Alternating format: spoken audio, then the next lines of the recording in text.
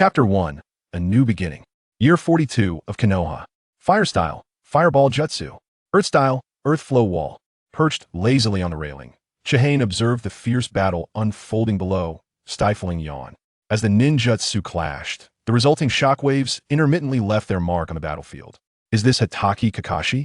Indeed, he truly deserves the title of Konoha's #1 genius.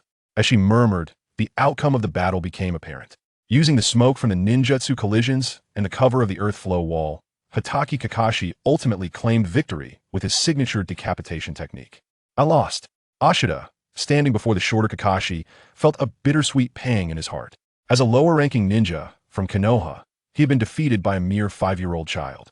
Although he was the son of the legendary White Fang, it stung to be so easily bested. Doubts about his own aptitude as a ninja began to surface. I declare, Hatake Kakashi has passed his graduation examination and is officially promoted to the rank of genin. Woo! At the referee's proclamation, the previously quiet audience erupted into a frenzy.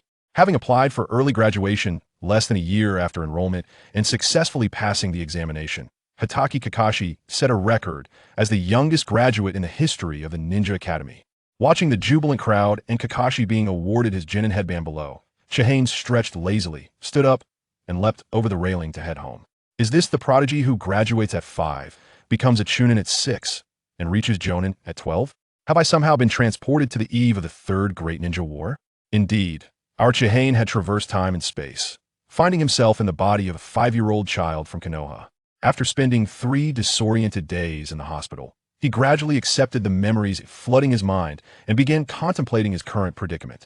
Without a mother, Chiharu had been raised solely by his father, a jonin of Konoha, who had tragically perished 3 days prior while on a mission to protect his comrades.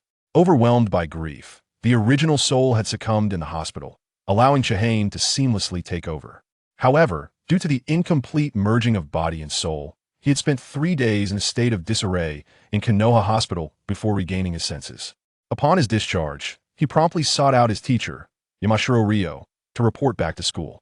Yamashiro, having heard of Chiharu's father's demise, offered words of comfort before advising him to rest for the day and return to school the following day. Expressing his gratitude, Chiharu accepted the suggestion without resistance. Having just arrived in this world, he was initially bewildered and intended to familiarize himself with the current timeline. On his way home, he happened upon the match, leading to the events described above. As Chiharu strolled through the bustling streets of Konoha, he observed the vendors lining the roadside and the throngs of people, following the path laid out in his predecessor's memories toward his new home. And back, gazing at the layer of fine dust on the floor and the distinctly Japanese-style interior, a grim smile involuntarily crept onto the boy's face. He opened his mouth as if to speak, but ultimately let out a sigh. Resigned, he removed his outer garments and donned work clothes, retrieving a bucket, towel, and mop from the storage room to begin a thorough cleaning. As the sun dipped below the horizon, after several hours of labor, Chiharu set down the mop and surveyed the refreshed home, finally letting out a sigh of relief. At last, it's done. I'm a bit hungry. I should find something to eat. Chiharu muttered, making his way to the kitchen. Let's see what's on the menu. Before him lay only a solitary packet of instant noodles, and Chiharu fell silent. Indeed, to harbor no expectations is to be free from disappointment. Even in a jonin household, how can a child survive on instant noodles every day? Well, I suppose I'll have to make do with this for now. Tomorrow, I should go out and stock up on some daily necessities. The previous supplies can be discarded.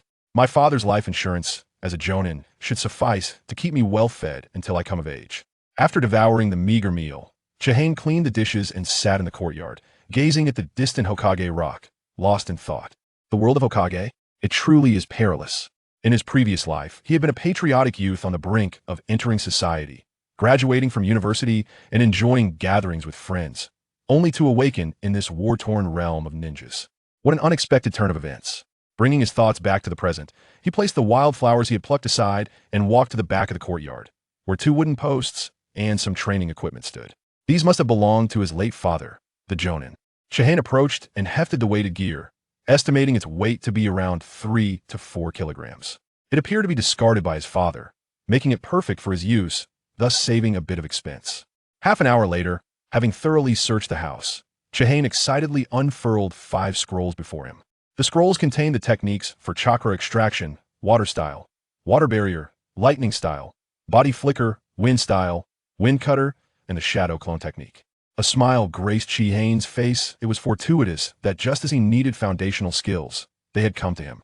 With the year being 42 of Konoha, the Third Great Ninja War would erupt in 46, leaving him with less than 4 years to develop his abilities. Time was short, and the stakes were high. He needed to train diligently to enhance his strength, otherwise, he would risk disgrace for the transmigrators. Pondering this, Chihane felt a surge of resentment. Others who traversed worlds were often gifted with systems or wise mentors, effortlessly amassing power and treasures. He, on the other hand, had inherited the life of an orphan, with parents who were not dual kings, but rather tragically deceased. Interrupting his turbulent thoughts, Chihane put away the other scrolls and began to study the chakra extraction technique. Chakra is a type of energy that arises from the perfect fusion of the Bodhi's various energies. It serves as the source for performing ninjutsu, jinjutsu, taijutsu, or creating material constructs that bind or sever opponents. Generally, it refers to a product of the average mixture of mental and physical energy. The blend of bodily energy and mental energy generated by 130 trillion cells is termed physical strength, which is the foundation for executing taijutsu. Physical strength transforms into chakra within the body, and after extracting chakra, a ninja can utilize techniques through hand seals. In simpler terms, every individual possesses mental energy and physical energy, regardless of their chakra. The scroll also included a diagram of the chakra pathways within the human body. Setting down the scroll, Chihane followed the pathways illustrated, feeling the flow of mental and physical energy within him. With the mental acuity acquired from 2 lifetimes and the training methods at hand, within half an hour, Chihane swiftly sensed the movement of mental energy coursing through his cells. What was the next step? Extracting it to a location akin to the dantian. Chihane silently recited in his mind, manipulating the energy within his body to circulate as per the scroll's instructions, extracting the physical energy from within. To extract both bodily and mental energy so quickly, it seems this body possesses considerable aptitude. Next, he would combine the physical and mental energies to form chakra and maintain it within the dantian. Holding his breath and focusing, he concentrated his energy in the dantian. The 2 energies gradually flowed together under Chihane's guidance, merging as they approached the dantian. Maintaining his physical strength at a certain level, he slowly increased his mental energy until the 2 finally coalesced in the dantian, forming a brand new blue energy. Chihane's body trembled, his eyes opened, and a smile spread across his face. It worked. After a brief adjustment, Chihane continued to refine the chakra. Within a few minutes, he successfully stored the second batch of refined chakra in his body. Chihane exhaled deeply, gazing out the window as night fell, with the gentle summer breeze wafting through the open window. It was getting late. He had school tomorrow. Time to rest. Turning off the lights, Chihane lay on his bed, staring at the ceiling as his vision began to blur, eventually drifting into a peaceful slumber. A night devoid of words. Chapter 2. Childhood Sweethearts. In the morning, the first rays of sunlight streamed through the window of Chihane's home. After freshening up and donning his clothes, he slung his backpack over his shoulder and stepped outside. The first day in this world had begun. On the bustling streets, groups of friends strolled together, each face radiant with smiles. Is this Konoha, the most prosperous and powerful village in the ninja world? In a sense, being reborn here could be considered fortunate. As Chihane reflected, he rounded a corner and the Ninja Academy came into view. Chihane, you're here for school? A soft, adorable voice called from behind. Instinctively, Chihane turned around. A girl clad in a black and white ninja skirt, her ink-black hair cascading to the side, bore a charmingly delicate face adorned with a playful smile. She was of similar height, her deep red, gem-like eyes twinkling with a tipsy gleam. Oh, it's you, Akane. I just got out of the hospital yesterday and spent the day resting at home before returning to class. Chihane managed a faint smile. In his memories, his late father had been close friends with Akane's father, the renowned Shin. Their families lived in proximity, and the two had grown up together, sharing an innocent bond since childhood. Chihane, my condolences. Akane hesitated, aware of the sorrow Chihane felt from losing his loved ones. Yet she wished for him not to drown in his grief. It's all right, I come to terms with it. I believe my father wouldn't want me to wallow in despair. I will strive to meet the expectations he had for me. I aspire to become Hokage, Chihane declared with unwavering resolve, a promise and a testament to his father's legacy. Indeed, let us hasten to the classroom, we are on the verge of being late. The anxious expression on Hong's face dissipated, replaced by a gentle smile that revealed her dimples as she pulled Xinyu along, briskly making their way towards the classroom. Reluctantly smiling as he was being led, Chinyu followed her into the classroom, settling into the last row. They awaited the arrival of their teacher. The summer sunlight streamed into the classroom, with Chinyu positioned by the window in the back row, Hong seated beside him. In front of them, a boy with a watermelon-shaped head bobbed up and down, clad entirely in a skin-tight green outfit. His distinctive appearance, marked by bushy eyebrows, made his identity unmistakable. "Chinyu, you finally made it to school." Chinyu replied with a smile. "It's been a while, Kai." Kai grinned widely, revealing a set of dazzling white teeth, his eyes sparkling with enthusiasm. He suddenly exclaimed, "My uncle protected our village with his life and safeguarded his comrades. He is a truly great hero." "Ah, indeed, I take great pride in him." As they conversed, a few others approached to extend their greetings to Chinyu. He was part of the most elite class at the Ninja Academy, comprised of the heirs and heiresses from various prominent clans. Among them was the future Konoha's Azure Beast, Might Guy Asuma Sarutobi, the son of the third Hokage Obito Uchiha. The mastermind behind the fourth shinobi world wore the medical prodigy, Rin Noera the illusionist, Yugao Yuzuki, and Konoha's formidable gatekeeper, Tenten. Additionally, there was Kakashi Hitaki, who had graduated a day prior. This class is indeed a treasure trove of hidden talents. Chinyu mused silently as he surveyed the remarkable individuals surrounding him. At that moment, the Chunin instructor who had registered Chinyu the previous day entered the classroom. "Silence. Class is about to commence. Everyone return to your seats." The teacher, rubbing his temples in exasperation, felt the weight of responsibility as the appointed instructor by the Hokage, grappling with the prideful and unruly nature of the gifted students. In an instant, the students dispersed like startled birds, returning to their seats in anticipation of the lesson. Chinyu gathered his thoughts, retrieved his textbook, and prepared for class. The curriculum of the ninja school comprised theoretical classes in the morning and practical activities in the afternoon. After 6 months of rigorous physical training, the students are now capable of harnessing and refining chakra. Thus, today's lesson focused on chakra refinement techniques. The children held their breath, attentively absorbing the teacher's instructions as they gradually entered a meditative state, striving to sense the spiritual and physical energies within themselves, merging them in their dantian to form chakra. Chinyu, however, regarded the instructor's animated expressions and Hong's focused demeanor with indifference, finally closing his eyes to begin refining his chakra. Suddenly, a loud bell rang, interrupting Qianyu's concentration. Opening his eyes, he was taken aback as the teacher swiftly announced, "That concludes this morning's lesson. You are dismissed." With that, he vanished from the classroom in a flash. Chinyu smirked slightly, lowering his head to rest for a moment. At that instant, Hong nudged his arm. "Chinyu, did you forget to bring your lunch?" Qianyu's face fell as he recalled that he had neglected to prepare his midday meal. Out of nowhere, 2 bento boxes appeared on the table. Hong covered her mouth in a light laugh. "My father taught me how to make these. I heard from the teacher yesterday that you would be coming to school today, so I prepared 2 portions. I hope they suit your taste. Please give them a try." "Hee hee." Chinyu chuckled awkwardly. Not one to be rude, he opened one of the boxes and began to eat. The dish, featuring stir-fried shrimp accompanied by chicken pieces and fish fillet, rested atop a bed of rice, its vibrant colors whetting Qianyu's appetite. "Hong, you should consider entering a cooking competition one day." After 10 minutes, having finished his meal, Chinyu set down his chopsticks, closed the bento box, and handed it back to Hong with satisfaction. "I'm glad you enjoyed it," she replied with a beaming smile, placing the empty box into her backpack. The lunch break passed in a flurry of chatter and laughter. The afternoon practical class involved shuriken and kunai throwing, as well as instruction on ninja hand signs. The throwing of ninja tools posed little challenge for the children from esteemed clans, who had received ample guidance from their families. Early chakra refinement could exhaust one's physical capacity, thus it was only now that the curriculum had begun to include chakra training. Bang bang. Xingjian Chinyu. Shuriken. 10 points kunai, 10 points. Chinyu calmly returned to Hong's side, the foundational training imparted by his father, a Jnin, proving to be quite solid. After the lesson concluded, it was time for free activity. Once class was dismissed, students were free to go home. When the bell rang, Chinyu and Hong walked home together. Observing the situation, he realized that aside from theoretical knowledge, he had learned little during this period. It was time to return home and earnestly work on enhancing his own abilities. The Ninja Academy primarily taught theory and a few basic jutsu. Most of his classmates were scions of powerful clans, their family legacies requiring minimal intervention from the teachers. If he were to encounter Kakashi now, Chinyu was confident that the latter could effortlessly impart life lessons to him in mere moments. Lost in thought, he soon arrived at Hong's doorstep. "See you tomorrow, Chinyu. See you tomorrow."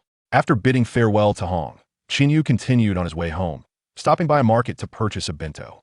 Upon returning home, he hastily resolved his hunger before contemplating how to proceed on his path ahead.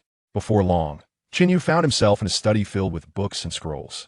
Gazing at the room brimming with literature, a sense of urgency washed over him. Yet he reminded himself that the knowledge was not going anywhere. He needed to decide which jutsu to study first.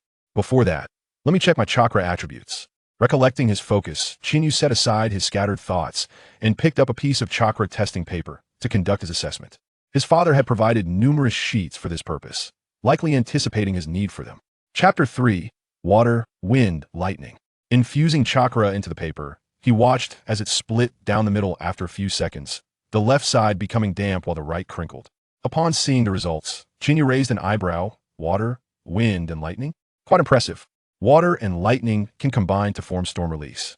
This is the Kekkei Genkai of Darui, a subordinate of the fourth Reikage, generated through the simultaneous mixing of lightning and water chakra. From the name and effects of the technique, its attack power and destructive capabilities stem from the lightning element, however. Pure lightning is difficult to control. The inclusion of the water attribute allows the technique to flow freely like water, transforming the lightning into a controllable laser in terms of direction and angle. As adversaries have noted, it possesses guided functionality. Storm release compensates for the challenges of controlling lightning, merging the advantages of both lightning and water. Even Madara Uchiha, after becoming the Jinchuriki of the Ten Tails and mastering the Six-Path Sage techniques, could utilize storm release. Without the body of the Senju or the Sharingan of the Uchiha, if Chinyu wished to grow stronger, he needed to forge his own path. Otherwise, by the time of the Fourth Shinobi World War, elite genin would be as common as dogs, with shadows of powerful figures everywhere. If he were to follow a conventional path, he might at best become an elite genin, ultimately serving as high-level cannon fodder. Developing a Kekkei Genkai and strengthening himself was imperative. Although the Third Shinobi World War was not as cataclysmic as the Fourth, it still left a trail of corpses in its wake. As for now, it is best to focus on enhancing my abilities. I gather my thoughts and return the scroll to its original place. My chakra is still insufficient to perform ninjutsu, so I shall first practice chakra control. I make my way to the shaded side of the courtyard where a poplar tree stands, its leaves rustling with the playful movements of squirrels and sparrows. A gentle breeze stirs, causing the canopy to sway slightly. I will commence with climbing the tree. After adjusting my breath, I apply a layer of chakra to one foot, lightly placing it against the trunk, followed closely by the other foot. I remain vigilant, acutely aware of my footing, ready to retract my foot at the slightest misstep. To my surprise, it is rather effortless. After a moment of astonishment, I persist and take the next step. Thus, I ascend with a series of careful strides.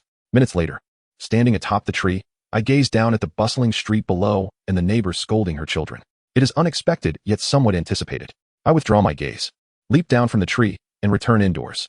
I enter the bathtub, filling it to the brim with water. Lacking a pond, I must make do. The effect should be similar, I suppose. Winky face, splash. Chinyu emerged from the bathtub, still damp, but fortunately had changed into a tank top and shorts beforehand. After a brief shiver, she resumed her practice. Climbing trees and wading through water serve as formidable exercises for enhancing one's control and endurance of chakra. Yet the two activities cannot be compared. The surface of the water remained in constant motion, necessitating an adaptive control of chakra in response to the shifting currents. After hours of training, Chinyu, who had been traversing the water's surface, finally exhaled in relief. Thankfully, her innate talent was commendable, yet she understood the importance of diligence and continuity in her practice. A rumble from her stomach interrupted her contemplation. Glancing at the clock, she realized it was already 6 o'clock. Time had flown by during her training. Shaking off her damp attire, she felt the uncomfortable cling of her wet tank top and shorts against her skin. She quickly changed into dry clothes and took a warm shower to ward off a cold, before preparing to step out to satiate her hunger. Wandering aimlessly down the street, Chinyu gazed at the dazzling array of restaurants lining either side, momentarily conflicted about what to eat. Then an idea struck her. How about indulging in Ichiraku ramen? Having long revered this establishment in her previous life, she could hardly contain her anticipation. After inquiring with a passerby, she learned the location of Ichiraku ramen, which had become a well-known mobile food stall in Konoha, familiar to many villagers. Navigating through winding streets, Chinyu finally spotted the familiar fabric curtain, unconsciously quickening her pace. The enticing aroma of ramen wafted toward her, causing her to instinctively swallow. She lifted the curtain and stepped inside. Before her lay a neatly arranged space with high tables and round stools. Having missed the peak dining hours, there were only a few patrons, allowing her to avoid any wait. Just as she settled into her seat, the kitchen curtain was lifted, and someone approached her. "Welcome. What would you like to order?" Chinyu assessed the middle-aged man in front of him, who appeared to be in his 30s, with fewer wrinkles than described in the original narrative. With squinting eyes, the man smiled and said, "A large serving of tonkatsu ramen, with an egg and chashu, please." Maintaining a composed demeanor, Chinyu averted his gaze, and, after a moment of contemplation, responded with a smile, "Certainly, please hold on for a moment." After his reply, he turned and headed to the kitchen, leaving the somewhat bored Chinyu to pass the time by counting toothpicks. After a while, the long-anticipated tonkatsu ramen finally arrived. "Enjoy your meal," he said, eagerly. Chinyu picked up his chopsticks and declared, "I'm about to dig in." He impatiently grabbed a piece of chashu and placed it in his mouth, an explosion of flavors dancing on his palate. The bowl was adorned with a vivid red broth mingling with delicate yellow noodles, accompanied by generous chunks of light brown beef and lamb, as well as vibrant green vegetables. Stirring it all together revealed a soft-boiled egg nestled at the bottom, along with an array of other tantalizing garnishes that left Chinyu in awe. After savoring the rich broth and noodles, Chinyu set down his chopsticks, let out a contented burp, settled the bill, and departed. While strolling along the street to aid digestion, he suddenly heard someone calling his name from behind. Turning around, he saw a displeased Asuma Saratobi, along with Kakashi Hatake and Guy, waving at him. "What brings you here?" Chinyu inquired. "Asuma and I bumped into each other on the street and decided to grab a late-night snack. On the way, we spotted Guy training and invited him to join us. How about it? Care to come along?" Kakashi said, a toothpick dangling from his mouth, smiling. "No, thank you. I've already eaten. I'll just wander a bit before heading home to train." "You all go ahead," Chinyu replied. He had no interest in associating with rebellious youths like Asuma. He was far from the mature and composed individual he would later become, embodying the responsibilities of a ninja. Currently, Asuma was merely a mischievous child, constantly at odds with his father, Saratobi Hiruzen. Moreover, due to his feelings for Kurenai, Asuma had consistently shown a disdainful attitude towards Chinyu. It was clear to everyone that Asuma had harbored feelings for Kurenai since their days at the Ninja Academy, yet Kurenai, who had a closer relationship with Chinyu, remained indifferent towards Asuma. In light of this, Chinyu could only lament the precociousness of the children in this world. It was not uncommon for individuals in their 30s to be grandfathers. The ninja world, perpetually engulfed in conflict, transitioned from the warring states period to the present, where at 40, one could confidently refer to oneself as an old man. The jealousy and rivalry exhibited at such a tender age were increasingly commonplace in this realm. After bidding farewell to a few acquaintances and returning home, he began to practice hand seals. The execution of ninjutsu was inseparable from these seals, akin to a formula. Of course, there were some unique seals, such as those from the Mountain Clan's secret techniques. The 12 hand seals from his memory materialized in his hands, transitioning from awkwardness to proficiency, as his speed gradually improved through repeated practice. The night deepened. Chapter 4. Uchiha Liufeng at 7 o'clock in the morning, having refined his chakra. Chinyu slowly opened his eyes. The time was nearly upon him. As Chinyu rose, preparing to gather her belongings for school, she had already awakened at 4 in the morning to wash up, subsequently dedicating herself to refining her chakra. Lacking a powerful bloodline to inherit, she understood that all her strength must stem from her own diligent efforts. With the bento she had prepared that morning tucked into her backpack, Chinyu stepped out into the world. Upon arriving at the school entrance, she noticed her teacher, Yamashiro Ryo, engaged in conversation with a man. The figure, shrouded in shadow, emanated an aura that discouraged any approach. Beside him stood a boy of similar age to Chinyu, his head bowed, with wispy bangs obscuring his forehead, bathed in sunlight. The contours of the boy's dark hair framed his piercing, rebellious gaze. His elongated, phoenix-like eyes scanned the surroundings, and his prominent nose added to his striking appearance. Most notably, a fan emblem adorned the backs of both boys, indicative of the Uchiha clan, descendants of Indra, the son of the Sage of Six Paths. This illustrious lineage was renowned for its Sharingan, specializing in fire-style ninjutsu and ocular techniques, and was one of the founding clans of Konoha. In contrast, the Senju clan had seen its younger generation fully assimilate into Konoha under the orders of their leader, leaving only a few elderly and infirm members behind. Unbeknownst to her, Chinyu had approached the group, drawing their attention. "Good morning, Teacher Yamashiro," she greeted. "Good morning, Chinyu. You arrived just in time. This is our new classmate, Uchiha Liufeng.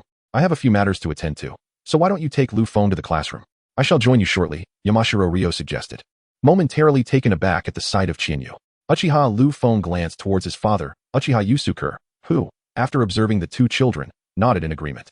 As a senior elder of the Uchiha clan and vice-captain of the police force, he had pressing affairs to attend to, including an impending meeting. Satisfied that his son would be in capable hands, he opted not to linger. "Please take good care of Liufeng, Yamashiro-sensei. I have matters to attend to, so I shall not delay any further," Uchiha Yusuke said courteously. "Very well, Yusuke-kun." Attend to your duties. I will look after Liufeng, Yamashiro Ryo replied. After acknowledging Yamashiro's words with a nod, Uchiha Yusuke vanished in a flash of movement. Now, you two should head to the classroom. I need to prepare for my lesson in the office. Chinyu, do make sure to get along well with Liufeng, Yamashiro Ryo advised with a smile before disappearing himself. Shall we go? Chinyu asked, ready to lead the way. Chinyu glanced at Uchiha Liufeng beside him and received only a cool, indifferent hum in response. Aware of the aloof demeanor typical of the Uchiha clan, Chinyu paid it little mind and led Liufeng toward the classroom. Upon entering, Chinyu settled into his seat. His neighbor, Hong, who was reviewing her lessons, looked up upon seeing him and greeted, "You're here, Chinyu." "Good morning." "Good morning, Hong," Chinyu replied as he took his seat. Just as he extracted his textbook, the class bell rang. At that moment, Chinyu turned to Uchiha Liufeng and gestured to the empty seat on his left, saying, "You can sit here for now. Once teacher Yamashiro arrives, he will assign you a proper seat." Liufeng surveyed the spot, nodded, and took a seat. Hong cast a curious glance their way but refrained from questioning further, continuing with her studies. A minute later, Yamashiro Ryo entered the classroom and called Uchiha Liufeng to the front for a self-introduction. Liufeng approached the podium and simply stated, "I am Uchiha Liufeng," before stepping down again. Yamashiro Ryo looked at Liufeng with a mix of resignation and understanding. "Well, that is quite Uchiha-like. Now that the introductions are complete, let us assign Liufeng a seat. There is an available spot next to Chinyu, so you may sit there." Liufeng nodded and returned to his place. The other students were unfazed. After all, it was typical for an Uchiha to be somewhat aloof. It was only the more extroverted ones, like Obito, who deviated from the norm. Time passed as Yamashiro Ryo droned on. When the bell finally rang at the end of class, a collective sigh of relief escaped the students as they set aside their textbooks, packed their bags, and departed, each heading homeward to their respective families. Chinyu shouldered her backpack and delivered the red package to her doorstep. Once left alone, she ventured down a different path. After 2 days of observation, Chinyu discovered a clearing hidden within the forest behind the 7th training ground, characterized by its level terrain and concealed among the thickets, making it an ideal location for her various training endeavors. After a considerable time, Chinyu passed by the training ground without pausing, swiftly maneuvering towards the dense woods behind. In her haste, she remained oblivious to the shadow that emerged from the 7th training ground, silently trailing her. Unaware of the presence behind her, Chinyu traversed the forest and arrived at the center of the clearing. She set down her backpack and extracted a ninjutsu scroll tucked within, beginning to study it intently. At that moment, a rustle emanated from the nearby bushes. "Who is there? Come out." With a commanding shout, Chinyu executed a swift movement, propelling himself upwards like a carp leaping from the water. His left hand extended forward, while his right firmly grasped the kunai at his side, poised for action. Emerging from the underbrush was a shadowy figure, revealing its true identity, a presence that exuded an aura of aloofness, marked by the emblem of the Tuan Fan clan upon its back, and a countenance devoid of expression. "What brings you here?" The two spoke in unison. Chinyu was the first to break the silence, inquiring, "Pray tell, why are you stalking me, Uchiha Liufeng?" Indeed, the stalker was none other than Uchiha Liufeng. The neighboring desk mate Chinyu had only just met today. "Who is stalking you? I saw you lurking near the Uchiha training grounds. So I came to check if you intended harm against our clan." Uchiha Liufeng, having been caught in the act, abandoned his aloof demeanor from this morning. His face flushed as he shouted at Chinyu. "Oh, is that so?" Chinyu replied, casting a skeptical gaze upon Uchiha Liufeng. Just as Liufeng's face seemed on the verge of bursting from embarrassment, Chinyu turned and said, "Now you see, I merely sought a tranquil place to train. Is it no longer an issue, classmate Liufeng?" He regarded Uchiha Liufeng with a half-smile. "Humph," Uchiha Liufeng scoffed, turning to leave. Suddenly, Chinyu called out to him, "Classmate Liufeng, would you care to engage in a friendly spar?" You wish to challenge me to a duel?" Uchiha Liufeng turned back, his expression one of astonishment. "Not a duel. Merely a sparring session. What is this?" The illustrious Uchiha would not shy away from a challenge, would he? "What did you say?" Uchiha Liufeng had indeed taken the bait. "You wretched fiend, let us wager the honor of the Uchiha and settle this." Chinyu felt a pang of embarrassment. After all, he was merely a 5-year-old child, easily provoked with just a slight nudge. Nevertheless, there remained a strong sense of familial honor. So let it be. Observing the furious Uchiha Liufeng before him, Chinyu waved his hand dismissively and stepped aside to a vacant area, nodding at Uchiha Liufeng. The air was thick with the acrid scent of gunpowder. A confrontation was imminent. Chapter 5. The first battle. The two sides faced off, neither willing to make the first move. Suddenly, Uchiha Liufeng struck, his left hand flicking 3 shurikens in a triangular formation towards Chinyu, followed swiftly by an aggressive advance. Chinyu narrowed her eyes and swiftly released 2 shurikens, poised in her palm, which collided mid-air before plummeting to the ground. A third kunai sliced through the air, its whistling sound echoing as it approached. Chinyu rolled onto the ground, narrowly avoiding a shuriken that whizzed overhead and embedded itself into the tree behind him with a resonant thud, piercing the wood by several inches. At that moment, Uchiha Liufeng had closed the distance, swiftly drawing a kunai from his waist and lunging it towards the grounded Chinyu. In response, Chinyu brandished his own kunai to parry the strike, resulting in a shower of sparks as metal clashed against metal. The two engaged in a fierce struggle. Suddenly, Chinyu feigned retreat, momentarily diverting Uchiha Liufeng's balance. Seizing the opportunity, he executed a sweeping kick aimed at Liufeng's lower body. In an instant, the tide of battle shifted. Uchiha Liufeng, caught off guard, found himself sprawled on the ground, a kunai pressed against his throat. Do you concede? Not a chance. Regaining his composure, Uchiha Liufeng's expression was one of defiance. I may have lost this time, but next time, victory will be mine.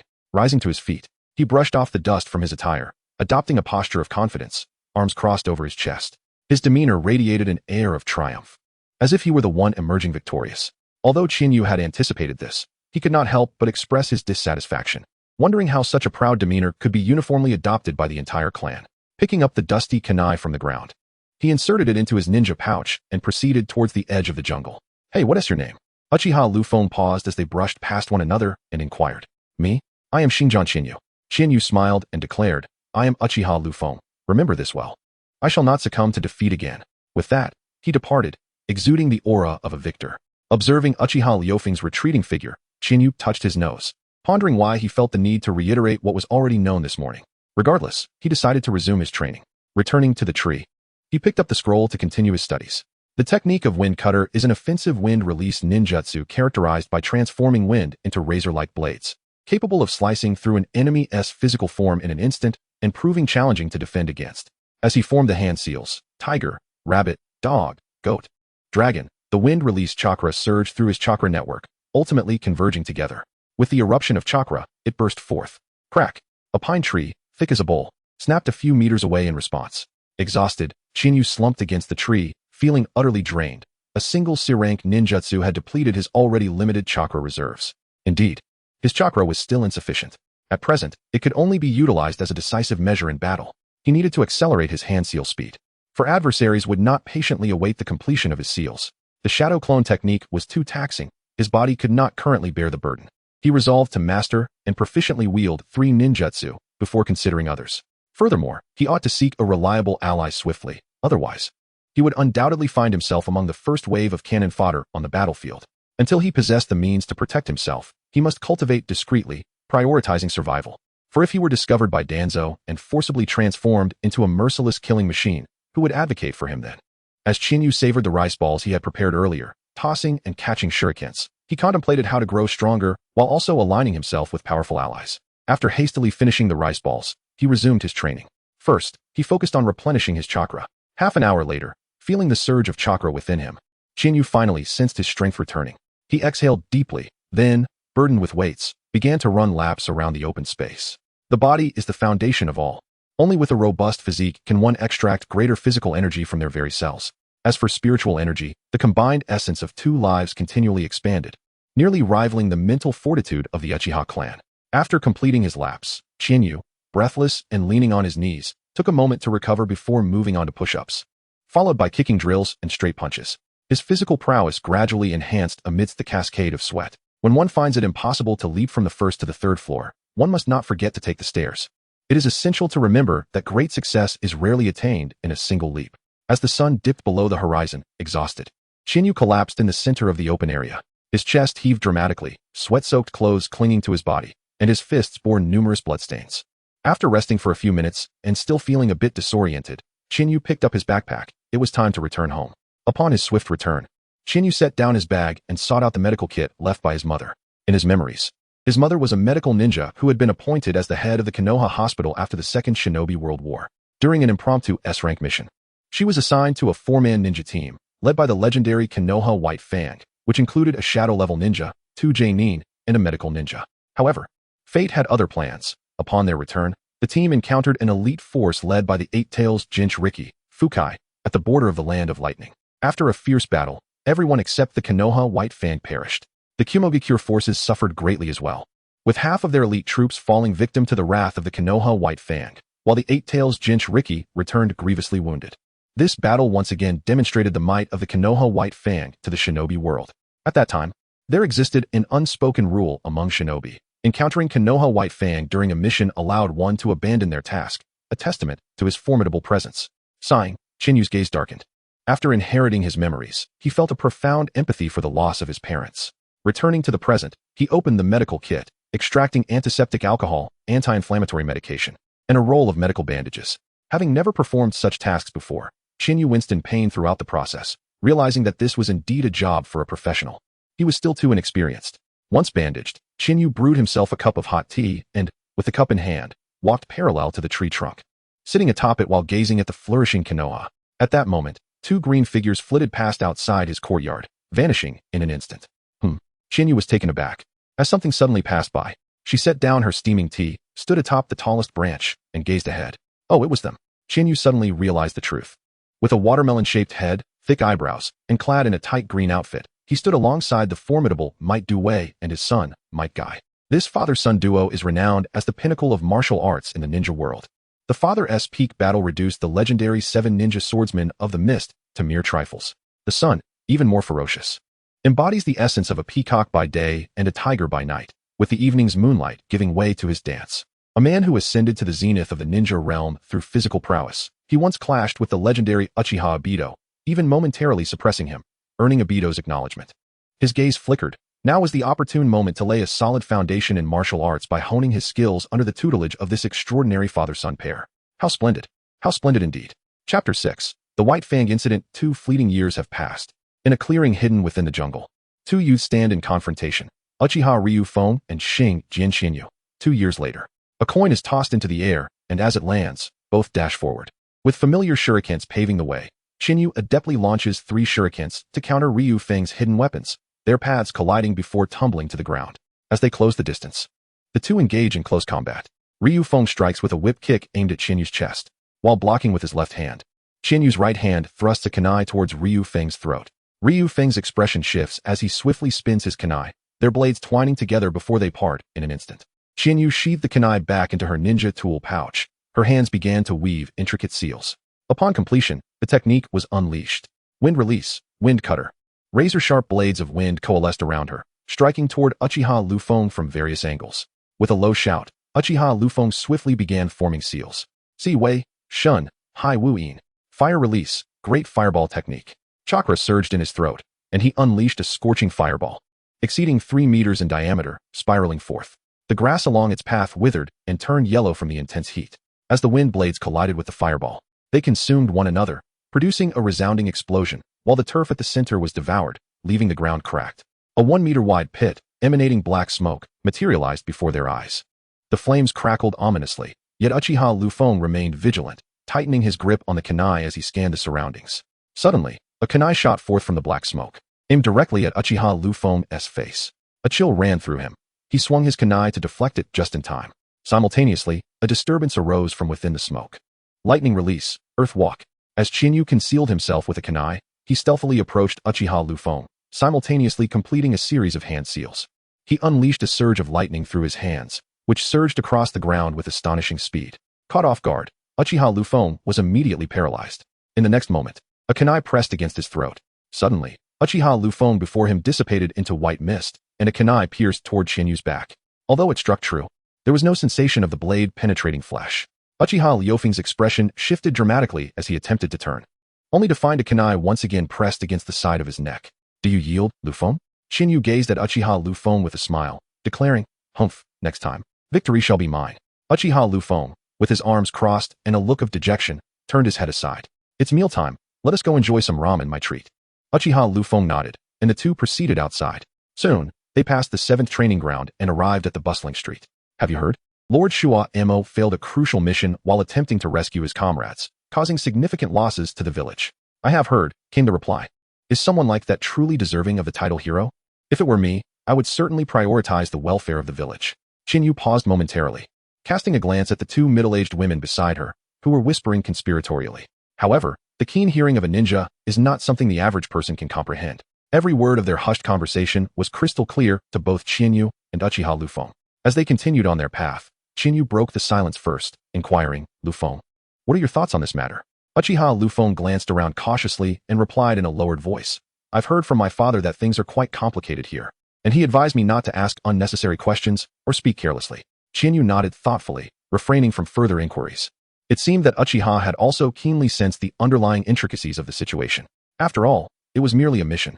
Could the illustrious achievements of Konoha's White Fang over several decades not outweigh this?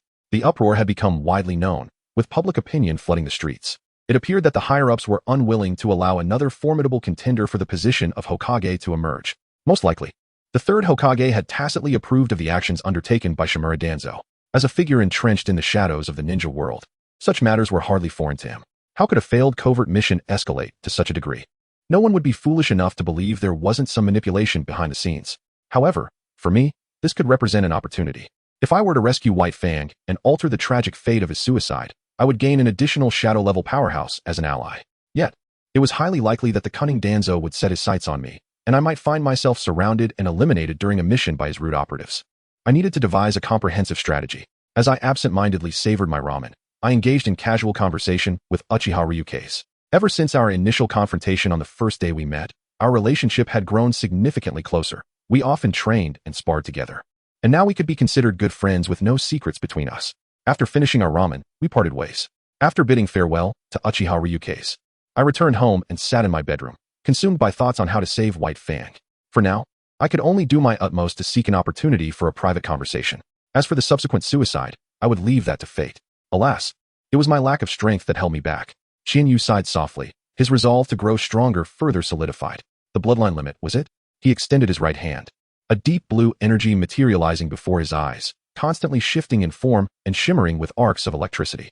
Indeed, after 2 years of relentless experimentation and countless failures, Chinyu had finally succeeded in cultivating the transformation of water and lightning attributes, ultimately merging them to create the storm release technique. Although he had kept a low profile, Chinyu had already attained chakra and power comparable to that of a Chunin. Fearing that the revelation of his bloodline limit might attract the covetous gaze of Danzo, he had concealed his strength, preparing for the impending third great ninja war. Chinyu firmly believes that when a tree stands out in the forest, the wind will inevitably bring it down. Exposing oneself without the strength to protect is merely courting death. Other ninja villages would certainly not wish to see the emergence of another formidable foe and would resort to ruthless assassination attempts. What I must do now is to grow stronger. I will employ every possible means to enhance my abilities. In this world where power reigns supreme, failing to ascend only serves as a stepping stone for others to grow stronger. Chinyu, are you home? Let us engage in a duel with youth as our wager. A passionate voice interrupted Chinyu's thoughts. Shaking his head, he approached the door and opened it, revealing none other than Guy, clad in his signature green jumpsuit. Through 2 years of relentless effort, Chinyu successfully joined the training regimen of Might Guy and his son. Consequently, a significant portion of Chinyu's robust physique can be attributed to their intense training. Occasionally battling with Guy has also rendered Chinyu a prodigy among his peers in the art of taijutsu. Not today, Guy. I have matters to attend to. Perhaps next time. Chinyu shook his head in refusal. He was not in the mood to spar with Kai at the moment. Very well, Chinyu, but as one of my 2 eternal rivals, you must never neglect your training. Youth is meant for effort and struggle. With that, Kai turned and sprinted away, watching Kai's figure recede into the distance. Chinyu sighed and closed the door, preparing to rest early in anticipation of his plans for the coming days. Chapter 7. The Spirit Tablet. As the sun reached its zenith, Chinyu sat in a dumpling shop, savoring 3 colored dumplings while sipping tea, casting furtive glances at Kakashi's house across the street. Indeed, Chinyu was employing the most naive of strategies, lying in wait for an opportunity to guide and untangle the heart of White Fang when he found himself alone. As for the outcome, it was left to fate. Bored and restless, Chinyu continued to consume dumplings, one after another. Upon reaching the 29th skewer, his attention was momentarily piqued as he looked up for the umpteenth time toward the entrance of Kakashi's home. His spirits lifted when a middle-aged man with striking white hair, clad in the vest of a Konoha jonin and carrying a short blade, emerged. The flame-embroidered sleeve on his left arm signified both strength and status, while the blade known as White Fang had earned him a formidable reputation in the ninja world. However, this once revered hero seemed to be in a dismal state. Trudging down the street with a heavy demeanor, passers-by cast furtive glances his way, whispering amongst themselves, "Look at him, having caused such great harm to the village, and still daring to step outside. If I were in his shoes, I would be too ashamed to face anyone." Indeed, how can such a person still be called a hero? The Hokage is far too lenient, clinging to old ties and sparing him from punishment. These biting remarks reached the ears of both men. White Fang paused momentarily, then continued on his path. Chinyu furrowed her brows and, after watching Baya walk away, quietly followed at a distance. As she turned the corner, she observed Baya entering an izakaya, where he purchased some shochu before emerging and continuing on his way. Chinyu began to wonder where he was headed.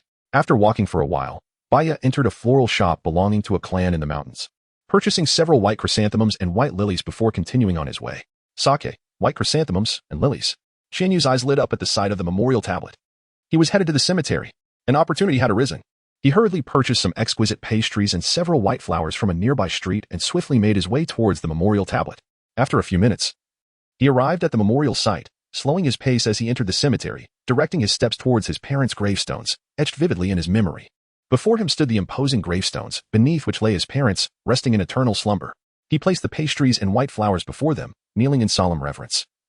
Bowing his head in silent mourning, time seemed to stretch indefinitely until a hesitant voice broke the stillness behind him. "Are you the child of Gong Tian and Rihi?" Turning around, he found Baya, gazing at the memorial tablet with a complex expression.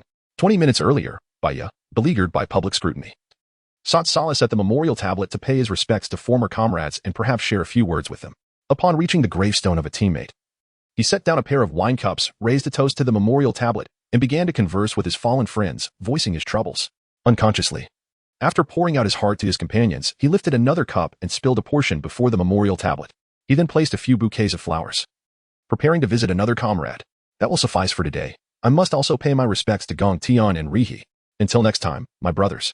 The two gravestones were not far apart, and after rounding a corner, Baya was taken aback to see a young boy, around 7 or 8 years old, kneeling before the gravestone of Rihi, with pastries and white flowers laid out before it. It seemed he too had come to honor Rihi.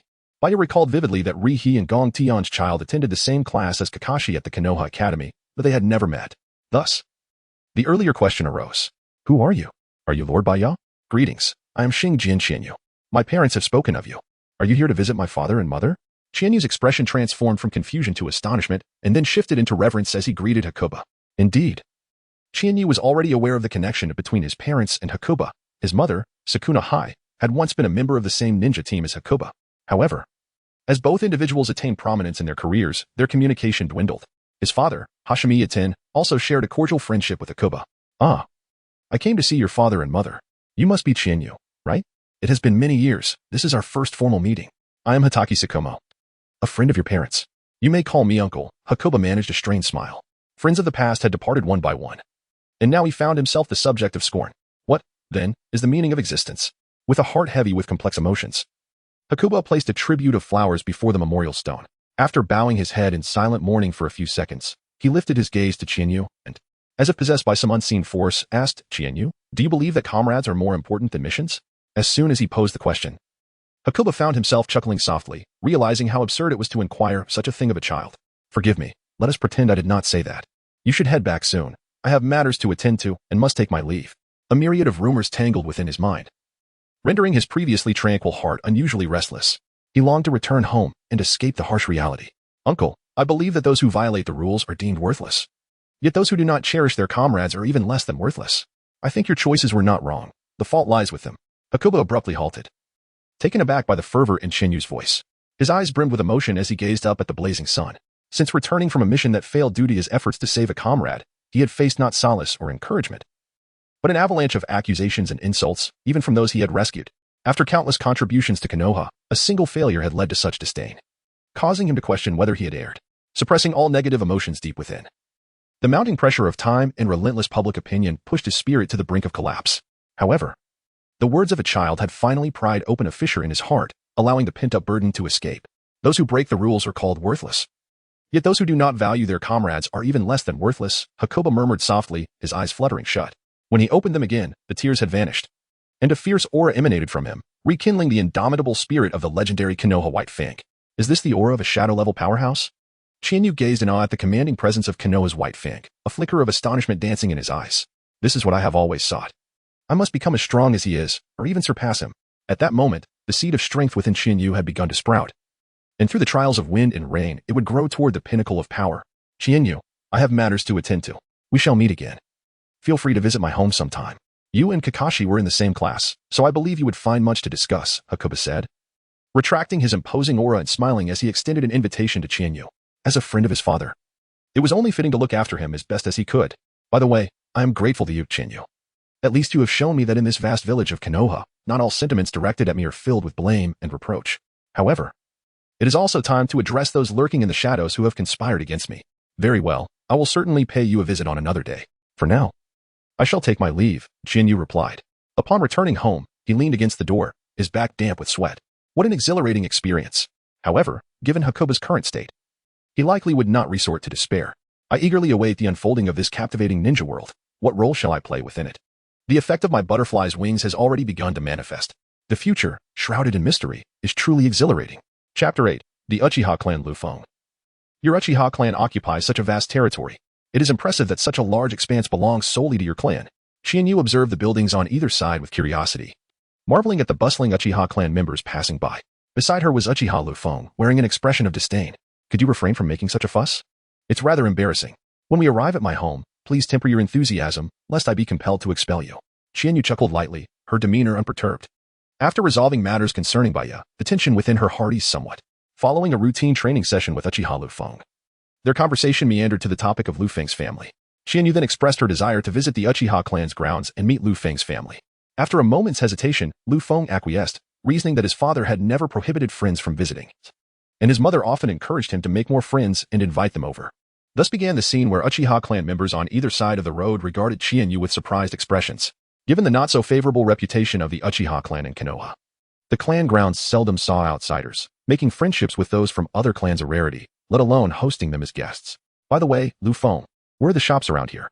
I can't possibly arrive empty-handed, Chiharu inquired. Uchiha Liufeng paused momentarily before shaking his head. There's no need. My parents don't place much importance on that. Nonsense. This is merely a token of my appreciation. Do take me there, please, she insisted with a playful smile. Eventually, persuaded by Chiharu's persistence, the two made their way to a shop, purchasing some tea leaves and fruits, their arms laden with bags as they proceeded to Liufeng's home. Upon arriving at the entrance, Chiharu stepped forward and rang the doorbell. Please hold on a moment, came a gentle female voice from within the yard. The doors soon swung open, revealing a woman in her 20s. Uchiha Liufeng's mother, Uchiha Chiharu. Uchiha Chiharu, wife of Uchiha Uchiha and mother to Liufeng, possessed a gentle disposition and treated others with remarkable kindness. Liufeng, you're back. And who might this be? She inquired, her gaze shifting curiously to the two children carrying their bundles, a light laugh escaping her lips as she covered her mouth in amusement. Mom, I'm back. This is Chiharu. Chiharu smiled as he continued Liufeng's words. Hello, Auntie, I am Xinjiang Chiharu, a classmate and friend of Liufeng. I apologize for the unexpected intrusion. Oh, so you're Liufeng's friend. There's no need to bring anything. Please, both of you come in, Uchiha Chiharu said, ushering them inside and taking the bags from their hands to place them at the entrance. Liufeng, please take Chiharu to the guest room to sit for a while. I will prepare some snacks for you. Turning back with a smile as he reached the corner of the entrance, Uchiha Chiharu advised Liufeng to make Chiharu feel welcome. Of course, mother, Liufeng replied, leading the way. After removing their shoes, they passed through the entrance into the corridor, opening a door to reveal a spacious room of about 30 square meters. In the center stood a large table, and to the left, a transparent floor-to-ceiling window offered a view of the courtyard outside.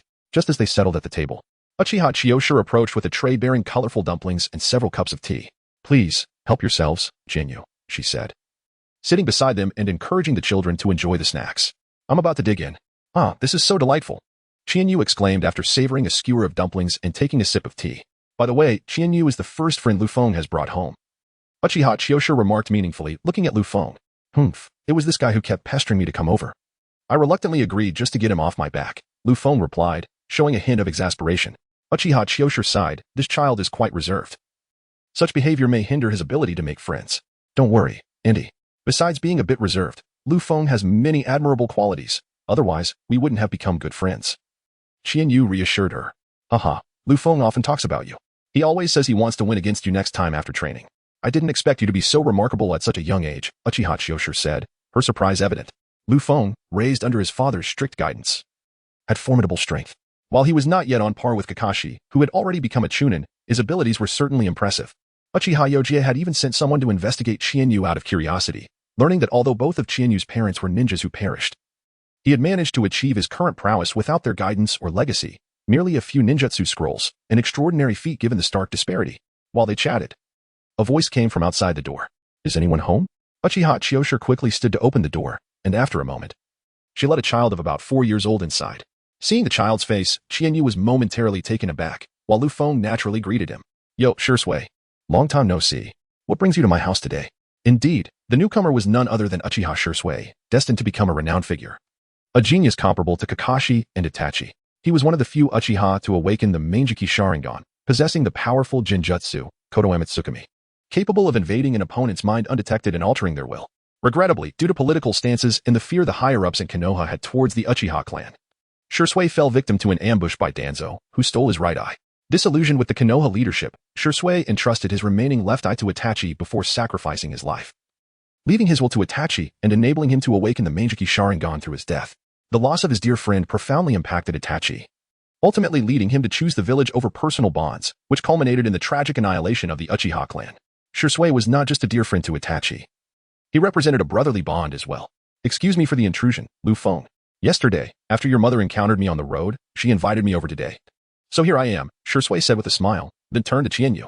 And who might this be? Uchiha Chiyoshir chimed in. This is Liufeng's friend, Chienyu. And this is our little genius from the Uchiha clan, Uchiha Shisui. Chienyu gazed at the familiar figure with a gentle smile and said, Greetings, Shisui. I am Xinjiang Chienyu, a friend of Liufeng. I look forward to your kind guidance in the future. Chapter 9. Sparring after exchanging pleasantries. The group had just settled into their seats when the sound of a doorbell resonated through the air. Uchiha Akihito, who had only just taken his seat, rose once more to answer the door. Moments later, a man of imposing stature entered the room.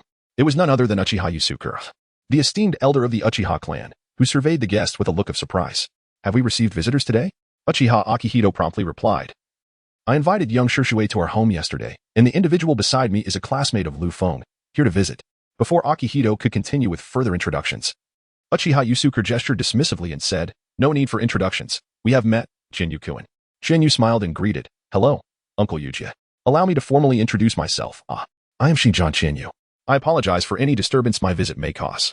Uchiha Uchiha's face broke into a slight smile. His first encounter with this child was at the entrance of the Ninja Academy, where she appeared rather ordinary and went unnoticed. Little did he know they would meet again so soon. He turned to Uchiha Liufeng. Have you trained well today? Liufeng immediately straightened up. Yes, father. I have been diligently practicing. That's good to hear. You truly are my son. Uchiha Uchiha nodded in satisfaction. At that moment, Shisui eagerly interjected, Liufeng. I feel that I have grown stronger recently. Do you have time to give me some pointers? Let us spar together. With me? Liufeng exclaimed, pointing at himself in disbelief. Then shook his head. No, I just finished training and am quite exhausted. Why not ask her? She is even stronger than I am, he said, gesturing towards Chienyu. Really? Stronger than Liufeng? Uchiha Shisui's eyes widened in astonishment as he looked back and forth between Liufeng and Chienyu, blinking in disbelief. At the same time, Chienyu, who was still savoring her dango, was momentarily stunned, finally swallowing the morsel after a while. Rising to her feet, she smiled and said, What do you think, Shisui-kun? Would you care to spar with me? Oh. Then I must trouble you, Shisui responded, coming back to his senses at Chienyu's invitation. A spar? Let us head to the Uchiha training ground. There is still some time before dinner. I'll act as the referee. Let us witness the duel of geniuses. Uchiha Uchiha remarked, observing the scene. In agreement, the group stepped outside. As they walked, Uchiha clan members greeted Uchiha and Shisui while casting curious glances at Chienyu. When asked about their destination, Uchiha Uchiha cheerfully replied that he was going to referee a duel between two talented youths. The curiosity of the Uchiha members was piqued. It was a rare occasion for the clan elder to officiate a match, with Uchiha Uchiha as the referee. Many Uchiha members called their friends and hurried to the 7th training ground. Upon their arrival at the duel arena, Chienyu and her companions found a throng of Uchiha clan members gathered to watch. Uchiha Uchiha was equally astonished, with around 1,000 members in the clan. Aside from those on duty or on missions, it seemed that most had congregated here, making it appear as if a clan meeting was underway. Uchiha, it's quite lively. A single match has drawn the entire clan. A voice rang out from within the Uchiha crowd. The crowd parted, revealing Uchiha Fugaku, the clan leader, accompanied by his wife, Uchiha Makoto. Is this the infamous Uchiha Fugaku, known for his Sharingan and his sons, Sasuke and Itachi? Chienyu mused, noting Makoto's visibly pregnant form. Is Itachi about to be born? She pondered, observing discreetly as events unfolded. Uchiha Uchiha nodded in acknowledgement, explaining that it was merely a spontaneous decision to officiate a match between two young talents, not anticipating such a turnout. Oh? Who is competing against whom? Is it Shisui against Liufeng? That indeed sounds intriguing, Uchiha Fugaku remarked, eyeing the children before him. Not me, Uncle Fugaku. It's Chienyu and Shisui who are to spar today. Uchiha Liufeng scratched his head, addressing Fugaku. Oh? Is this little one Chienyu? Uchiha Fugaku inquired, surprised to see the only non-Uchiha among them. The attention of the entire audience shifted towards Chienyu at Liufeng's words. Under the scrutiny of countless Uchiha eyes, akin to being gazed upon by hundreds of Sharingan, Chienyu felt a shiver run down her spine. She stepped forward, bowing respectfully. Greetings, clan leader Fugaku. I am Xinjiang Chienyu. Fugaku observed her with curiosity and replied, There is no need for formality. We are all here to witness the match. You may proceed. And I shall wait nearby for the contest to commence. After exchanging nods with Uchiha, he and his wife moved aside. Let us begin then. Liufeng. Take your mother to the side to watch, Uchiha instructed, glancing around. Prepare yourselves. We shall start in 5 minutes. Qianyu and Uchiha nodded and walked to either side, while Uchiha stood in the center, closing his eyes in anticipation of the match's commencement. Liufeng. Who is the one battling against Shisui? Is he formidable? Inquired a nearby Uchiha clan member, hoping to glean some insight. Uchiha Liufeng surveyed the surrounding clansmen and replied. He is a friend of mine, though I am reluctant to admit it. His prowess surpasses my own. The Uchiha crowd was taken aback in unison. Is he from a prominent clan? One of the Uchiha members instinctively asked. Uchiha Liufeng glanced at the questioner and shook his head. No, he is a commoner. Who am I? Where am I? What am I doing? In this day and age, can commoners truly defeat our Uchiha geniuses? Uchiha Fugaku's serious demeanor revealed a hint of astonishment. This child possesses such formidable strength? Words alone are insufficient. Let us reserve our judgments until after the match, he declared. Though young, Shisui's strength was nearly that of a chunin, and he should be able to gauge the child's capabilities. Upon Fugaku's words, the previously noisy Uchiha crowd fell silent. Their attention raptly focused on the battle of geniuses unfolding before them. In the arena, the two competitors, having completed their warm-ups, looked to Uchiha, the referee, awaiting his signal to commence. With his meditation concluded, Uchiha opened his eyes and addressed the combatants. Are you ready? They nodded in affirmation. Lowering their stances and locking eyes with each other, poised for action. Begin. The battle was set to ignite. Chapter 10. Full Throttle Whoosh. The sound of slicing air echoed as Uchiha Shisui made the first move, initiating with the Uchiha style of weapon manipulation. Shurikens collided midair, altering their trajectories and hurtling toward Qianyu from all directions. Utilizing the cover of these projectiles, Shisui swiftly advanced toward Qianyu. Truly, he is a descendant of the mirror. He has inherited his combat instinct. Such thoughts flashed simultaneously through the minds of Fugaku and Yuzuki. The surrounding Uchiha clan members erupted into cheers for Shisui. Qianyu gazed at the myriad of projectiles hurtling towards him from all directions, a grave expression settling upon his countenance. Indeed, he was worthy of being hailed as the top genius of the Uchiha clan. His prowess was not to be underestimated, and it appeared that he must exert himself to the fullest today. Regaining his focus, Qianyu swiftly maneuvered his hands, forming seals with remarkable speed. Tiger, serpent, tiger, serpent, tiger, serpent. The water release, water barrier technique was completed. He struck the ground with both hands, and a barrier of water rapidly materialized, colliding with the incoming projectiles. The sound of clinking echoed as the weapons were deflected away. Having successfully thwarted the initial wave of attacks, Qianyu remained vigilant, for Uchiha Shisui had vanished from sight. Just as he dismissed the water barrier, Shisui's figure suddenly materialized before him, such swiftness in his body flicker. This was the sole thought racing through Qianyu's mind. There was no time to unleash another jutsu. He drew 2 shurikens from his waist and hurled them towards Shisui's face and abdomen. Shisui halted momentarily, deflecting the shurikens with his sword. This brief opening was sufficient for Qianyu to retrieve a kunai, preparing himself for a potential ambush from Uchiha Shisui. At the same time, it dawned on Qianyu that relying solely on kunai in battle was not a sustainable strategy, as each formidable opponent possessed their unique weaponry. Uchiha Madara wielded a fan. Konoha's white fan carried a short blade. The third Hokage, Hiruzen Sarutobi, brandished the Staff of the Diamond. And the brothers Kin and Jin possessed 5 legendary artifacts: the 7-star sword, the Huang gold rope, the red gourd, the banana fan, and the amber bottle. It seemed imperative for him to procure a worthy weapon for himself. The Kusanagi sword, scattered throughout the ninja world, appeared to be a commendable choice. If memory served him correctly, Orochimaru possessed 2. One, the Totsuka no Tsurugi for his use, and the other, the Chidori blade, gifted to Sasuke. Perhaps he could explore this further at a later time. Bringing his thoughts back to the present, the two adversaries resumed their new round of taijutsu confrontations. Qianyu took a running leap, his legs gracefully soaring through the air as he executed a swift, spinning kick. Konoha whirlwind. With a horizontal block, Shisui met the attack, only to feel his expression shift in surprise at the immense force behind it. He was sent flying across the arena. Regaining his composure, he managed to roll twice in midair before landing with precision. I cannot engage in a direct confrontation. This was the thought that echoed in Shisui's mind. His physical prowess was commendable, truly befitting a scion of a prestigious clan, far surpassing that of a common child. However, after 2 years of grueling training under the tutelage of Might Guy and his son, his own skills in taijutsu had also reached an elite level among his peers. Suddenly, Uchiha Shisui formed a series of hand seals. Fire release, great fireball technique. A fierce flame erupted from his mouth, swirling and transforming in the air. The 3-meter-wide fireball advancing toward him with an overwhelming wave of heat. Qianyu's expression was concentrated, and he similarly formed a hand seal. Wind release, wind cutter technique. Dozens of slender blades of wind coalesced around Qianyu, slicing through the air with a whistling sound as they shot towards the incoming explosive fireball. Boom. The two attacks collided. causing the fireball to shatter and the wind blades to surge forth in a sweeping wave. The aftermath radiated outward, prompting Chienyu, Uchiha Shisui, and Uchiha Yuka to retreat hastily. They finally halted after withdrawing 4 or 5 meters, exchanging glances towards the smoke-filled area. The Uchiha clan fell into a collective silence. Was this truly a battle between two mere children, not even ninjas? Their prowess rivaled that of seasoned Nin, and more than enough to astonish onlookers. The combatants were oblivious to the surrounding spectators, fixated solely on the figure obscured by the smoke. Uchiha Shisui gasped for breath. After all, he was still just a child. And the chakra he possessed was nearing its limit after unleashing several jutsu. The next move would determine the victor. A singular thought echoed in both their minds. You are formidable, Chienyu, but I still have my strongest technique left. Let us give it our all. Yes, let us indeed go all out. After exchanging their resolve, both began to sprint towards one another. As Uchiha Shisui ran, he formed a series of seals. Body flicker technique. In an instant, several clones of Uchiha Shisui emerged from his original form, encircling Chienyu from both sides. Thousand feathers swiftly formed hand seals. Rat, tiger, dog, snake. Storm release. Restrain and bind. With hands clasped in prayer, he unleashed a torrent of steam transformed into numerous powerful laser beams, launching an assault upon his adversaries, imbued with an alluring effect. As this technique combined thunder and water, it could be perceived as electrified water or soft lightning. The preceding use of the water barrier was no mere coincidence. He had long been preparing for this moment. A vast amount of steam rose, morphing into dozens of laser beams that surged in every direction towards Shizumi. However, these were not the corporeal form of Shizumi, but rather his afterimages, utilizing speed for instantaneous movement.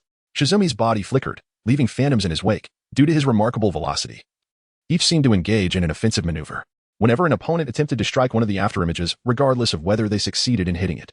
It proved exceedingly difficult to land a blow on the true Shizumi, who could evade with his instantaneous movement technique. He deftly dodged attacks while continuing to press forward using his afterimages. Yet, he had not perfected this technique at the moment. As dozens of laser beams pierced through Shizumi's afterimages, obliterating them, only the original Shizumi remained on the battlefield. So, what now, Shizumi? What other secret techniques do you possess to unleash? Chienyu maintained the laser beam, gazing at Jishui, and uttered, I have lost. Jishui wore a bitter smile. Indeed. This was the most formidable opponent he had encountered thus far. Such prowess could likely rival that of Konoha's foremost genius, Hatake Kakashi. I hereby declare that Chienyu is the victor of this match, announced Uchiha Yuka, who then approached the two. I never anticipated that you possessed such strength, Chienyu. That was the bloodline limit, wasn't it? Uchiha Yuka regarded Chienyu with a complex expression. Indeed, Uncle Yuka. I kindly request that you keep this matter confidential among the Uchiha clan. Though I do not fully comprehend your reasons, rest assured we shall safeguard your secret. Replied Uchiha Yuka before proceeding to discuss the matter with Uchiha Fugaku. The bloodline limit. These young individuals are truly remarkable, Fugaku remarked, observing the formidable talents before him. Chief. He wishes for us to conceal his abilities. What do you think? It seems this young lad has his own plans. Nonetheless, this interaction with such a genius is notable. Very well, let it be known that all clan members present today must not speak of these events. Any breach shall be dealt with according to clan regulations. It is merely a matter of keeping a secret. After all, we are the Uchiha clan. Understood, Chief. Uchiha Yuka nodded in acknowledgement. This young man, befriending Liufeng, possesses a terrifying talent. He may yet carve out a place for himself in the future of the ninja world. However, there is no need to overly concern ourselves. Only those who grow truly matter. Genius. Chapter 11. Speculations on ice release the bloodline limit. Who would have thought you had such a hidden skill? Uchiha Liufeng observed Chienyu as he approached, a twitch of surprise crossing his face. He had believed that during their previous battles, Chienyu had exerted his utmost effort. Little did he know there was still more to unveil. Chienyu chuckled softly, realizing that this marked the first emergence of wind release. In previous encounters with Liufeng, battles had always been restrained. This time, however, unleashing his full power allowed Chienyu to gain a clearer assessment of his own capabilities. Ordinary Chunin were no longer his adversaries. His strength was now on par with that of elite Jonin. Speaking of prowess, Shisui also exhibited remarkable talent. Displaying the ability to momentarily contend with Chunin at such a young age, coupled with impressive chakra reserves. The Uchiha clan truly boasts a lineage of geniuses. Chienyu recognized the necessity of relentless effort, understanding that he could not afford to become complacent due to a fleeting advantage. The path ahead required a steady enhancement of his abilities. For now, he needed to maintain a low profile. Utilizing wind release had been somewhat impulsive. Chienyu? What troubles you? Liufeng inquired, gently patting Chienyu's shoulder, his brow furrowed in curiosity. Nothing, just lost in thought. What is it, Liufeng? Chienyu replied. Oh. Liufeng nodded, unconcerned. Let us return home for dinner after our sparring session. Meanwhile, Uchiha Yasuka was engaged in conversation with Uchiha Fugaku. While Uchiha Aki promptly took her leave from Uchiha Makoto, not waiting for Yasuka to escort the children home. On their way, Shisui suddenly approached. his gaze intensely fixed on Qianyu. "What are you doing?" Qianyu queried, taken aback. Qianyu felt a sense of unease under Uchiha Shirsue's penetrating gaze. "Brother Qianyu, your strength is remarkable. May I train alongside you?" Qianyu was momentarily taken aback. Shirsue wished to train with him? What an unexpected turn of events. After a brief pause, Qianyu collected his thoughts and eventually nodded. "Very well, but be forewarned, my training is quite arduous. Should you find it too demanding, you are free to withdraw." This was not merely an attempt to intimidate Shirsue. Qianyu rose each morning to train diligently in physical techniques with Might Guy and his son. He practiced hand seals at school, ran laps on the playground at noon with Might Guy, and engaged in practical exchanges with Uchiha Liufeng in the training grounds behind the Uchiha facility after afternoon combat classes. Upon returning home in the evening, he dedicated himself to chakra refinement. His days were meticulously structured, as Qianyu understood that effort and reward are invariably proportional. Years of relentless dedication had forged his formidable strength. "Yes, I will certainly persevere," he affirmed.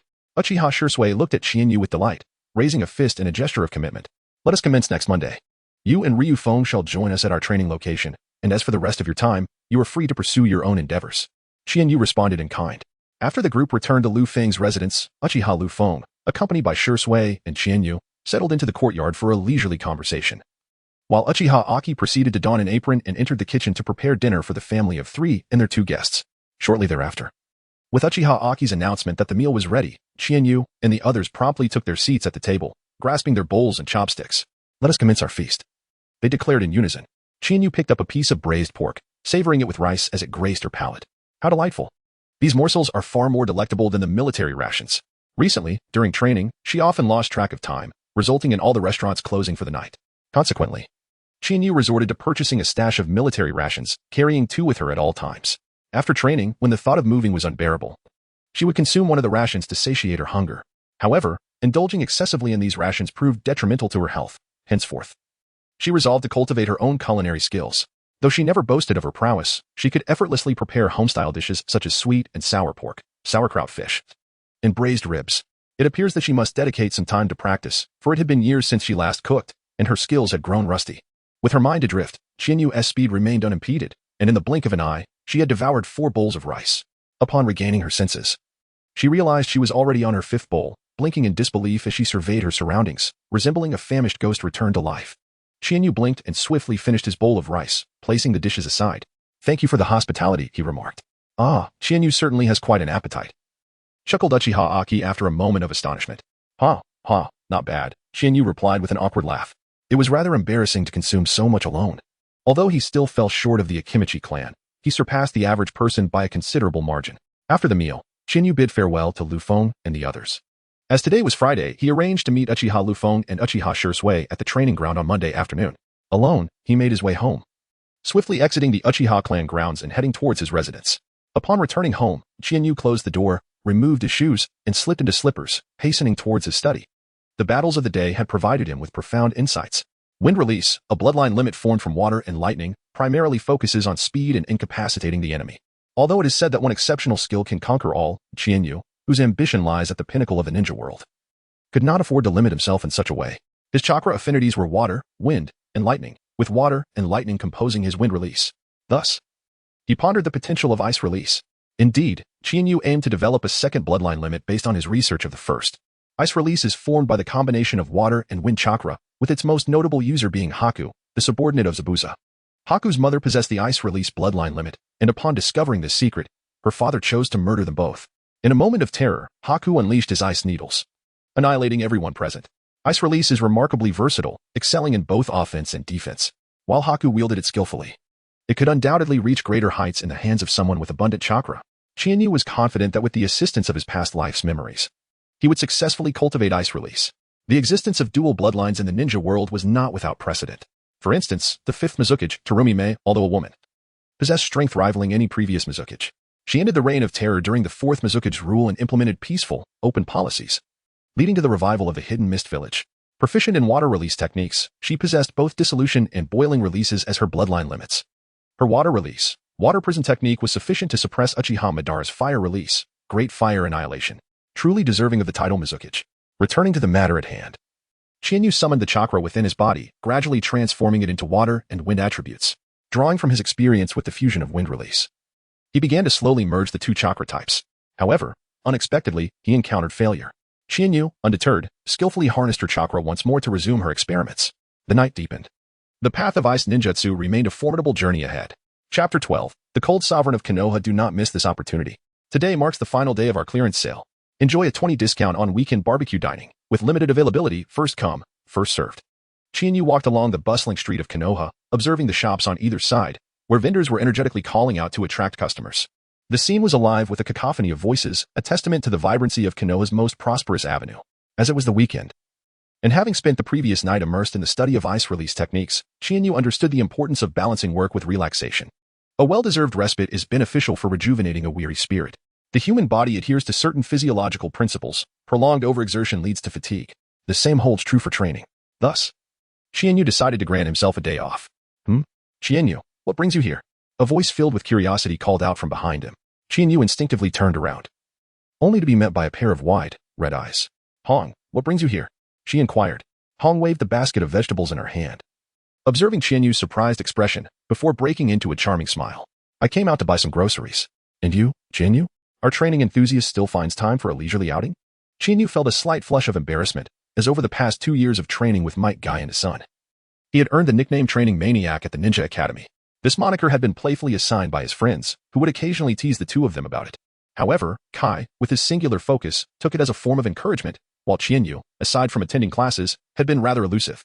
Fortunately, Qianyu's thick skin allowed the joke to fade into obscurity over time. As she looked at Qianyu, Hog's eyes sparkled with excitement. Qianyu, if you're free this afternoon, why not come over for lunch? It's been ages since you visited my home.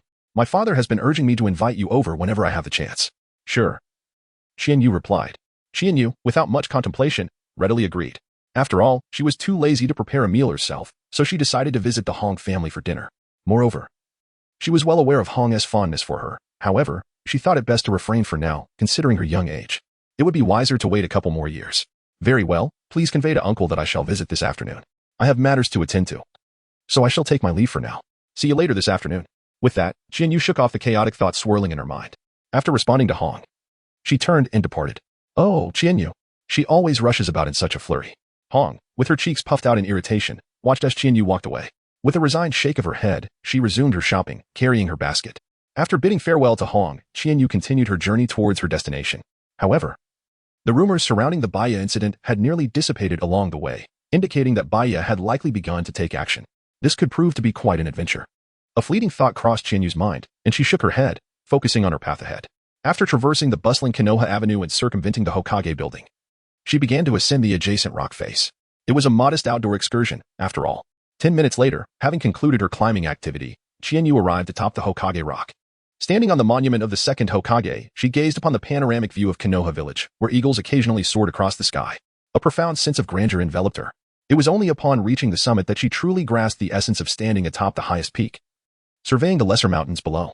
Qianyu sat cross-legged atop Hokage rock, gazing down at the village of Konoha. He observed Hong haggling with the vegetable vendor, while nearby, Mike Guy and his son were circling the streets of Konoha. Obito and Rin wandered leisurely along the avenue.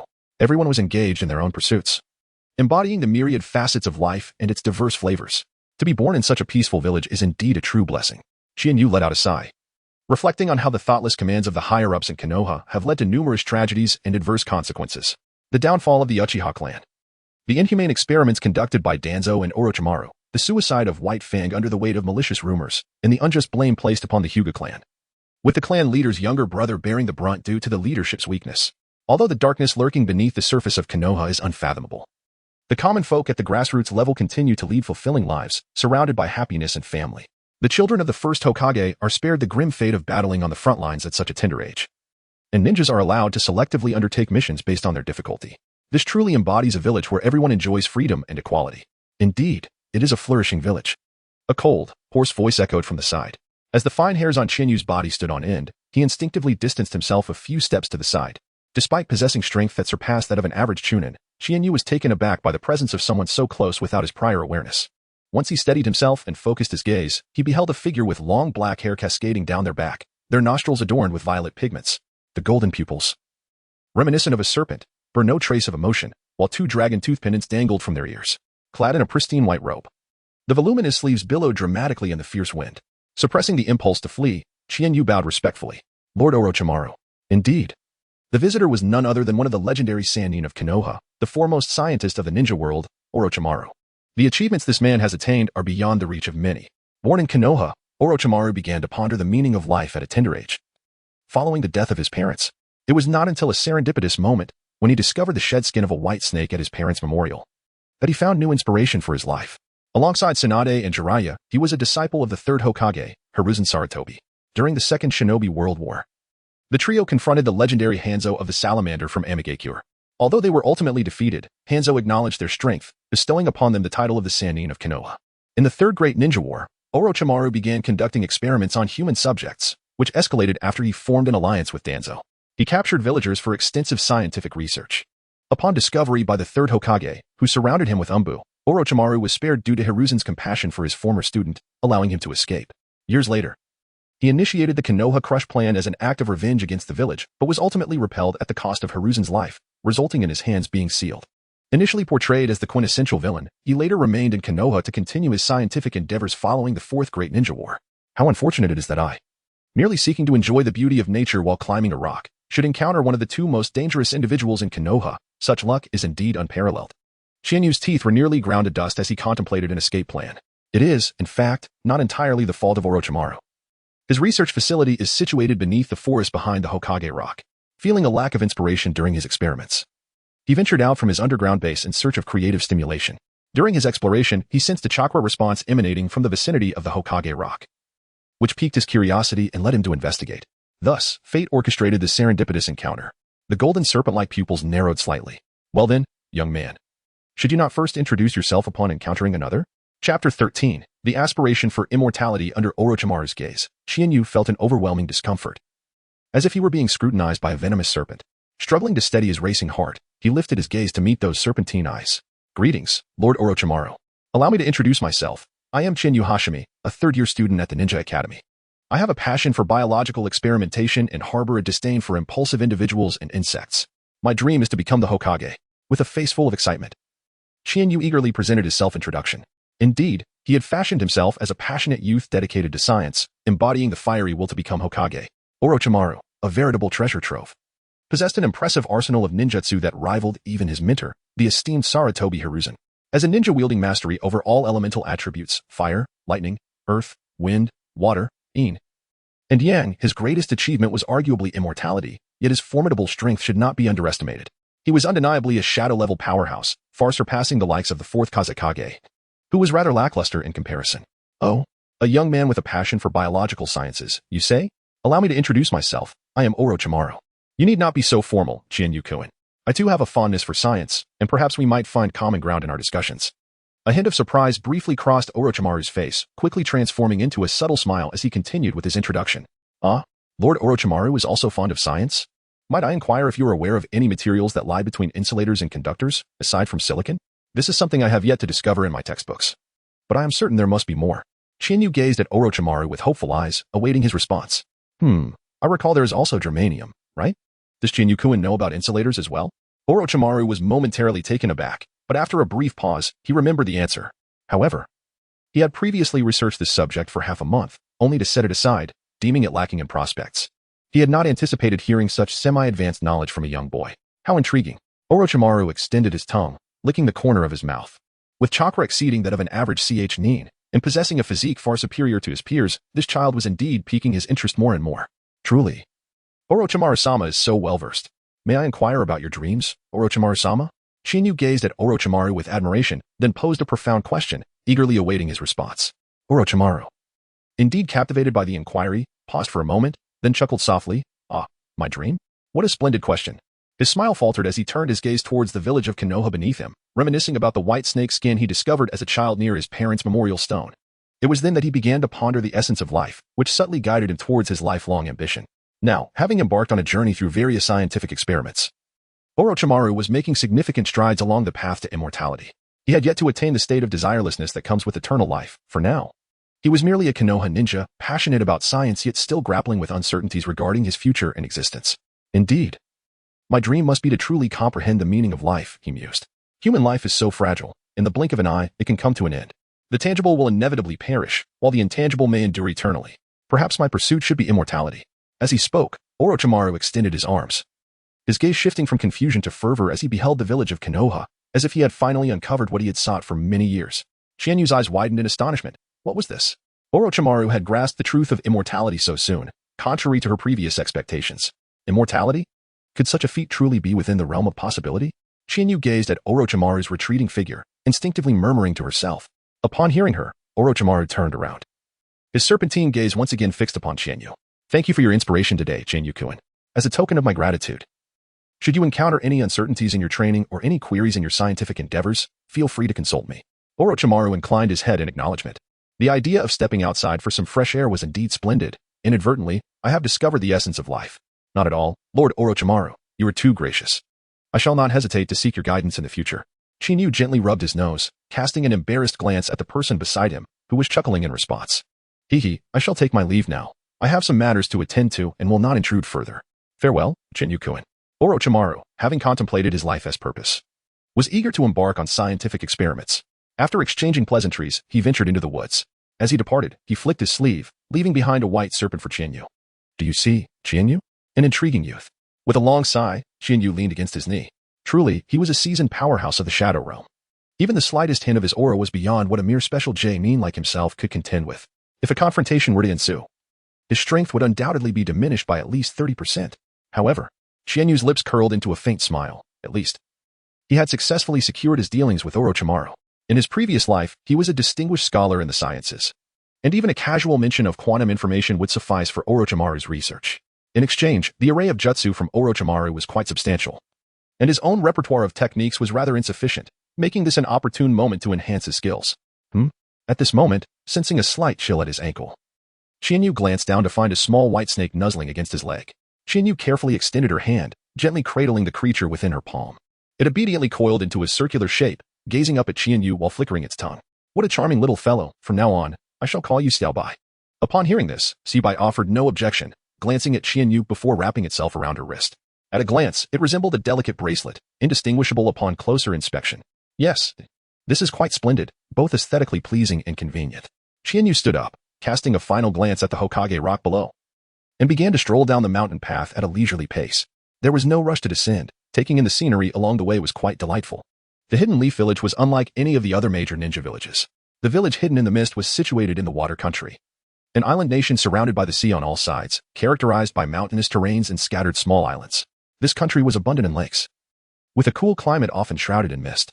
Winters were marked by snowfall and frigid temperatures. The village hidden in the sand resided in the Wind Country, the largest territory in the world of Naruto. This nation was predominantly arid, positioned within a desert, where its inhabitants lived in unique structures crafted from sand. The village hidden in the rock, located in the Earth Country, was largely comprised of desolate cliffs, which hindered transportation and affected diplomacy. Furthermore, winds from the north would sweep over the high mountains, carrying fine rocks from the land to other countries, resulting in the famed natural phenomenon known as rock rain. The village hidden in the clouds was nestled in the Lightning Country, where towering peaks loomed, accompanied by the deafening roars of thunder, which inspired its name. The rivers flowing through the central mountain range sculpted a winding coastline at their mouths. The Fire Country, situated in a hilly region, enjoyed a temperate climate with ample sunshine. This land was rich in arable soil, boasting a thriving economy and a substantial population. As it lay at the heart of the continent, it served as a vital hub for inter-country exchanges. Additionally, the Fire Country was home to the most powerful ninja village, the Hidden Leaf Village, making it the most influential nation on the continent and a true leader in the world of ninjas. Thus, Qianyu often found himself marveling at the fortunate geographical position of the Leaf Village. Chapter 14. Illusion Lost in Thought. Qianyu made his way back to the Leaf Village, effortlessly navigating towards the home of Hong. Over the years, he had often visited the Hong household for meals, to the point where he could find his way there with his eyes closed. Passing by the grocery store, he purchased some earthworms and small insects, which he placed in his pocket, ensuring a meal for his little companion. After resolving Bai's lunch issue, it was his turn. The thought of Hong's culinary skills instinctively quickened his pace. 5 minutes later, having hurried to the doorstep of Hong's home, Qianyu knocked on the door. Hong, it's me, Qianyu. Oh, just a moment, I'll be right there, came Hong's somewhat flustered voice from inside. After a brief wait, Qianyu was finally greeted by Hong, who opened the door with a slightly awkward smile. You've come, she exclaimed upon seeing him, stepping aside to invite Qianyu inside. Qianyu looked at Hong with a puzzled expression. What's wrong, Hong? Why did it take you so long to open the door? Oh, it's nothing really. I was just cooking. When I reached a crucial moment in preparing the dish, I could only ask you to wait a little longer, she replied, a faint blush appearing on her cheeks. She had attempted to create a new recipe but had failed, leaving her face smeared with patches of black and white. After hastily washing her face, she hurried to open the door for Qianyu. What is that smell? It seems like soup has spilled over, Qianyu remarked, wrinkling her nose in confusion. At that moment, Hong's expression changed dramatically as she dashed toward the kitchen. Oh no, my pork rib and kelp soup. Qianyu followed closely behind, standing at the kitchen entrance, gazing at the chaotic scene before her. A pot of pork ribs and kelp, having boiled over, was now a mess, with soup and ribs splattered across the stove, sizzling as they met the flames. Red stood nearby, utterly at a loss. With a sigh, Qianyu approached and untied Red's apron, wrapping it around herself instead. Leave the rest to me. Red, assist me, please. Red, feeling somewhat embarrassed, stood to the side, watching intently as Qianyu prepared to take action. Pork ribs, yes. I've got it. Qianyu's eyes brightened. After tidying up the stove with Hong, she began to soak the twice-washed ribs in cold water. Then, she heated some oil in a pan until it was slightly warm, added the ribs for a brief sear, and set them aside. Switching to a clay pot, she sauteed scallions, ginger, garlic, and chili until fragrant, before adding the ribs. Gradually, she incorporated cooking wine and soy sauce, followed by 2 bowls of pure water. Bringing the mixture to a vigorous boil, she covered the pot and reduced the heat to a simmer for half an hour. After 30 minutes, she added rice vinegar, rock sugar, and a pinch of salt, increasing the heat to thicken the sauce. Finally, with a small amount of sauce remaining, she turned off the heat and sprinkled some chopped scallions on top, ready to serve. Hong, please fetch me a plate. Oh, understood. As Qianyu executed her culinary choreography with grace, Hong, momentarily lost in thought, snapped back to reality and retrieved a plate from the cupboard to hand to Qianyu.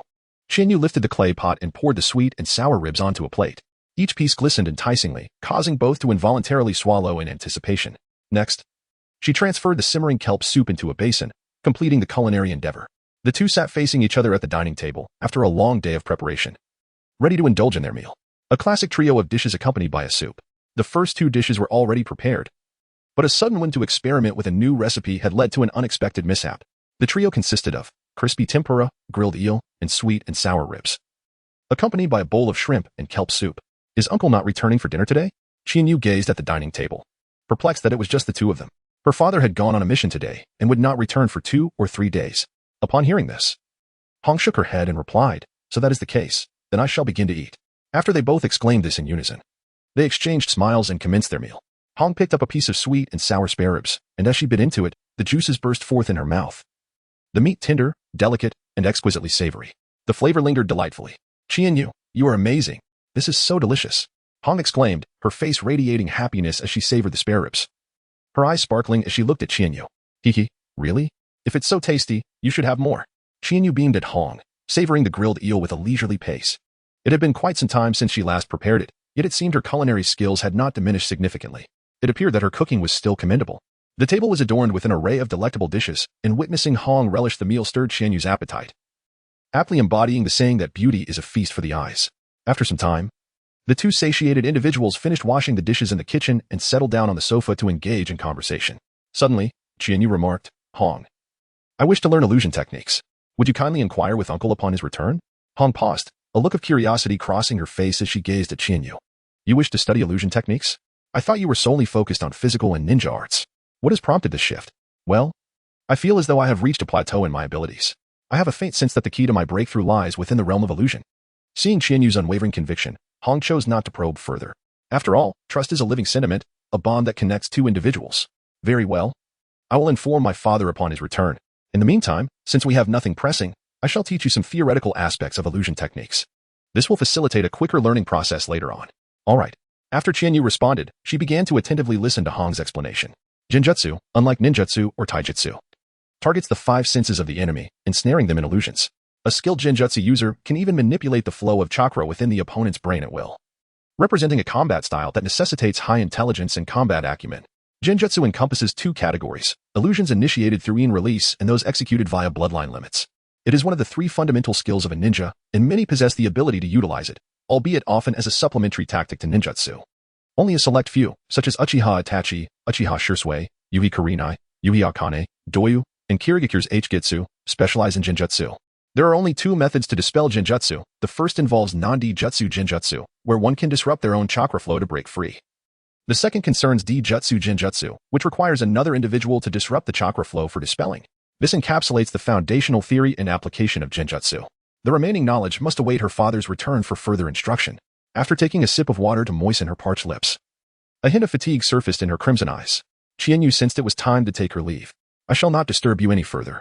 Thank you, Hong. Rest early and take good care of your health. With those words, she made her way towards the door. Hong followed her outside, watching as Chiharu waved from a distance. A gentle smile graced her lips as she too waved vigorously in that direction. It was only when Chiharu disappeared into the shadows that she returned indoors. Lying down on her bed, and soon fell into a deep slumber. Chiharu traversed the brilliantly illuminated streets and upon returning home, indulged in a warm bath that washed away the fatigue of the day. After donning his night attire, he settled against the windowsill and commenced the refinement of his chakra. As the chakra gradually coalesced, the cacophony of the outside world faded into tranquility. Chapter 15. Conflict in the early morning, sunlight cascaded through the windows, illuminating the young boy. The melodious chirping of birds filled the courtyard, where dozens of them perched upon the trees, creating a harmonious symphony. Exhaling deeply, Chiharu opened his eyes and stretched his stiff body, realizing he had unwittingly refined chakra throughout the night. Thanks to the strength of his mental fortitude, he felt little fatigue, instead brimming with vitality. After some light stretching, he quickly freshened up and, accompanied by his companion Staobai, stepped outside. Amidst the bustling crowd, Chiharu wandered aimlessly until a sharp shout captured his attention. What was the commotion ahead? Why were there so many people gathered? He discerned that a confrontation had erupted between the son of the Uchiha clan elder and the son of the third Hokage. Let us hasten to witness this, he urged. Absorbing the whispers of the onlookers with keen interest, Chiharu's expression shifted as she realized that Uchiha's eldest elder's son was none other than Uchiha Liufeng. How could he possibly be in conflict with Sarutobi Asuma? Although the two had often exchanged disdainful glances at school, they typically refrained from provoking one another. Yet, what a coincidence it was that they had clashed today. While it might be dismissed as mere childish squabbling, their identities elevated the altercation to a potential covert confrontation between the Hokage's lineage and the Uchiha clan. Regardless, she decided to investigate further. Gathering her scattered thoughts, Chiharu maneuvered through the crowd with ease. Upon reaching the front row, she finally beheld the two opposing groups. On the left stood three Uchihayus led by Liufeng, while on the right was Sarutobi Asuma, flanked by Gongzi Tai and Kamizuki Izanami. Both factions glared at each other with palpable anger, yet neither made the first move. Chiharu listened to the conversation of those nearby and gradually grasped the sequence of events. It all began when two groups encountered each other while shopping. Sarutobi Asuma made a disparaging remark about the arrogant Uchiha from behind, unaware that his words were overheard. Uchiha Liufeng, who had always had a contentious relationship with Sarutobi Asuma at school, could not tolerate such an affront and retorted immediately. At that moment, Sarutobi Asuma, a notorious scion of privilege, engaged in a war of words that escalated until all civility was lost. The two factions stood face to face, each radiating hostility. Uchiha Liufeng was the first to break the silence, suggesting they abandon idle chatter and instead let their abilities speak for themselves. Since there were three of them, why not head to the duel arena for a proper contest? Let us go, I'm not afraid of you, Sarutobi Asuma replied without hesitation. Confident in his heritage as the son of the Hokage and certain that he would not be bested by these arrogant Uchihas, Uchiha Liufeng wasted no time. Turning on his heel and leading his companions toward the training ground, Sarutobi Asuma, refusing to be outdone, followed closely with his two allies from the Leaf Village. The onlookers exchanged glances, ultimately deciding to rush to the duel arena to secure a good vantage point. After all, this was a spectacle not to be missed, the son of the Uchiha elder facing off against the son of the Hokage, one that even the Sage of Six Paths could not prevent. Chiharu meandered through the crowd towards the dueling arena. Observing the unfolding events, this was his current mindset. Upon arriving at the arena, he found the seats on both sides filled to capacity. With no other option, he squeezed into the front row, prepared to witness the action from the front lines. Let the battle commence, declared Uchiha Liufeng, flexing his limbs as he faced Sarutobi Asuma. One-on-one duels lack excitement. Let us engage in a 3-on-3 team battle. Sarutobi Asuma assessed the trio before him, formulating a plan. Very well, we shall commence in 10 minutes. Uchiha Liufeng, unperturbed, began to warm up alongside his two companions. Chiharu furrowed his brow, casting a fleeting glance around. In his perception, several chakra signatures, not inferior to his own, were subtly encircling the duel arena from all directions. Could it be the Umbu? It seemed the village's higher-ups had taken notice of this farce. One could only hope it wouldn't exacerbate the existing tensions between the two sides. In the Hokage's office, the third Hokage, Hiruzen Sarutobi, a disciple of the second Hokage, Tobirama Senju, was revered as the strongest of the Hokage lineage. He had sacrificed himself using the forbidden technique, the Shiki Fujin, during the Nin exams to defeat his former disciple, Orochimaru. At this moment, he was not the frail figure of his later years but rather a man in the prime of his life, embodying the title of a ninja hero. His brow knitted in concentration, he gazed at the crystal ball on his desk, which projected the current state of the duel. The telescope technique, known for its capability to see through various phenomena, was a supportive ninjutsu. Thus, the crystal ball itself was merely a medium for casting this technique. This meant that even if the third Hokage exchanged the crystal ball, he could still monitor the actions of the villagers of Konoha through the telescope technique. The Uchiha clan? Truly a troublesome lineage. Hiruzen Sarutobi observed the two factions within the crystal ball and waved his hand, changing the image to that of the Uchiha clan's territory. The Umbu had already been dispatched. He hoped this wouldn't incite the Uchiha's ire. It was indeed a tumultuous time. In the years following the Second Shinobi World War, other ninja villages had largely restored their military strength and were once again eyeing the Land of Fire's territory. Each Shinobi World War had seen Konoha facing 4 adversaries. Had they not fought amongst themselves, it was uncertain whether the village could have endured until the Third War. Dazen, what are you pondering? At that moment, a figure entered. Arms crossed, with a bandaged right eye and a somber expression, bearing 2 knife scars on his chin as he addressed the contemplative Hiruzen Sarutobi. Oh, Danzo.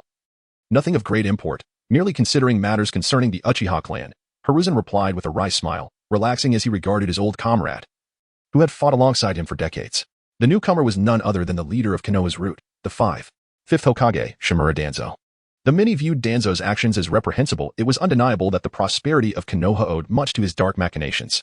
It was precisely because Danzo bore the burden of darkness that Hiruzen could shine as the righteous Hokage in the light, their roles inextricably linked in fostering the village's resurgence. Perhaps this was why, regardless of Danzo's transgressions, Hiruzen would always find it in his heart to forgive him. After all, in the grand narrative of the shinobi world, Danzo may have wronged many, yet he had never failed Hiruzen. Chapter 16. Opening Eyes the Uchiha? Humph. You refer to the incident on the streets today where Asuma clashed with that Uchiha brat, Danzo scoffed, as he relayed information from the Umbu to Hiruzen while simultaneously delivering the same intelligence to his own circle.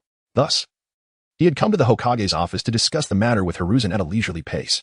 It's merely the antics of children. There is no need to make too much of it. However, you overstepped with the last incident involving Shiroi, Hiruzen remarked, exhaling a plume of smoke from his pipe. Observing Danzo's expression with slight displeasure. The recent events surrounding White Fang had been orchestrated by Danzo, manipulating public sentiment to cast White Fang into disrepute. Yet, unexpectedly, the once despondent White Fang had found clarity.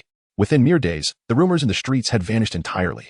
Let us not forget that White Fang, as the Umbu's captain, was paramount in the hierarchy, second only to the Hokage. After exposing and dealing with a faction secretly aligned with Danzo, he had, under the guise of duty, dismantled numerous root bases in a matter of days. Hiruzen, do not forget, you are the sunlit leaves, while I am the roots and darkness. White Fang's power has already posed a threat to the village's stability, a sentiment both Chiharu and Homura tacitly agree with. Danzo retorted dismissively, rejecting Hiruzen's admonition. The notion of framing the Umbu captain was not merely his solitary scheme. White Fang's reputation and prowess had positioned him as a contender for the Hokage seat. Yet, his identity remained awkwardly perched outside the Hokage's direct lineage. Never underestimate the shamelessness of politicians, their depravity knows no bounds. Danzo undoubtedly had covert support from both advisors. Chiharu and Homura, and even Hiruzen had maintained a blind eye towards the machinations at play. There shall be no next time. Let us discuss the Uchiha matter. After a brief silence, Hiruzen adeptly shifted the topic. Danzo understood the unspoken cue. The Uchiha have become a threat to Konoha's stability. The establishment of the police force was to ensure the Uchiha maintained order within the village, serving as a means of oversight and restraint. I recommend increasing surveillance personnel near the Uchiha territory, Danzo suggested methodically. Hiruzen's brow remained furrowed. For now, let us refrain from augmenting personnel. We must observe for a while longer. In recent years, the probing from other nations has intensified. This is an ominous sign, and war may loom once more. Before that, let us not stir unnecessary complications. Very well, I shall take my leave. You handle this matter as you see fit. Hiruzen, do not forget the lessons of Uchiha Madara. Danzo acquiesced to Hiruzen's approach, turning to exit the Hokage's office. Hiruzen gazed thoughtfully at Danzo's departing figure. He had stubbornly understood the teachings of his mentor regarding the Uchiha. Retrieving his focus, Hiruzen redirected his attention to the crystal ball. At this moment, the 3 combatants had commenced battle. Asuma Sarutobi faced Uchiha Liufeng, both engaging in a spirited exchange without a clear victor. The remaining 4 were locked in a heated 2-on-2 clash, though the 2 young Uchiha were Liufeng's cousins, recently enrolled in the Ninja Academy. They struggled against the upperclassmen, Kamizuki Izumi and Kanetsu Tetsu, who had a 2-year age advantage. And it seemed only a matter of time before they faltered. Uchiha Liufeng glanced at his 2 Uchiha kin with a sinking heart. He had underestimated the situation. Realizing that Asuma was waiting for them, it was all his fault for acting impulsively. Should they lose, Liufeng would face disgrace within the Uchiha clan. The Uchiha already had a contentious relationship with the Hokage faction. Losing would only serve to tarnish their family's reputation. Focus on your own battle, rather than concerning yourself with others, Asuma taunted, seizing the moment to advance, his kunai aimed directly at Liufeng's vital points. Damn it! Liufeng cursed under his breath, forced to address the immediate crisis and unable to regard anything else. Liufeng, be careful, he called out as he repelled Asuma's advance, only to turn and find that the 2 Uchiha youths had already been bested, lying on the ground, unable to rise again. Meanwhile, Kamizuki Izumi and Kanetsu Tetsu, though panting heavily, had emerged relatively unscathed, albeit fatigued. They were now closing in on Asuma, forming a pincer movement against him. Uchiha Ryufeng concede. You have no chance of victory. Asuma Saratobi's lips curved into a broad grin, observing Uchiha Ryufeng with a sense of pride. On the elevated platform of the duel arena, several men clad in police force vests stood watch over the unfolding battle below. It is regrettable, had Ryuichi and In been 2 years older, the outcome of this conflict would have been uncertain, Uchiha Fugaka remarked, his serious expression tinged with regret. Indeed, they have performed admirably. However, I place my faith in Ryufeng. Beside him, Uchiha Yasuke gazed at his son in the arena, a flicker of concern crossing his face before it transformed into unwavering resolve. There is nothing left to observe. Shall we prepare to leave? Uchiha Fugaka shook his head, ready to depart, when he suddenly sensed something amiss. His eyes transformed, revealing the mesmerizing pattern of the Sharingan. Fixated on Uchiha Ryufeng, several others, noticing the clan leader's actions, promptly activated their own Sharingan, all eyes turning toward Uchiha Akiho. There are no Uchiha who concede defeat, only those who perish in battle. Uchiha Ryufeng glared intensely at the trio, his grip on the kunai tightening, veins bulging. I will protect the honor of my clan. A chilling aura of chakra erupted from Uchiha Ryufeng, swirling around him before converging upon his eyes. He felt a refreshing sensation in his gaze. After a brief moment of closure, he reopened his eyes, now a vibrant red with a spinning tomo. The Sharingan. The Uchiha on the platform and the crowd below exclaimed in unison. Ha ha ha, splendid Yasuke. A 7-year-old Uchiha prodigy awakening the Sharingan. You have a remarkable son. This is worth celebrating. Uchiha Fugaka chuckled, patting Yasuke on the shoulder. The clan leader flatters me. This boy has much to learn. Uchiha Yasuke smiled faintly. Knowing that a child who could awaken the Sharingan at such a tender age was indeed exceptional. The future remains uncertain, but such talent is unprecedented. And the horizon gleams with promise. Come forth. Allow me to demonstrate the true strength of the Uchiha. Uchiha Ryufeng fixed his gaze on the trio, kunai in hand. His Sharingan's icy glare sweeping over them, lingering on Asuma Saratobi. Today, he shall defend the honor of the Uchiha clan. Chapter 17, the first move what of the Sharingan? We have 3 against him. Do not allow him a moment's respite. Attack together. Asuma Saratobi's commanding shout roused the 2 from their astonishment, gritting their teeth. They followed Asuma as he charged forward, the 3 converging on Uchiha Ryufeng from different angles. Uchiha Ryufeng observed the approaching trio with calm composure. In the state of the Sharingan, time seemed to slow. Every subtle movement of Asuma's left hand, tucked behind him, was crystal clear as he retrieved 4 shurikens from his ninja tool pouch, launching them toward Kotetsu and Kamizuki Izumo before charging at Asuma. In an instant, their kunai clashed. A stalemate ensued. You've fallen for it. Asuma's face brightened as he aimed a shuriken at Ryufeng's midsection. Kotetsu and Kamizuki swiftly evaded the shurikens, closing in on their target. All 3 attacks struck Uchiha Ryufeng, and Asuma's grin faltered as the surrounded Uchiha suddenly erupted, enveloping the trio in a cloud of smoke. This is not good. A substitution technique. Be cautious. Asuma shouted as he retreated. Suddenly, 2 shurikens, attached to wires, shot from Kotetsu's cheek, entangling him and Kamizuki before they could react. This is the Sharingan's manipulation technique. The spectators gasped, astonished by the significant enhancement in Uchiha Ryufeng's abilities thanks to the Sharingan. Although it was merely a single tomo, its impact on his combat prowess was exponentially greater. As the smoke dissipated, Asuma, now at a safe distance, observed Kotetsu and Kamizuki struggling against their bindings, only to find their struggles tightening the wires, which dug into their skin. Following the wires, he saw Uchiha Ryufeng several meters away, pulling on the wires, his hands swiftly forming seals. Fire style, dragon fire technique. Fire chakra gathered in his throat, igniting the wires in a furious blaze that spread rapidly. Kotetsu and Kamizuki's faces paled as the flames advanced toward them, and they frantically struggled to break free, but the more they fought, the tighter the wires became. When the flames engulfed them, a violent explosion erupted, leaving them consumed by the inferno. Cries of despair echoed, and moments later, as the flames extinguished, Uchiha Ryufeng released the wires, revealing the charred forms of Kotetsu and Kamizuki, unable to rise. Uchiha Ryufeng crouched down, pale and panting, the Sharingan reverting to its ordinary black hue. Having used the Sharingan for the first time, he was yet to fully adapt. And the exertion from battling Asuma and executing ninjutsu had nearly depleted his chakra reserves. At that moment, Asuma, having stealthily approached, seized the opportunity of Ryufeng's weakness to launch a surprise attack, striking directly at Ryufeng's chest. Sensing a powerful gust, Ryufeng exerted all his strength to sidestep.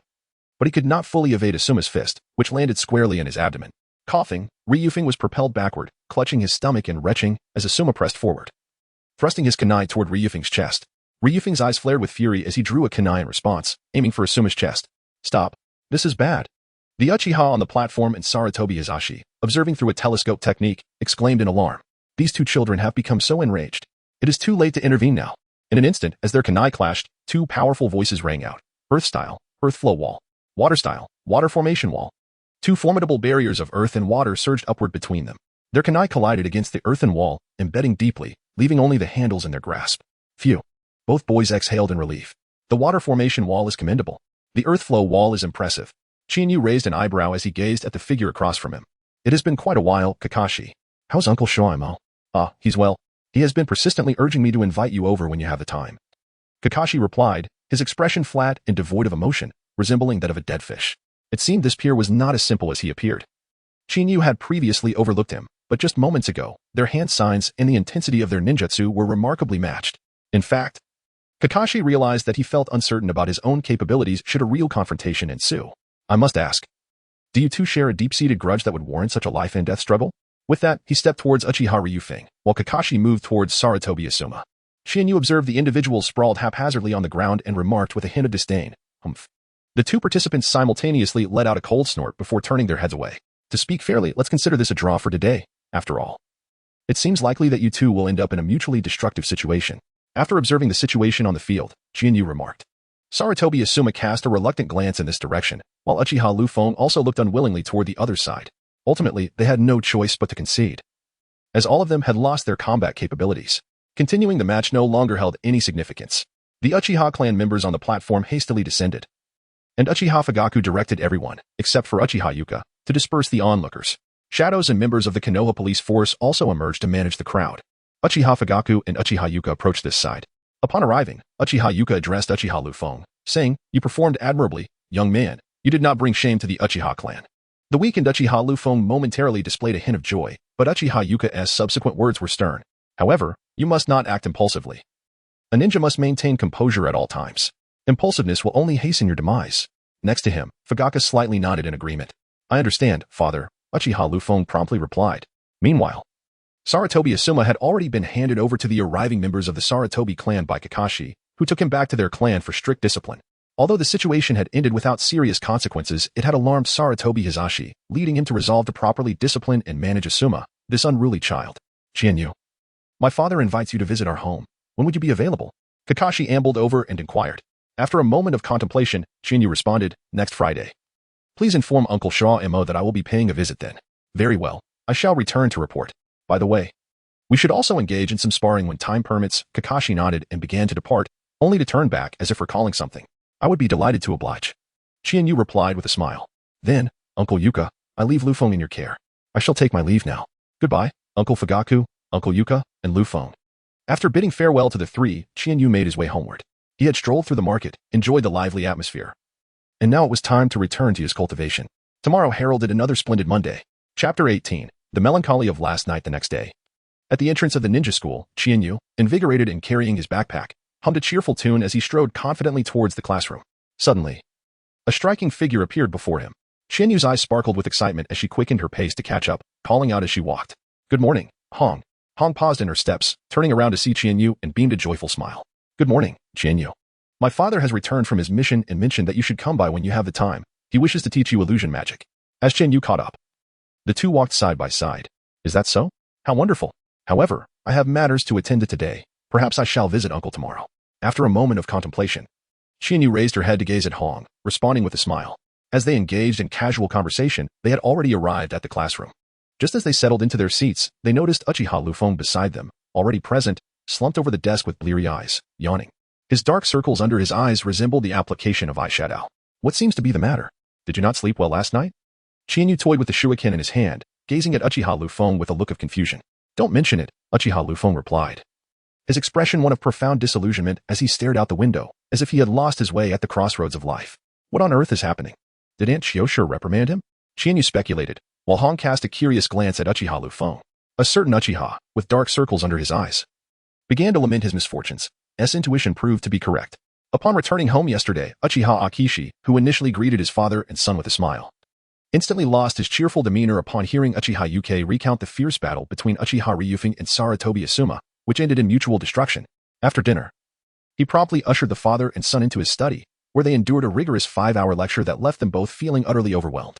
Throughout this session, Uchiha Yuka repeatedly insisted that he had no involvement, only to be silenced by Uchiha Akishi's retort questioning why he hadn't intervened at the time. As night fell and the moon ascended high in the sky, the two, exhausted from their reprimand, finally succumbed to sleep as soon as their heads hit the pillows. The following morning, before they had fully awakened, Uchiha Akishi roused them for breakfast, continuing to dwell on the previous day's events. After enduring his heartfelt admonitions, The father and son finally finished their meal and, with expressions of relief, parted ways at the front door, one heading to his duties at the security team and the other to school. At this point, Uchiha Liufeng felt tears welling up within him, lamenting how his mother could treat him this way when he was still just a child. The two companions beside him, while expressing sympathy and compassion for Liufeng, could only watch as he turned away, resting his head on the table and drifting into a deep sleep. The morning passed swiftly, and during the lunch break, Uchiha Liufeng merely emitted soft snores, flipping over to continue his slumber. It was not until the practical training session was about to commence that Chiharu nudged Liufeng awake.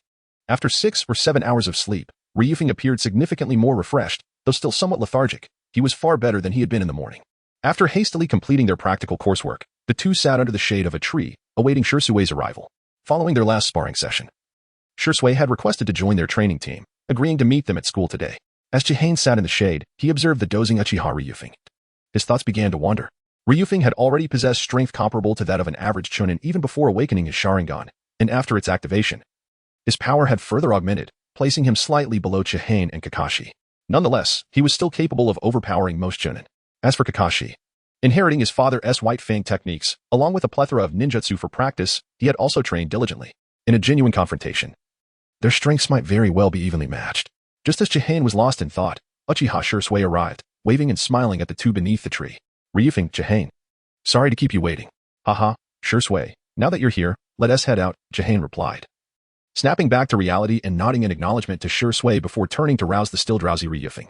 Liufeng, groggily waking, let out a long yawn and, still somewhat disoriented, trailed behind the two. Liufeng, what's wrong? You don't seem very energetic, Chiharu inquired. Chiharu, without looking back, walked ahead, his voice drifting back. It's nothing. Just made a mistake and was lectured by Aunt Chosher for half the night. I'm just feeling a bit lethargic now. Uchiha Shirsui nodded, choosing not to inquire further. The three quickened their pace, traversing the bustling street until they arrived at the Uchiha 7th training ground.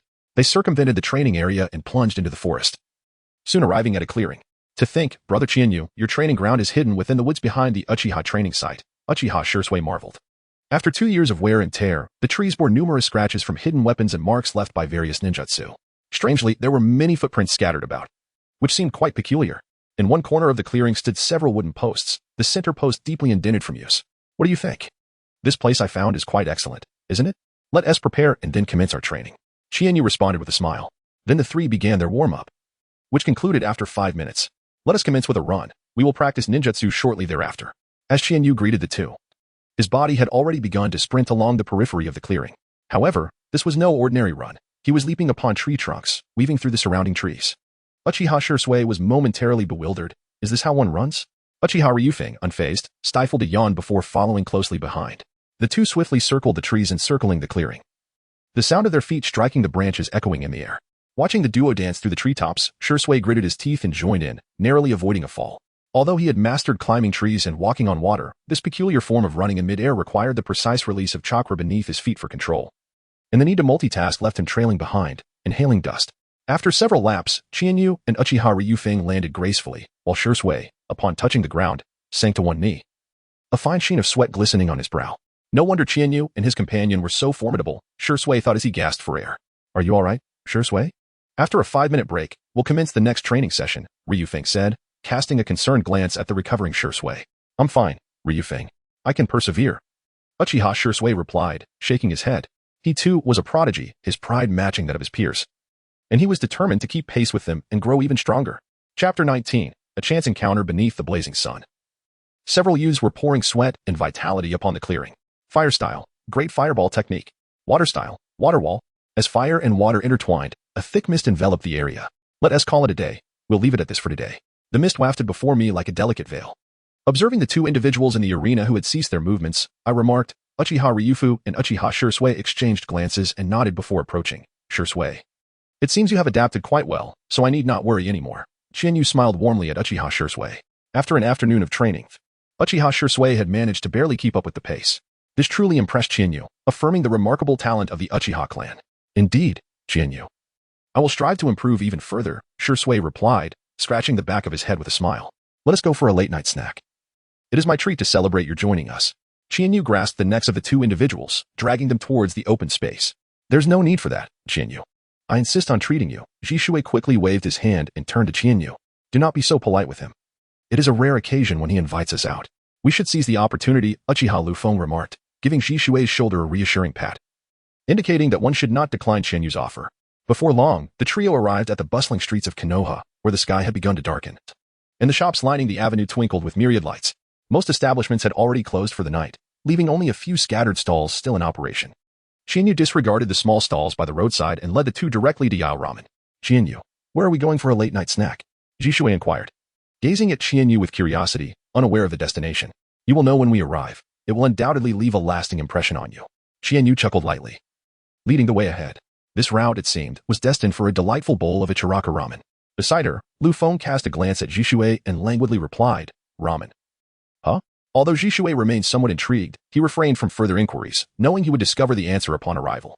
At last, turning a corner, they were greeted by the sight of an unremarkable single-story building, with warm light spilling through the doorway and casting beams upon the street. "Let us go. I can hardly contain my eagerness for some ramen." Qianyu smiled gently, pulling her two companions as they briskly approached the shop. "Welcome." "Oh, it's you, Qianyu. Good evening." The shopkeeper, upon hearing the commotion, turned to greet the guests.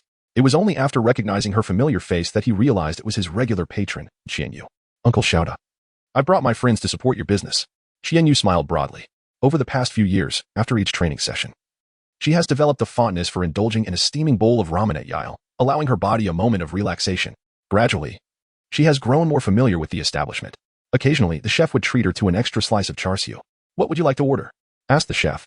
"I'll have a large bowl of miso ramen. I'll have a large bowl of soy sauce ramen. I'd like a large bowl of tonkatsu ramen. Please serve me a large bowl of salt ramen. Thank you." Something seems amiss.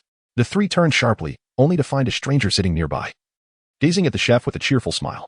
"All right, please hold on," the chef replied, folding the menu and heading to the kitchen to begin preparing the noodles. "And you are?" Uchiha Liufeng questioned cautiously, eyeing the smiling stranger. "Hello, I am Namikaze Minato. I mean no harm. I merely stopped by for a late-night snack." "What the?" Qianyu silently exclaimed in disbelief at the peculiar circumstances of the world, pondering how it was that she had encountered such prominent figures in recent days. Her heart was struggling to cope with the excitement, as she gazed at the golden-haired gentleman opposite her, who was peering at her with striking blue eyes. She noted his hair cascading to his collarbone, adorned in a Konoha Jonin vest, his smile radiating warmth and sunshine. It was none other than the fourth Hokage, Minato Namikaze. The fourth Hokage of the Hidden Leaf Village, a disciple of Jiraiya, one of the legendary Sannin, and the father of the protagonist, Naruto Uzumaki.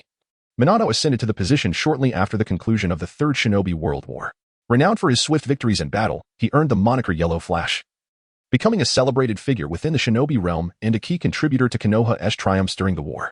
Having sacrificed his life to seal the Nine Tails and save the village, he was hailed as the hero who protected Konoha. Minato possessed a tolerant and benevolent disposition, embodying the essence of a sunny, handsome, and gentle man. Although somewhat shy in nature, he exhibited a serious and cautious demeanor when confronting adversaries, with a touch of innocence. He had a penchant for bestowing his techniques with unusually lengthy names. Now, as an elite jonin of Konoha and a notable figure due to his affiliation as a disciple of Jiraiya, he had just returned from a mission and was contemplating a bowl of ramen at Ichiraku when he fortuitously crossed paths with the trio. "Hello, Jonin Minato. I am Qianyu Shijan, and these are Shui and Liufeng. It is a pleasure to meet you." Qianyu was the first to greet and introduced himself to the three. "Hello," he said, to which Namikaze Minato responded with a smile that never faded, radiating warmth and kindness towards everyone. Yet, only his companions understood that his gentleness was reserved for them. On the battlefield, Minato was renowned as the Yellow Flash. Each of his titles was accompanied by a history steeped in the blood and bones of his foes. There were the likes of the Mad Demon Jiraiya, the cold-blooded Orochimaru, the Shura of the ninja world Uchiha Madara, and the god of ninja Shinja Hashirama, among countless others. A combination of two Uchiha youths and a commoner boy? Observing the clan symbols behind Uchiha Shursui and Uchiha Liufeng, Minato subtly averted his gaze. "Saigetsu? That surname sounds familiar. May I inquire about your father's name?" Minato asked, looking at Qianyu with a hint of confusion, seeking clarity. "My father is Saigetsu Mitsutaka. Have you met him, Minato-sensei?" Qianyu gazed at Mizuki's with a look of perplexity, then responded, It is Senior Gong Tian. Indeed, I once undertook a mission alongside Senior Gong Tian. He was an exceptionally dependable predecessor. It is quite unfortunate." Suddenly, Mizuki recalled that the esteemed Jonin Gong Tian had sacrificed himself 2 years prior and hastily curtailed the conversation. "Is that so?" Qianyu felt a tinge of melancholy as Bo Feng Shui Min, realizing his slip of the tongue, hastily offered an apology. "I apologize for my indiscretion. It's quite all right, Shomin-sensei. I have already embraced the aspirations of my father and mother. I shall strive to grow stronger and live happily, carrying their hopes with me." Qianyu swept away the gloomy expression that lingered before him, lifting his head to reveal a radiant smile reminiscent of Namikaze Minato's sunshine. "Is that so? I understand now, Qianyu-kun. Minato was momentarily taken aback, then turned to Chienyu, also breaking into a gentle smile. Ramen is here. At that moment, 4 bowls of steaming ramen were presented. As each bowl was placed before them, the group could not help but swallow in anticipation. Let's dig in. They chorused in unison, in perfect synchrony. They grasped their chopsticks and began to devour the meal with fervor. In the dimly lit corner of the small shop, the tranquil night quietly descended. Chapter 20. Ninja Illusions. I'm back. Upon hearing a commotion from the kitchen, Yuhi Red took a moment to set down the spatula, reduce the heat, and stepped outside to the entrance. Red, you're back. Oh, Chienyu's here as well. Please come in and have a seat. The meal will be ready shortly. Yuhi Red observed the two at the doorway changing their shoes, smiled, and returned to the kitchen to continue cooking. Is it true that Uncle Red is cooking today? It seems I am in for a treat. Chienyu slipped on his slippers and smiled at Hong beside him.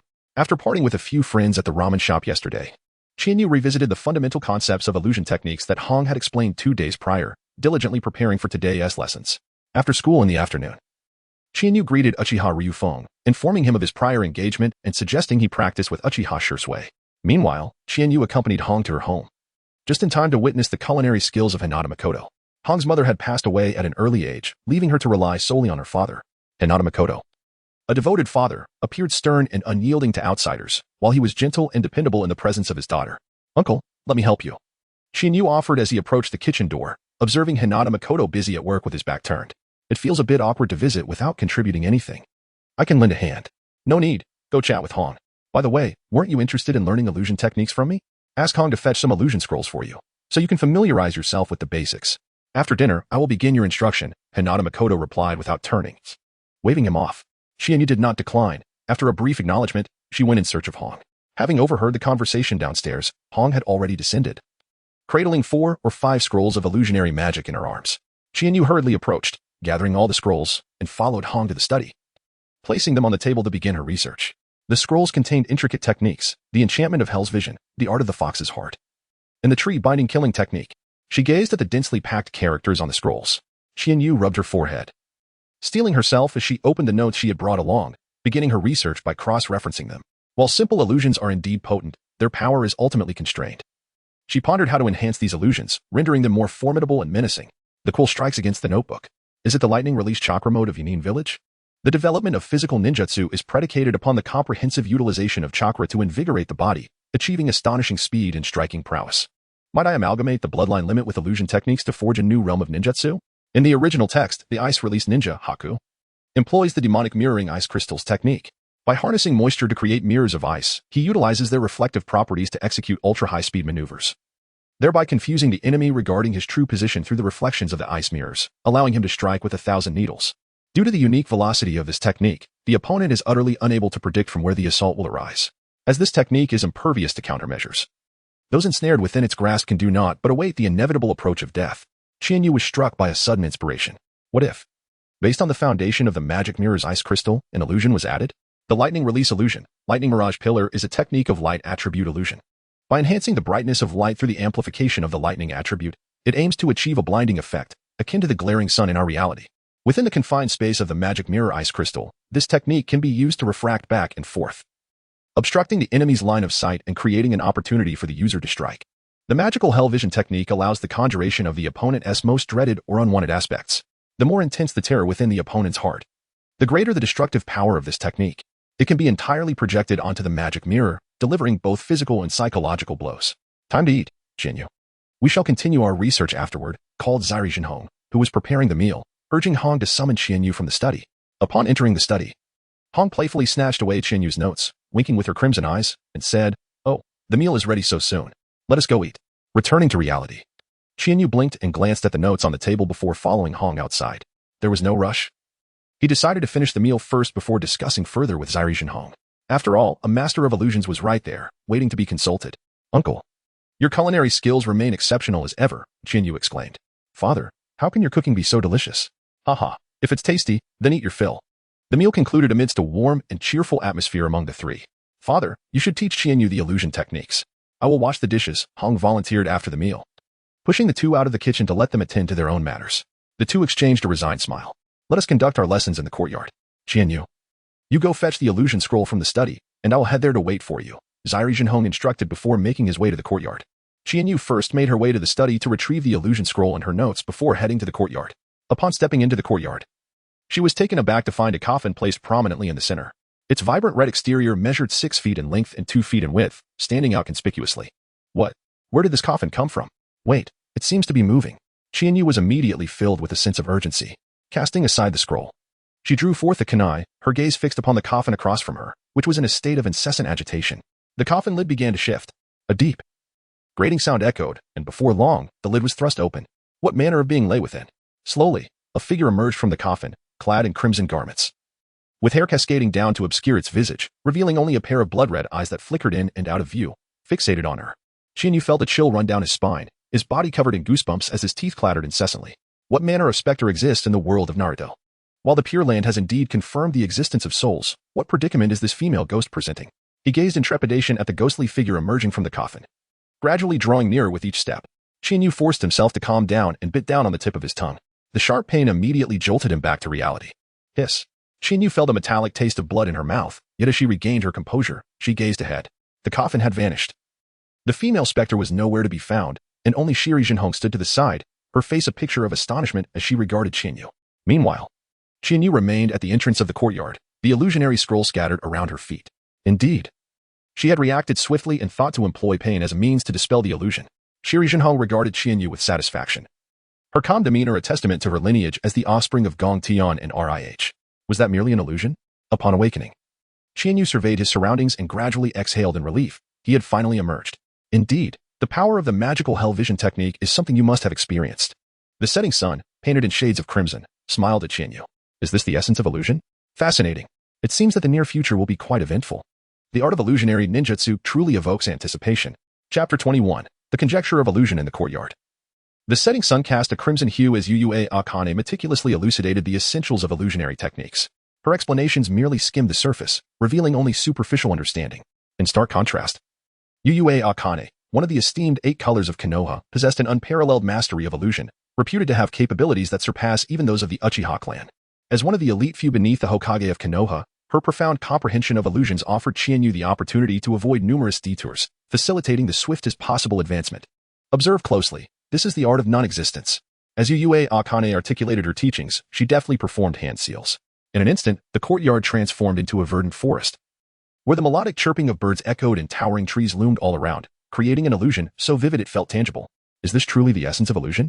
Chiharu gazed at the vibrant forest before him, lost in contemplation. Although ninjutsu, taijutsu, and genjutsu are ostensibly the fundamental skills of a ninja, their significance in reality is markedly unequal. Firstly, ninjutsu reigns supreme, encompassing both conventional techniques and the unique abilities of bloodline limits. In the realm of anime, ninjutsu has consistently held a dominant position, with figures such as Naruto Uzumaki and Sasuke Uchiha excelling in this art. In virtually every battle, ninjutsu asserts its supremacy. The execution of ninjutsu necessitates hand seals, as demonstrated in the fierce clash between Kakashi and Zabuza, where intricate seals were employed during their water-style dragon jutsu. However, as time progressed, the need for complex seals diminished, allowing for the execution of water dragons with relative ease. Indeed, most ninjutsu can now be performed without the intricate seals, yet its status remains unassailable. Next is taijutsu, which is frequently utilized in combat. Techniques such as Might Guy's 8 Gates and Rock Lee's Lotus fall within this category. However, ninjas who specialize exclusively in taijutsu, like Might Guy and Rock Lee, are a rarity. Nonetheless, taijutsu plays a crucial role in every skirmish. In contrast, the standing of genjutsu is comparatively lower. The application of genjutsu in battles is scarce. Instances of its use in the original narrative are few and far between. Moreover, practitioners of genjutsu predominantly hail from the Uchiha clan, with few exceptions among other ninja. Genjutsu operates by crafting illusions that inflict psychological harm on adversaries, proving useful for gathering intelligence and instilling despair in foes.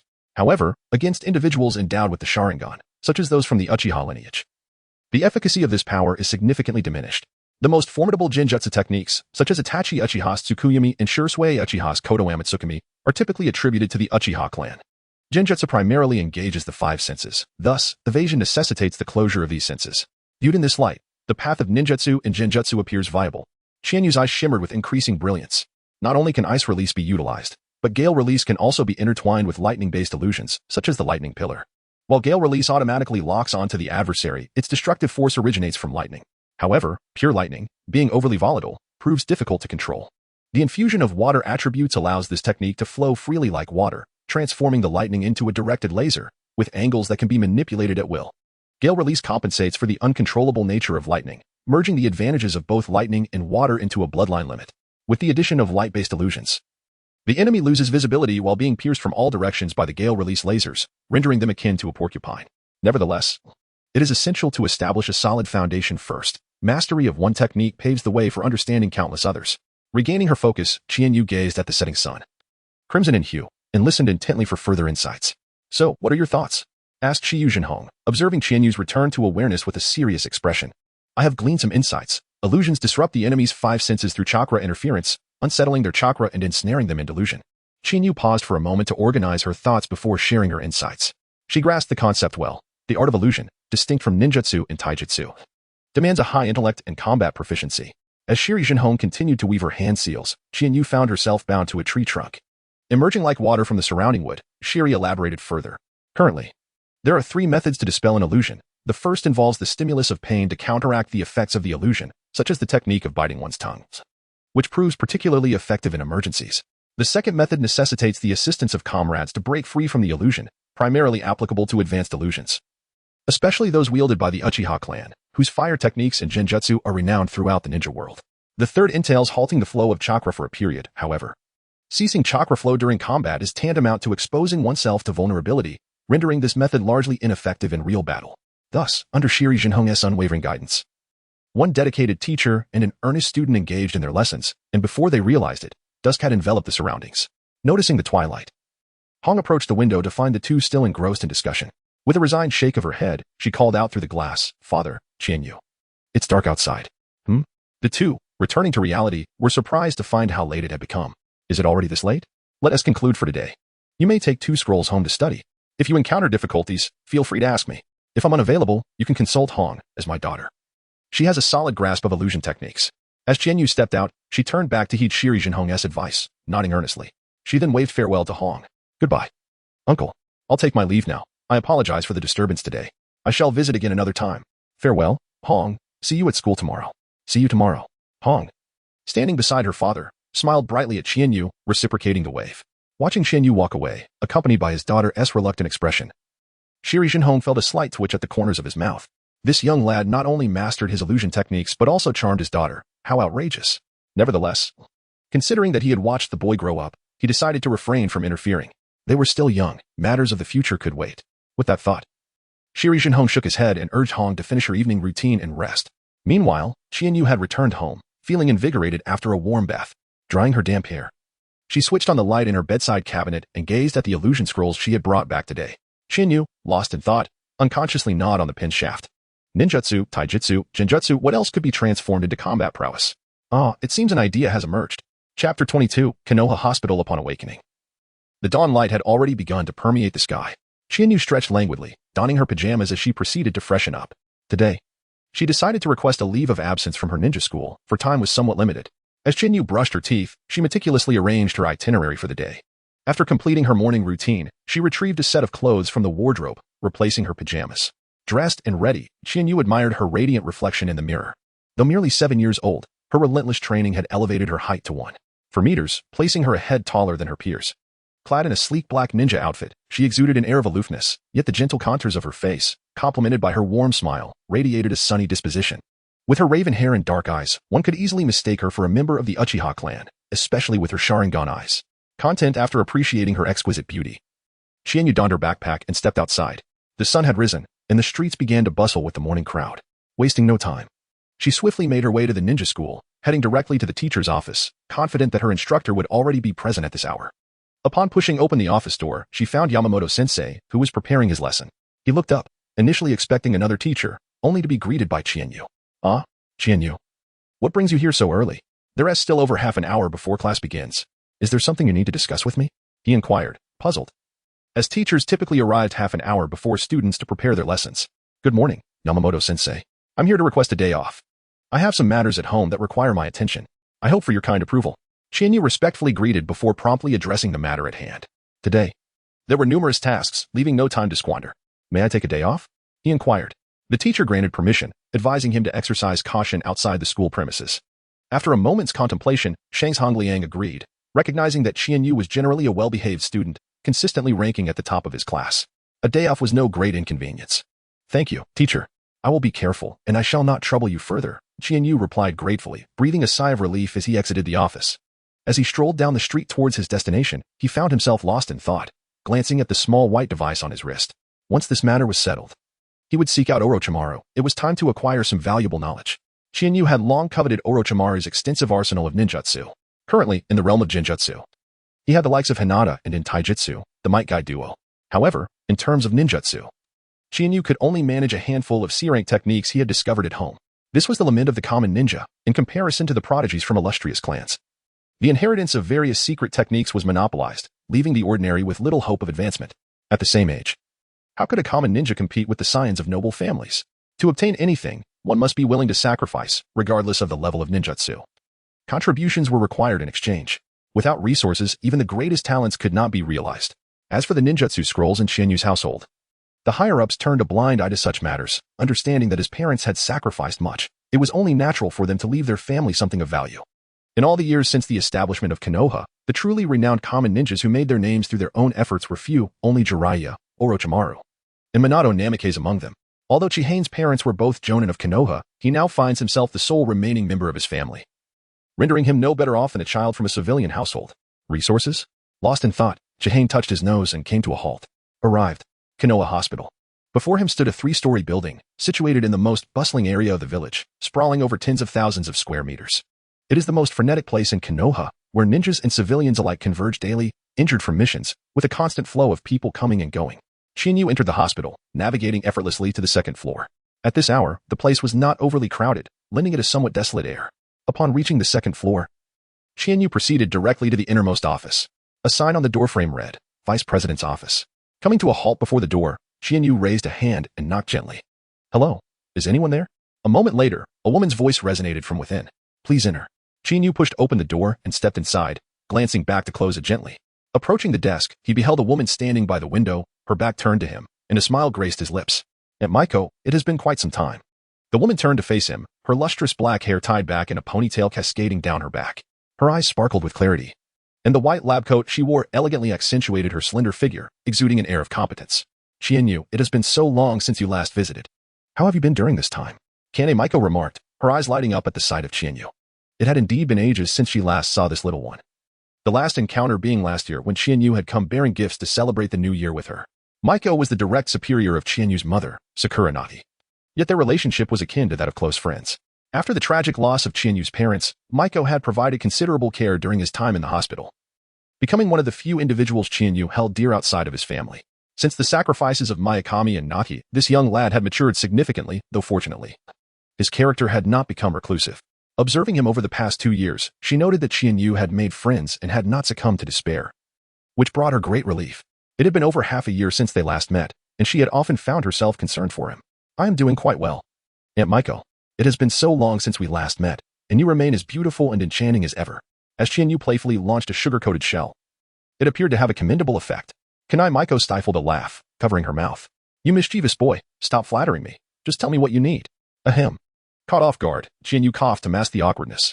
Well, Aunt Maiko, I wish to learn medical knowledge and healing ninjutsu. Why the sudden interest in this? Aren't you enrolled in ninja school? Kanai Maiko was perplexed, unsure of why Qianyu would abruptly desire to study medicine. Because I aspired to inherit my parents' legacy. I wish to study medicine so that I never have to witness someone pass away before my eyes, powerless to help. Qianyu clenched his fists and shouted loudly, bowing his head. The memories of the two souls had long since intertwined, and they shared a profound grief over the loss of their parents. On one hand, it was for the sake of sentiment. On the other, it was for self-preservation. Medical ninjutsu serves to heal shinobi, with renowned medical ninjas such as Tsunade, Kabuto Yakushi, Chiyo, and Sakura Haruno. Mastery of medical ninjutsu necessitates an exceptionally precise control of chakra. Qianyu's mental fortitude, far surpassing that of his peers, reaffirmed his convictions. Qianyu aspires to evolve towards the realm of the hexagonal warriors, for any slight deficiency on the battlefield could lead to the forfeiture of one's life. As for her parents, Kanai Maiko fell silent, gazing at the boy before her, as if she were once again witnessing the vibrant spirit of the girl she once was. Very well. Qianyu abruptly raised his head, locking eyes with the radiant gaze of Kanai Maiko, who had unknowingly approached him. Her gentle hand rested upon Qianyu's head, caressing it softly. Miei. Hiyori, it appears you have left Qianyu with a commendable legacy, she remarked. Chapter 23, Mastering Celestial Arts. Follow me. Now that you have made your decision, let us endeavor to move forward. I assure you, I am quite strict, Kanai Maiko declared as she turned to walk toward the door. Qianyu followed closely behind. The two traversed the corridor and descended to the third floor, halting before a door at the farthest corner. Kanai Maiko retrieved a key from her pocket, and after unlocking the door, they pushed it open. This place was Chienyu stared in astonishment at the grand architectural marvel before him, reminiscent of an expansive library. The vast room, estimated to be around 300 square meters, featured several lifting windows on the wall directly opposite the door. Silver stone columns adorned the space, intricately etched with swirling cloud patterns, while the floor was laid with polished silver stone tiles, perfectly aligned and reflective. To either side, 2 rows of dark green sofas were positioned, and towering bookshelves lined the walls, filled with an assortment of books and scrolls. At the center stood a rectangular table, presumably designated for the practice of medical ninjutsu. You will study here from now on. The books on the shelves are your foundational texts, said Kanai Maiko, gesturing towards a nearby shelf brimming with scrolls.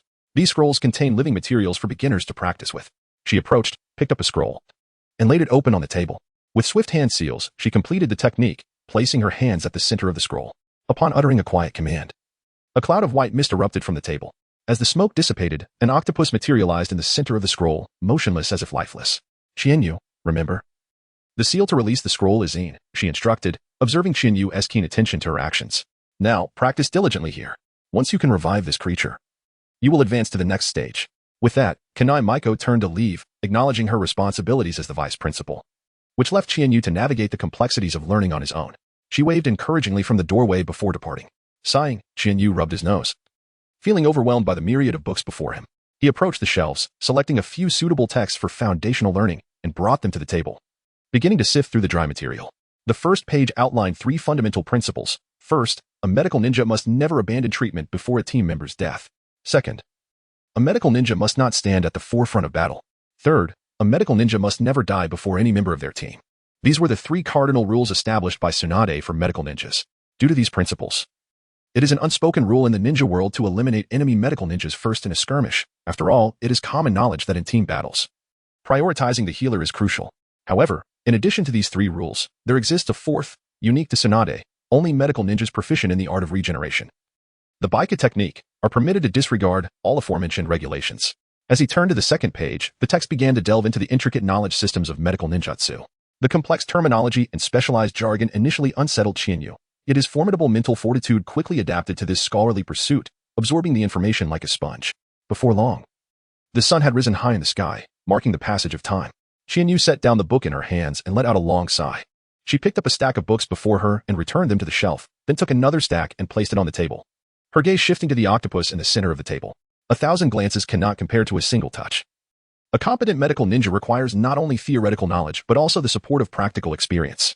According to the records in the book, she drew the chakra from within her body, guiding it through her meridians to her hands, where it converged at her fingertips. In the blink of an eye, a thin layer of green light gathered on Chinyu's hands. This was a C-rank medical ninjutsu, healing technique. Clearing her mind of distractions, she focused her gaze on the octopus. Currently, the octopus was in a state of apparent death, and what the medical ninja needed to do was to awaken the seemingly lifeless creature. The most common method was to stimulate the heart or brain with chakra. With the green light enveloping her palm, she placed it upon the octopus's head and began the healing process. Suddenly, the octopus began to twitch. Its tentacles started to move. Success. Chinyu's face lit up with joy as she withdrew her hand, dispersing the green glow that had enveloped it. Indeed, her earlier conjecture proved accurate. Mastering medical ninjutsu required an exceptionally precise control of chakra, and her mental acuity enabled her to manipulate chakra with greater finesse. Chienyu, are you still at it? It's time for a break. Why not indulge in some lunch? After a busy morning, Kanai Maiko, recalling Chinyu's presence in the training room, brought 2 lunch boxes to share. However, upon pushing the door open, she was greeted by the sight of dissipating chakra and a lively octopus dancing on the table. If she wasn't mistaken, that was indeed a healing technique. Could this little one possess such remarkable talent in medical ninjutsu? A hint of astonishment graced Kanai Maiko's expression. Chienyu, did you do this? Still feeling somewhat incredulous, she sought confirmation from Chienyu. Yes, it was indeed my doing. I was simply curious and decided to give it a try, and to my surprise, it worked. Chienyu chuckled, remarking that aside from bestowing upon him a handsome visage, the heavens had also endowed him with an extraordinary talent. Is that so? Kanai Maiko tugged at the corner of her mouth. Mastering a healing technique in just a morning, albeit a C-rank ninjutsu, surpassed her expectations. Carrying her bento, she approached the sofa and sat down, raising the bento in her hand as a gesture. Let us dine first, and then I shall outline the next phase of your training regimen. Chienyu scratched his head, seated on the sofa, while enjoying his bento. Kanai Maiko was contemplating the next steps for Chienyu. After finishing her meal, Kanai Maiko approached the bookshelf, paused momentarily, and retrieved a scroll, returning with it in hand. Henceforth, your objective is to master this. Chiharu took the scroll and upon opening it, the first line revealed 3 elegantly swirling characters, Mastering Healing Arts. Mastering Healing Arts is an advanced form of general healing techniques, predicated on the activation of cellular vitality. This art demands an exceptional level of control over chakra, which is why, in the current anime, only the upper echelon of medical personnel within the medical division can acquire it. As one progresses in the practice of this healing art, not only can they mend any injury inflicted upon themselves, but they can also induce a state of instant unconsciousness in their adversaries. In the original work, it took Sakura 3 months to master this technique. Subtly attesting to its complexity, in Chiharu's eyes, a flicker of excitement emerged. At last, something challenging had arrived. Perhaps I shall tread further along this path than others. Chapter 24, The Leaf's Mad Phantom. Time flowed imperceptibly as the afternoon sun cast its rays upon the glass, reflecting a blinding brilliance. Chiharu rose to her feet, stretching her stiff arms, and approached the window to gaze at the distant Hokage rock and the Hokage building below. A sense of fatigue began to dissipate. No matter how resilient the spirit may be, it remains bound to a corporeal form. A balance between labor and rest is far superior to relentless toil. A chill breeze swept through, lifting the yellowed leaves from the streets and swirling them into the air. Has autumn truly arrived? Feeling a shiver, Chiharu was about to close the window when she inadvertently caught sight of something peculiar. Is that? Before her, the road to Konoha Hospital stretched forth, leading to the Hokage building at its end. The vicinity of Konoha Hospital was predominantly occupied by barbecue restaurants and bathhouses. To Chiharu's astonishment, not far from the hospital, on the roof of a bathhouse, a man was sprawled out over the eaves, one eye peering eagerly through a small hole in the roof, as if he wished to insert himself entirely within. He was wiping the corners of his mouth with a rather disheveled demeanor that exuded an air of utmost lewdness. How did he end up here? Chiharu felt a mix of surprise and inevitability as she observed a certain someone engrossed in their voyeuristic activities. A mischievous smile crept across her lips. With both hands resting on the windowsill, she was poised to shut the window at any moment. Taking a deep breath, she concentrated her chakra in her throat. A lecherous peeper was lurking on the roof of the bathhouse. With a resounding shout, Chiharu swiftly closed the window. Huh? The entire populace along the avenue of Konoha heard that cry, be it recently discharged patients, passers-by, or street vendors, all of whom lifted their gazes towards the roof of the bathhouse. Soon, their attention fixated on a bewildered white-haired man, who remained oblivious to the unfolding events.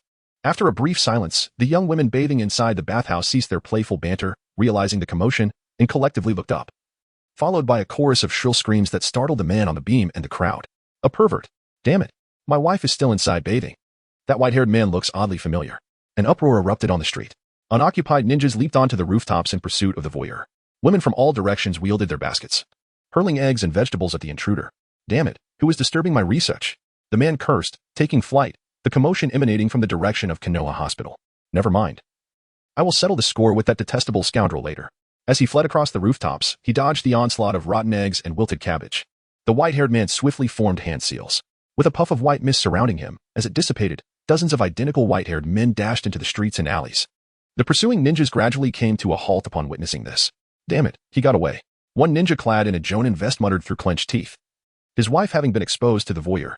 That white-haired man must be the one from the rumors, remarked another ninja in a Chunin vest. It seems to be him. No. Even if he is that person, we must stand against such vile behavior. Let us seek the Hokage for justice. The enraged Jonin led the families of all the victims towards the Hokage's building. Meanwhile, our instigator Chiharu was engrossed in his studies at the table, oblivious to the chaos outside, solely focused on his scholarly pursuits. Suddenly, Chiharu turned, noticing a shadowy figure knocking at the window. Chiharu approached the window at a leisurely pace, promptly opening it. Almost immediately, someone swiftly clambered in, turning back to close the window behind him. Thank you. Observing the speechless, white-haired man before her, Chiharu raised an eyebrow. And who might you be? What brings you here? The man, who had just evaded a relentless pursuit by ninjas, had barely relaxed when he was exposed by a group of fiercely protective elderly women.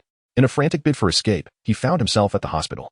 The first floor teemed with patients seeking medical attention, causing a commotion that would surely attract the attention of the vigilant guards, who would not hesitate to haul him back to face imprisonment. Left with no escape route, he resorted to tossing a smoke bomb to the ground, diverting the attention of the elderly women with several shadow clones, while he himself darted through the chaos and quickly climbed to the second floor, seeking refuge through an open window. Upon hearing Chiharu's inquiry, the man immediately straightened his wrinkled garments, striking a melodramatic pose with an exuberant expression. Listen well, young sir. Regardless of east, west, north, or south, I am the unparalleled Sannin, the white-haired boy and toad sage Jiraiya. Even the weeping children would fall silent before my beauty. Indeed. It was him. Chiharu's face bore a mixture of surprise, resignation, and excitement. Jiraiya, the esteemed pupil of the third Hokage, Sarutobi Hiruzen, and one of the legendary Sannin, was the mentor of both the fourth Hokage, Minato Namikaze, and the 7th Hokage, Naruto Uzumaki. Furthermore, Jiraiya was a key figure in the 2nd, 3rd, and 4th Shinobi World Wars, contributing significantly to the peace of Konoha.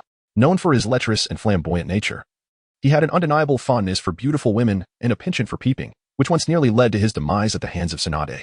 Yet beneath this seemingly frivolous exterior lay a heart of unwavering reliability and kindness. He took Nagato, Konan, and Yahiko under his wing, striving to guide Nagato in his journey. He devoted himself to teaching Naruto, closely monitoring his growth. Jiraiya silently safeguarded the village, willing to sacrifice everything to relay crucial information. He bore immense guilt for not preventing his dear friend Orochimaru's defection. His love for Tsunade spanned a lifetime, yet he could not await the day he would return alive. Naruto, determined to protect what he cherished at all costs, trained fervently by Jiraiya's side, ultimately reaping the rewards of his hard work by mastering the Rasengan and the summoning technique of toads. The prince's current achievements owe much to Jiraiya, for it was he who taught Naruto the true essence of being a ninja and the path he ought to tread, to Naruto. Jiraiya was both a mentor and a father figure. Compared to the more composed and dignified Jiraiya of his 50s, the present Jiraiya exhibited a hint of restlessness. Are you one of the legendary Sannin, renowned alongside Lord Orochimaru? Greetings, Lord Jiraiya. I am Chinyu Shijan. Ah, hello. Young man, your voice sounds quite familiar. Have we met before? Jiraiya responded with jovial laughter, only to belatedly realize that the voice seemed somewhat reminiscent. Haha. Perhaps it is merely that a friend of yours possesses a similar voice. Chinyu touched the back of his head, a bead of cold sweat trickling down from his crown. This fellow seems to be getting a bit carried away. Being discovered would surely spell disaster. Well then, excuse me, I must return home for dinner, Chinyu said, swiftly turning to exit, as though pursued by venomous snakes and ferocious beasts. The more Jiraiya pondered, the more he sensed something amiss. A flicker of suspicion etched across his face. Mere seconds later, the white-haired lecher suddenly experienced a moment of clarity, his gaze transforming into something ominously fearsome. As Chinyu, head bowed and hastening towards the door, reached the threshold, a hand landed upon his shoulder. Young man, don't be in such a hurry to leave. Let us have a good chat, Jiraiya's voice, filled with the sound of grinding teeth, echoed ominously behind him. Oh no, it's over. Chapter 25, A Fortuitous Encounter. Chinyu relaxed his tense body and slowly turned his head to face Jiraiya, offering a wry smile. Is there something you need, Lord Jiraiya? It was you, wasn't it, who just uttered words that tarnished my reputation and disrupted my research. Although I have been caught in the act before, those incidents only ever resulted in minor disturbances. In the circles of Konoha, I have gained a modest notoriety as a lecher. However, being exposed in such a public manner this time is bound to earn me another scolding from the 3rd Hokage, thus marking my true infamy within Konoha. The last time I gained such notoriety was due to my battle alongside Tsunade and Orochimaru against Hanzo, but this time, the embarrassment is unparalleled.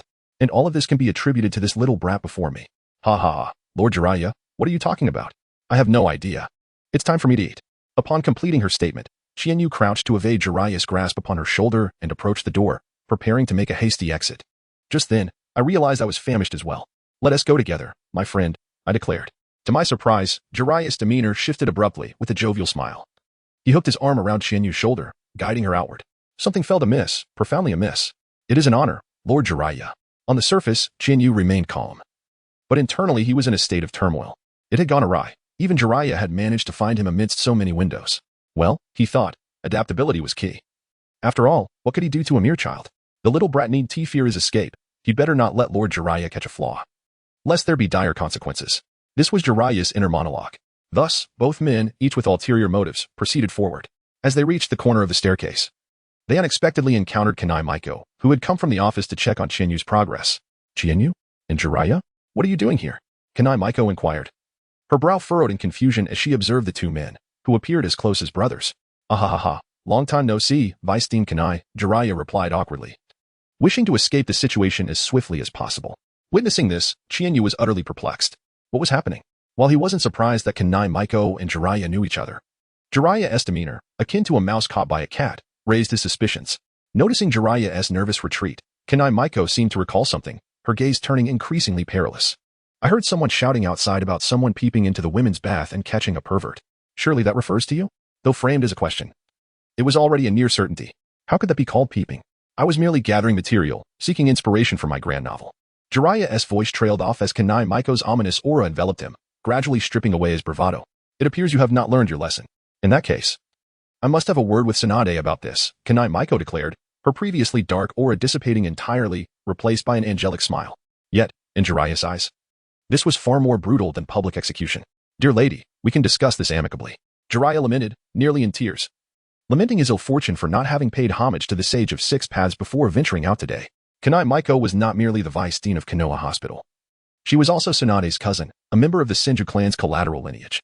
In the past, the first and second Hokage had arranged for the Senju clan to integrate into Konoha and intermarry with foreign families for the clan's future, while the Senju clan ostensibly perished. In a broader sense, they had persisted. Currently, the Senju family consisted solely of Tsunade and a handful of the elderly and infirm. Kunai Maiko's mother was of the Senju lineage, and upon marrying her father, she had changed her surname. However, familial ties remained intact, and they had grown up as close as siblings. They later studied medical ninjutsu together, but Kunai Maiko's kind nature led her to continue shining in support roles. While Tsunade fought at the forefront as both a medical ninja and a combatant. As for Jiraiya, he had previously been caught peeping at Tsunade while she bathed, resulting in her delivering a single punch that shattered 6 of his ribs, fractured both wrists, and ruptured several internal organs. Despite being comrades as legendary Sannin, Jiraiya still felt a twinge of fear when he saw Tsunade's fist due to the haunting shadows of their childhood. Enough of this, I have matters to attend to. Chiharu, you should return home for now. Come find me next time, and I will help you plan your next stage of training, Kunai Maiko said. Turning to Chiharu with a radiant smile, Chiharu immediately nodded in acknowledgement. As for you, Jiraiya, I shall not pursue this matter further this time. Should there be a next time, prepare yourself for a spar with Tsunade. Jiraiya sighed in relief, followed by a feeble response. Upon witnessing Jiraiya's admission of fault, Kunai Maiko nodded with satisfaction, then gently patted Chiharu's head before departing, leaving behind the large and the small in a state of disarray amidst the wind. At the Hokage building, the Hokage's office buzzed with activity today as several Nin and a few Nin approached Sarutobi Hiruzen to voice their grievances. What brings you here in such haste to see me? Sarutobi Hiruzen maintained a facade of calm, yet inwardly, he was acutely aware of the situation's intricacies. Perhaps even more so than the involved parties. The reason was clear. He had been peeping at the same women's bathhouse as Jiraiya. Upon hearing Chiharu's loud outburst, he nearly flung his crystal ball in shock. It was only then that he noticed Jiraiya on the roof, and seeing him fleeing down the street. Sarutobi Hiruzen knew trouble was brewing, and had already devised a plan of action. Hokage-sama, we are here to lodge a complaint against Jiraiya-sama. The representative, a Nin whose wife had been spied upon, stepped forward to address Sarutobi while accusing Jiraiya. Jiraiya-sama has been caught peeping at women bathing in broad daylight, which is utterly disgraceful, and the gravity of the situation is beyond description. The barrage of emotional accusations left Sarutobi Hiruzen feeling somewhat awkward, internally berating Jiraiya for his foolishness. Why not learn the art of telescopic vision instead? Complaining about not feeling present? You've been caught red-handed, dragging me into this disgrace at my age. After listening to the accusations, Sarutobi Hiruzen slammed his hand on the desk, startling everyone present. This is outrageous. How could I have such a disciple? Umbu. Go and bring Jiraiya to me. The repercussions of this scandal fall upon me as well. Rest assured, I will provide an explanation to all of you. 2 Umbu ninjas immediately appeared before the desk, kneeling briefly to receive the Hokage's orders before vanishing to apprehend Jiraiya. The Nin and Nin exchanged glances, pondering what to do next. After a moment of silence, one of the Nin mustered the courage to step forward. Hokage-sama, please calm your anger. There is no need for such drastic measures. A simple lecture would suffice. We must not let this matter affect your health. Indeed, the others chimed in, nodding fervently. The act of peeping is minor, but should it distress the Hokage, we would be the villains of Konoha. Moreover, if things escalate and Jiraiya seeks revenge later, it would only bring misfortune upon ourselves. Humph, that ungrateful disciple. When he returns, I shall teach him a lesson. Sarutobi Hiruzen's face still bore the remnants of his anger. Yet internally, he felt a wave of relief. The crisis had been averted. That rascal Jiraiya, well into his 30s, continues to create trouble for this elderly man. Very well. We shall take our leave, Hokage-sama. Please take care of your health. The group exchanged knowing glances, bowed to Sarutobi Hiruzen, and prepared to exit. Ah, you may go. I will handle this matter. Sarutobi Hiruzen sighed deeply, granting them permission to leave. Once they had exited, Sarutobi Hiruzen picked up his pipe, took a long draw, and approached the window to gaze at the nearby ninja academy, exhaling a plume of smoke. The days of peace are numbered. May they grow swiftly.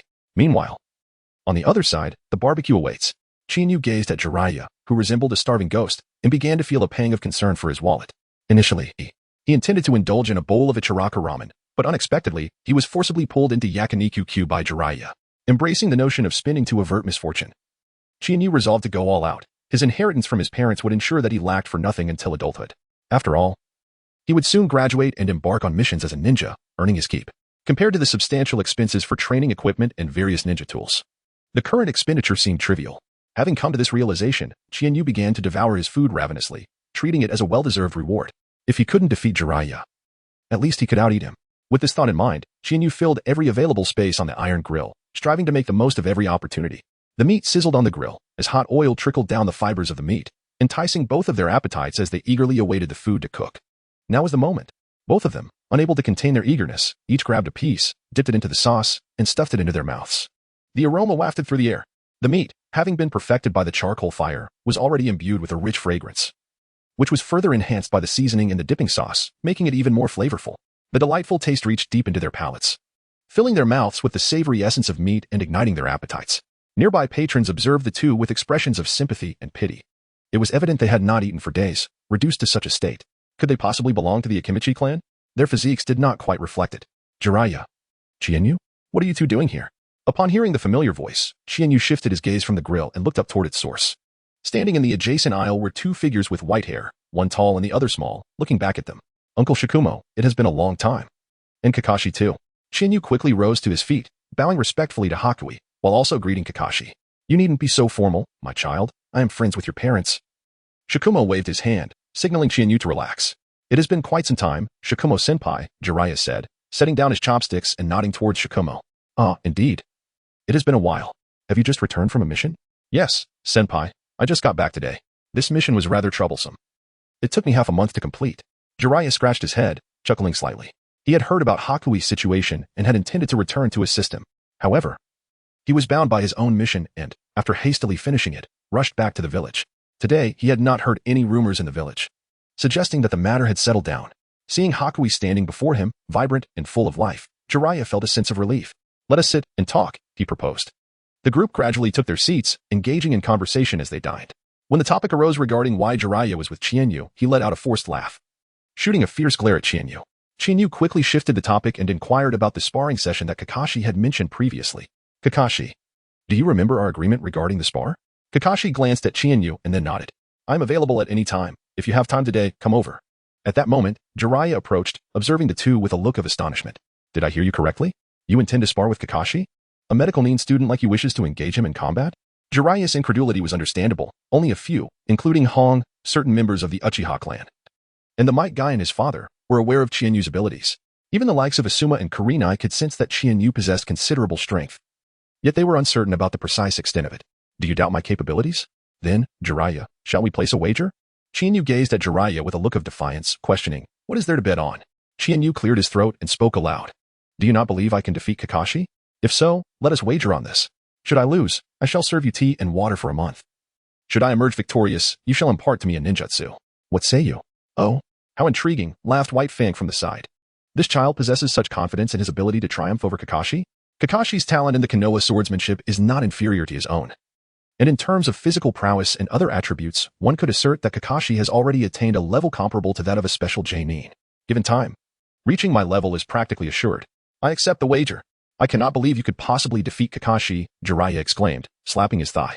Though he felt somewhat ensnared in a scheme, he still held faith in Kakashi's abilities. After all, should he lose, it would amount to merely a single ninjutsu. Very well. The bet is established. At this moment, Chienyu revealed a sly smile reminiscent of a fox.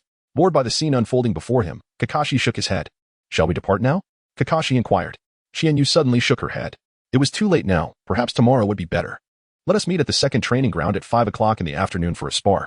Baya nodded in agreement, indicating that both should return to rest and prepare for the competition the following day.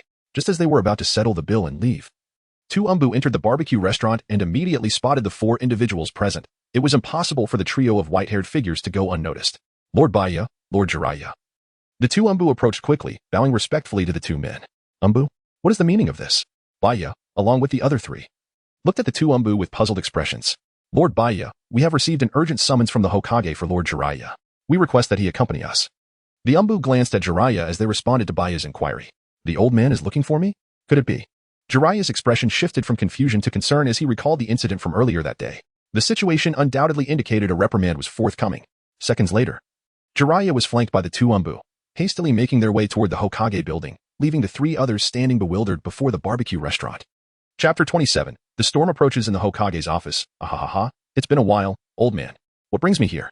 The Umbu escorted Jiraiya to Saratobi Hiruzen, who, after acknowledging the arrival, dismissed them.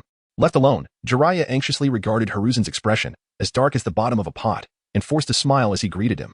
You scoundrel. Do you have any idea how detrimental it is to peep at women's baths in broad daylight?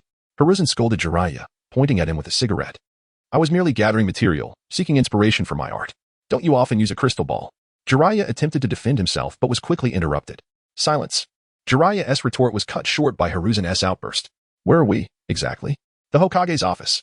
Members of the Shadow Guard and Umbu had been lurking nearby, maintaining a 24-hour watch to ensure the Hokage's safety. They were bound to follow the direct orders of the Hokage, and since Hiruzen had not dismissed them, there was a risk that Jiraiya's indiscretions could be overheard by someone, jeopardizing Hiruzen's reputation as the third Hokage. Be more cautious. You're well into your 30s. I shouldn't have to worry about you every day. By the way, how did the mission go? What is the situation at the border? Upon addressing the matter at hand, Jiraiya's demeanor shifted from playful to serious. There have been frequent sightings of Cloud Village activity in the Land of Soup. I captured 2 Cloud spies, and after handing them over to the Yamanaka clan, we extracted some intriguing intelligence. As he spoke, Jiraiya produced a scroll from his robe, unsealing it and presenting it to Hiruzen. Hiruzen took the scroll, his initial indifference transforming into solemnity as he read its contents. After a brief silence, he set the scroll down and spoke. So the Cloud Village has become this brazen? Jiraiya's expression darkened, and after a moment's hesitation, he shook his head. Actually, the situation isn't as dire as it seems. Thankfully, we've caught wind of it early. The problem isn't overwhelmingly significant. The contents of the unrolled scroll revealed that the Cloud Village, situated in the Land of Lightning to the northeast of Konoha, was now engaging in covert material movements in the neighboring Land of Moon.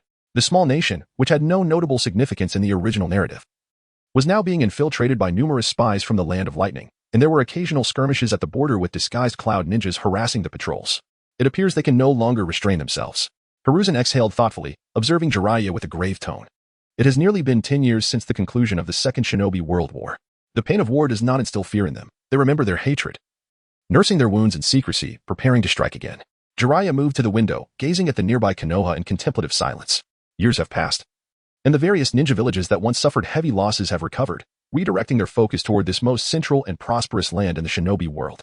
Each outbreak of war has revolved around Konoha. Fortunately, Konoha has produced a plethora of talented shinobi, enabling us to engage on multiple fronts. Fighting 3 or 4 opponents simultaneously has become routine. No one desires war on their own soil, which relegates the smaller nations to the role of default battlegrounds and centers of conflict. The consequences have been dire for these small nations, already struggling to survive, as the ceaseless ravages of war and the suffering of refugees escalate. This year, other ninja villages have become increasingly audacious, instigating skirmishes at the borders. Numerous spies have infiltrated the Land of Fire. Not only the Cloud Village, but also the Mist, Stone, and Sand villages are casting covetous glances at Konoha. It seems the Third Shinobi World War is drawing near. Old man, prepare yourself. A fierce battle awaits. Jiraiya withdrew his gaze and turned back to Hiruzen. I understand. Currently, the various nations are still in a phase of probing. True, all-out warfare is likely still a year or 2 away. I appreciate your efforts during this time. You may take your leave to rest. Understood. Without the usual levity, Jiraiya nodded respectfully to Hiruzen before departing through the door. Watching the door close, Hiruzen set down his pipe with a sigh, returning to the towering stack of documents on his desk. Meanwhile, Chiharu hummed a cheerful tune on her way home. Today had been fortuitous. Having resigned herself to paying the bill, she was pleasantly surprised when Baya stepped in, insisting that it was inappropriate for a senior to let a younger person foot the bill. With a decisive gesture, he paid for the meal, encouraging Chiharu to return home early to rest and prepare for their match the following day. With her wallet intact and having enjoyed a splendid feast, Chiharu's spirits were undoubtedly high. After a brief and simple grooming, Chiharu settled in the courtyard, gazing at the dimly obscured sky before him as he began to devise plans for the morrow. Given that he was to spar with Kakashi the next day, he decided to temporarily set aside his pursuit of scientific knowledge and ninjutsu under Orochimaru. However, he did entertain thoughts regarding the ninjutsu that Jiraiya could impart. Ideally, he hoped to summon the toads from Mount Myaboku. Summoning beasts serve as both tools and companions in a ninja's arsenal. Upon forging a contract with a summoning beast, a ninja can call upon their contracted ally at any moment. These creatures can adeptly handle various situations, including direct combat, intelligence transportation, exploration, and supporting the ninja in battle. Notably, Jiraiya's summoning beasts hail from one of the 3 great sanctuaries of the summoning realm, alongside the Dragon Cave and the Wetbone Forest. What truly captivated Chiharu was not merely the toads but also the sage arts legacy of Mount Myaboku. The chakra cultivated through sage training possesses power that can be several times, or even dozens of times, greater than that of the ordinary state, bestowing upon the user extraordinary perceptual abilities. If he could establish a contract with the toads of Mount Myaboku, the attainment of sage arts would be within his grasp. Of course, all of this hinged upon his victory over Kakashi. Should he falter, he would have to seek another opportunity in the future. Chiharu swung her fist vigorously towards the sky. Tomorrow, victory is assured. Chapter 28, Poised for Action. The following day, at the ninja school. Ding ding ding. Today's lesson concludes here. Farewell, students. With that, Shang Zhongliang vanished in an instant using the body flicker technique. Upon hearing the teacher announce the end of classes, the students erupted in cheers, gathering their bags and making their way out in small groups. Huh? Is it already time to leave? Qianyu set aside her medical textbooks, rubbed her eyes, and then stretched languidly. School's over, Qianyu. Let's go, said Hong, who had already organized her belongings and stood in the aisle, tapping Qianyu's arm. Uchiha Liufeng also gazed at Qianyu, casting an inquiring glance in her direction.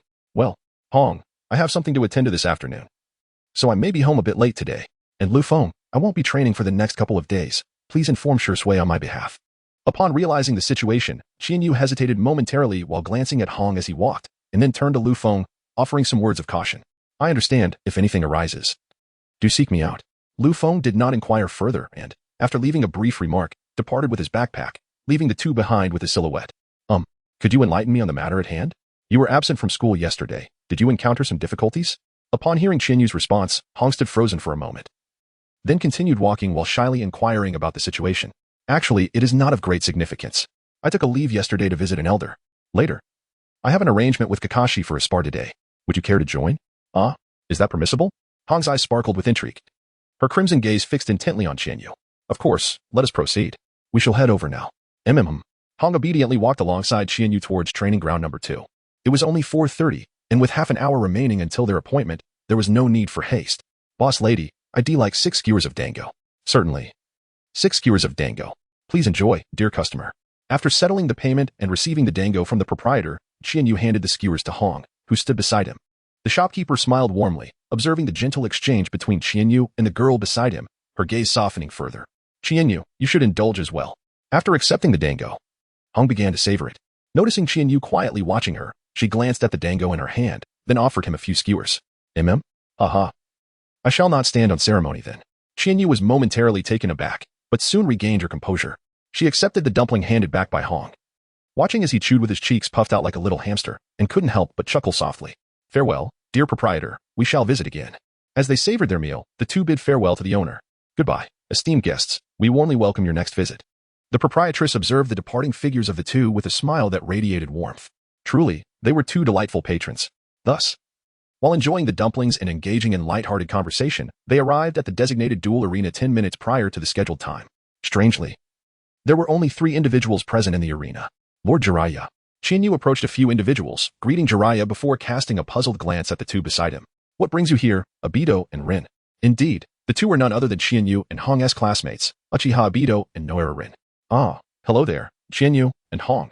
Rin and I heard that you were going to spar with Kakashi, so we decided to come and witness the match, Obito replied nonchalantly, ruffling his black short hair while eagerly peering toward the training ground entrance, mumbling about how slow Kakashi was to arrive. Rin watched Obito's exuberance with a sense of resignation, shaking her head before stepping forward to greet Qianyu, only to be pulled aside by Hong.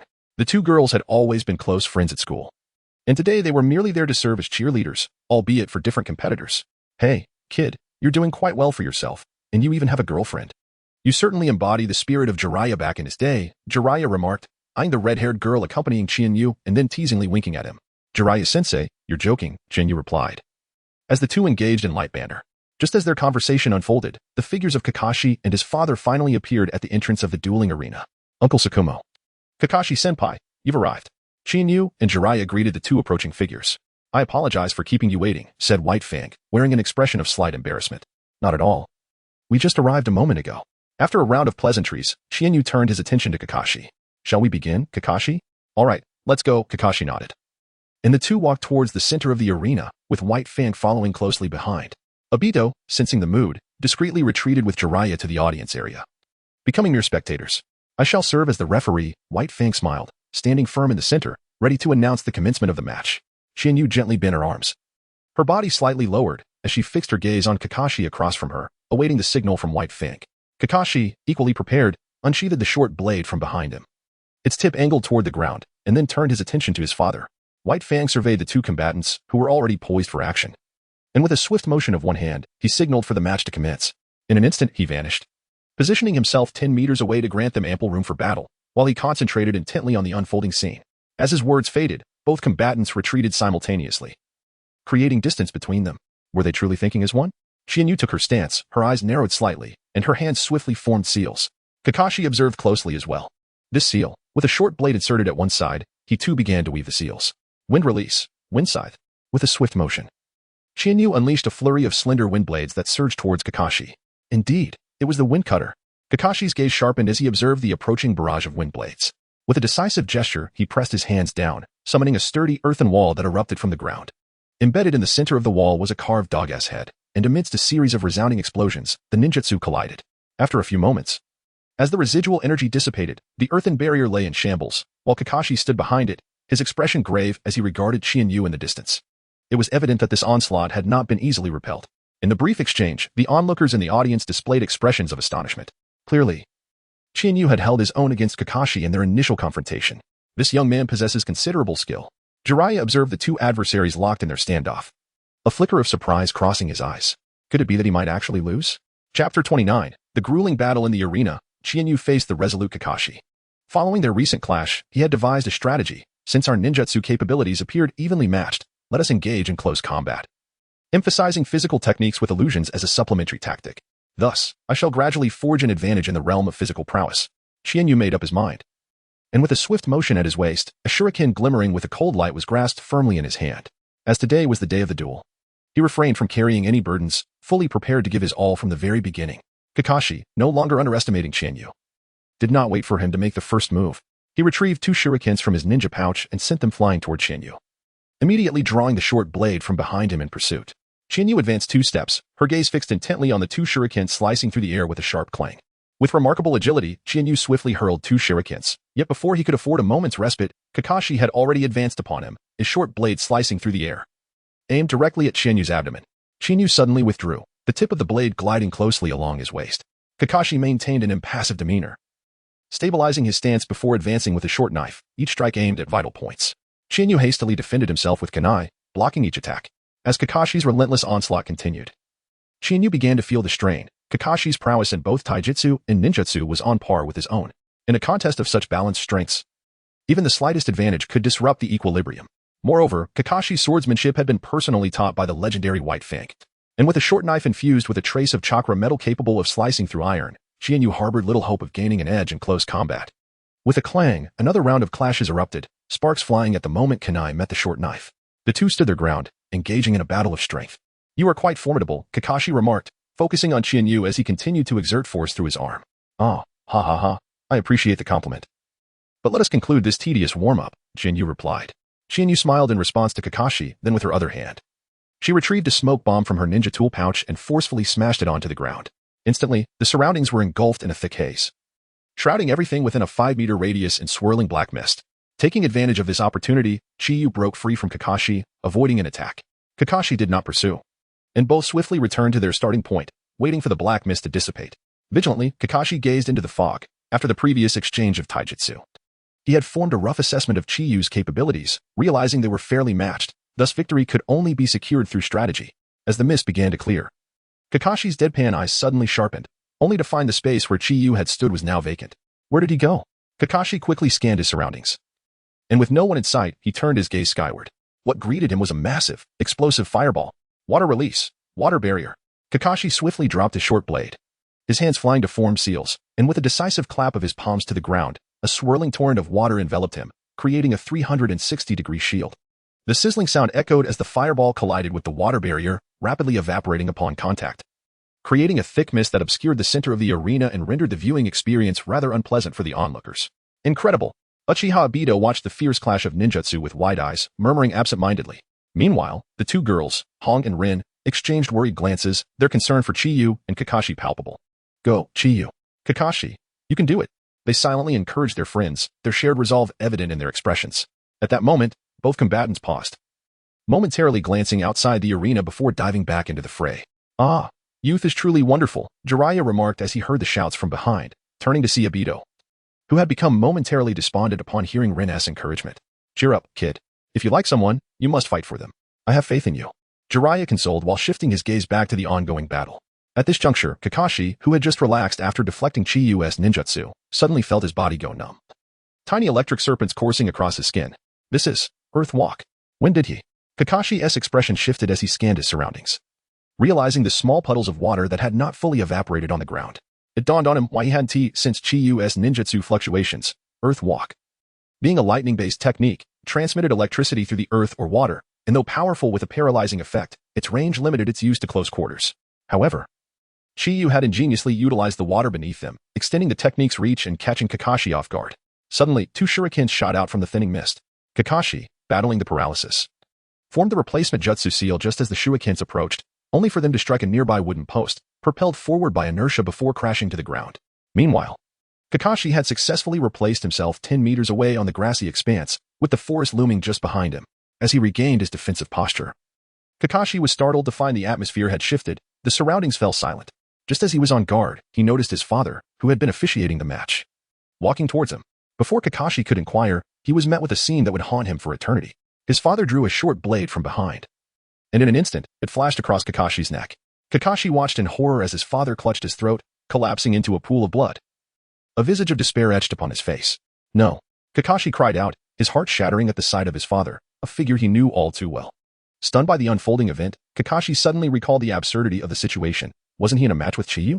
Why did it seem as though the entire world had condensed to just him and his father's lifeless form? Genjutsu.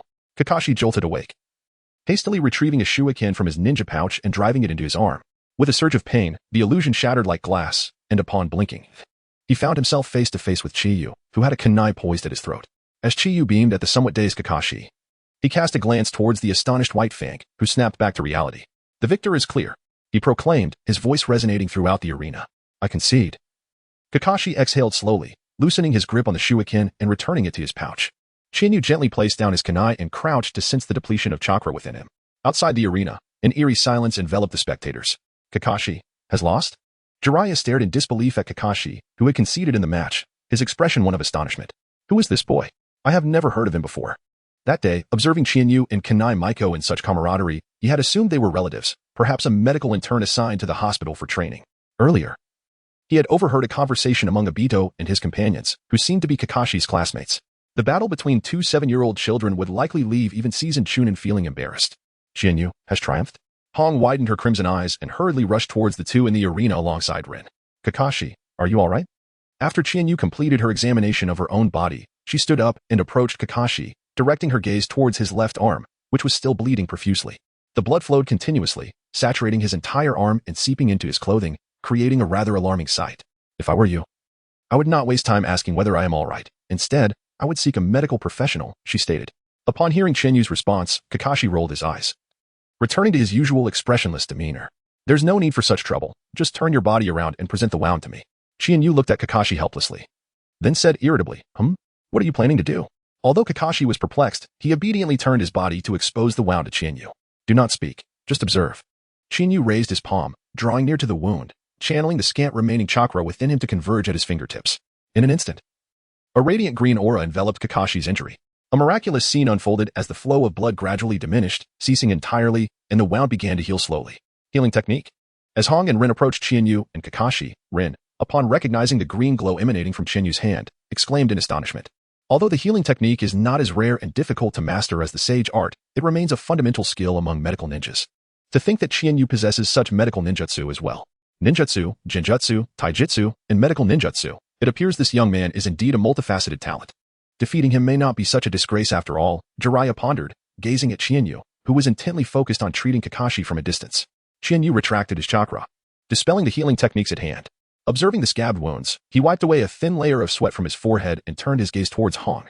Hong, I have some bandages in my backpack. Could you please help me find them? Oh, all right, Hong replied, regaining her focus. After rummaging through Chinyu's backpack for a brief moment, she located the bandages and was about to hand them to Chinyu when Rin intervened. Taking the bandages, Rin approached Kakashi's side and, while wrapping the bandages around him, explained, Allow me to handle this minor task, Chinyu. You should take a moment to rest, after all. I too aspire to be a medical ninja. Upon hearing Rin's response, Chinyu nodded in agreement, relinquishing his resolve. He leaned against a tree to recuperate his chakra, as the recent healing effort had completely drained the last remnants of chakra within him. It's gone, not a single drop left, he murmured. It's all right, Hong. It's merely a depletion of chakra. I'll be fine after a short rest. Chinyu, while responding to the chakra, cast a glance at Hong, who stood nearby, her face etched with concern. He mustered a reassuring smile to calm her, then turned his head away. Lord Jiraiya, about that wager, what do you think? Jiraiya, noticing that Chinyu was still fixated on the bet despite the circumstances, tossed his head in acknowledgement. Of course, Lord Jiraiya, would never be untrustworthy. Speak of what you wish to learn, but it shall be limited to what I know and basic ninjutsu. Advanced techniques are beyond your grasp. I wish to learn the summoning technique in the contract of Lord Jiraiya's totes. Qianyu was aware that Jiraiya spoke the truth, and without hesitation, she responded. The summoning technique and the summoned beasts? Jiraiya looked at Qianyu with curiosity, then began to ponder deeply. Qianyu gazed at Jiraiya with palpable tension. Apart from the summoning beasts, other ordinary ninjutsu no longer significantly enhanced his combat capabilities. If this approach proved futile, he would have to contemplate a contract with Orochimaru regarding the Dragon Cave. Very well. I shall acquiesce to your request. Upon hearing Jiraiya's response, Qianyu maintained an outward calm, though his heart was already soaring with elation. Thank you, Lord Jiraiya. Qianyu stood upright, bowing deeply to Jiraiya. Tomorrow is Friday, right? I will wait for you at the entrance of the Ninja Academy at noon to teach you the summoning technique and guide you to Mayaboka Mountain. After speaking, Jiraiya yawned lazily and departed. Qianyu, you wish to learn the summoning technique and summon beasts? Yes, Uncle Shimo, Qianyu replied respectfully, turning to face the voice that had called from behind. After a moment of contemplation, White Fang nodded. Very well. The summoning beasts contracted by Jiraiya belong to one of the 3 sacred lands of summoning beasts. By forming a contract, you are gaining a formidable ally.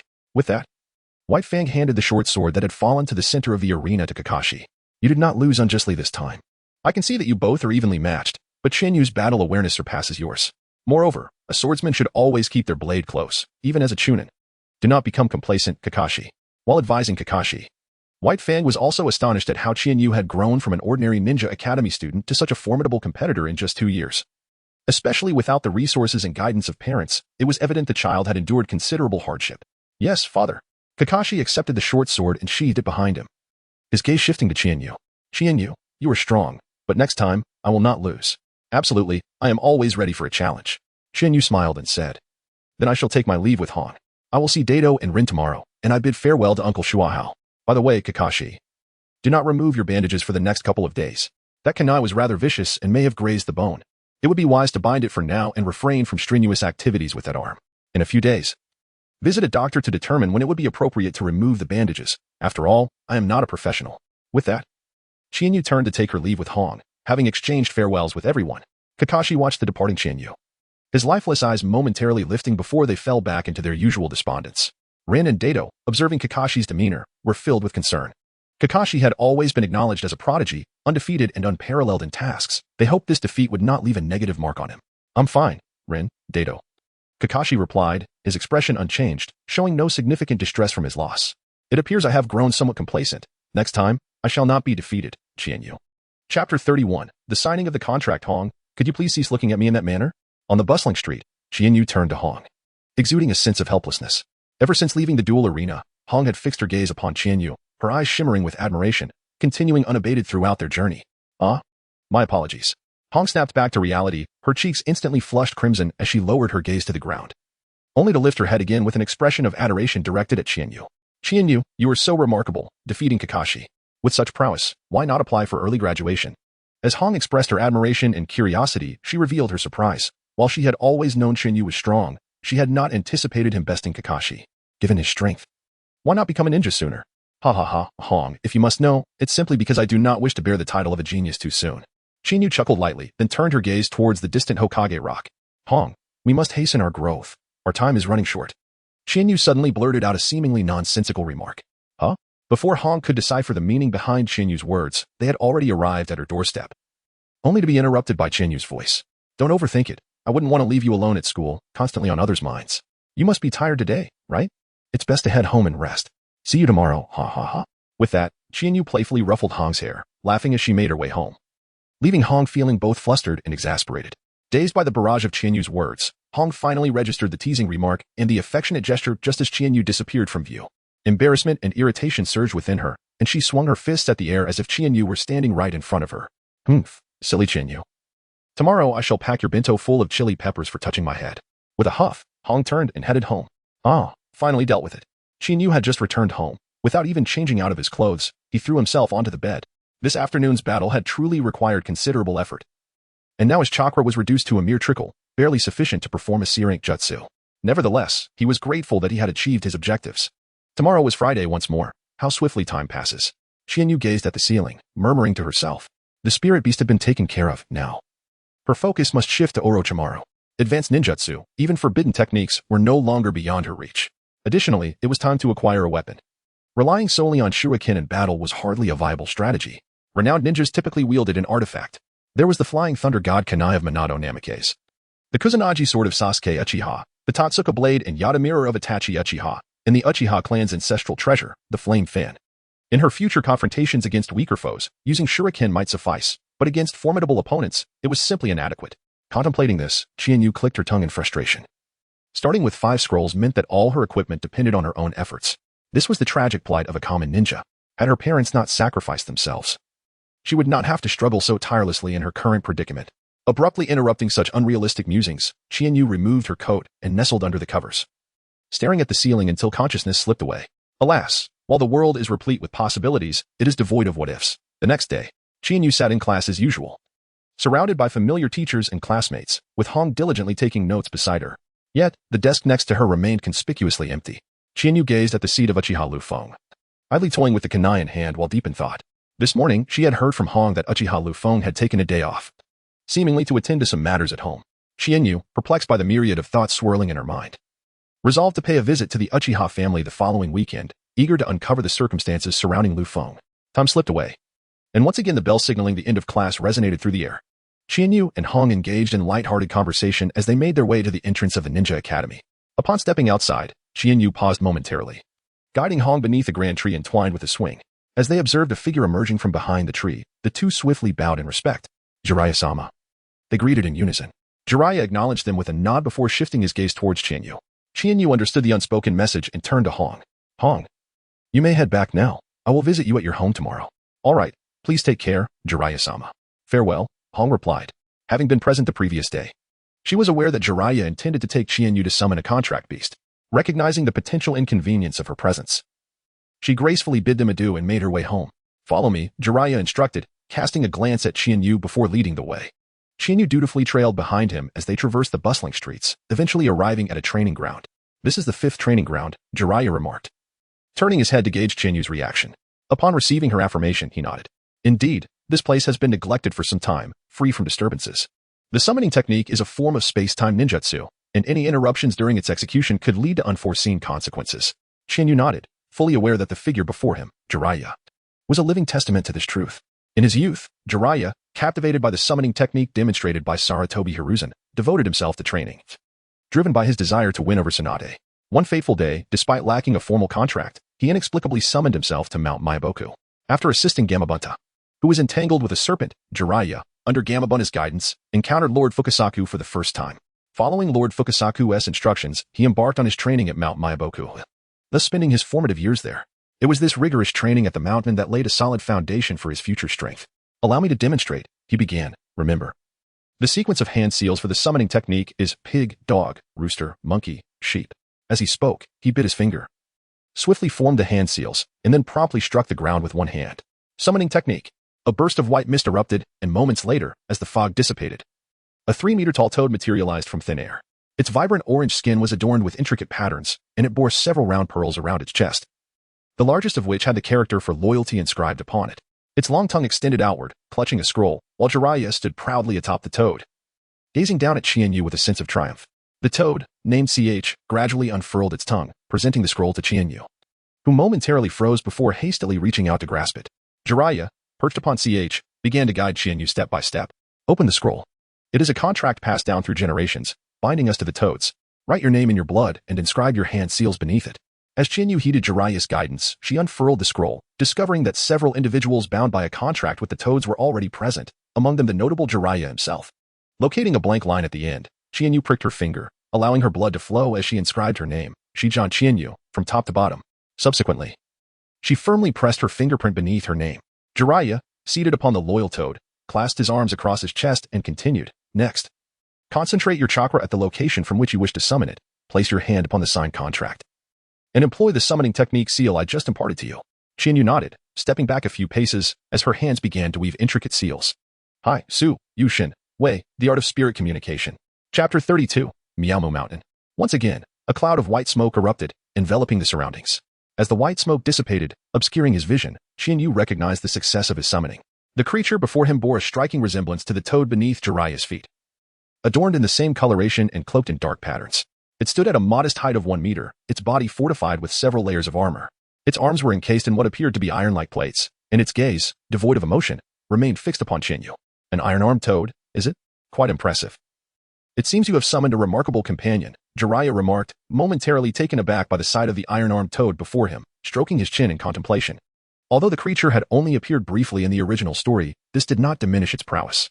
During a pivotal moment, when the rogue ninja Uchiha Itachi and Kisame Hashigaki pursued Naruto Uzumaki, the host of the Nine Tails, Jiraiya had summoned the iron-armed toad just in time to thwart Kisame's assault. Showcasing the formidable defensive capabilities of this creature, Chiharu felt a mix of anticipation and surprise upon summoning it. His chakra, while exceeding that of an average ch-nin, still fell short of the j-nin level. Although the summoning technique was classified as a C-rank ninjutsu, it belonged to the realm of space-time ninjutsu, resulting in significant chakra consumption. Summoning the iron-armed toad had already depleted a third of his chakra reserves. To summon larger beings, such as the legendary Toad Brothers, he would need to reach the elite j-nin level. He envied the vast chakra reserves of the Uzumaki clan, enhanced further by the Nine Tails' influence, which allowed them to summon the Toad Brothers with ease, remaining unfazed and composed. Returning to the present, Chiharu greeted the iron-armed toad. "Hello, I am Shijan Chiharu." The toad's gaze shifted, focusing intently on Chiharu. After a moment of appraisal, it opened its mouth and introduced itself. "Greetings, I am Toad Lin," it said, extending its iron arm towards Chiharu. "Why you hello?" Chiharu's eyes widened in astonishment as she instinctively reached out to touch the creature. Although she was already aware that the toad could speak, witnessing it firsthand was still utterly astonishing. It was perfectly natural to be surprised. One would simply need to grow accustomed to it. Jiraiya, observing Chiharu's bewilderment, erupted into hearty laughter before leaping off the toad's back and approaching her side. "Toad-shin, I appreciate your assistance. Please relay a message to the two sages upon your return, requesting them to employ the reverse summoning technique to bring us there." "Understood." Toad-shin nodded, promptly dispelling the summoning technique. In a flash of white smoke, the two toads vanished from sight. Before long, Chiharu sensed spatial fluctuations surrounding her. Glancing at Jiraiya, she found him calmly crossing his arms. "Do not resist, it will be over shortly." Just as she absorbed Jiraiya's assurance, darkness enveloped her vision, and a sensation of weightlessness washed over her. Suddenly, a burst of white smoke erupted, and when the haze cleared, the spot was utterly devoid of life. As her vision returned, Chiharu discovered herself plummeting through the air towards the ground. Realizing her predicament, she quickly propelled herself off a nearby rock, executing a somersault to cushion her fall, ultimately landing gracefully on her feet. Chiharu had just wiped away a cold sweat when an aged voice echoed from behind. "Young man, your skills are quite impressive. No wonder the young Jiraiya would entrust you with the signing of the contract." Chiharu turned around, following the sound, and his gaze fell upon a rock standing at half his height. As he raised his eyes, he was met with the sight of a small, vibrant green toad grinning at him. Beside this cheerful creature stood a man, none other than Jiraiya, with white whiskers and eyebrows, draped in a black robe. He was the second in command of Mount Myaboku, known as Sage Fukasaku. Sage Fukasaku was one of the two great toad sages of Mount Myaboku, a trusted elder of the great toad sage, proficient in the mystical art of water release. He served as the mentor of both Jiraiya and Naruto in their mastery of sage techniques, his strength immeasurable, having practiced sage arts for over 8 centuries without aging. His body housed a formidable reservoir of sage chakra, and he was primarily responsible for selecting those who would enter Mount Myaboku for training. "Young man, why not come over and greet Sage Fukasaku?" Jiraiya urged Chiharu with a series of knowing glances. Although the contract had been signed, it would be meaningless if the sages did not consent. "Greetings, Sage Fukasaku. I am Chiharu Saigen, and I look forward to your guidance." Chiharu stepped forward, bowing respectfully to the immortal Shinzwa. "There is no need for such formality, young one. Please rise," Shinzwa replied, extending his hand to pat Chiharu's shoulder. He then turned and leaped onto Jiraiya's back, and the two led the way deeper into the enchanting Miaomu Mountain. "Ah, it seems I have been acknowledged as a contract holder." Chiharu followed closely behind, exhaling deeply, allowing her body to relax as her gaze began to wander. Appreciating the unique landscape of Miaomu Mountain, ahead lay a straight path leading directly to the heart of Miaomu Mountain, flanked by countless gigantic mushrooms and an array of exotic flowers and grasses. The enormous mushroom caps provided cool shade beneath the blazing sun, and due to its remoteness from human habitation, the environment remained untouched by human hands. Unbeknownst to them, the trio had reached the end of the path, where a wooden house stood against the mountainside. Jiraiya, familiar with the surroundings, approached and opened the door to enter. After a moment's hesitation, Chiharu followed behind him and the toad. Inside was an ordinary living room, dominated by a large table in the center, surrounded by several chairs. The table was laden with a sumptuous feast. At first glance, it appeared to consist of 3 dishes and a soup. However, upon a closer inspection, Chiharu's face turned pale. For every dish was prepared using insects as the main ingredient. Insect ramen, larva soup, and some seemed to ride with life. "Mother, I am home, and we have guests," came the call of Sage Shinsaku. Moments later, a response echoed from around the corner. "Father, you have returned. I was just about to call you for dinner." Following the voice, Qianyu's gaze settled on a small green toad with purple hair and lips, clad in a black robe, who approached while eyeing the group. Qianyu gazed at the frog resembling a housewife and was immediately reminded of another toad sage, Shima.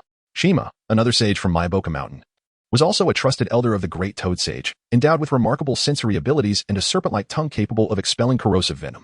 Having cultivated the mystical arts for over 800 years, she remained ageless, possessing a sharp tongue but a tender heart, skilled in preparing a myriad of colorful insect delicacies. Much adored by her husband, the sage Fukasaku. "Oh, is that you, young Jiraiya? And who is this young man?" Shima inquired, her gaze shifting toward Jiraiya in search of clarification upon seeing Qianyu. "Long time no see, Shima. This is Qianyu, a new contractee from Maiboka Mountain. I brought in to pay a visit to both of you today," Jiraiya explained, dispelling Shima's confusion. "Greetings, Shima. I am Hoshimi Qianyu. It is a pleasure to visit for the first time, and I apologize for any disturbance." As before, Qianyu took a couple of steps forward and bowed in greeting. "Oh, I see. You all need not stand. Please, take a seat. It's just the right time for the meal. Let us dine together." Jiraiya exchanged a glance with Qianyu, bracing themselves as they sat down, confronted by a large bowl of bug ramen. Qianyu felt goosebumps rise on his skin and, under the earnest gaze of Sage Shima, beads of cold sweat trickled down his back. Should I eat or not? Chapter 33, Sage Arts. It suddenly reminds me that when I asked me to join him for a drink, I shall go ahead. When I return, I will trouble Sage Shinzaka to escort this young lad back. Jiraiya chuckled lightly, hurriedly making his way to the door, pushing it open and fleeing. Qianyu was left alone, staring wide-eyed at the two frogs. "Ugh, my stomach hurts terribly. Could you please direct me to the restroom?" Qianyu suddenly clutched her abdomen, gazing at Master Shinsaku with a visage of anguish. "Turn left upon exiting," was the response that spurred Qianyu to hastily flee, a bead of cold sweat trickling down her neck. Fortunately, she managed to escape swiftly. Otherwise, the meal she had consumed earlier would surely haunt her with nightmares that night. "These children, they do not cherish such delectable offerings," she sighed. Master Shima observed the departing figures, shaking his head before directing his attention back to Master Shinsaku. "Dear father of the child, do indulge, for these are your favorite dishes." "Understood, dear mother of the child," he replied. As the sounds from within the room reached her ears, Qianyu's lips twitched. Glancing around the room, her eyes suddenly caught sight of a large boulder nearby. She leaped atop it and peered downward, astonishment washing over her. Below, several meters down, a spring gushed forth with yellow water, its viscous consistency cascading down like a waterfall, ultimately forming a vast lake. In front of the lake stood a stone statue of a frog, towering several meters high, its mouth slightly agape, from which flowed a smaller waterfall that merged into the lake below.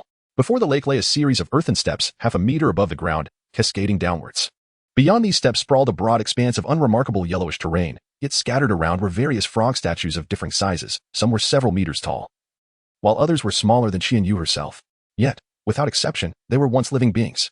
"Ah, little Qianyu, you are here," came the gentle voice of Master Shinsaku from behind her. "Oh, Master Shinsaku, have you finished your meal? I passed by this boulder after tending to my needs and, driven by curiosity, decided to ascend and behold this magnificent waterfall and these statues." Qianyu turned to look at the approaching Shinzo, her eyes sparkling with curiosity, and she feigned ignorance as she inquired further. Indeed, the topic piqued the interest of the immortal Shinzo, who took a couple of steps forward and gazed thoughtfully at the frog statue below. In a somber tone, he spoke. "The waterfall before you is imbued with the essence of frog oil, utilized for the cultivation of celestial arts. Those unskilled in harnessing the natural energies risk transforming into frogs themselves. Once transformed, they inevitably become one with nature. The fate of those who previously failed in their celestial pursuits ultimately culminates in becoming these very statues. Celestial arts? Natural energies? What are these? They sound remarkably impressive." As Qianyu listened to the sage Shinzaku's response, she rubbed her chin thoughtfully, her gaze fixed upon him, brimming with curiosity. "Sage techniques, you say? They constitute a unique form of art. Ordinary chakra is derived from a harmonious fusion of physical and spiritual energies within the body. Ninjas can release ninjutsu, taijutsu, and genjutsu by expending a suitable amount of chakra. In contrast, the chakra formed through sage techniques is created by absorbing the natural energy surrounding one and blending it with one's own physical and spiritual energies to achieve balance. This resulting chakra is referred to as sage chakra, and the ninjutsu, taijutsu, and genjutsu activated by sage chakra are known collectively as sage arts." Qianyu listened attentively, nodding in agreement as he absorbed the immortal Shinzo's introduction to the art of immortality, his eyes gleaming with excitement. "May I cultivate the art of immortality, immortal Shinzo?" he inquired eagerly. "Oh, little Qianyu, do you wish to pursue the art of immortality?" Immortal Shinzo responded, a hint of amusement in his voice. "It is not impossible, but the journey is fraught with challenges and suffering. If you can endure, then certainly, you may proceed." Upon hearing Qianyu's words, Immortal Shinzo contemplated momentarily before cheerfully acquiescing. "This child is under the contract of young Jiraiya. He is indeed trustworthy. Rest assured, I will undoubtedly succeed," Qianyu declared with unwavering confidence. Qianyu appeared calm on the surface, yet her heart danced with joy. After feigning ignorance for half a day, she finally found a legitimate opportunity to learn the art of immortality. As a traveler from another world, Qianyu understood that the enhancement provided by these mystical arts far exceeded the mere words of the sage Shinzua.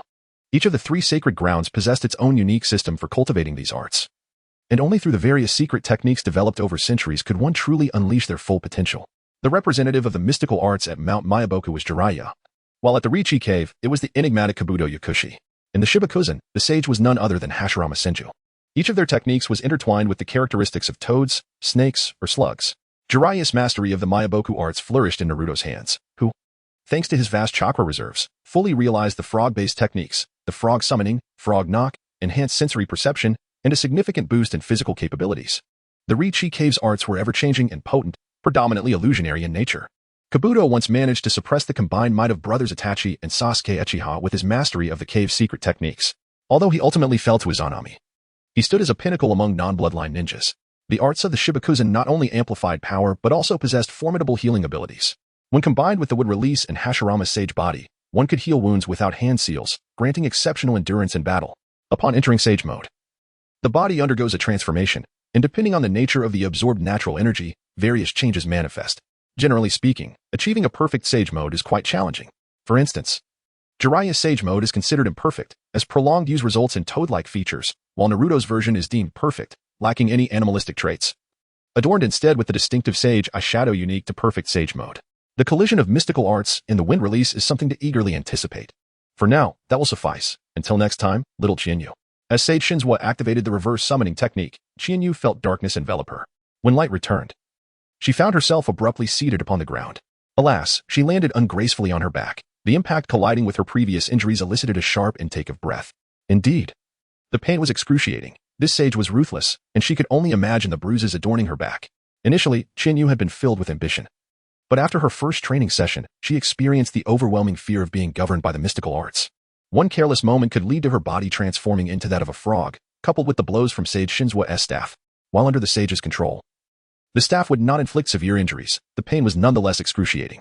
After 4 hours of relentless training, Qianyu made little significant progress. Yet, she remained undaunted. For Naruto had taken over half a month to master sage mode. She resolved not to compare herself to the protagonist but rather to Kabuto, who took nearly 6 months to master the same art. After observing her, Sage Shinzua candidly remarked that Qianyu's affinity for nature surpassed Jiraiya's by a considerable margin. Although not promising instant mastery, Sage Shinzua estimated that if Qianyu persevered for half a year, she would likely achieve sage mode as well. Qianyu slowly rose to her feet and strolled toward the training ground's exit. By now, the lights of the city were beginning to twinkle as dusk fell. And along the path, only a few solitary streetlights cast their gentle white glow. Upon returning home, the little creature in her hand stood upright, gazing at Qianyu as she exhaled and inhaled with a serpentine grace. All right, I understand, she murmured. Qianyu smiled helplessly, slipped on her slippers, and proceeded to the kitchen to rummage through the provisions she had purchased for Xiaobai. She then set the food aside, allowing it to eat at its leisure. Qianyu, having completed her ablutions, heavily flung herself onto the bed, her back facing upwards. Time was running short, as the myriad of shimmering lights danced before him. Qianyu found his daily schedule increasingly strained with the addition of various training regimens. Most of his time was now consumed by school, and regrettably, many of his cultivation practices could not be openly pursued within its confines. It seemed that a change in strategy was in order. Chapter 34. The moment of decision. The following day, upon awakening, Qianyu felt invigorated, and the bruises on his back had largely healed. After contemplating the events of the previous night, he resolved to temporarily set aside matters concerning Orochimaru and focus on finalizing another important issue today. He arrived at a gift shop, where the enthusiastic sales staff persuaded him to select a few fruits. With these in hand, he made his way towards the Uchiha clan's territory. Stop. Who are you, and what business do you have here? As Qianyu stepped into the Uchiha compound, he halted in confusion, glancing back. He noticed an individual clad in the uniform of the Konoha police force, adorned with the Uchiha clan emblem and a flame-patterned fan, standing with arms crossed, casting a cold gaze in his direction. Hello, I am here to visit Uncle Uchiha Yusuke's family. Is there something I can assist you with? Qianyu gazed at the sentinels before him, exuding an air of coldness, and replied with a smile, Who are you? The boy who fought with Shisui last time? Upon recognizing Qianyu's face, Uchiha Sasuke recalled the past and quickly spoke, his expression softening considerably. After all, he had witnessed the battle between Qianyu and Uchiha Shisui and was aware of Qianyu's close relationship with the elder's family. Judging by the fruits he carried, it was evident that he was on a visit to the elder's household. Indeed, my name is Hoshimi Qianyu. It is a pleasure to meet you. As Yu offered a greeting, he acknowledged the nature of the Uchiha clan, sharp-tongued yet tender-hearted. A few kind words would not cost him anything after all. Indeed. Upon receiving Yu's polite salutation, Uchiha's lips curled into a slight smile as he stepped forward and patted Yu on the shoulder. No need for formality. The elder's residence is over there. I must continue my patrol, so I cannot accompany you. Thank you. May I ask how to address you? I am Uchiha. Should you require assistance in the future, feel free to seek me out at the security team. Very well, then. Please carry on with your duties, brother Yi. I shall take my leave now. Yu nodded slightly in acknowledgement before turning to follow the path indicated by Uchiha. The last time they visited. It was Uchiha Liufeng who guided them. This place was vast and labyrinthine, making it quite challenging to navigate. Uchiha observed the departing Yu, stroked his chin thoughtfully, and then resumed his patrol. With exceptional talent and a close relationship with the Grand Elder's family, extending a favor was certainly not a loss. Ding dong. After pressing the doorbell, Yu stood quietly, awaiting a response. Soon enough, the door swung open. Yu, are you here to see Liufeng? Come in. Why bring something with you? Upon seeing Yu, Uchiha Chioshi's expression shifted from surprise to a resigned smile as she accepted the fruit from Yu's hands and welcomed her inside. Aunt Chioshi, I noticed Liufeng was absent from school yesterday, and I was a bit concerned, so I came to pay a visit. I hope I'm not intruding. Upon entering the room, Yu changed her shoes while scratching her head and remarked, Liufeng is fine. He is in the living room. Uchiha Chiyoshi stifled a light laugh as she walked ahead, with Yu trailing behind. Liufeng, Yu has come to see you, she announced upon reaching the living room door. Turning to smile at Yu. Please, take a seat. I shall fetch some snacks for you. Thank you. And Chiyoshi, Yu replied before stepping into the living room.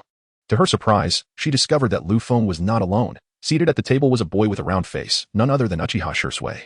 Yu? What brings you here? Liufeng inquired, a hint of confusion in his voice at her unexpected visit. I noticed you weren't at school, so I came to check on you. Am I unwelcome? If so, I shall take my leave. Yu rolled his eyes and, after seating himself, turned his gaze towards Jishui beside him. Jishui was present too. He had been preoccupied with matters these past few days and had not joined in training. I apologize, he said. It's quite all right, brother Yu. I have grown accustomed to it. Once you finish your tasks, we can train together, Yu reassured him. Jishui hastily waved his hand, signaling that it was of no consequence and urging Yu not to dwell on it. So, if there is anything else, please speak up, Uchiha Liufeng remarked. Observing the seemingly reckless demeanor of Yu. It is time to discuss the matter at hand. Yu stretched lazily and turned her gaze towards Uchiha Liufeng, her expression growing serious. Well, I ought to step back for a moment.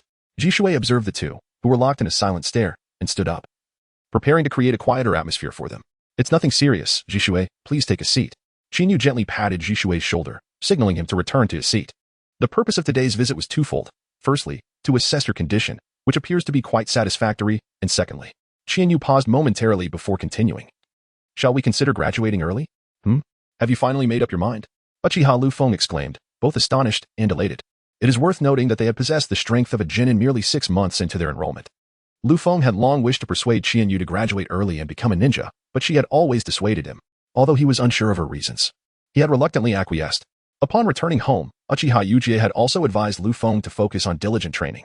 Over the past 2 years, Liufeng had repeatedly suggested the notion of early graduation, only to be met with rejection from Yu. Was it possible that today marked a change in fortune? Indeed. The Ninja Academy no longer offers us any significant advancement. What we require now is rapid strength enhancement, and what we lack is practical combat experience. Very well. Let us approach the teacher on Monday to submit our request. Liufeng nodded, brimming with excitement, when suddenly a voice emerged from behind them. You two intend to graduate early? Uchiha Uchiha, having completed his training for the day, had just returned home and fortuitously overheard their conversation. Uncle Uchiha, father, you're back. The three swiftly rose to greet Uchiha Uchiha as he entered, waving his hand to signal them to sit. Uchiha Uchiha took a seat at the table and regarded them thoughtfully. Have you two truly considered this? It is not a trivial matter. I have made up my mind. Uncle Uchiha, I too have decided, father. Upon hearing their responses, Uchiha Uchiha fell silent for a moment, his gaze shifting between the two. If you have made your decision, then proceed. As soon as Uchiha Uchiha's words fell, Liufeng let out a sigh of relief. After all, without parental consent, his unilateral agreement would have amounted to little. He had intended to act first and report later, but since Uchiha Uchiha had overheard, he could only speak the truth. Fortunately, Uchiha Uchiha had approved. Mother. Just as Liufeng felt relieved, he spotted Uchiha Chiyoshi at the door, holding a plate of desserts, and his heart raced. If you wish to go, then go. Uchiha Liufeng was taken aback and looked up at his mother. Every boy must venture forth someday. Becoming a ninja is merely a matter of time. Qianyu, Liufeng, I entrust you to look after one another. Once you become ninjas, be cautious in all your endeavors. Rest assured, and Chiyoshi, I will take good care of Liufeng. Humph. As if I need your care, it is you who should be under my protection. Uchiha observed the two before him, a glimmer of nostalgia flickering in his eyes. A talented pairing of Uchiha and commoner, reminiscent of the founders of Konoha. Chapter 35, The Dawn of the Third Great Ninja War. I shall take my leave for now. I will see you at school the day after tomorrow. Liufeng. Chiharu, having satisfied his appetite, stood at the door, followed by Liufeng and Shui. Understood. Uchiha. Liufeng nodded. The two spoke without concern for the impending graduation assessment, after all. It was merely an evaluation to become a genin. With their current strength, both Chiharu and Liufeng could easily surpass their peers and become ninjas. I shall take my leave as well. Goodbye, Brother Chiharu and Brother Liufeng. Shui waved to the two as he stood at the crossroads. Be careful on your way. See you in a couple of days, Shui. After exchanging farewells, the three departed.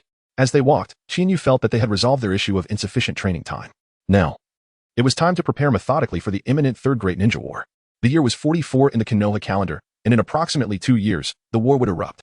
By the year 47, after a period of recuperation following the Second Great Ninja War, the major villages turned their covetous gazes toward the bountiful and temperate land of fire. The spark that ignited the Third Great Ninja War was the mysterious disappearance of the third Kazekage from Sunagakure. Soon after, the leadership of Sunagakure fell into the hands of Elder Chiyo, whose son and daughter-in-law had been slain by Konoha's White Fang. With both personal vendetta and national grievance, Chiyo promptly directed her ire towards Konoha. The loss of the White Fang, a formidable shadow-level ninja, compounded with old grudges, led to the outbreak of localized warfare between Sunagakure and Konoha. Other ninja villages subsequently joined the fray, culminating in the onset of the Third Great Ninja War. During this conflict, Namikaze Minato, employing his remarkable Flying Thunder God technique, earned the epithet Yellow Flash among his foes. The brothers A from Kumogakure and the scorching hot ninja Yakura from Sunagakure also forged their illustrious reputations. Yet, as fate would have it, while Minato ascended to the pinnacle of life by marrying Kushina and becoming the fourth Hokage, Yakura, a hero of Sunagakure, was betrayed by the fourth Kazekage and the village's higher-ups, sacrificed to Kirigakure in exchange for peace. Such a fate for a once mighty warrior evokes deep poignancy. Recollecting his thoughts, Chiharu raised his arm, gazing at the curled-up Shiro, and murmured, "There remains but one final task. May all proceed smoothly. Lead the way, Shiro. We must seek out Orochimaru." Chiharu gently stroked the head of the little white snake, which flicked its tongue in response. Suddenly, the snake's head raised high, pointing towards a certain direction. That direction was the path leading to Hokage Rock. Chiharu squinted slightly, recalling his first encounter with Orochimaru, who had donned a sterile lab coat, presumably emerging from an experiment to catch a breath of fresh air. Orochimaru's laboratory was typically situated underground, and given that he had emerged from the dense jungle behind Hokage Rock, it was likely that his base resided somewhere within that forest. Finding a scarcely trodden path, Chiharu dashed towards the location of their initial meeting. Before long, he stood before Hokage Rock, gazing at the dark, foreboding woods that lay ahead. An involuntary shiver coursed through him. Indeed, Orochimaru was unlike any ordinary individual. Lowering his gaze, Chiharu noticed that the small white creature on his wrist had slipped off and fallen to the ground. After gliding forward a meter, it turned back to look at Chiharu, signaling him to follow. Chiharu nodded and followed Xiaobai into the depths of the jungle. The trees here towered high, casting a shadow that obscured the sun, and occasionally, the air was pierced by the roars of unknown beasts. Chiharu felt that this place was hardly any less daunting than the forest of death encountered during the Chunin exams. After winding through the underbrush with Xiaobai for several minutes, the wild grass reached Chiharu's knees, prompting the necessity to place Xiaobai upon her shoulder to guide her way. Is this the place? Chiharu crouched atop the tree trunk, gazing down at a sloping earthen embankment before her.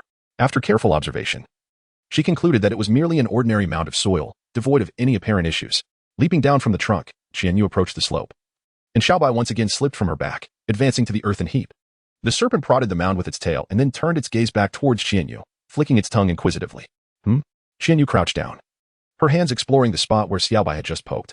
Suddenly, she felt something cold and unyielding beneath her fingers and instinctively pressed down. Boom. Chiharu seemed to have inadvertently triggered something extraordinary. Before her, the slope began to rise gradually, and suddenly, a pair of eyes opened in the incline. Clumps of soil cascaded down in large volumes until, at last, the true form of this creature was fully revealed.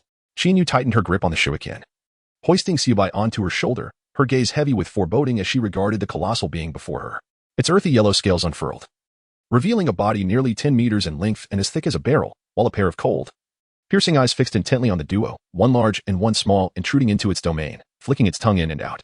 As Chiharu stood poised and vigilant, an urge to criticize the national essence began to stir within. How astonishing.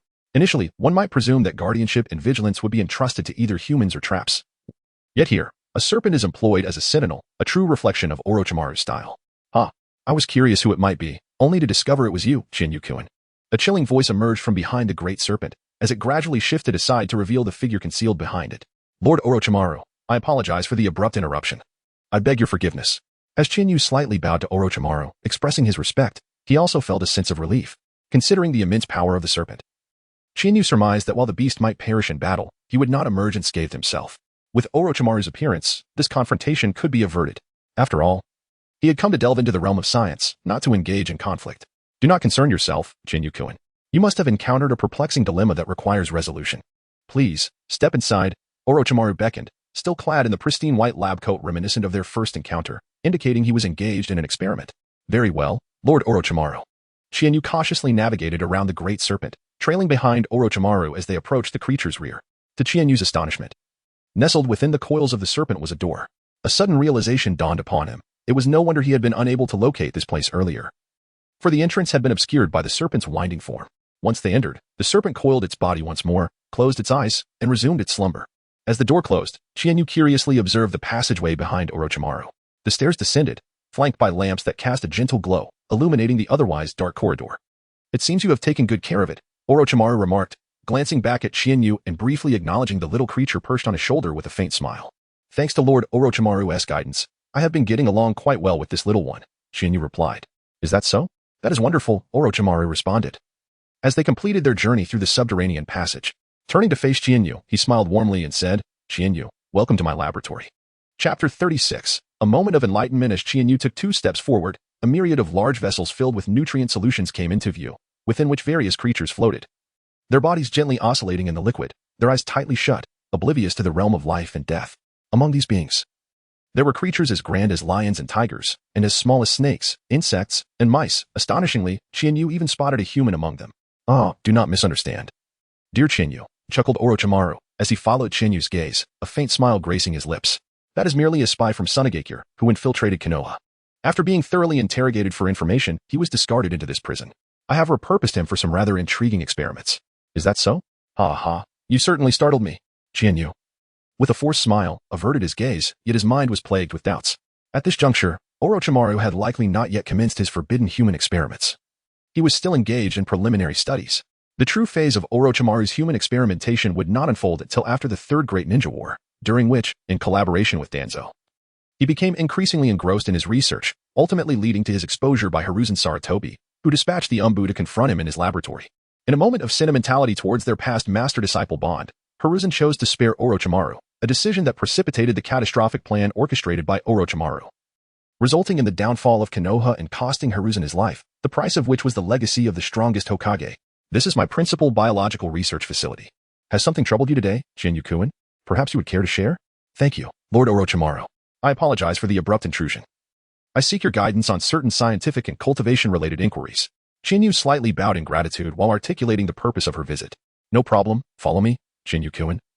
Orochimaru responded after a brief pause, leading the way ahead. Chiharu closely followed, and together they navigated through the array of vessels until they arrived at their destination. Before them stood a door, 2 meters high and 1 meter wide, embedded in the wall at the end of the room. Orochimaru approached and pushed the door open, with Chiharu entering behind him and deftly closing the door, beginning to survey the chamber. To the left, 2 rows of bookshelves were lined with various research texts on chemistry and biology, while to the right stood 2 rows of large wooden racks, stocked with an assortment of reagents, and below them, vessels of different sizes. At the center of the room lay a tempered glass experimental table, its surface gleaming with a metallic sheen under the illumination, adorned with an array of surgical instruments, including scalpels, tweezers, surgical scissors, and various small tools whose names escaped Chiharu, all glinting ominously. Prominently displayed in the middle was a disemboweled python, its skin dark as night, a gash running from its head to its tail, suggesting that Orochimaru had just intended to commence his experiment when the commotion from Chiharu interrupted him.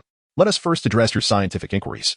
Take your time and elaborate, he said, adopting the demeanor of a patient teacher, his gaze fixed on Chiharu, awaiting her next words. May I inquire if animal cells lack chloroplasts while plant cells contain them? She asked. Not all plant cells possess chloroplasts. Chloroplasts are primarily found in mesophyll cells, and some young stem cells also contain them, but they are absent in root cells and epidermal cells of leaves.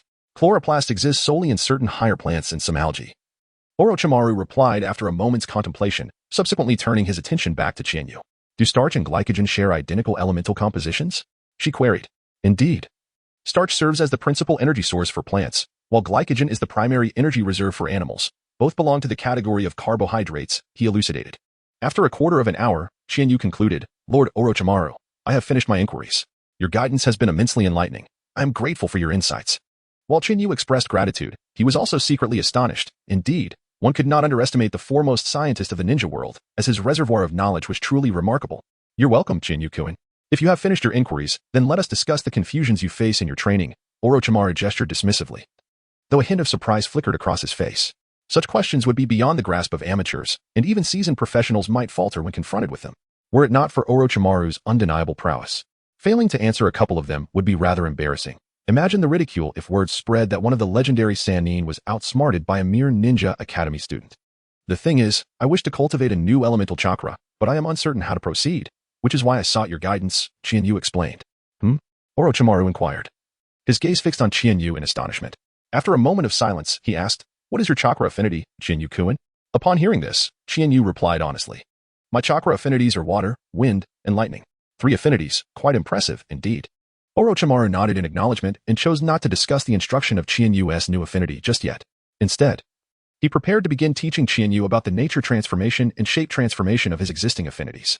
Nature transformation and shape transformation? Qianyu felt a sense of perplexity as he approached to inquire about the cultivation of a new chakra attribute in the coming days. But he found himself diverted to discussions of nature transformation and form alteration. Noticing the confusion etched upon Qianyu's face, Orochimaru promptly elucidated. It is indeed the case that the vast majority of ninjas inherently possess the capability for at least one form of nature transformation. However, the ability to develop these attributes relies heavily on postnatal training and personal insight. Typically, a skilled genin can manifest more than 2 forms of nature transformation, whereas many ninjas, particularly those specializing in physical techniques, do not deliberately engage in the training or comprehension of chakra nature transformations. After a brief pause, Orochimaru continued his exposition. Moreover, even among those who have mastered multiple nature transformations, there exists a predominance of primary and secondary attributes.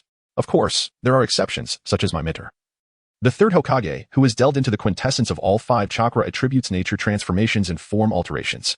However, given your current aptitude, this is not the opportune moment for you to pursue a new attribute. Your focus should be on solidifying your foundation rather than hastily seeking to develop new attributes, which could jeopardize your roots. That said, should you insist on learning, I would not object to imparting my knowledge. With that, Orochimaru remained silent, gazing at Qianyu, awaiting his decision. Upon absorbing Orochimaru's counsel, Qianyu was struck with a jolt of realization, his back suddenly drenched in cold sweat. He recognized the truth in Orochimaru's words. He had been overly ambitious, flitting between various pursuits that had led to a scattering of focus and an unstable foundation. One cannot erect a towering edifice without solid groundwork. He had been chasing ephemeral aspirations without having established a firm base. Since his victory over Kakashi, he had grown somewhat arrogant and blindly confident in all matters, a confidence that veered into hubris. Such a mindset would surely exact a heavy toll, perhaps even his life. In the perilous world of ninjas. Chapter 37. Serving the 3 legendary ninjas. I understand now, Lord Orochimaru. Thank you for your guidance that has allowed me to awaken in time. Qianyu solemnly bowed at a 90-degree angle to Orochimaru, setting aside other matters. It is undeniable that Orochimaru has rendered him a significant service. Had it not been for his guidance, Qianyu might have remained oblivious for an indefinite period. Haha. No need for thanks. By the way, Orochimaru gestured with his hand, pausing momentarily before continuing, Qianyu-kun, would you be interested in becoming my research assistant? With those words, Orochimaru gazed at Qianyu with great intrigue, awaiting his response. Aye. Qianyu hesitated for a moment, although she was eager to come to Orochimaru's domain. Confident that his mastery of ninjutsu would undoubtedly benefit her, she was already immersed in various forms of training. She worried that taking on the role of an assistant here would leave her with insufficient time for her own pursuits. Fear not, Qianyu, Orochimaru reassured her. I only conduct experiments every 2 or 3 days. You need only assist me during those times. I am engaged in other research as well, so you shall not be overwhelmed. Moreover, the remuneration here is quite generous. Observing Qianyu's lingering doubts, Orochimaru contemplated briefly and swiftly grasped her concerns, subsequently offering a gentle solution. Then I look forward to your guidance in the future, Lord Orochimaru. Upon hearing this, Qianyu breathed a sigh of relief, extending a hand to shake with Orochimaru. Qianyu had officially become an employee, albeit under the esteemed 3 legendary ninjas. How exhilarating does that sound? Thus, the first day of work commenced. Are you familiar with these? Orochimaru led Qianyu to the experimental platform, his gaze shifting to Qianyu in inquiry. I recognize most of them, though there are a few I have yet to encounter. Qianyu answered honestly, and Orochimaru, unfazed, picked up the scalpel and began to explain with patience. The scalpel serves the purpose of incising the surface skin and organs of living beings. After a succinct description, he set down the scalpel and took up the surgical scissors to continue his elucidation. The surgical scissors are employed to cut skin, muscle, and other soft tissues. They can also be utilized to separate tissues by inserting the tips into the interstitial spaces to detach connective tissues devoid of major blood vessels. Having concluded this explanation, he then grasped the vascular clamp. The vascular clamp, also known as a hemostatic clamp, the arterial clamp is intended to obstruct arterial blood flow. A quarter of an hour later. So, have you memorized everything? Orochimaru laid down the final instrument, his gaze shifting towards Chiharu. Indeed. I have remembered all of it. Chiharu wiped the sweat from his brow, relieved by his formidable mental strength and exceptional memory. Thanks to the years of education in his past life, he had managed to retain most of the information, with a bit of reinforcement in his spare time. He would have no trouble mastering it. Oh? Orochimaru expressed mild surprise, having initially thought that Chiharu would be fortunate to remember half of the material. He hadn't anticipated the child's impressive retention. Since he had memorized it, they could proceed. Orochimaru paused momentarily before resuming the unfinished experiment, grasping a pair of bone forceps. He carefully examined the open skull for a brief moment before inserting the forceps into the cranial cavity. Without lifting his gaze, he extended the forceps toward Chiharu, stating, "The hemostatic clamp is." Chiharu was momentarily taken aback, but quickly grasped the hemostatic forceps and handed them to Orochimaru, while retrieving the bone forceps and returning them to their original position. Before long, Orochimaru returned the hemostatic forceps without lifting his gaze. The unnotched surgical tweezers arrived. And from initial clumsiness, Chiharu gradually became more adept, their synergy steadily improving. "Let us conclude for today," Orochimaru declared, removing his dust-free suit, which Chiharu promptly took and hung on the rack. Orochimaru regarded Chiharu with a hint of admiration. "It appears you are adapting quite well, Chiharu-kun. Thank you for your kind words, Lord Orochimaru." Chiharu let out a sigh of relief. This task was no easy feat. The pace set by Orochimaru was so swift that she nearly faltered. Fortunately, it concluded without incident. "Consider this your salary for the month. I trust you will find it quite to your liking." Upon hearing Orochimaru's words, Chiharu instinctively extended his hand, only to witness a moment of contemplation from Orochimaru. Suddenly, a horrifying scene unfolded before him. Orochimaru opened his mouth wide and expelled a scroll, which he then placed into Chiharu's palm. "What is this?" Chiharu gazed at the scroll. Glistening with Orochimaru's saliva, without much disdain, it could easily be cleaned and utilized later. "I shall take it back for further examination. From now on, I shall return here every Wednesday and weekend at noon. With that, I bid you farewell, Lord Orochimaru." Chiharu discerned that Orochimaru had issued an eviction order. After a nod of acknowledgement, she pushed open the door and exited. "Hiki." Orochimaru observed Chiharu's departure with a light chuckle before turning his attention back to the new round of experiments. As Chiharu traversed the corridor and emerged from the laboratory, the great serpent, sensing the presence of another, paid no heed. It merely revealed a gap tall enough for a person to pass through, allowing Chiharu to exit. Once Chiharu had stepped outside, the serpent concealed the opening once more, resuming its quiet repose. "Ah, at last, I am free." Chiharu had just emerged from the jungle, gazing at the picturesque twilight scene of Konoha before him. He took a couple of steps forward and then settled cross-legged upon the monument of the second Hokage. A gentle breeze caressed his face, bringing a refreshing chill. As he beheld the entirety of the village in one sweeping glance, feeling a cool sensation against the side of his face, Chiharu turned to discover that it was Shiro, the little creature, nuzzling against him from his shoulder. "You startled me, you little rascal," he remarked. Chiharu reached out to touch the scales on Xiao Bai's body, then stood up, brushed off the dust, and began to walk down the mountain path. "Let us go. We are returning home. We have come back." Chiharu opened the door, changed into her slippers, and eagerly made her way to the living room. She sat down at the table and took out the scroll bestowed upon her by Orochimaru. Carefully, she wiped the surface of the scroll with a piece of paper before unfurling it to reveal its secrets, the water-style, water dragon bullet technique. Upon uttering the incantation, Chiharu's eyes sparkled with delight. Truly, as one of the legendary 3 ninjas, their generosity in employing a B-rank ninjutsu as a form of remuneration is commendable. The water dragon bullet technique arrives at a fortuitous moment, particularly as I currently lack any overwhelming jutsu to decisively determine the outcome of a confrontation. The water dragon bullet is an exemplary representation of water release techniques, capable of being executed in 2 distinct manners. One involves harnessing the water present in the surrounding environment to coalesce into a dragon form to assail the adversary, while the other entails forcefully expelling a stream of water from one's mouth, thereby manifesting a dragon to launch an attack. This technique encompasses a myriad of hand seals, with the most intricate and original method being the 44 seals employed by Zabuza Momochi and Kakashi Hatake. Perhaps disenchanted by the complexity of such seals, the second Hokage, Tobirama Senju, adeptly streamlined the hand seals to merely 4: rat, dragon, rabbit, and tiger. Furthermore, the technique has been further simplified by Maruhoshi Kogetsu, a student of the second Hokage, who utilizes 6 seals: rat, ox, tiger, snake, horse, and rooster. The scroll in question contains these simplified 6 seals, and I must commend Orochimaru for his meticulousness. Indeed, as one of the legendary 3, His attention to detail is remarkable. Now, it is time to immerse myself in diligent training. Ninjutsu, taijutsu, genjutsu, medical ninjutsu, and sage techniques all must progress without faltering, for only 2 years remain. Chapter 38, Weekend the following day. Chienyu, are you at home? Chienyu, groggy and disoriented, slowly opened her eyes upon hearing that familiar voice. Reluctantly, she climbed out of bed, donned her pajamas, and made her way to the door. Standing there in a green bodysuit, with a watermelon hairstyle and a perpetual youthful grin, was Kai.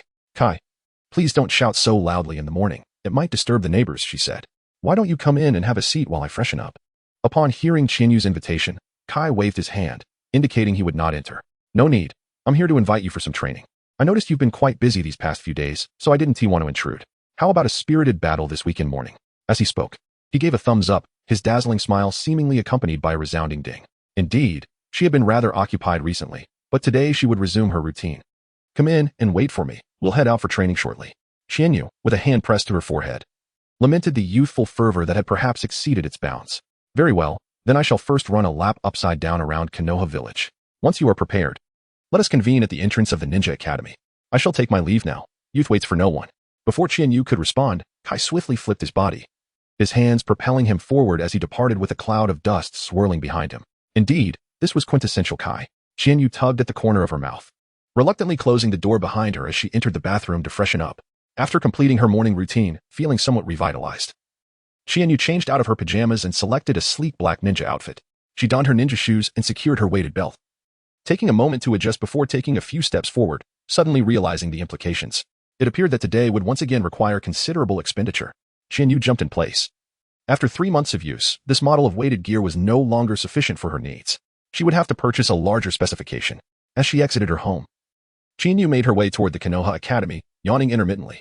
It was barely 6 in the morning, and yesterday's exhausting activities had left her utterly fatigued.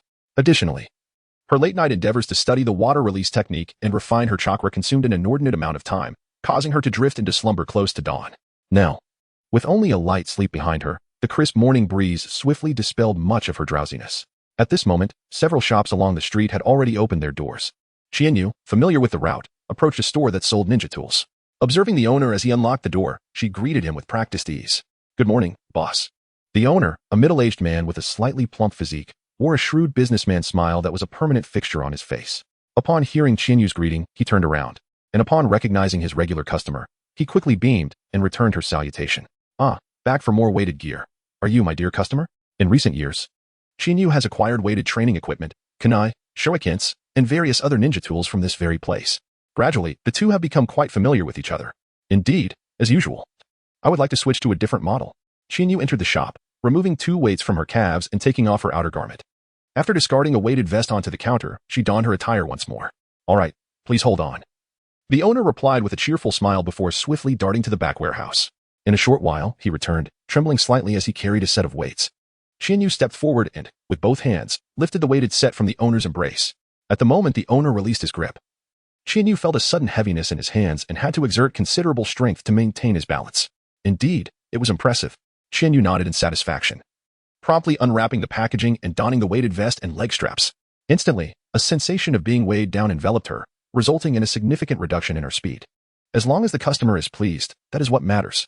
This weighted gear was procured from a ninja in the Craftsman Ninja Village, ensuring its exceptional quality.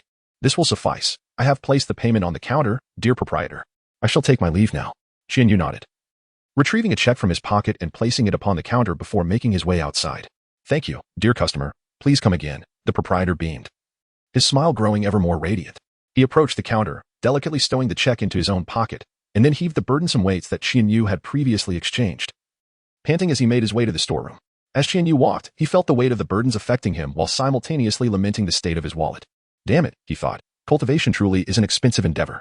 What should have been my inheritance to last into adulthood now barely covers 2 years. Fortunately, Chienyu had reached an agreement with the owner. He traded in the discarded weights to offset part of the cost for new ones. In turn, the proprietor would refurbish the weights Chienyu no longer needed and sell them again, a mutually beneficial arrangement that served the interests of both parties splendidly. Chienyu arrived at the entrance of the ninja school, and before long, a cloud of dust appeared in the distance. There, Kai was seen charging towards him with great speed, his hands firmly pressed against the ground. So, Chienyu, are you ready? What shall we begin with today? I will accompany you to the end. As he approached, Kai exerted his strength with one arm, gracefully flipping over to stand before Chienyu, eagerly awaiting his response. How about a race? Whoever reaches the training base first shall be the victor. Chiharu touched her nose and suggested a race between the two. No problem, let's do it, she exclaimed.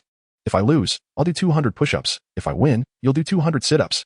The two stood before the door, aligning themselves in a single direction, their feet quietly gathering strength. Ready, set, go. With a single shout from Chiharu, the two of them shot forth like arrows released from their bowstrings, trailing a cloud of yellow dust in their wake. As they covered half the distance, Chiharu gradually acclimated to the new weight, though it also brought with it a long-forgotten sense of pressure. 2 meters ahead of Chiharu stood Kai, who gradually increased the distance as Chiharu struggled to adapt. Now that he had finally acclimatized, Chiharu yearned to accelerate and catch up to Kai, only to realize with dismay that such distance was not easily bridged. Unlike Chiharu, Kai was a pure taijutsu ninja. In the realm of ninjutsu, Kai's talent was mediocre, rendering him the proverbial underachiever among his peers. If Kakashi was the prodigy of ninjutsu, then Kai was the master of taijutsu. While Kakashi graduated from the Ninja Academy at 5, became a Chunin at 6, and ascended to Jonin at 12, Kai appeared rather ordinary in comparison. His only recourse was relentless effort and rigorous training. During their childhood, Kakashi's genius often disheartened Kai, prompting him to engage in even more frenzied training. The White Fang once remarked that if Kakashi ever faltered, Kai would eventually surpass him. Predictably, in the future, Kai proved himself through sheer determination, defeating formidable foes such as the Ghost Shark and the Six Paths, earning the illustrious title of the Azure Beast throughout the ninja world. Chiharu, I have won, Kai exclaimed, having reached the destination first, panting with excitement as he looked back at Chiharu, who was a step behind. It seems I have lost, Chiharu replied.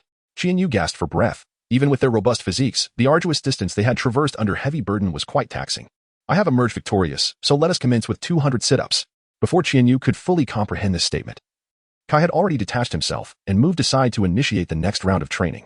Indeed, this was characteristic of Kai's approach.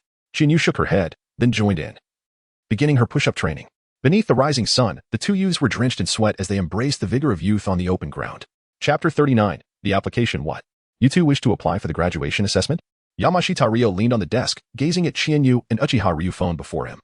With one hand pressed to his forehead, he couldn't help but reconfirm that he had not misheard the calm demeanor of the two before him. Indeed, Teacher Yamashita, we have come to request the graduation assessment. Chiharu gazed at the incredulous Yamashita Ryo, helplessly shrugging his shoulders in affirmation of his response. Yet, you are merely in the 3rd grade. Although your academic achievements rank among the finest in your year, is it not too early to aspire to become a ninja? Just as Yamashita Ryo finished speaking, his gaze shifted towards Uchiha Liufeng. Liufeng, are your family members aware of your request for early graduation? My family has already consented. So I implore Teacher Yamashita to grant us this opportunity. Kakashi managed to graduate upon his admission. We are no less capable, Uchiha Liufeng asserted quietly, effectively countering Yamashita Ryo's argument, given that his parents had indeed agreed, leaving Ryo with little justification to decline. However, Yamashita Ryo hesitated, ultimately falling into silence. You may return to class. I will submit your application, he finally stated. Thank you, Teacher Yamashita. Upon hearing Ryo's response, both boys' eyes sparkled with hope, and they bowed in gratitude before turning to head back to the classroom, leaving Yamashita Ryo in his office to ponder the matter. Chiharu, Liufeng, you have returned. What did you seek from Teacher Yamashita? Obito inquired, curiosity evident in his voice. Oh, nothing much, just requesting an assessment from Teacher Yamashita, they replied. Chiharu smiled in response, subsequently sitting back down with Liufeng to rest with closed eyes. An assessment? What assessment? Dato scratched his head, pondering for a while but failing to grasp the situation, eventually dismissing it and starting a conversation with Rin beside him. Ding-ling-a-ling, the lunch bell rang. Yamashita Ryo stood up, exited the office, and headed straight for the Hokage building after leaving the ninja school. In the Hokage's office, Sarutobi Hiruzen paused momentarily from his administrative duties and looked up towards the door. Please enter. Apologies for disturbing you, Hokage-sama. The door creaked open, and Yamashita Ryo stepped inside, closing the door behind him and kneeling halfway forward. Yamashita-sensei? What brings you here? Please, stand. Sarutobi Hiruzen regarded Yamashita Ryo with curiosity, noting that today was not a Monday. The day he had appointed Ryo as the elite class's distinguished teacher, wondering why he had come to the Hokage's office. I regret the intrusion, but this matter requires your decision. What matter? Sarutobi Hiruzen inquired, perplexed, as he couldn't recall any pressing issues from the ninja school that would necessitate his approval. It concerns the early graduation applications of Shinjan Chiharu and Uchiha Liufeng. Yamashita Ryo stood before the desk, hesitating for a moment before finally articulating his message. Only then did Sarutobi Hiruzen recollect that the early graduation assessments for students at the ninja school indeed required his endorsement. However, he had not considered this recently, as the last application for early graduation had been submitted 2 years prior by Kakashi. Shijan Qianyu and Uchiha Liufeng, Sarutobi Hiruzen silently repeated their names, rhythmically tapping his fingers on the desk. Shijan Qianyu, is he the child of Myakumo and Hiyori? Such a pity, those two children inherited the will of fire. Yet they perished during a mission, leaving this child alone and vulnerable. I often see him running and training with that boy named Kai in the village. Day in and day out, being their child, he should not be without merit. Perhaps he deserves a chance. And Uchiha Liufeng, he is the one who defeated Asuma, correct? The eldest son of Uchiha Yusuke, the Uchiha clan's elder, a genius who awakened the Sharingan. His prowess is unquestionable and he should pass. Having calculated his thoughts, Sarutobi Hiruzen shifted his gaze to Yamashita Ryo. Yamashita-sensei, approved their early graduation applications. Inform them that the duel will be set for 5 o'clock this afternoon at the ninja school's duel arena. I will designate their opponents. I hope they perform admirably. Yes. Hokage-sama. Yamashita Ryo's pupils constricted. He had expected the Hokage to not only agree but also personally assign their opponents. The last time, Kakashi's assessment target was also determined by the Hokage, which Kakashi had easily surpassed. He wondered what kind of opponent would be assigned to these two children this time, hoping it wouldn't be too formidable to undermine their confidence. Yamashita Ryo made his way back to the ninja school, standing at the classroom door, tapping a student in the front row to relay the message for Qianyu and Liufeng to come to his office. They're calling us to the office? Upon receiving the message relayed by their classmates, Qianyu and Liufeng exchanged a glance before eagerly rising to their feet and dashing out of the classroom. It was likely that news had arrived. Good afternoon, Teacher Yamazaki. Upon entering the office, the two students first offered their respects, then promptly directed their attention towards Yamazaki Ryo. Your application has been approved. This afternoon at 5 o'clock, in the school's duel arena, you will face an opponent personally designated by the Hokage. Please exercise caution and do not be careless. Yamazaki Ryo regarded the two students before him with a complex expression. As their teacher, he truly wished to shield them from the harsh realities of the ninja world for as long as possible. However, he quickly recognized that such confrontations were inevitable. They would eventually have to confront these challenges. Since they had made their choices, all he could do was support them from behind. Do not worry, teacher. We will surely not lose. Qianyu was the first to assure, while Liufeng solemnly nodded to Yamazhong Liang. Mere words were futile, and they needed to demonstrate through actions and facts. Shall we practice today? Did we not practice yesterday? I'm not certain. Could it be that teacher Yamazhong intends to hold an additional practice? A group of elite class students followed Yamazhong Liang towards the duel arena. At that moment, the playground was bustling with students engaged in various activities.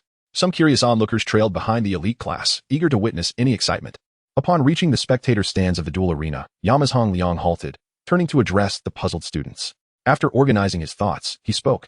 The purpose of bringing everyone here today is not for battle practice. Rather, 2 students have applied for early graduation, and we are here to assess them. What? A chorus of astonished inquiries erupted. When did anyone from our class apply for early graduation? And 2 at that. Xinjiang Xinyu, Uchiha Liufeng, stepped forward. Present. They responded in unison. Qianyu and Liufeng made their way to Yamazhong Liang's side, awaiting his instructions. The clock struck 4:40, and with the assessment set to commence at 5, they began their preparations. Yes, responded both in unison, promptly moving aside to inspect their ninja tool pouches and ready themselves for battle. Suddenly, the onlookers were struck dumb with astonishment, including a crowd that had gathered to witness the spectacle. As the shock wore off, several individuals hastily fled the duel arena, disappearing without a trace. To everyone's disbelief, Qianyu and Liufeng had quietly applied for early graduation. How infuriating. I want to apply too. Indeed, Asuma, observing the two on the field, wore a look of envy and rushed towards Yamazhong Liang, clamoring to submit his own application for early graduation. Obito followed suit, joining Asuma in his commotion, oblivious to the veins bulging on Yamazhong Liang's forehead. Both of you. The crowd, sensing Yamazhong Liang's rising fury, collectively retreated to the spectator seats. Watching as Asuma and Obito danced perilously close to disaster. Return to your seats and behave. Yamazhong Liang bellowed, and in an instant, his fists descended upon the heads of the two. Ah, ouch. The cries echoed as both boys quickly developed sizable lumps on their heads. Crouching down with tears of pain welling in their eyes, Yamazhong Liang seized them by their collars, leading them to the spectator area where he placed them on either side of himself before sitting down. An overwhelming aura of authority enveloped the audience. Qianyu and Liufeng exchanged a glance, realizing that they must decisively conclude the battle. Any misstep could lead to dire consequences. Chapter 40. Instant double kill. Hurry, or it will be too late. Everyone, follow closely. We are nearly at the designated time. The elite class turned their attention to the entrance of the dueling arena, where a throng of students, along with several teachers, suddenly surged in. In a matter of moments, the audience seats on both sides were filled to capacity, the air alive with the sounds of lively chatter. What is happening? Obito murmured unconsciously, echoing the curiosity of his peers in the elite class. The sudden influx of people was quite perplexing. Ha ha ha, Yamashiro-sensei, you've hidden this well. 2 prodigies from our class graduated early without our knowledge. If it weren't for the other students notifying us, we would still be in the dark. Yamashiro Ryo turned to see several teachers ascend to the audience seats. And upon reaching him, he jested, "Ah, I didn't mean to keep it a secret from everyone. This matter hardly warranted such commotion. Please, have a seat. And let us chat." Yamashiro Ryo chuckled, hastily urging Obito, Asuma, and a few other students to sit at the back, while he welcomed the teachers to take their seats. This was no trivial matter. The last student to apply for early graduation was Kakashi Hitaki, also from Yamashiro's class. Since Yamashiro had approved their applications, he must have had considerable confidence in them. A male teacher glanced at Chiharu and Liufeng on the field, then spoke enviously to Yamashiro Ryo. "Indeed. Yamashiro-sensei is a distinguished teacher personally appointed by Lord Hokage. We've come to learn from your teaching experience." The other teachers nodded in agreement, their eyes gleaming with desire as they gazed at the two outstanding students on the field. Who would want such exceptional pupils? Unfortunately, the chances of discovering talent in their ordinary classes were exceedingly low, and even if talent did emerge, it often remained undiscovered, forcing them to wait year after year in hopes of finding a gem. Ahem, let us discuss this later. For now, let us focus on the competition. As it appears the assessment is about to begin. While managing the teachers, Yamashiro Ryo inadvertently noticed three figures entering through the dueling arena's entrance. The trio donned the Konoha headbands, the foremost being a middle-aged man dressed in a Nin vest, followed by two haughty youths who strode confidently into the arena. Yamashiro Ryo's eyes brightened, and he quickly shifted the topic. Indeed, upon hearing that the assessment was commencing, the teachers immediately directed their attention to the field. The students in the audience also noticed the middle-aged man and the two youths. The teachers rose to organize their students, ensuring silence, and once the audience had quieted, they returned to their seats, awaiting the commencement of the match. "Hello, I am Yamashiro Ryo, their teacher. May I inquire about the format of this assessment?" Yamashiro Ryo had approached the middle-aged man and greeted him before asking his question. "Yamashiro-sensei, hello. I am Mizutani Zawa, appointed by Lord Hokage to serve as the judge for this event. These two are Kanjimi Chiharu and Uchiha Liufeng as opponents." Mizutani Zawa introduced himself with a smile, then stepped aside to allow the two youths to present themselves. "I am Miyazaki Hayato, a Konoha genin. I am Matsumoto Shuichi, a Konoha genin." After introducing themselves, the two stood to the side, casting disdainful glances at Chiharu and Liufeng. "I shall take my leave then. Pardon the trouble." Yamashiro Ryo observed the two genin, noting their dismissive attitude, which soured his expression. After exchanging pleasantries with Mizutani Zawa, he turned and returned to the audience seats. "Miyazaki Hayato and Matsumoto Shuichi?" Asuma murmured before suddenly exclaiming, "I remember. They participated in last year's Nin exams. At just 14 years old, their abilities were already on the verge of Nin level, but they were eliminated in the preliminary rounds by Kakashi. They missed last month's Nin exam due to missions. Otherwise, with their skills, their promotion would have been a certainty." "What? They're that formidable? How could Chiharu and Liufeng possibly win?" Asuma's words spread quickly, and the audience became increasingly concerned for Chiharu and Liufeng, now aware of the two youths' remarkable prowess at such a young age. Yamashiro Ryo's expression reflected apprehension, as he secretly felt a chill of anxiety for the two. "Please." Both sides stepped forward. Mizutani Zawa signaled for the competitors as the time had come. As the participants stepped forward, Mizutani Zawa adopted a serious demeanor and announced, "This match will be a team battle, with each pair required to adhere to a single rule: do not take lives. Now, both sides, step back and prepare for combat. You little brats, being a ninja is not a childish game. I will show you the harsh realities of the ninja world." Matsumoto Shuichi sneered at Chiharu and Liufeng as he retreated. Miyazaki Hayato, though silent, shared a look filled with contempt. "Is there something missing here?" "It seems so." Chiharu exhibited an unusual expression, gesturing towards his head as he inquired of Liufeng. Liufeng returned the gaze with a penetrating look, and after a brief affirmation, the two ceased their focus on the individuals before them, instead awaiting the announcement from Mizutani that the competition was to commence. How infuriating. These two youngsters deserve a lesson. Very well, let each take a limb to remember this encounter. The expressions of the two darkened instantaneously, and following a fleeting exchange, they simultaneously donned sinister smiles. Chiharu patted Liufeng, and with a single glance, they understood each other's intentions, both revealing a knowing smile. Mizutani Jun observed that both sides were ready and raised his left hand. The match began. With that, Mizutani Jun waved his hand downwards and swiftly descended to the audience area, attentively observing every movement of the competitors. "Today, let us teach you a lesson, little brats." "Indeed." "Prepare to pay the price." After their fierce shout, the two began to form hand seals. Fire release, fireball jutsu. Wind release, great breakthrough. A fiery line erupted from Miyazaki Hayato's mouth, transforming midair into a bursting fireball mixed with oil that sped forward. Beside him, Matsumoto Shuichi followed closely, unleashing a gust of wind that combined with the flaming fireball, enhancing its power and causing the fireball's radius to expand, rapidly engulfing nearly half of the duel arena, rushing towards them with a scorching wave. This was a combined ninjutsu. Yamashita Ryo gripped the railing tightly, his gaze fixated on the two in the arena, ever prepared to intervene. Gasps of astonishment erupted from the audience, all eyes turning to Chiharu and Liufeng, convinced they had already lost. Be careful, Chiharu, Honk said. Her worry evident despite her knowledge of Chiharu's strength, her eyes unwaveringly fixed on him. Humph, mere tricks, Uchiha Liufeng scoffed, having completed his rapid hand seals. He glanced at Chiharu, and they nodded in silent understanding. Fire release, Great Dragon Fire Technique. Water release, Water Dragon Jutsu. Simultaneously, they unleashed their attacks. The temperature around Uchiha Liufeng soared as flames gushed from his mouth, coalescing midair into a fire dragon.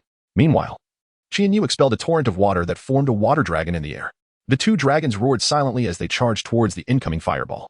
This is impossible. The spectators were left in shock, with Matsumoto Shuichi and Miyazaki Hayato wide-eyed, unable to fathom how two academy students could wield B-rank ninjutsu. At that moment, their attacks collided. The fireball held for a brief moment before being devastated by the two dragons, which surged forward with unstoppable force. As fire and water clashed, a thick mist enveloped the arena, and the two dragons drew dangerously close. Not good.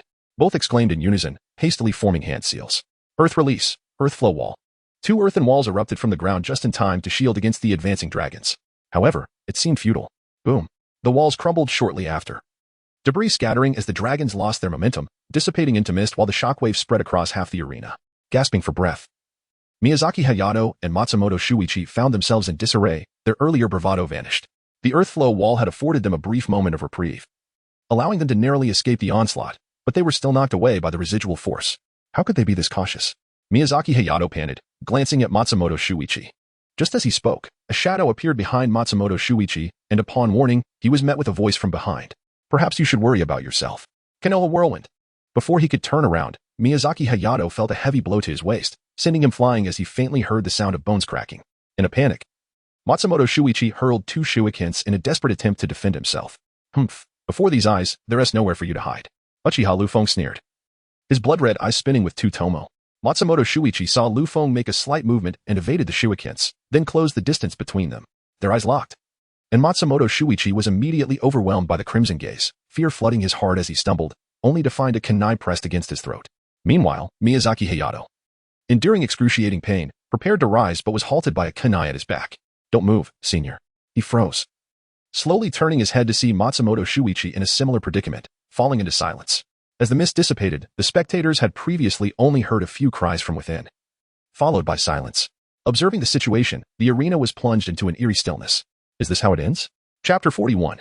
Umbu Mizutanizawa stepped into the arena, announcing loudly, Miyazaki Hayato and Matsumoto Shuichi have lost their combat abilities. Shijan Chiharu and Uchiha Liufeng are victorious, passing the graduation exam early and officially becoming Genin. Chiharu retracted the kunai and approached Liufeng, his eyes sparkling with mirth as he gazed at him. After a silent yet harmonious fist bump, the two made their way toward the audience stands. Did we win? Yamashiro murmured, momentarily dazed as he watched the approaching duo. Asuma and Obito stood at the railing, their eyes nearly bulging in disbelief. They had not anticipated that two academy students would showcase such exceptional ninjutsu, making it seem as though several nin were engaged in battle. It appears they have triumphed. A voice from the audience rang out just then. They won. The spectators, jolted from their astonishment, erupted into cheers. Following Kakashi, another pair had successfully graduated early, and the simultaneous emergence of two such talents was simply magnificent. Teacher, we have won. The pair ascended to the audience, bowing respectfully before Yamashiro. Excellent, excellent. Yamashiro, regaining his composure, sprang to his feet, enthusiastically patting the shoulders of the two. His excitement evident as he repeatedly exclaimed excellent, reflecting the depth of his elation. Congratulations, Teacher Yamashiro, for nurturing such prodigies to become ninjas at such a tender age. Their future is undoubtedly bright. Truly, your guidance has been exemplary, a cause for celebration. Their achievements are solely due to their own hard work. I cannot claim much credit. Yamashiro replied modestly, a satisfied smile breaking through as he received the praises from his fellow instructors. His students' remarkable accomplishments brought him great pride as their teacher. Suddenly, two figures appeared in the audience, causing those who noticed to widen their eyes, nudging those beside them to redirect their attention. In no time, the entire arena fell silent. All eyes fixated on the two newcomers. Clad in tight black attire, topped with a white overcoat, their lower garments were akin to those of other ninjas. And a sword was slung diagonally across their back, while their faces were obscured by animal-like white masks. Umbu? Chiharu gazed in astonishment at the sudden appearance of the Umbu. How could the Umbu manifest here? Established by the second Hokage, Senju Tobarama, the Umbu serves as a specialized assassination tactical unit directly overseen by the Hokage. It stands as the inaugural underground intelligence organization among the 5 great nations, subsequently emulated by various ninja villages. The members of the Umbu are meticulously selected from the village's most exceptional talents, tasked primarily with the protection of the Hokage and the prevention of foreign incursions, while also undertaking missions of assassination and reconnaissance. Each Umbu member dons a white mask resembling an animal, with the nature of their missions and all associated information kept in strict confidentiality. The Umbu operates under the direct authority of the Hokage, with multiple subdivisions led by captains who convey commands and oversee mission execution. The current head of the Umbu is the renowned Konoha White Fang, Seer Chinyu, Uchiha Liufeng. The Hokage has summoned you to bestow upon you your headbands. One of the Umbu, adorned with a monkey mask, spoke, his gaze fixed upon the two. Sarutobi Hiruzen wishes to meet us? It seems he must have witnessed the earlier match. After a moment of contemplation, Chinyu lifted his head and exchanged a glance with Liufeng before proceeding toward the Umbu. Let us depart, lest we keep Lord Hokage waiting. The Umbu nodded, and in the blink of an eye, the four vanished from the audience seats. Lord Hokage wishes to meet Chinyu and his companions, and furthermore, he intends to personally bestow upon them their headbands. Alas, if only you could graduate early, you two could seek an audience with Lord Hokage for your headband. Once the Umbu departed, the students began to murmur among themselves, ultimately arriving at a singular conclusion. Chinyu and Liufeng were destined for great heights. In the Hokage's office, a knock echoed as Sarutobi Hiruzen stood by the window. Turning at the sound, he addressed the door. Please enter. As the door swung open, two Umbu members stepped into the office, followed closely by Chinyu and Liufeng. Lord Hokage, we have brought Chinyu Shijan and Uchiha Liufeng. The two Umbu knelt before Sarutobi Hiruzen to report. Very well, thank you for your efforts. You may withdraw, he replied. The two Umbu rose and instantly activated their body flicker technique, leaving only the three of them in the office, exchanging glances. Greetings, Lord Hokage. Chinyu tugged at the sleeve of his companion, Liufeng, and the two stepped forward to bow respectfully to Sarutobi Hiruzen. Ha ha ha, there is no need for such formality. My young friends, I summoned you not for any grave matter, but simply to meet you, and, in passing, to bestow upon you the forehead protectors of Konoha. Sarutobi Hiruzen exclaimed with a hearty laugh. In his prime, he radiated strength, far removed from the indecisiveness of his elder years. He remained the formidable ninja who instilled fear in the hearts of his adversaries throughout the shinobi world. Thank you, Lord Hokage, for bestowing the forehead protectors upon us. The two bowed once more, and as they lifted their heads, they beheld Sarutobi Hiruzen approaching with two forehead protectors in hand, having circled around his desk. Shijan Chinyu. Uchiha Liufeng, from this moment forth, you shall be recognized as Genin of Konoha. You must always remember the will of fire and ensure its legacy endures. Sarutobi Hiruzen solemnly placed the forehead protectors into their hands. Indeed, where the leaves of Konoha dance, the fire shall forever burn bright. The flames will continue to illuminate our village and nurture the budding new leaves. Both replied in unison, and upon hearing their response, Sarutobi Hiruzen nodded with satisfaction, his expression softening further. I am willing to grant each of you a small request as a reward for your early graduation. You have 3 minutes to contemplate, he said. The two felt a surge of excitement at his words. An unexpected opportunity had presented itself, and seizing this moment could potentially elevate their abilities significantly in a short span. After a moment of contemplation, Chinyu raised his gaze to Sarutobi Hiruzen and spoke without hesitation. Hokage-sama, I wish to join the Umbu. You wish to join the Umbu? Not only Sarutobi Hiruzen but also Uchiha Liufeng beside him cast astonished looks at Chinyu. Indeed, Hokage-sama. That is not possible. You are still too young. An early exposure to the Umbu could be detrimental to your future. Perhaps in 2 years, I might consider allowing you to join. Sarutobi Hiruzen rejected the idea without a moment's thought. Although he was surprised by Chinyu's prowess displayed in the day's match through the crystal ball, he ultimately recognized that he was merely a 7-year-old child. If he were to be thrust into the darkness of the Umbu too soon, it would undoubtedly consume him. Is it truly impossible? Chinyu scratched his head and then made another request.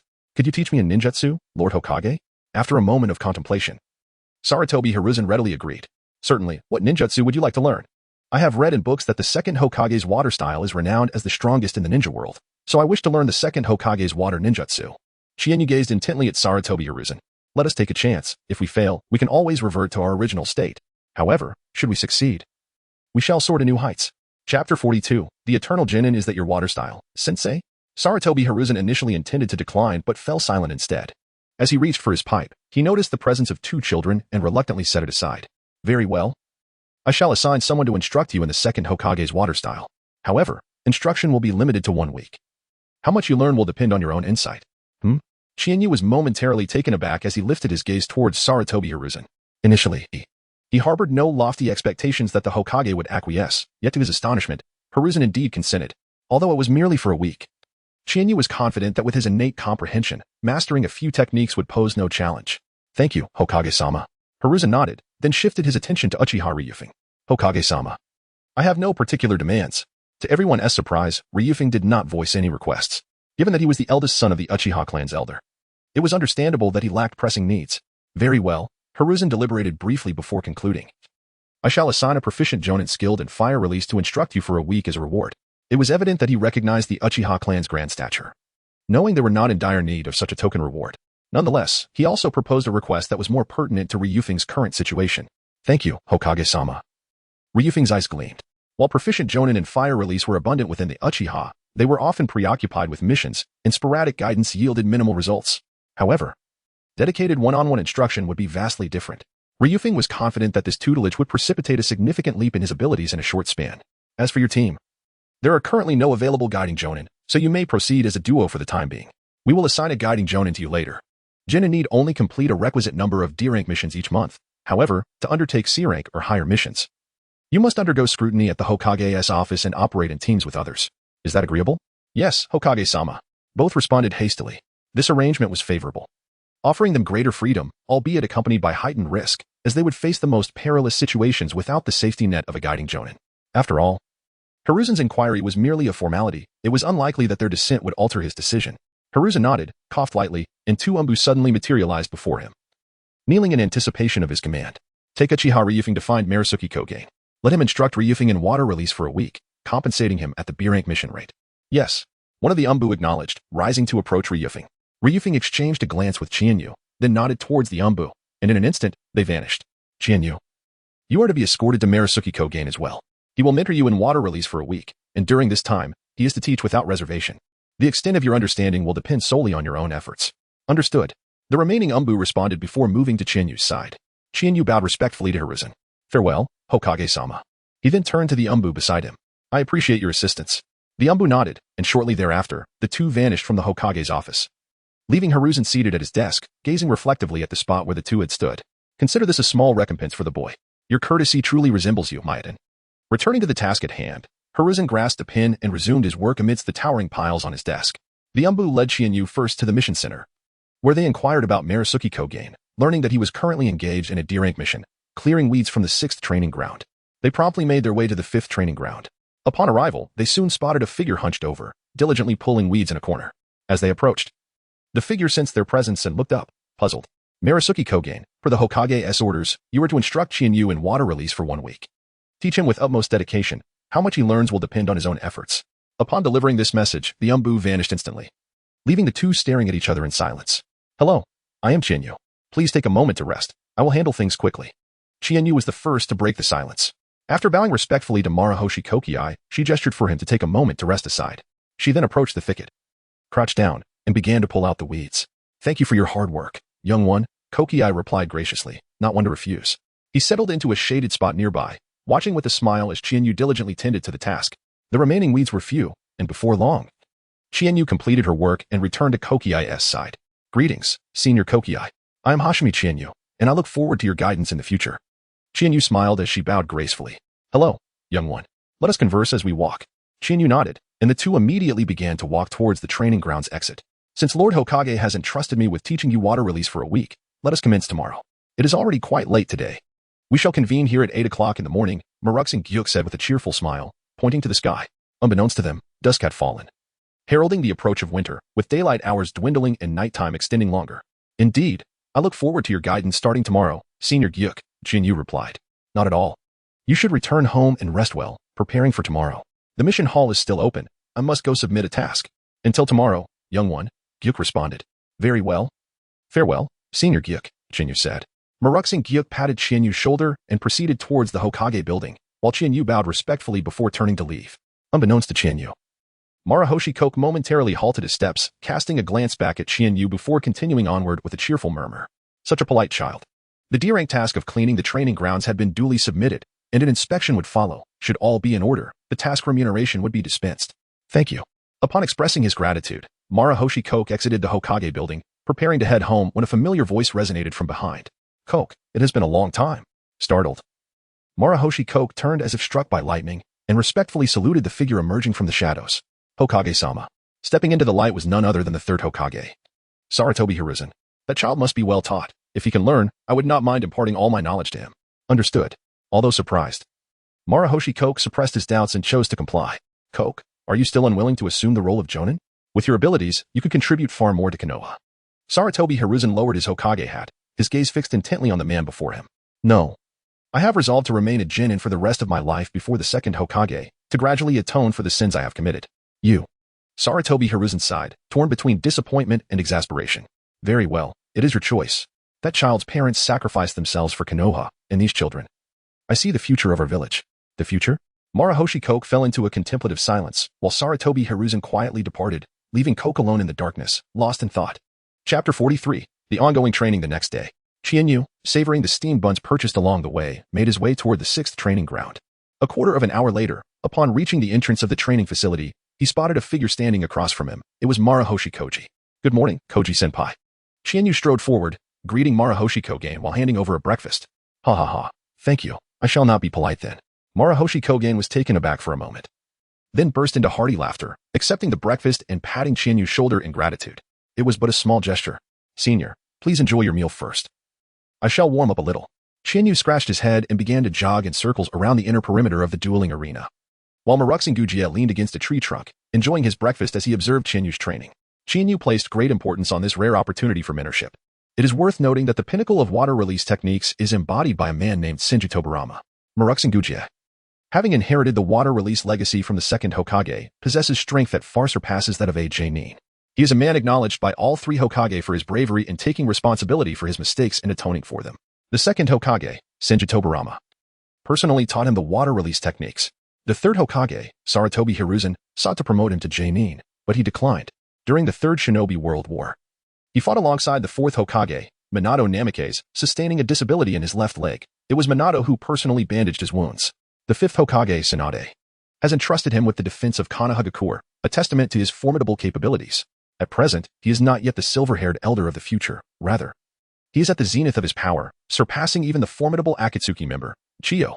All right, come here, young man. Let us begin. Yes, esteemed senior. Chienyu slowed her pace and came to a halt before Marahoshi. You seem to be in good spirits, Marahoshi nodded, pondering for a moment before turning his gaze back to Chienyu. First, demonstrate all the water-release ninjutsu you are capable of. I wish to observe. Understood. Chienyu nodded and stepped into the center of the arena, swiftly forming hand seals. Water style, water barrier. A towering curtain of water erupted, approximately 2 meters high, forming a protective shield before Chienyu. He cast a glance towards Marahoshi, who slightly furrowed his brow, saying nothing, yet silently urged Chienyu to proceed with his eyes. Water style, water dragon bullet. A jet of water shot forth from his mouth, coalescing in midair into a swirling water dragon. After a brief dance, Chienyu dispersed his chakra, causing the water dragon to lose its support and dissolve into the air in an instant. Chienyu turned his head to gaze at Wuxing Gyuk, eagerly awaiting his critique. The control of chakra was insufficiently refined, resulting in a waste of at least 1/3 of it. The chakra lacked cohesion, appearing somewhat ostentatious. The only commendable aspect was the speed of forming hand seals. Wuxing Gyuk incisively identified the flaws in Chienyu's ninjutsu. Chienyu scratched his head, realizing that an expert's insight is indeed revealing. Wuxing Gyuk truly lives up to the recognition bestowed upon him by many Hokage. For now, let us address these 2 issues. The rest can be discussed later. Do not squander chakra on trivial matters. For even the release of a D-rank ninjutsu at a critical moment can determine the outcome of a battle, even life or death. As Chienyu completed the hand seals, he promptly began to compress his chakra under the guidance of Marahoshi. The dispersed chakra gradually coalesced into a singular mass, becoming increasingly dense. Water release, water dragon bullet. With a deep breath, he unleashed the compressed chakra, summoning a towering wall of water. Compared to the previous water formation, this one was not only thicker but also more formidable, standing resilient like a rock. Impressive, young one, Marahoshi remarked with a nod of astonishment. Not only had he swiftly adjusted his state, but he had also rectified his shortcomings in record time. This child possesses remarkable talent. A smile flickered in Marahoshi eyes as he began to understand why the 3rd Hokage had entrusted him with the task of mentoring this boy. Yes. In addition to water release, you must also amend this habit with your other ninjutsu. Now, let us see your water dragon bullet once more. Meanwhile, at the Hatake residence, Kakashi was gasping for breath, striving to regulate his inhalations. Gripping his sword with determination, he gathered his strength. In the blink of an eye, he had closed the distance to 10 meters, snapping 3 wooden posts, each capable of being cradled by a person. Yet it was insufficient. Such prowess would not be enough to defeat Chienyu. Once more, Kakashi steadied his breath, crouching down to channel his energy, targeting another wooden post a few meters away. At Training Ground 8, a fiery spectacle unfolded. Fire release, great fireball technique. A dragon of flames erupted from Uchiha Liufeng's mouth, its searing heat causing the nearby flora to wither and turn brown. Moments later, the fire dragon dissipated into the air. Well done, the destructive power is commendable. However, you have squandered excessive chakra. Be mindful of chakra consumption. Most ninjas do not possess an abundance of chakra to waste. So it is imperative to utilize every fragment of chakra within one's body wisely. Sarutobi Shino looked upon the fading fire dragon, outlining its merits and drawbacks. I understand. Uchiha Liufeng replied solemnly, holding great respect for this elite jonin of Konoha. As he formed the seals, Liufeng was acutely aware of his chakra expenditure, meticulously controlling it to remain highly compressed within his body. Fire release. Great fireball technique. Once again, a fire dragon surged forth from Liufeng, bursting above the training ground, scattering explosive fireballs that rapidly elevated the temperature of the entire arena. Continue.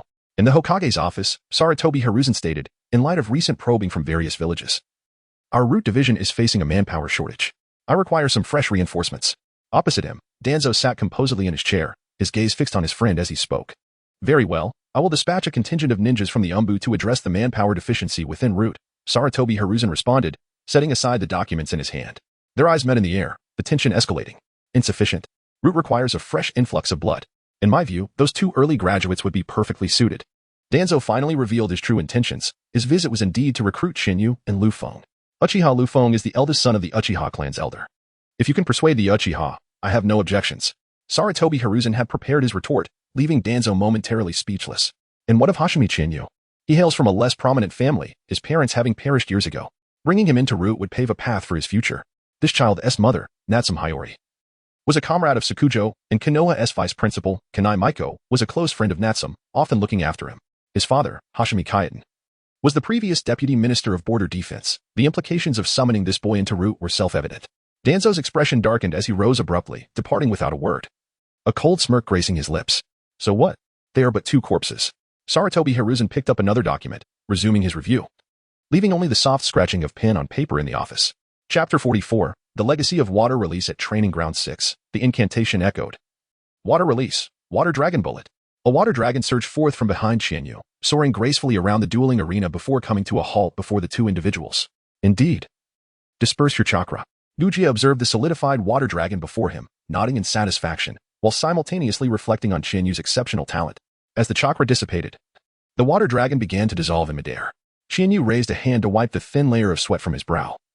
Maintaining the water dragon for an extended period had drained both his chakra and energy considerably. After just 2 hours of training, he sensed that his chakra reserves had dwindled to less than 30%. Take a moment to replenish your chakra, Uchiha suggested. In the meantime, I shall impart to you the proper understanding and application of water release techniques. Upon hearing this, Shinyu nodded and settled into a cross-legged position, focusing his attention on Uchiha while simultaneously recovering his chakra. First and foremost, it is essential to understand that water release is one of the 5 elemental natures, serving as a branch of ninjutsu that harnesses water-based chakra for both defense and offense. Typically, this technique is executed using nearby bodies of water, though exceptionally skilled water ninjas can summon formidable water techniques even in arid environments. At this juncture, Uchiha paused, casting a glance at Shinyu before continuing. He elaborated on the concept of elemental advantages. Water release counters fire release but is subdued by earth release. It can extinguish fire by lowering temperatures, yet it struggles to penetrate earth. Each elemental nature has its affinities, hence possessing 2 elemental attributes is invariably more advantageous than possessing just one. Therefore, those who attain the rank of Jonin usually possess chakra of 2 or more types. As for myself, my chakra attributes are water, wind, and lightning. Shinyu responded promptly, while Uchiha appeared somewhat astonished. 3 attributes, you say? Have you mastered the transformation of chakra nature? Yes, esteemed senior, I have mastered them all. Excellent. Then we shall not squander any further time and proceed directly to the instruction. Remember, the ninjutsu I teach you must not be divulged to others. It is solely for your personal cultivation. At this juncture, Uchiha's expression turned grave, his gaze fixed intently on Shinyu. Understood. Shinyu hurriedly replied in a loud voice. How could it possibly be leaked? I have no intention of defecting. If it were to spread, it would be tantamount to digging my own grave. Given my current status as a low-ranking shinobi of Konoha who has inherited the jutsu of the second Hokage, I can only imagine how many malevolent spirits would set their sights on me, unless I were to spend every hour of the day in the Hokage building. I would be at risk of being abducted for ransom at any moment. Uchiha's expression softened as he walked towards the entrance of the dueling arena. Glancing back at Shinyu. Come along, let us find another place. Shinyu hastily rose to his feet, closely following behind. The front-runner, Murakusen Uchiha, exited the dueling arena and made his way towards the forest beyond. Although Shinyu was filled with curiosity, he refrained from inquiring and silently trailed behind. Upon emerging from the thicket, the duo was greeted by the sight of a tranquil lake, surrounded by a profusion of flowers and trees that embraced the water's edge. By the lakeside, a large group of deer quietly quenched their thirst, showing no alarm at the presence of Shinyu and his companion. After drinking, they lay down on the grass, their curious gazes directed towards the newcomers. These were the deer raised by the Nara clan, and this area constituted a small deer breeding facility belonging to them. Upon hearing Gujia's explanation, Chienyu recalled that the Nara clan primarily managed the medical system of the entire Konoha village, which was evident in their provision of medicinal herbs. Deer antler, a highly prized traditional Chinese medicinal material, was among their offerings. Given the picturesque environment, which was largely unvisited by people, it was hardly surprising to find a deer breeding facility belonging to the Nara clan here. What followed was a spectacle worth witnessing. Chienyu retracted her thoughts, channeling her focus entirely onto Gujia. Her gaze was fixed on every subtle movement he made. She observed as Gujia stepped into the center of the lake. Turning to face her, with a swift motion, he began to weave hand signs. Water release, water dragon bullet. With a low shout, Chakra surged around Gujia, causing the lake behind him to boil violently. In an instant, a water dragon, far thicker than Chienyu's own, soared skyward, coiling majestically behind Gujia, its gaping maw issuing a silent roar directed at Chienyu. The herd of deer by the lakeside, startled by the commotion, bolted into the thicket, disappearing from sight. The brilliance of Chienyu's gaze was striking. Although both were water dragon jutsu, the disparity was astonishing. Indeed, my lack of experience had been glaringly evident. This technique, inherited from the second Hokage, was remarkable, both in its simplified hand seals and its significantly enhanced power. As the water dragon dissipated, it transformed into droplets that gracefully fell back into the water. Gujia strolled to Chinyu's side, his expression serene as he began his instruction. This is the water dragon jutsu refined by Lord Second Hokage.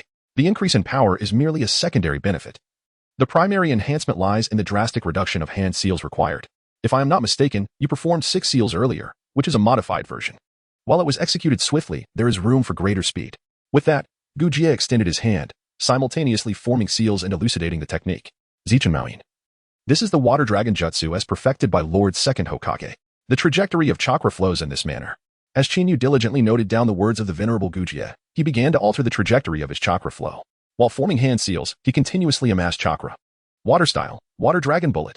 With the surge of chakra, a magnificent water dragon erupted from the lake before spiraling gracefully in the air and plunging back into the water, sending sprays of water into the air and creating ripples across the surface.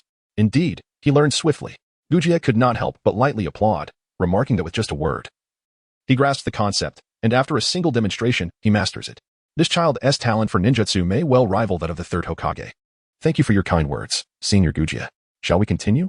Chinyu gently stroked the back of his head and cautiously inquired of Gujia, let us not rush.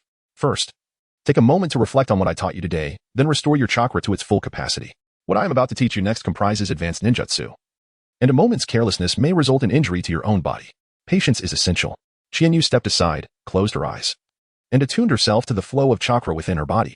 She began to extract physical and mental energy from her cells, initiating the restoration of the chakra she had previously expended. Who are you? What are you doing here?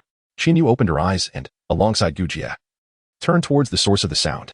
Emerging from the jungle was a figure with pineapple-shaped hair, clad in a Konoha chunin vest, cautiously eyeing the two while keeping his left hand near his ninja tool pouch.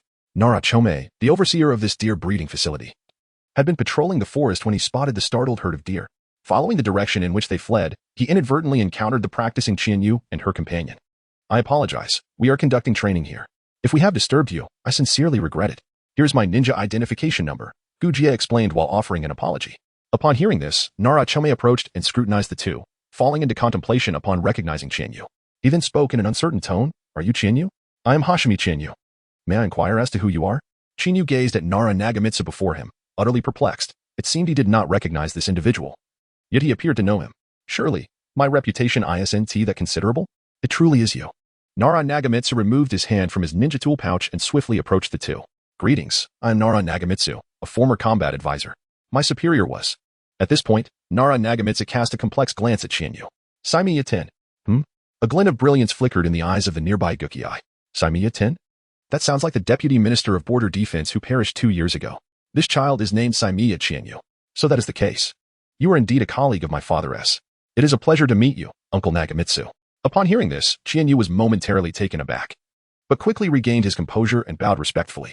Goodness, his memories only revealed that his father was often away, while his mother, working at the Konoha hospital, was similarly occupied with early mornings and late evenings. Occasionally, his father would return, but after just a couple of days, he would hastily depart again. Thus, Chinyu was aware that his father was a Jainin, yet he remained oblivious to the specifics of his departmental affiliation.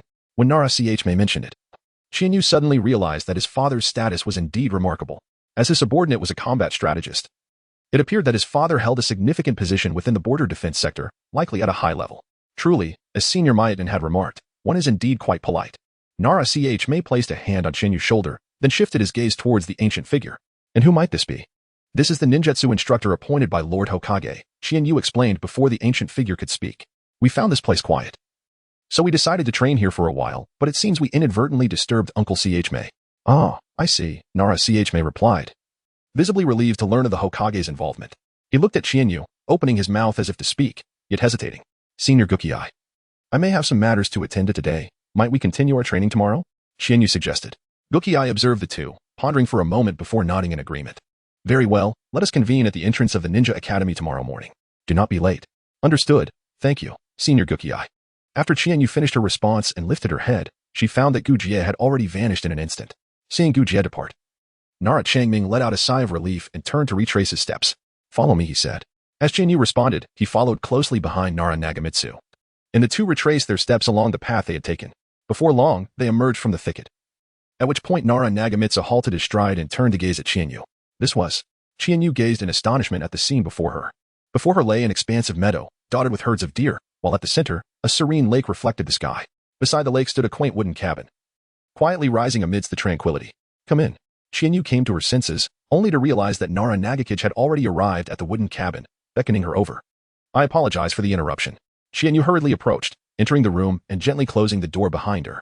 The interior of the house was quite simple, featuring merely a bed, a table, 2 stools, and a cooking counter. Please, make yourself comfortable and have a seat. Qianyu accepted the stool handed over by Nara Nagakiyo. As soon as they settled down, Nara Nagakiyo spoke up. It truly resembles. Qianyu was momentarily taken aback, only to realize he was being referred to. You bear a striking resemblance to your father. Both of you exhibit great politeness towards others. Is that so? Qianyu lowered her head and pressed her lips together, then lifted her gaze to Nara Nagakiyo. What was my father like when he was working? She pondered. Senior Miyuki, he was such a gentle man. Nara Nagakiyo gazed up at the ceiling, his eyes filled with nostalgia. When I first joined the department, it was Senior Miyuki who guided me. Back then, I was still a novice and made quite a few mistakes, often becoming the subject of ridicule. It truly tarnished the Nara family's reputation. However, Senior Miyuki never looked down on me. Rather, he offered his support whenever I faced difficulties. With his unwavering assistance, I eventually learned to stand on my own. Day by day, year by year, after 5 years, I became a combat strategist, and he became my superior, the former deputy minister of the Border Defense Department. At this point, Nara Nagakiyo paused, looking at Qianyu. Your father always carried your photograph with him. The last time he showed it to me was 2 years ago. A picture of you at the age of 5. I can't believe how quickly 2 years have passed. For a moment, Nara Nagakiyo felt a wave of sentiment. Is that so? Qianyu fell into deep contemplation, realizing why Saratobi Raizen would acquiesce to his request for learning water release. It seemed that his parents' identities were not trivial. One was the director of the Konoha hospital, and the other was the deputy minister of the Konoha Border Defense Department. Had they not sacrificed themselves, he would not have to endure such exhaustion every day. With a bitter smile, he retracted his thoughts and redirected his gaze towards Nara Chome. Uncle Chome did not summon me merely for nostalgia, did he? Indeed. Nara Komei's expression turned grave. Through my covert investigations over the past 2 years in the Border Defense Department, I have uncovered discrepancies surrounding the death of Senior Miyu. Are you suggesting that there are deeper implications to this matter? Qianyu was not foolish. He immediately discerned the subtle undertones in Nara Komei's words.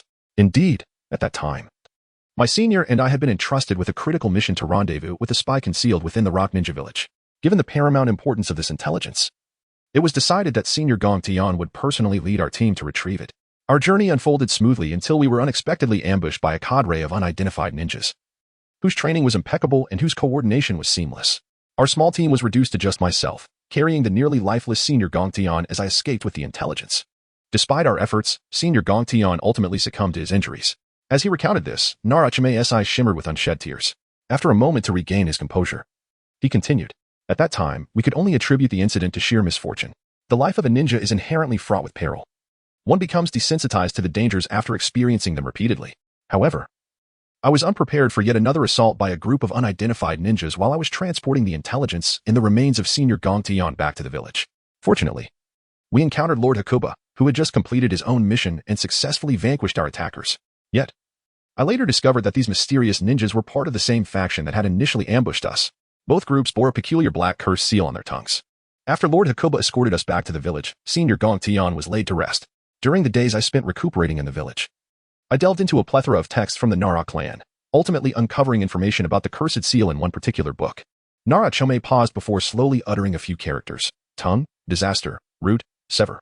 Chapter 46, a meal invitation, is that a cursed seal? Do you know of it? Naruto regarded Qianyu with astonishment. I stumbled upon knowledge of it by chance. It is a binding seal that not only extinguishes emotions but also compels those affected to maintain absolute silence regarding any information, lest they face dire consequences. Indeed. Naruto nodded. For the past 2 years, I have been seeking information about this cursed seal, ultimately tracing it back to the elders. However, I found myself powerless beyond this point, and the investigation subsequently languished. Naruto lowered his gaze, his fist clenched tightly beneath the table. Please, lift your head, Uncle Chome. Startled by Qianyu's voice, Naruto looked up to meet the calm gaze of Qianyu across the table. This is not your fault. I am truly grateful for your willingness to share so much with me. Once I grow stronger, I will seek the truth for myself. So there is no need for you to bear undue guilt. Qianyu spoke calmly, yet the veins in his fist beneath the table were visibly taut. The elder cast a sealing spell. It was unnecessary to speculate, for those 2 teams of enigmatic ninjas could only be members of the Root organization. In order to prevent any leaks of confidential information from the Root members, Danzo had established a curse seal known as the tongue-cutting curse, which rendered the afflicted utterly paralyzed should they utter anything concerning him. At present, Qianyu remained oblivious to the reasons behind his father's transgressions against Danzo. Nevertheless, he felt powerless in this regard and resolved to grow stronger, for only then would he have the opportunity to uncover the truth and avenge his father. It is best if you can think that way, Naruto sighed in relief. He had feared Qianyu might act impulsively and commit some foolish deed. Now, seeing that despite his anger he could still maintain his composure, he felt a temporary sense of reassurance. I have been reassigned to work in the village. Currently stationed at the strategic department. I reside here, so feel free to come to me whenever you need assistance. This deer farm is under my care for the time being. Yes, I shall visit often, Uncle Chome. After bowing respectfully, Chihane turned to leave, leaving only Naruto standing by the window, gazing at the departing figure of Chihane, lost in thought. Chihane? What brings you here? Wandering aimlessly along the street. Chihane was at a loss for what to do next when a voice from behind abruptly interrupted his reverie. He turned to see a striking figure with striking white hair. Kakashi? What are you doing here? Qianyu rolled her eyes, adjusting her mood before stepping in front of Kakashi. I went out to buy groceries. Shouldn't you be training at this hour? It's rare to see you idling on the street. Kakashi stared with his lifeless eyes, lifting the bag in his hand, where a few fish lay quietly in the plastic. It's almost mealtime. One must eat, after all. By the way, is Uncle Shimo at home? Yes, he is resting today. He has a mission tomorrow. Then let us go. Without waiting for Kakashi to respond, Qianyu had already walked 20 to 30 meters toward the Hataki residence. What are you doing? Once he realized, Kakashi's mouth twitched slightly beneath his mask as he hurried after Qianyu. Of course, I'm going to visit Uncle Shimo. Hurry up. Kakashi. 15 minutes later, standing in front of the Hataki residence, Kakashi shot a dark look at Qianyu beside him. You said we were visiting, yet you come empty-handed. Just brazenly here to mooch a meal. I'm back. Kakashi turned his head again, ultimately rolling his eyes in resignation. You're back, Kakashi? Oh, and Qianyu. Welcome. A figure appeared at the entrance, Kakashi's father, White Fang, dressed in home attire, holding a steaming cup of tea. Upon seeing Qianyu next to Kakashi, a smile graced his face. Uncle Shimo, I apologize for the sudden visit. Ha ha ha, you two come in. Shimo patted both their shoulders and headed toward the living room, the two of them following suit after changing their shoes. Qianyu, you're in for a treat today. Kakashi is cooking. Really? I'm looking forward to it, Kakashi. Observing the lively conversation between the two, Kakashi facepalmed with one hand, his lifeless eyes filled with helplessness as he entered the kitchen to start cooking. By the way, I almost forgot to congratulate you. I heard you graduated early with the Uchiha kid. Remember, even after becoming a ninja, one must not become complacent, Qianyu. After listening to Shwomo's lecture, Qianyu scratched the back of his head. Yes, I will continue to strive, for my goal is none other than Hokage. Shwomo was taken aback for a moment before bursting into hearty laughter. Is that so? Hokage? Huh? Then you must put in the effort. Absolutely. While previously it had merely been a casual notion, Qianyu now genuinely began to contemplate this aspiration. If given the chance, he would indeed like to occupy that esteemed position. Dinner is served. Upon hearing the sound of Kakashi extinguishing the fire, Qianyu hurriedly rose and made her way to the kitchen. Uncle Shwomo, please sit tight. I will assist Kakashi. Very well. I appreciate the effort from both of you. Shwomo observed the two who were busily serving dishes before him, a peculiar sensation swelling within him, as if he were the guest instead. Let us commence our meal. 2 minutes later, the three gathered around the dining table, gazing at the sumptuous spread before them, and simultaneously remarked, this fish appears to be quite delectable. Qianyu gazed with keen interest at the pan-seared fish before her. On the round plate lay 2 perfectly cooked fish, drizzled with sauce, emanating tendrils of steam. The dry-fried river fish was a signature dish of Kakashi. Kakashi lifted his gaze momentarily to utter a few words before picking up his chopsticks, removing his mask, and leisurely commencing his meal. Oh my, Kakashi. Who would have thought you were so handsome? Such a striking visage is wasted beneath that mask. Chienyu raised an eyebrow, casting a teasing glance at Kakashi. Chienyu. You must try this. It is Kakashi's pride and joy. Upon noticing the veins bulging on Kakashi's forehead, Shwomo hastily intervened, signaling Chienyu to cease. Delicious, Kakashi. Your talents are truly hidden. As the fish melted in Chienyu's mouth, tender and delectable, complemented by a subtly salty sauce, he awarded the dish a perfect score. Humph. Kakashi merely rolled his eyes, silently consuming the fish before him. Shwomo exhaled in relief and picked up his chopsticks as well. Thus, they finished their dinner. And as darkness enveloped the outside world, Chienyu was just about to rise to take his leave when Shwomo stopped him. It's quite late now, unless there's something urgent. Why not stay here tonight? Well, there's nothing pressing, but wouldn't that be too much of an imposition? Not at all, it's just Kakashi and me at home. And there are plenty of empty beds. I can easily prepare a blanket for you, right, Kakashi?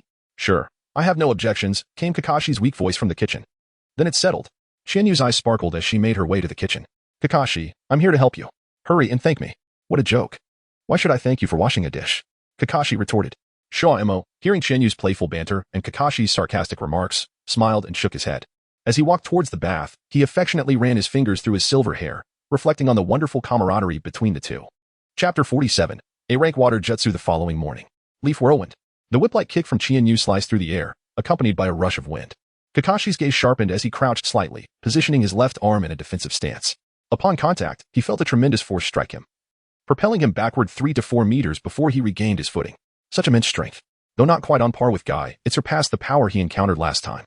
Kakashi shook his numbed arm, his eyes fixed on Chienyu, brimming with combat fervor, just as he prepared to draw his kunai and engage Chienyu in another fierce clash. A voice interrupted the bout. I say, breakfast is ready. Let us conclude the morning exercises here, Shwomo remarked from the shade of the eaves, observing the two in the courtyard with a hint of exasperation. Very well then, we shall leave it at this for today. We will battle again next time, Kakashi. All right. With Shwomo's words, Kakashi sheathed his kunai back into his ninja tool pouch and walked toward the house alongside Chienyu. Having come to the courtyard early in the morning for some training, Chienyu had coincidentally encountered Kakashi, who had also risen for exercise. With nothing else to occupy their time, the two engaged in a brief sparring session until Shwomo finished preparing breakfast. What plans do you both have for today? Shwomo inquired, glancing at the duo while enjoying his meal. I'm heading to meet Guy. We have arranged a rock climbing training session for today. Kakashi replied as he stirred the natto in his bowl. I will be learning water release techniques from a senior today.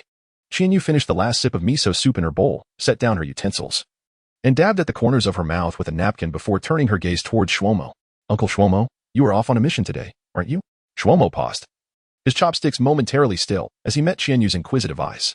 Indeed, the village has dispatched an A-rank mission that will require me to be away for 2 days. Is that so? Please take care of yourself, uncle. Rest assured, I shall return swiftly, Shwomo replied with a reassuring smile, patting Chienyu gently on the shoulder. As breakfast drew to a close, Kakashi and Chienyu tidied up the dishes. At the entrance of their home, Chienyu waved goodbye to the two. Farewell, Uncle Shwomo, Kakashi. Goodbye. They echoed, watching as Chienyu's figure faded from sight as she departed. Let us go. I need to tidy up as well. Kakashi, please lend me a hand. We must gather soon. Of course. You arrived quite early, young one, remarked Kakashi, noticing Chienyu waiting beneath the large tree at the entrance of the Ninja Academy. Senior Gujia. You can simply call me Chienyu, she replied, lifting her head. Very well, Chienyu, let us be on our way. Chienyu routinely handed breakfast to Gudre. As it was still early, neither of them felt rushed, ambling leisurely along. After about 15 minutes, Chienyu followed Gudre into a forest, and after delving several hundred meters, they arrived at a clearing, separated by a river several meters wide. The source of the river was nowhere in sight.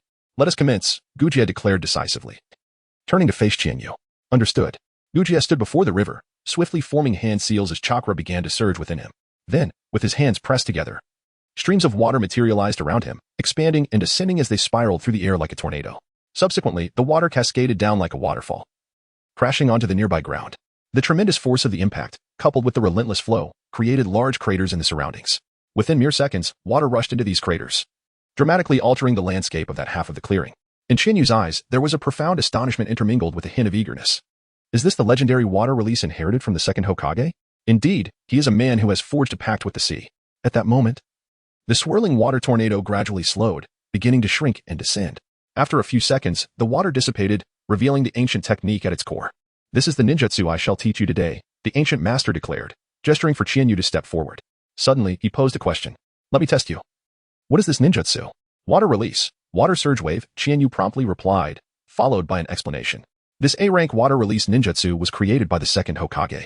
It is utilized in arid environments, summoning vast amounts of water that rapidly spiral upwards and expand. The water then cascades down like a waterfall, launching an assault on the opponent, ultimately forming a water vortex that serves both offensive and defensive purposes. Very good. It appears you have studied diligently. The ancient master applauded softly, clearly pleased with Qianyu's response. His admiration for Qianyu grew. A student who possesses strength yet remains humble and eager to learn is someone to be cherished. Thank you, Senior Uchiha. Qianyu sheepishly scratched his head and jested that he was thoroughly familiar with the information regarding the successive Hokages. These questions were mere child's play. This is your current learning objective. Once you have mastered it, we shall proceed to the next. This is the seal of water release. Water collision wave, pay attention. There are not many seals, only 6, yet their complexity ranks among the highest in A-rank ninjutsu. After Qianyu reluctantly committed it to memory, he did not commit immediately. Instead, he focused, bringing his middle fingers together and crossing his hands in a cruciform manner, uttering a low incantation. Shadow clone technique. Bang. A cloud of white mist erupted beside Qianyu, and in an instant, a clone identical to him materialized at the same spot. Following this, Qianyu employed the shadow clone technique once more, successively invoking it 3 times. Oh, quite an ingenious idea to utilize shadow clones for training, remarked Uchiha, observing Qianyu's actions with keen interest. The shadow clone technique, an invention of the second Hokage, Senjutobarama, is classified as a B-rank ninjutsu. This technique summons tangible clones that share the original's chakra evenly, possessing independent consciousness and a certain degree of resilience. Upon dispelling, the experiences and memories of the clones return to the original. Originally created for espionage, this technique gained widespread popularity across the ninja world. And now nearly every major ninja village possesses it. Watching the 3 shadow clones before him, Qianyu felt a tinge of helplessness. While his mental fortitude could endure, his chakra reserves limited the number of clones he could create. For now, this would have to suffice. Brothers, let's get to work. We aim to master the water surge wave today, he exclaimed. Yes. The shadow clones echoed in unison, together with the original. The 4 stood in the corners of the clearing, diligently practicing. Water release, water surge wave. A stream of water surged forth, rippling outward. But after soaring a mere 2 or 3 meters, it abruptly dispersed, drenching the shadow clone in the process. Was that an operational error? Let's try again. Qianyu emerged from the water, drenched and disheartened, casting a glance at the shadow clone beside him. The clone offered an awkward smile before retreating to a distance, resuming its next round of experimentation. The path of a ninja is indeed fraught with challenges. Chapter 48, The Root's Water Release, Water Surge Wave. Several streams of water began to swirl around Qianyu, gradually ascending and expanding, transforming into a miniature water vortex centered on him, slowly stabilizing. As Qianyu's chakra surged, the water vortex cascaded down like heavenly rain, causing the nearby grassy expanse to become pockmarked under the intense impact of the flowing water. Subsequently, Qianyu began to retract his chakra gently, causing the water vortex to disperse, ultimately shattering in midair into a myriad of droplets, bestowing a semblance of solace upon the once ravaged ground. Breathe. Qianyu calmed the pulsating chakra within, a gleam of joy illuminating her face. Indeed, diligence bears fruit. After a day of relentless study, neglecting even her lunch, she had finally succeeded before dusk fell. Remarkable. I did not expect you to master the water surge technique in just one day. Muruxing Gyuk stepped forward, a smile gracing his lips, tinged with a sense of wonder. It was astonishing to witness someone truly acquire an A-rank ninjutsu within a single day, had he not seen it with his own eyes. He would have never believed it to be possible. Merely a stroke of luck. Qianyu scratched his head, feeling a sense of relief. If he maintained this pace, after the training concluded, water release would likely become his dominant chakra affinity, with wind and thunder as supplementary elements. This would effectively address his shortcomings in advanced ninjutsu, paving the way for a steady enhancement of his strength. A sudden noise interrupted Qianyu's thoughts. Lowering his gaze, he quickly realized what had happened and looked at Uchiha, who wore an awkward smile. You're hungry, aren't you? Let us call it a day and go have a meal, he suggested. Gudre glanced at Qianyu, who was covering his stomach in embarrassment, and smiled warmly before turning to lead the way. It was already 6 in the evening, and the sky had begun to darken. As they stepped out of the clearing and prepared to head back, Uchiha paused, his gaze fixed on a shadow in the nearby thicket. Come out, he commanded. Qianyu gazed at the thicket, her hand poised over the ninja tool pouch at her waist, ready to spring into action. Suddenly, 3 figures emerged from the jungle, clad in attire identical to that of the Umbu, standing before Qianyu and Uchiha. The eyes behind their masks scrutinized the two intently. Umbu? What are they doing here? Could it be that the Hokage has come to seek Uchiha?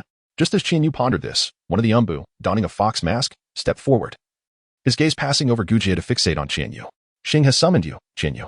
Lord Danzo wishes to meet you. Please accompany us.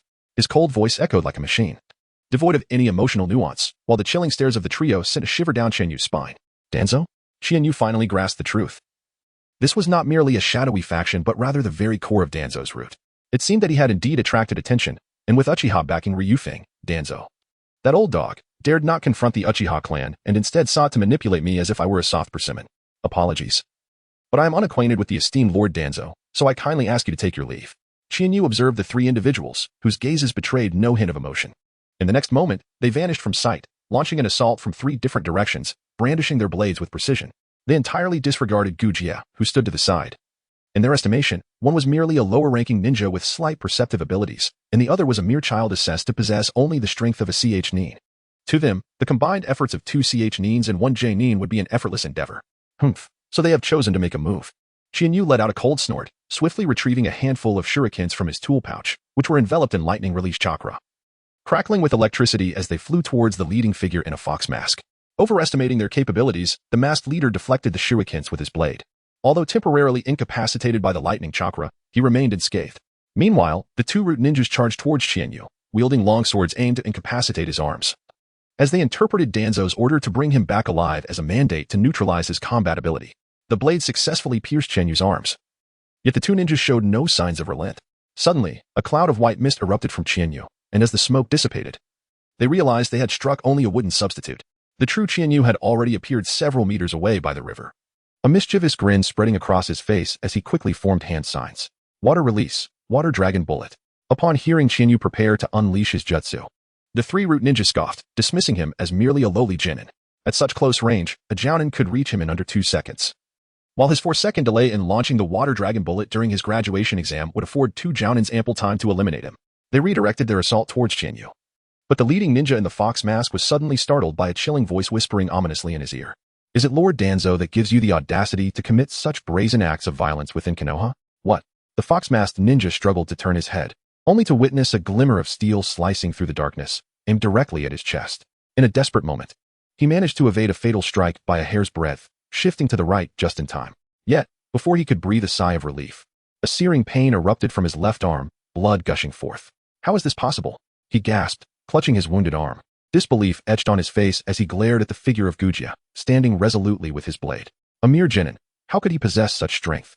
While he acknowledged his own underestimation, the fact that a single strike had rendered a seasoned jounin's arm useless was astounding enough to qualify him for the role of an Anbu captain.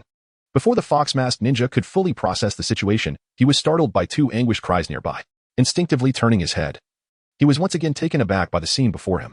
Contrary to the anticipated image of Chiharu being heavily injured and subdued, the 2 jounins were instead in disarray, desperately evading the relentless pursuit of a water dragon, which threatened to inflict grave injuries upon them with the slightest lapse in focus. Fire release, fireball jutsu. Fire release, great fireball technique. Seizing the opportunity, the 2 ninjas unleashed their fire techniques, sending 2 flames soaring into the sky, momentarily creating a stalemate as they collided with the water dragon. The battlefield soon became shrouded in steam, obscuring visibility for all present, and no one dared to make a hasty move. Wind release, great breakthrough. The fox-masked ninja barely managed to form the necessary hand seals, summoning a fierce wind that swept away the steam, restoring clarity to the fray. Captain, the 2 root ninjas regrouped around the fox-masked leader, their gazes fixed warily on Chiharu, who had now joined forces with Uchiha. An unexpected turn of events, the mission has failed. Retreat. Before the 2 ninjas could finish their statement, the fox-masked leader had already vanished in an instant. The 2 exchanged glances, gritted their teeth, and turned to follow their captain, leaving only Chiharu and Gudre behind. Are you all right? I'm fine, Senior Uchiha. Chiharu shook her head gently, her gaze directed towards the direction in which the small team had departed. Uchiha turned his head, scrutinizing Chiharu from head to toe. What is the matter, Senior? Chiharu noticed and looked around in confusion, asking. Uchiha averted his gaze and spoke with an uncertain tone. It's nothing, merely that it seems you have attracted the attention of a group of rather dangerous individuals. Chapter 49. Crimson chilly in the vast underground chamber of the root headquarters, Danzo sat with his eyes closed, listening intently to the reports of several individuals. This is how it is, Lord Danzo. My subordinates have failed in their duties. Please punish us. The 3 individuals half kneeling before him were drenched in sweat, well aware that the penalties for failure in the root were no less severe than those in the interrogation department of Konoha, perhaps even more so. Rise. This time, the failure of the mission is not your fault. The punishment is waived. To their astonishment, Danzo chose not to punish them, as relief washed over them. They were also perplexed. Had the usually merciless Lord Danzo shown a softer side today? Enough. You may leave now. Yes. The 3 stood, turned, and exited, leaving Danzo alone upon the stone seat in the now desolate chamber. After a brief moment, he opened his eyes, a shadow flickering within their depths. Consider yourself fortunate this time. I did not anticipate encountering that fellow Uchiha. However, next time, your luck will not hold. Shijan Chiharu. Yes, Lord Danzo. From the darkness behind him emerged a ninja, standing before Danzo, awaiting orders. Also, regarding the Uchiha clan, mobilize additional personnel from other regions to enhance surveillance on them. This malevolent clan should not exist. Understood. The Root Ninja, codenamed Wind, retreated into the shadows to carry out Danzo's command. In the eyes of the Root Ninjas, Danzo's orders were paramount, even superseding those of the Hokage. Both the Umbu and the Root were clandestine organizations by nature. The term Root signifies something hidden underground. The Umbu is an organization tasked with assassination, while the Root cultivates and supplies talent for the Umbu. In terms of organizational hierarchy, the Root is a subordinate division of the Umbu, with many Root agents embedded within the Umbu ranks. The Umbu reports directly to the Hokage, while the Root answers solely to Danzo. One operates in the light, the other in the shadows. I will report this matter to the Hokage. You need not worry excessively. As they walked along the streets of Konoha, Uchiha observed the somewhat distracted Chiharu and assumed he was preoccupied with concerns regarding the Root. Thus, he remarked, "No, Senior Uchiha, it is not that I am worried about this. Rather, I am simply eager to grow stronger." Chiharu shook her head gently, casting a bittersweet smile towards the distant Hokage rock. Had it not been for Uchiha today, she would likely have faced a dire predicament. While she could manage to contend with those two Nin with some effort, encountering a Nin was an entirely different matter. Nin represent the backbone of a ninja village, occupying a position on the second tier of the ninja hierarchy, just below the elite of the Kage level. They exhibit formidable combat skills, mastering not only powerful taijutsu and genjutsu, but also an array of advanced ninjutsu. Beyond mere leadership, they are distinguished by their analytical prowess and exceptional ninjutsu capabilities. Those who ascend to the rank of Nin are typically versatile ninjas, excluding specialists like Might Guy. Nin are also responsible for mentoring students who can inherit their legacies and ideals, as they are frequently tasked with A-rank missions or higher, often finding themselves in perilous situations, thus necessitating a higher standard than that of Nin. Chiharu was certain that if those three charged at him, he would be subdued within 10 minutes. "Do not overthink it. You are still young, and the future belongs to you young people," Uchiha said, patting Chiharu on the shoulder. "Come, I invite you to a particularly delicious ramen." A particularly delicious ramen? Chiharu followed Uchiha with a peculiar expression. Could it be? As she gazed at the steaming bowl of char siu ramen before her, a faint twitch appeared at the corner of her mouth. Indeed, when ramen was mentioned, everyone immediately thought of Yao. "What's wrong? Don't you like it?" Uchiha, who was savoring his meal beside her, inquired with a hint of confusion. "No, I truly enjoy it. I simply didn't expect that my senior was referring to Yao ramen. I am quite a regular here as well." Chiharu picked up his chopsticks, savoring a mouthful of ramen followed by a sip of broth, and indeed, it was as delicious as ever. "Is it not so?" He chuckled. Uchiha, upon hearing this, fell silent, leaving only the sound of their slurping in the shop. "Boss, a large bowl of char siu ramen with all the toppings, please." "I would like a large bowl of miso ramen. After eating dry provisions for so many days, I crave a delightful bowl of ramen." As they enjoyed their noodles, their movements paused, and they turned to see a man entering the shop, their gazes locking. "You are Namikaze Minato?" "Ah, it's been a while, Senior Uchiha." The newcomer was indeed Minato Namikaze, who, after greeting Uchiha, turned his attention to Chiharu. "You are Chiharu, correct? We met last time at the ramen shop." Minato wore his characteristic sunny smile as he nodded at Chiharu. "Hello, Minato-sensei. I didn't expect to see you again so soon." "Minato, who are you speaking with?" A voice came from outside the curtain, followed by someone lifting it to enter.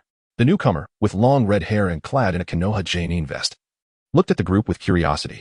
"You are Senior Uchiha. It has indeed been a long time." "Ah, it has been quite a while, Kushina."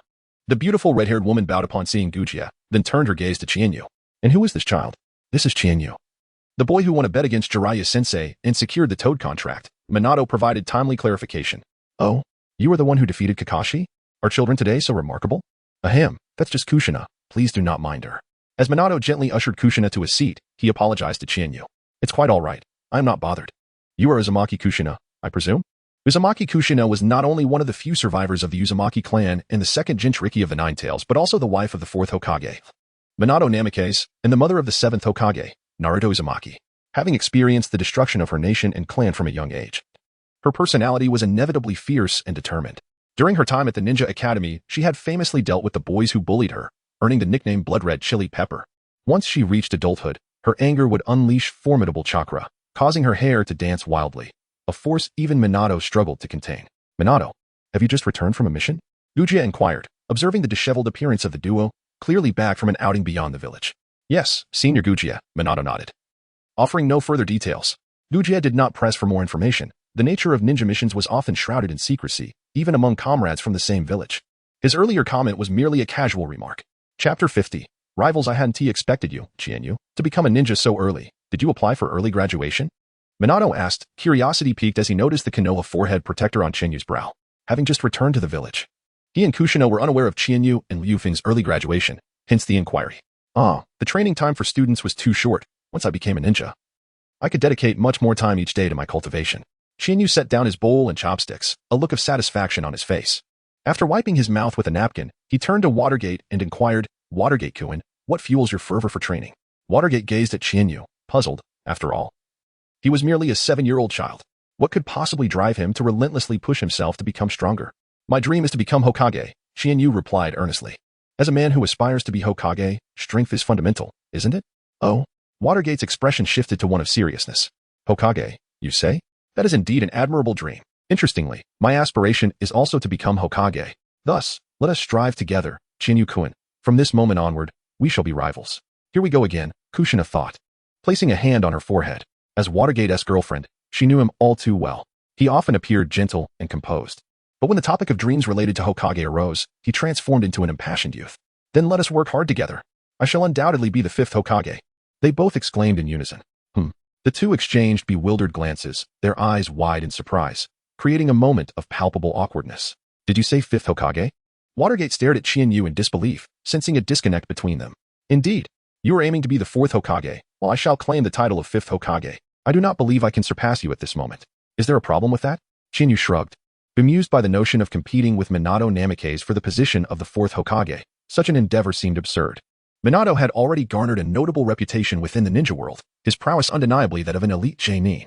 Having been tempered by the trials of the Third Great Ninja War, he had transcended to a level beyond that of a mere shadow ninja.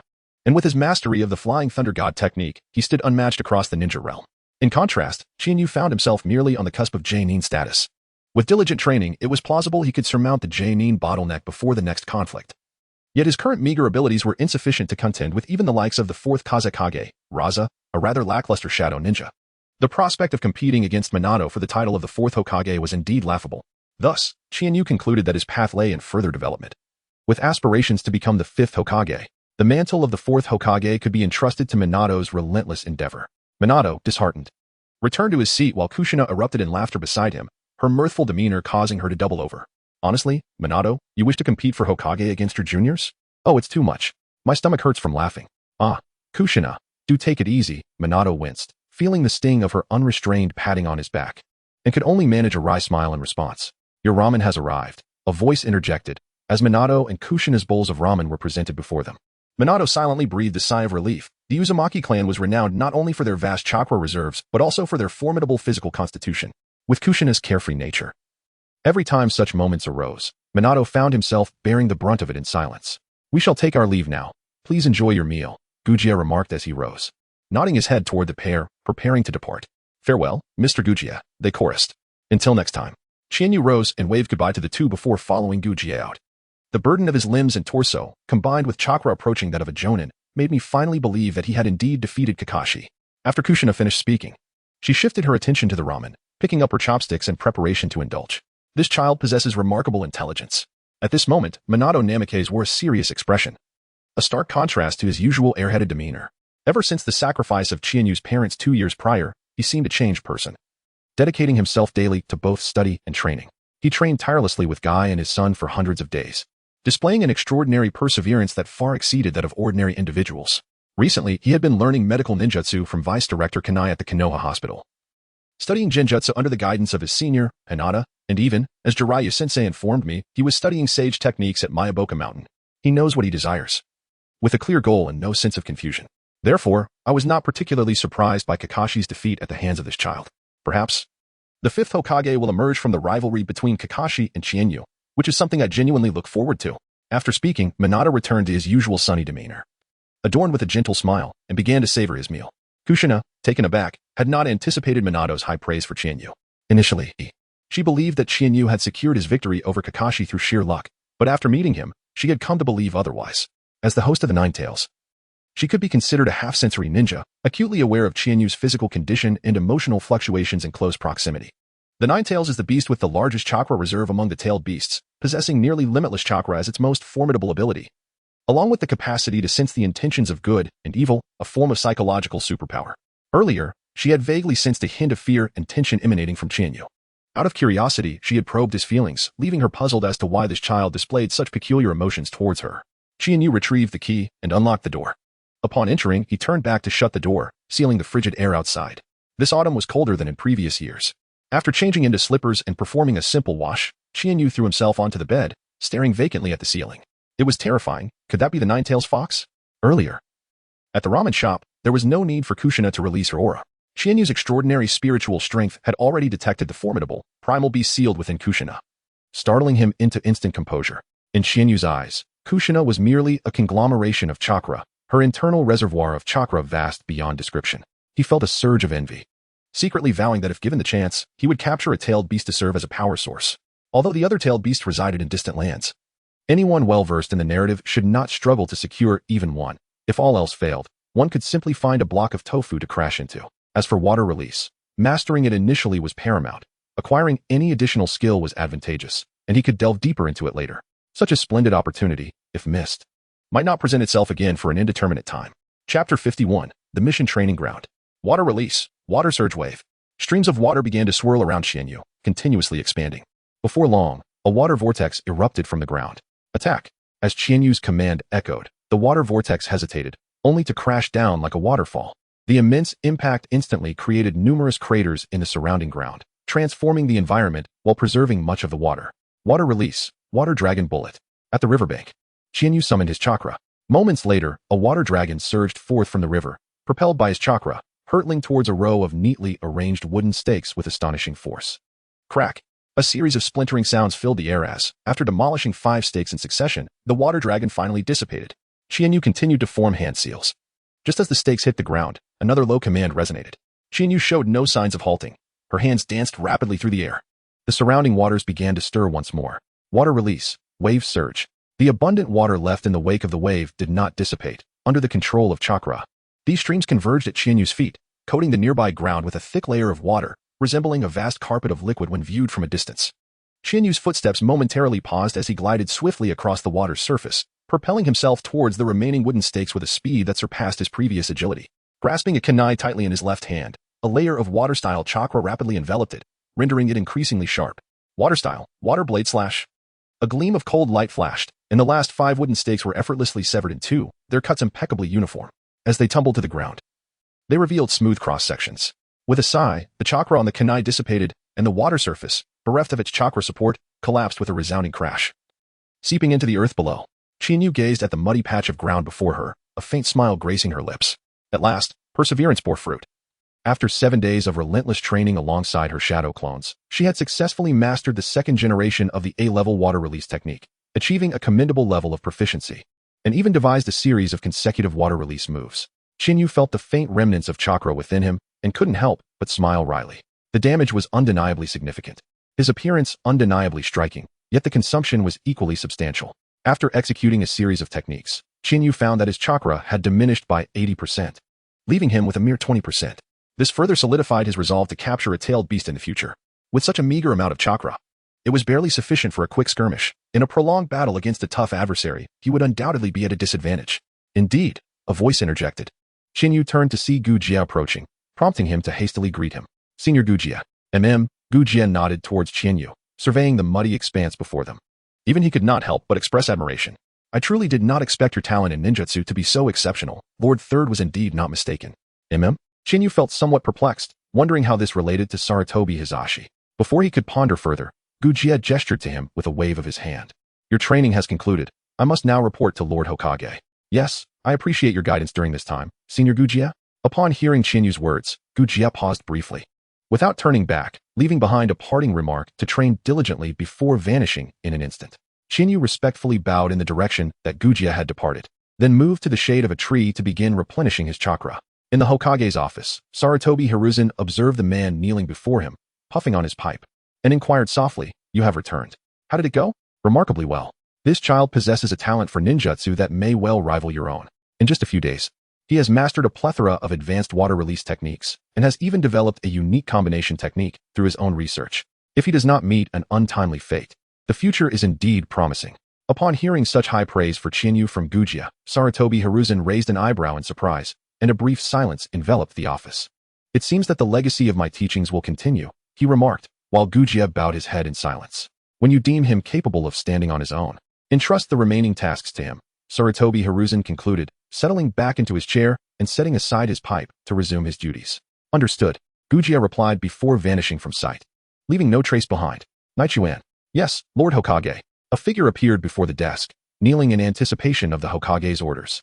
Send someone to summon Sarutobi Shino and Uchiha Liufeng to gather here, and notify Hoshimi Chinyu to convene as well. Yes. As soon as the words were spoken, the Umbu departed, leaving the expansive Hokage office once more shrouded in solitude as the Hokage continued to attend to his responsibilities. Has the Hokage summoned me? Chinyu gazed at the Umbu before him, feeling utterly perplexed. What was the situation? Had he been summoned immediately after training to discuss his thoughts on the session? Regardless, he decided to let it be. He would discover the purpose of this meeting upon arrival. With that resolve, he proceeded forward. The Umbu nodded at Chinyu, and the two of them made their way towards the Hokage's office, one following the other. Upon reaching the entrance of the Hokage's office, the Umbu departed, leaving Chinyu to approach and gently rap on the door. Please enter. As Chinyu pushed open the door and closed it behind her, she noticed that in the room, besides Sarutobi Hiruzen, there were also Uchiha Liufeng and an unfamiliar middle-aged man. Lord Hokage. After completing the ceremonial rites, Chinyu stood in a line with the two others, all gazing at Sarutobi Hizashi in anticipation of his explanation. With everyone present, he stated plainly, I have a task for you to undertake. For the time being, you will form a temporary team, led by Sarutobi Shino. Now, please step aside to discuss how you will accomplish this task. Before the three could fully comprehend the situation, they were ushered out by Sarutobi Hizashi. Left outside, the trio exchanged glances, the atmosphere momentarily thick with awkwardness. Greetings, I am Sarutobi Shino, your temporary leader. Upon seeing Sarutobi Shino extend his hand, Chinyu quickly reached out. Hello, Captain. I am Shinjin Chinyu. I look forward to your guidance. Well, there is no need for further introductions between me and Liufeng, he remarked. As Uchiha Liufeng nodded in agreement, the three retreated to a corner where Sarutobi Shino unfurled the task scroll. Upon reading it, their expressions grew somewhat peculiar. Is this a trial? Liufeng inquired, directing his gaze toward Chinyu. Chinyu spread his hands, having grasped the situation. What about you, Captain? Sarutobi Shino looked grave as he ignited a note he had grasped in his hand. Prepare to return. We shall convene at the entrance of Konoha in 15 minutes. Understood. Echoed the three, and in an instant, they vanished, leaving behind a smoldering piece of paper that fluttered to the ground. Faintly, a few words could be discerned. Eradicate the mountain bandits. Chapter 52, Bloodshed. Having agreed to meet at the village entrance shortly, the group temporarily parted ways. Chinyu did not return home. Instead, she adeptly made her way to a store specializing in ninja tools. Upon entering, she found the proprietor meticulously polishing the counter. Hearing the sound of footsteps, he lifted his gaze towards the entrance. Ah, welcome, esteemed guest. What brings you here today? Well, I am in need of some equipment this time. Chinyu nodded with a gentle smile and approached the shelves, beginning to select items. Kunai, shurikens, smoke bombs, food pills, and explosive tags were all available. Well then, my good sir, I shall take 2 of each item, and while you're at it, please provide me with a larger ninja tool pouch. Chinyu pointed out a few items and finally gestured towards her severely damaged ninja tool pouch. Previously, she had been too lazy to replace it, but now that she had become a ninja, it seemed rather inappropriate to carry around such a tattered pouch. Very well. Please take a seat and wait a moment. The shopkeeper cheerfully invited Chinyu to sit down, then proceeded to rummage in the back storage. In no time, he emerged with a brand new ninja tool pouch, handing it to Chinyu at the front desk. Dear customer, as per your instructions, everything has been prepared. This batch of goods has been transported from the capital of the Land of Fire, and I assure you, my ninja tools are of the finest quality on this street. That's enough. Just give me the change. Thank you. Chinyu interrupted, pulling out a banknote and placing it on the counter. That will be 10,000 taels. And here is 3,000 in change. Please take care, and we welcome you to visit again. The shopkeeper swiftly accepted the banknote and efficiently retrieved the change for Chinyu. His smile radiant as ever. All right, I'm leaving now. Chinyu stepped out of the shop and, glancing at the time, swiftly made her way towards the village entrance. Upon her arrival, she discovered that the 2 individuals had already reached the location and were engaged in casual conversation at the village gate. I apologize for keeping you waiting. Chinyu approached and nodded slightly to Liufeng, then addressed Sarutobi Shinizuke. It's nothing. We just arrived a short while ago. Sarutobi Shinizuke waved his hand dismissively, then turned to direct the 2 to commence their actions. I will brief you on the specifics during our journey. Let us set off now. Understood. They replied in unison. Along the way, Sarutobi Shinizuke elaborated on the details of their mission. Approximately 20 kilometers north of Konoha village, there exists a band of mountain bandits who have abducted numerous young women from a village below. The villagers have pooled some funds and traveled to Konoha to post this task. Our objective is to eradicate them entirely and rescue the women. Eradicate them entirely? That suits us perfectly. The trio hastened through the forest, arriving at their destination around 5 in the afternoon. Upon entering the village and inquiring about the location of Changpu Mountain, The villagers watched with hopeful eyes as the three set forth towards the mountain. As dusk fell, the trio concealed themselves in the trees, observing the brightly lit bandit hideout ahead.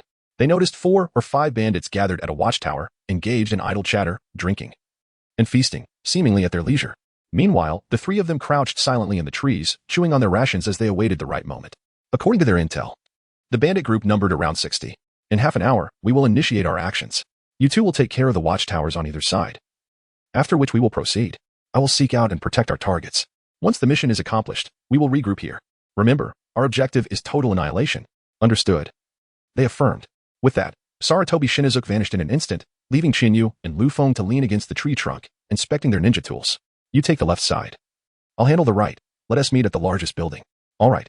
As night fully enveloped the landscape, the two began to split up to execute their plans.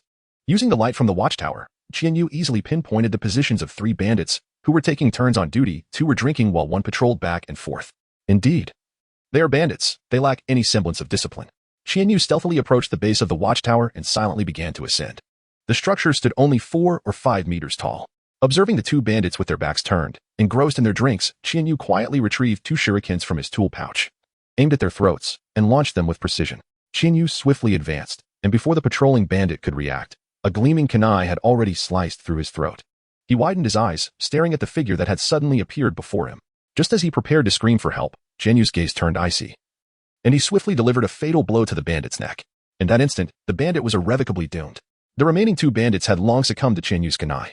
Their throats pierced, now lying on the ground, convulsing as their breaths became increasingly shallow. One bandit, filled with terror, gazed at the approaching Chinyu. Desperate to cry out but unable to produce a sound, Chinyu crouched down, unsheathed a shuriken, and delivered 2 swift strikes with a kunai, ensuring the demise of the 3 adversaries. Afterward, he meticulously wiped the weapons clean on the fabric of the lifeless bodies before rising to commence his assassination. Although it was his first act of killing, and a sense of discomfort lingered, Chinyu swiftly acclimated himself as a ninja. Such acts of taking life would soon become a commonplace affair. If one refrains from killing, one risks being killed instead. The Sarutobi clan had dispatched them on this mission to ensure they encountered blood. Otherwise, they would never ascend to the rank of true ninjas. Having adjusted his mindset, Chinyu turned his gaze toward the encampment before him, comprising over 20 structures, averaging 2 to 3 individuals per room. The large tiled house at the rear was most likely the lair of the bandit leader. The brigands were currently at rest. Yet Chinyu and his companion's mission was only just beginning.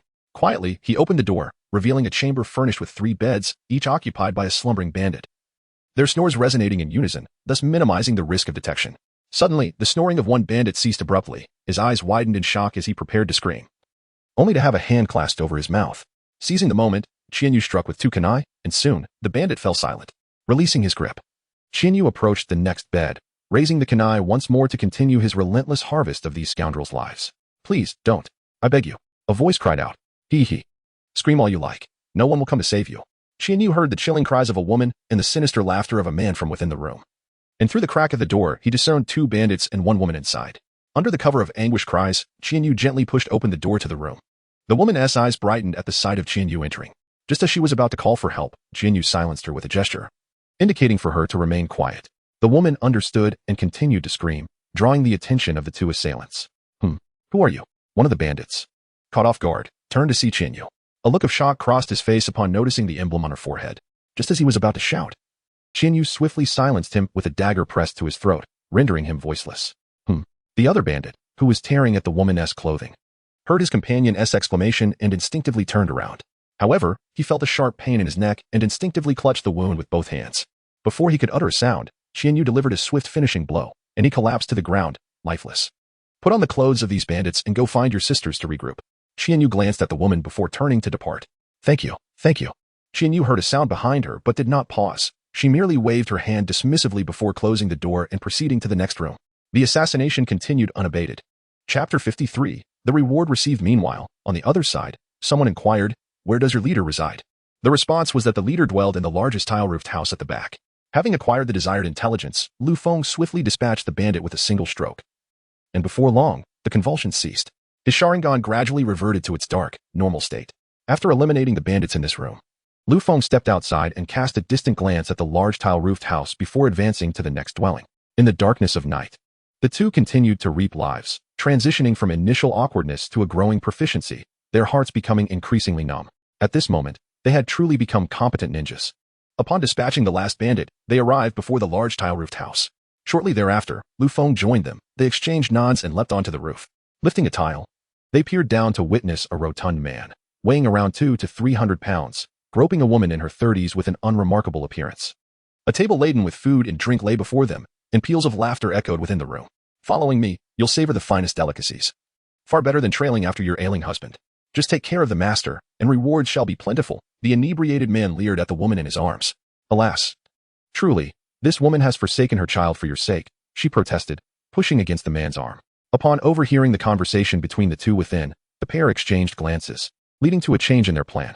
Qianyu gently set down the tiles, and the two descended softly to the ground, taking refuge before the door. Qianyu signaled to Liufeng, who immediately understood and began to form hand seals. 1, 2, 3. Fire release. Great fireball technique.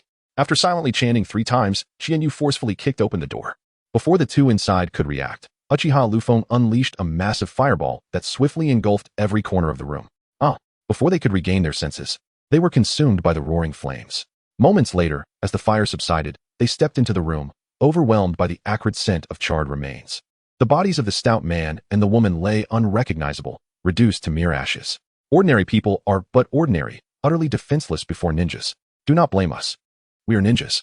Qianyu softly spoke and then turned to leave with Liufeng to rendezvous with Sarutobi Shino. Along the way, Qianyu spotted the woman she had rescued. She was now clad in the attire of bandits, hastily fleeing towards the outskirts of the mountain stronghold. Upon hearing footsteps behind her, she turned in terror, fearing the bandits were in pursuit.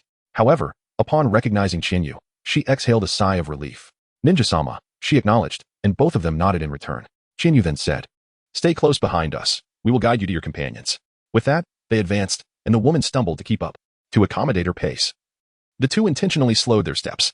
Shortly thereafter, they arrived at the gathering point, where several others awaited Sarutobi Shino beneath a tree. The woman kept silent, crouching quietly by the base of a tree, observing the scene. While done on the mission, the two raised their heads to see a figure perched on the tree trunk. As it leaped down, they recognized it was Sarutobi Shino. "Captain," both exclaimed in unison, nodding as they stood before him, awaiting orders. "I have rescued the hostages. They are currently secured in a warehouse behind the stronghold. I have pointed them in the direction to return home, and at their pace, they should reach safety in approximately 3 hours. Captain, over here." Sarutobi Shino followed Qianyu's gaze to the woman beside them. She stood up timidly and bowed to him. "Shall we bring her with us back to the village? This way, our mission will be complete." "Understood," they replied in unison. And the three of them set off toward the village with the woman in tow. In a quarter of an hour, they caught up with the earlier group of women, all in tattered clothing, supporting one another as they trudged forward. Upon sighting the newcomers, the women gasped, trembling at their presence. "It is the esteemed ninja." One recognized Sarutobi Shino as their savior, and only then did they notice the woman beside him. "Sakurako." Several women cried out, rushing to embrace her tightly. "Let us depart from here. In just over 2 hours, you shall be home." "Yes, thank you, esteemed ninjas." The women expressed their gratitude before continuing on under the protection of the three. As dawn broke, the women returning to their village were soon discovered by the men who had risen early for their labor. Reunited with their families, tears of joy flowed freely. Meanwhile, Qianyu and the others, amidst a chorus of heartfelt thanks, set off once again towards Konoha. "Indeed, you executed this mission exceptionally well," Sarutobi Hizashi remarked with a nod of satisfaction as he regarded the trio in his office. Following this baptism of blood, the ninja careers of these two children have officially commenced. You two may proceed to the mission center to collect your rewards. I have already instructed that this task be calculated as a C-rank mission. "Yes, Hokage-sama," they replied in unison. Qianyu and Liufeng stepped out, heading towards the task hall on the first floor to collect their respective rewards. "So, nothing went amiss?" Sarutobi Hizashi inquired, puffing on his pipe as he gazed at his eldest son. "No, their strength is quite formidable. Completing such tasks is merely a formality for them." Sarutobi Shinjiro shrugged. "Is that so? Well, that's a relief." Sarutobi Hizashi sighed in relief. "Make sure to spend some time with Asuma. He always clamors for your company during training. Since there are no tasks these couple of days, why not dedicate some time to his special training?" "Understood." Sarutobi Shinjiro nodded reluctantly. It had indeed been quite a while since he had trained with Asuma since his promotion to Jonin. He resolved to compensate for it with 2 days of intensive training. "Here is your task reward. The total for this mission is 40,000 ryo. As the leading Jonin, Sarutobi Shinjiro receives 50%, while the remainder will be equally divided between you two." "Thank you." Qianyu received a task reward of 10,000 taels and instantly felt his wallet swell with satisfaction. Truly, being a ninja and undertaking missions is a lucrative endeavor. This was merely a C-rank task, and he had already shared half of it with the leading Jonin and divided the remainder with his teammates. In the future, When he is capable of undertaking B-rank or higher missions independently, the reward for a single task could easily amount to millions. Qianyu turned her head, gazing at Liufeng with a look of confusion. The head of the Fujiwara clan had invited her to celebrate the full moon of Itachi, and Liufeng was merely relaying the message. Upon hearing Liufeng's words, Qianyu suddenly understood. It was indeed the auspicious occasion of Itachi's full moon celebration. It would be ungracious not to attend, especially since the Uchiha clan head had personally extended the invitation. Moreover, Qianyu held no prejudice against the Uchiha. With this thought in mind, Qianyu nodded at Liufeng. No problem. Please convey my message. I shall attend the celebration the day after tomorrow. Wonderful. I eagerly anticipate the young deity Itachi, Liufeng replied. Chapter 54. The full moon feast July 9th today, the Uchiha clan grounds were bustling with activity. As it marked the full moon celebration of the clan leader's eldest son, hosting a grand banquet for esteemed guests. At the entrance of the Uchiha estate, 2 young Uchihas were tasked with registering guests and receiving gifts. Head of the Akimichi clan, a tribute of 5,000 Ryo, please enter. Head of the Yamanaka clan, a tribute of 5,000 Ryo, please enter. Head of the Nara clan, a tribute of 5,000 Ryo, please enter. Head of the Hitaki clan, a tribute of 5,000 Ryo, please enter. The 2 young Uchihas, with utmost respect, accepted the offerings from the clan heads and courteously invited them inside. It was no jest. Even the heads of the Uchiha clan were obliged to show deference to these prominent figures. Renowned within the ninja world, the Inuzuka, Akimichi, and Yamanaka families were not to be trifled with. The young Chunin responsible for the reception understood his role and diligently fulfilled his duties. Unexpectedly, he encountered Lord Tsukumo. Please. After you, he said, as Nara Shikaku, standing nearby, nodded and smiled at Tsukumo, flanked by Yamanaka and Noichi and Akimichi Choza. The Inuzuka Akimichi Yamanaka trio was one of the trump cards of the Konoha ninja village, with each generation typically composed of the current clan heads. In battle, the Nara clan, known for their shadow imitation technique and high intelligence, formulated strategies, and controlled the battlefield, while the Yamanaka clan specialized in sensing targets and connecting thoughts among the trio. Ultimately, the Akimichi clan, with their formidable destructive capabilities, executed the final assault. The 3 clans had formed an alliance long before the Warring States period, facing trials together. Following the establishment of Konoha, they became the initial 3 prominent clans within the village. Notably, Nara Shikaku would eventually serve as an advisor to the Hokage and leader of the elite Jonin squad, although he was still relatively new to the role of clan head. At this moment, the newly appointed Inuzuka Kimichi Yamanaka trio stood before the illustrious Konoha White Fang, recognizing the need to show respect due to their reputation and lineage. Haha. Let us enter together. This is not a mission, so there is no need for such formality, Tsukumo said, playfully patting Nara Shikaku on the shoulder. Just as he was about to step inside, he paused, glancing back. Are you not joining me, Kakashi? No, please go ahead, father. I'll wait for Qianyu, Kakashi replied. Oh, very well, do join us shortly, Tsukumo responded, slightly puzzled by the invitation extended to Qianyu, but he refrained from probing further. He exchanged a few words with Kakashi before entering with Nara Shikaku and the others, engaged in jovial conversation. Ah, Kakashi, you arrived quite early. Where is Uncle Tsukumo? Kakashi tensed, instinctively reaching for his ninja tools, but upon noticing the sudden appearance of a figure beside him, he relaxed. He rolled his eyes at the newcomer. Could you please refrain from appearing suddenly beside someone? I almost threw a shuriken at you. My father has already gone inside. Ahaha, my apologies. Let us hurry inside as well. Qianyu chuckled lightly. Yesterday, while strolling through the streets, Qianyu encountered Kakashi. As their conversation unfolded, they found themselves discussing the moonlit banquet in honor of Uchiha Itachi, only to discover that both had received invitations. They agreed to wait for each other, whichever arrived first the following day. Thus, the earlier scene transpired. Is that not Qianyu? It has been quite some time. Do you still remember me? Qianyu looked up and felt a sense of familiarity. You are Brother Yi. Qianyu suddenly recalled that the man before him was none other than Uchiha Yi, who had previously stopped him to inquire and eventually guided him on his way. Haha, I didn't expect you to remember me. Are you on your way to attend Itachi's full moon banquet? Uchiha Yi's expression was warm as he gazed at the long unseen youth.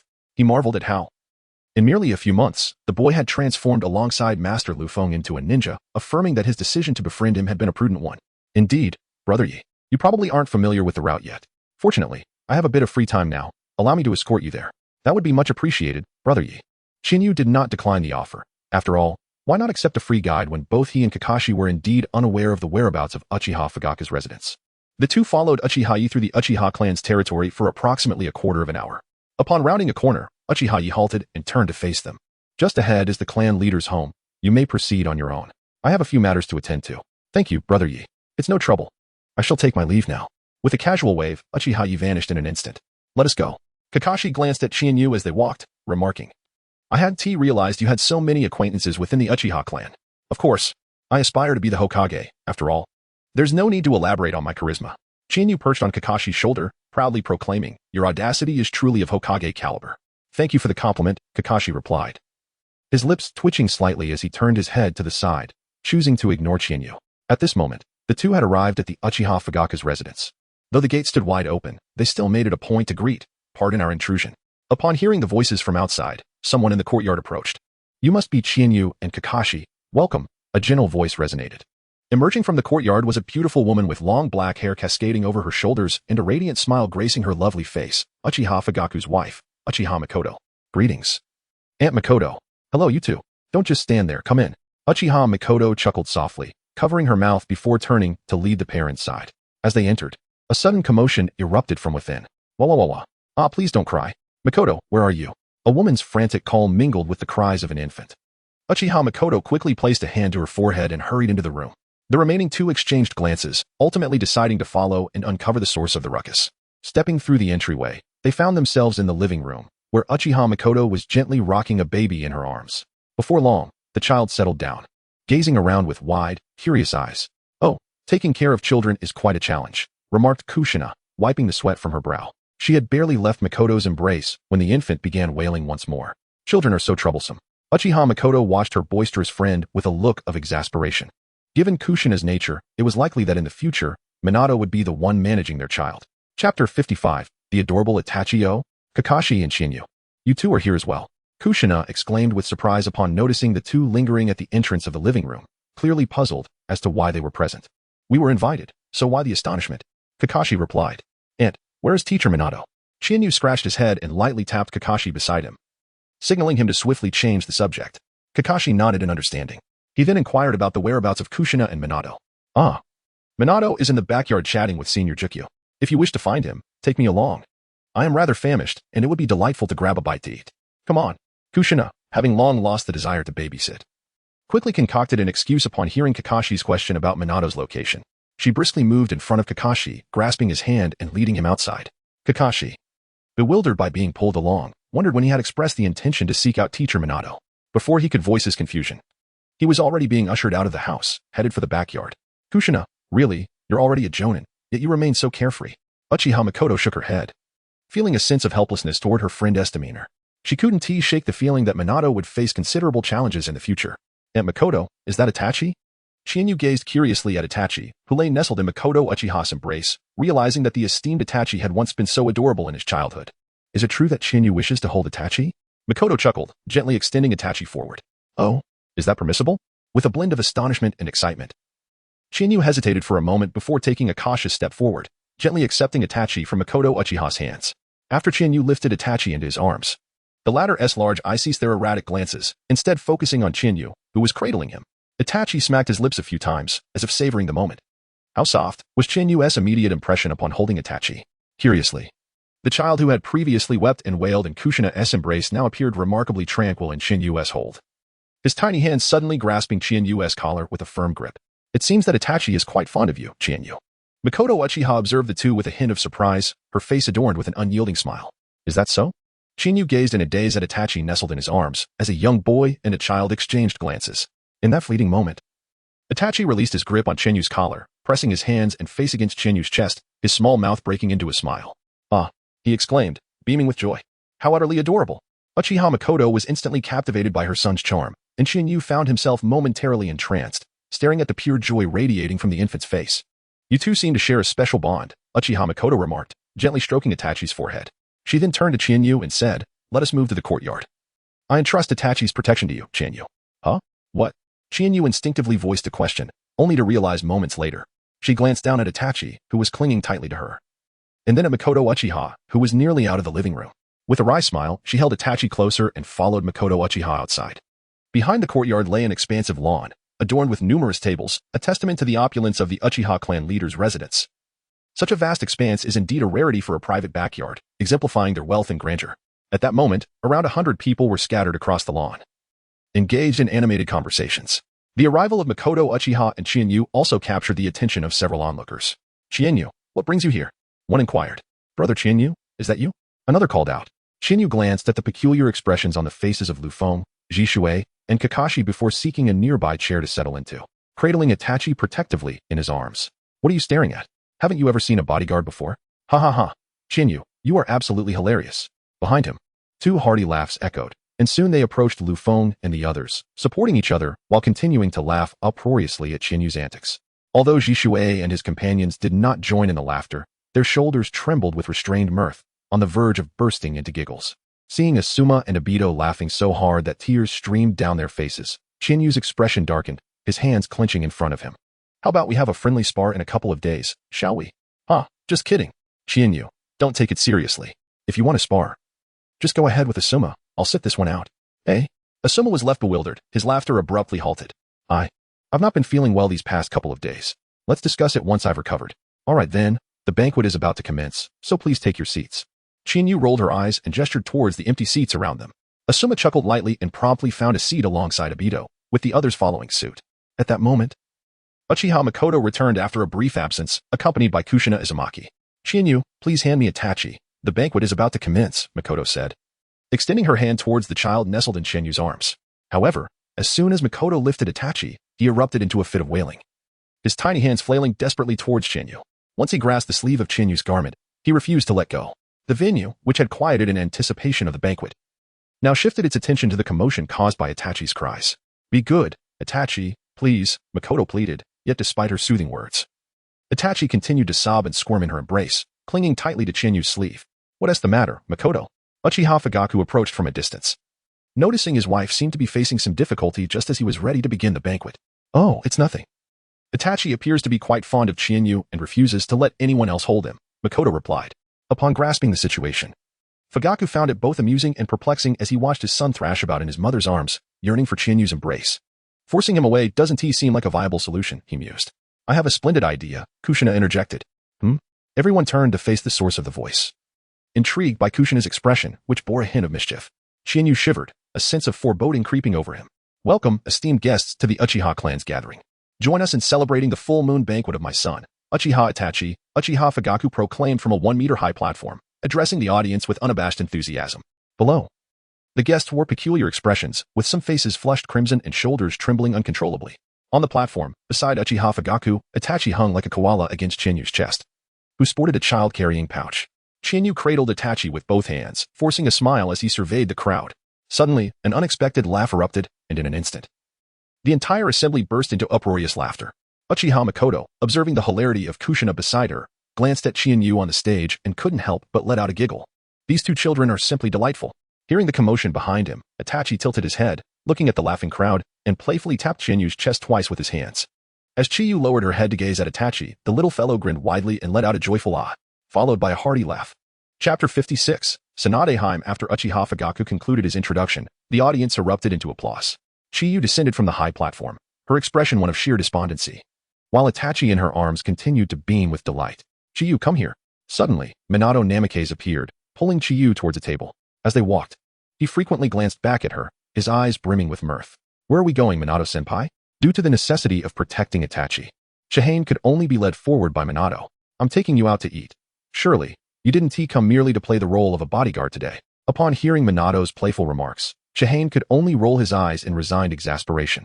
Before long, he found himself in front of a table, and upon closer inspection, he was greeted by familiar faces.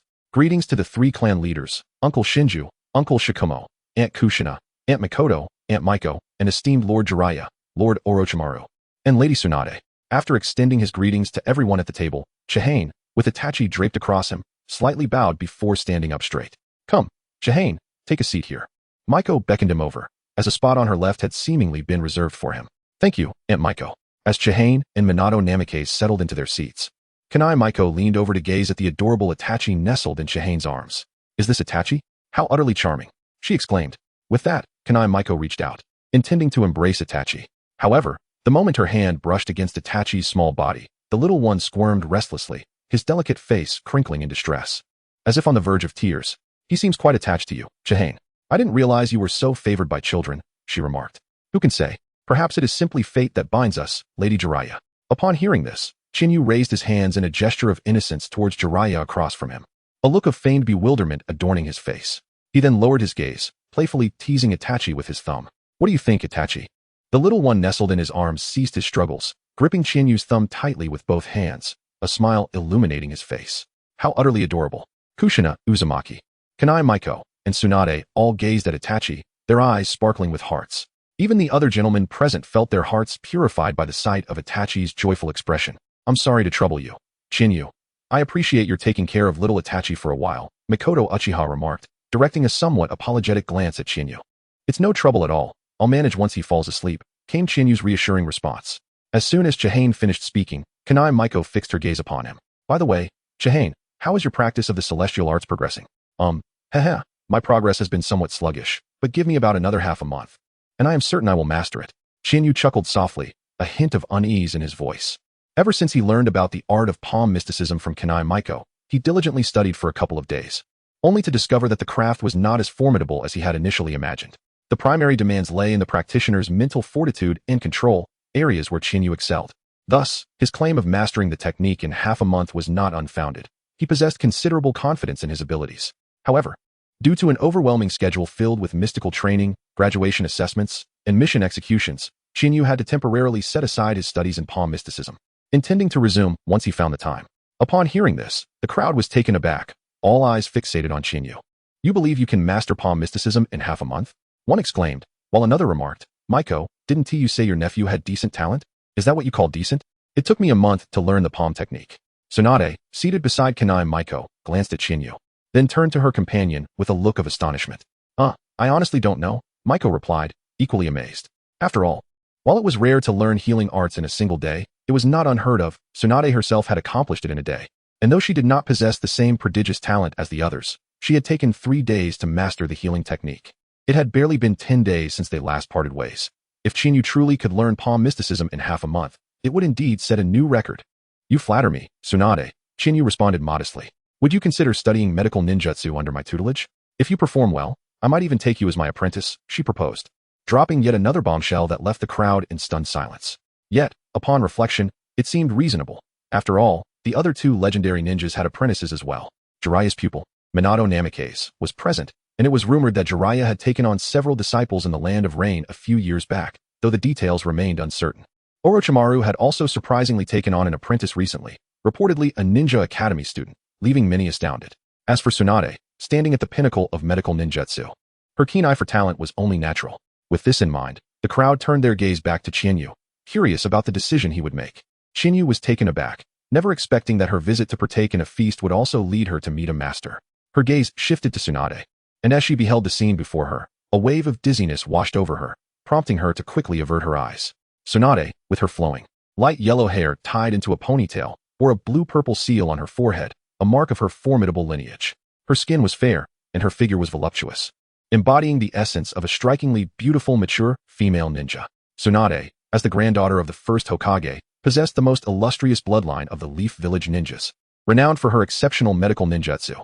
Furthermore, she is revered in the ninja world as the savior of the sick, a title bestowed upon her due to her unparalleled healing abilities. Regardless of who encounters her, be it friend or foe, everyone addresses her with utmost respect, referring to her as Lady Tsunade or Princess Tsunade. In the future, after the demise of the 3rd Hokage, Tsunade would return to the village to assume the mantle of the 5th Hokage, her prowess among the Kage being second to none.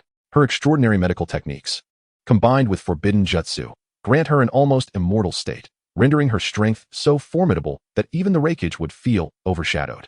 Chinyu cast a fleeting glance over the crowd, taking note of the 3 clan leaders, Zaludi and Jiraiya, while Orochimaru sat nearby, casually observing. Meanwhile, figures like Hakuba and Jinhong subtly nodded in Chinyu's direction, and even Kanai Maiko, positioned beside him, fervently gestured with her eyes. Previously, when Kanai Maiko mentioned Chinyu to Tsunade, her intention was to see if she could facilitate Chinyu's access to Tsunade's guidance. To her astonishment, Tsunade held Chinyu in such high regard that she intended to personally mentor him, with the possibility of taking him as her apprentice. Such an opportunity is rare and hard to come by. It could be said that Kanai Maiko now felt even more anxious than Chinyu himself. Thus, she declared, I look forward to your guidance in the future, teacher Tsunade. Chinyu rose and approached Tsunade, cradling Itachi in his arms as he bowed respectfully. Please, rise, Tsunade replied, a smile gracing her face. Not only had she enjoyed a feast, but she had also acquired a remarkably gifted apprentice. This was indeed a profitable turn of events. Chapter 57. Tsunade's contemplation in a gesture of congratulations. Inazuka Kiba extended his hand on behalf of the others. Congratulations, Lady Tsunade, on accepting a student. Chinyu. You must study diligently under Tsunade and avoid inciting her wrath, Kane Maiko added, exhaling a sigh of relief as she patted Chinyu's shoulder, offering her admonitions. Hihi, Chinyu-kun. Congratulations to you, Orochimaru remarked, his golden serpent eyes glinting with interest as he watched Chinyu, extending his own congratulations. Young man, learn well from Tsunade. The rewards will surely be beneficial. Jiraiya observed Chinyu with a broad smile. Ever since Tsunade's brother, Senju Ropiki, had tragically perished in the Second Shinobi World War after inadvertently triggering an explosive tag trap, she had often found herself lost in sorrowful memories. Now, with the acquisition of a disciple, he hoped this might help her emerge from that gloom. Congratulations, Chinyu, came the voices of Minato Namikaze, Kushina Uzumaki, and Makoto Uchiha in unison. Kurenai Yuhi and Kakashi Hitaki nodded at Chinyu with smiles, both of whom, along with Kane Maiko, were among Chinyu's most respected elders. They felt a sense of joy for Chinyu at Tsunade's acceptance of him as her apprentice. Thank you, everyone. I will strive to do my best. Chinyu, unable to return the gesture due to holding on to Itachi, could only rise slightly and bow in acknowledgement. Very well, let us sit down and enjoy our meal. Chinyu nodded and returned to her seat. At this moment, she noticed that Itachi, nestled in her arms, had fallen silent for quite a while. Glancing down, she saw that the little creature had drifted off to sleep, curled up into a tiny ball with its eyes tightly shut. Its small hands had loosened their grip on Chinyu's collar, resting gently against her chest. It was simply adorable. Aunt Makoto, it seems that Itachi has fallen asleep. Chinyu lowered her voice and presented the sleeping Itachi to Uchiha Makoto. The others also hushed their tones to avoid waking the slumbering boy. Oh, come here. Let me take him. You've worked hard today, Chinyu, Uchiha Makoto said, gently receiving Itachi from Chinyu's embrace before turning to carry him into the house. Phew.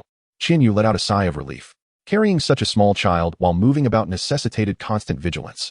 If anything were to happen to the little one, she feared she would not be able to leave the Uchiha clan grounds today. Chinyu, there you are. We've been searching for you everywhere. Chinyu turned around to see Kakashi and Obito standing in the distance, both approaching. Upon their arrival, they first paid their respects to a table of distinguished individuals. Obito then glanced at Chinyu and expressed his complaint. My apologies, shall we proceed now? Chinyu turned to Kanai Maiko and her teacher, seeking their opinions. Go ahead. But do not quarrel with your companions, Kanai Maiko said with a smile, while Tsunade nodded in agreement, indicating that Chinyu could proceed. Very well, I shall take my leave. Chinyu replied. After exchanging greetings with the others, the trio made their way to the other side, where a table occupied by young men awaited. Liufeng, Obito, Shursui, Asuma, Kakashi, and Hong, totaling 7 individuals including Chinyu. Originally, the elite class was composed of nearly all the top contenders from Konoha, and those invited by the Uchiha clan were primarily from Konoha's prominent families and powerful ninjas, such as the legendary White Fang. In the distance, a table was occupied by several youths from the Hyuga clan. Given the long-standing rivalry between the Uchiha and Hyuga clans, these youths chose to sit apart from Asuma and his companions, preferring to avoid any unnecessary confrontation. By the way, Chinyu, I noticed you bowing to Lady Tsunade earlier. What was that about? As Chinyu settled into his seat, Obito approached with curiosity, gazing intently at Chinyu. The others also regarded him with intrigue. Oh, it's nothing much. Just that I will be learning medical ninjutsu from Lady Tsunade in the future, Chinyu replied, subsequently ignoring the group as he picked up his chopsticks to begin sampling the dishes before him. Indeed, taking care of children was quite exhausting, especially since he had skipped breakfast. In that moment, Chinyu's sole focus was on the delectable spread laid out before him. Eh? The group collectively gasped in astonishment after a brief moment of distraction. Lady Tsunade? Are you serious? Asuma exclaimed, rushing to Chinyu's side with palpable excitement. Lady Tsunade is your teacher? That is incredible! Meanwhile, Hinata gazed at Chinyu with eyes sparkling like stars. In contrast, the expressions of Liufeng, Jishui, and Kakashi were imbued with a fierce competitive spirit. Chinyu already possessed superior strength compared to them, and with the legendary Sannin as his mentor, the prospect of falling behind was intolerable for these fellow prodigies. What is the fuss all about? The Hokage is your father, after all. The Sannin are also disciples of the Hokage. You, the son of the Hokage and the second young master of the Sarutobi clan, should not feel envious of my apprenticeship. It's hardly a matter that concerns you. Chinyu swallowed a mouthful of rice and cast a dismissive glance at Asuma, leaving him momentarily bewildered with a single statement. It seemed that this reasoning held some truth. Could it be that I am indeed remarkable? With this thought, Asuma realized that he had no need to envy him. Sarutobi Asuma, the affluent and handsome figure of the ninja world. Upon reflecting on this, Asuma instantly felt a surge of confidence, patting Chinyu on the shoulder. He left behind a parting remark to study diligently under Lady Tsunade, expressing his faith in him, before returning to his seat. The others regarded Asuma, whose demeanor was unperturbed, with a peculiar expression. Remarkably, Chinyu had merely spun a few tales, and Asuma took them to heart. Half the people at this table could easily best him. Regardless of his esteemed status, his strength needed to be formidable as well. After a bout of playful banter, the group sat together, leisurely engaged in conversation, when suddenly Chinyu noticed a shadow looming overhead. Kakashi and the others fell into silence, and even Asuma and Obito, who had been playfully tussling, straightened up with solemnity. Chinyu lifted his head, instantly captivated by a dazzling flash of white. A moment later, he recognized that it was indeed his recently appointed teacher, Tsunade. "Have you finished eating? If so, you may leave," she remarked. "I have arrived, Teacher Tsunade. Everyone." "I shall take my leave first," Chinyu replied. After Tsunade spoke, she turned and walked towards the exit, while Chinyu waved farewell to a few individuals before following her out of the courtyard. Only a handful remained, exchanging glances in silence. At the 7th training ground, Tsunade observed her new student with a gaze that bore a hint of complexity. Reflecting on earlier conversations, she had sought to learn more about Chinyu from others. Jiraiya mentioned that Chinyu was studying the sage techniques of MT Mayaboku. Then, Hinata spoke of teaching Chinyu Jinjutsu, followed by Orochimaru, who noted that Chinyu was serving as his experimental assistant and learning ninjutsu from him.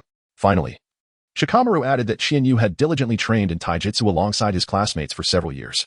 Tsunade found herself hesitating, uncertain whether she should take on the responsibility of teaching this child. Despite his remarkable talent and the fact that White Fang had informed her of Chinyu's victory over Kakashi, she recognized the limitations of one's energies. In the realm of shinobi, no one could excel in all areas. Even the pinnacle of strength, such as the Kage, had their specializations, like the 3rd and 4th Raikage, who focused on taijutsu, or the 3rd Hokage, who was adept in ninjutsu. With her arms crossed, Tsunade awaited his response. Chapter 58. Chinyu's ninja path. Is Teacher Tsunade concerned that I am acquiring too much knowledge, ultimately leading to nothing of substance? Chinyu stood before Tsunade, gazing at her with a smile. Tsunade remained silent, merely watching him, awaiting his next words. Teacher Tsunade, if it were possible, I too would prefer not to learn so many things. I long to be like others, to discreetly slack off in class, to enjoy leisurely moments with friends over lunch, and to stroll with the girl I admire. Such days are truly delightful. Chinyu was momentarily lost in thought. Had he not entered this world? And had his parents not made the ultimate sacrifice, perhaps he would have led a life of ease. Like those mediocre ninjas, he could have casually trained for 17 or 18 years to attain the strength of a Jainin, then drift aimlessly through life. If fortune were to turn against him, he might even perish in the forthcoming Ninja World War, becoming a mere stepping stone for others to achieve fame. But is this truly what Chinyu desires?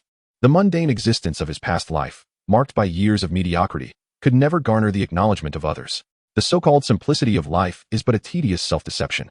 This is the world of ninjas, a realm where the god of the ninja exists, where the 9-tailed beasts roam, where the strongest 5 Kage represent the pinnacle of power.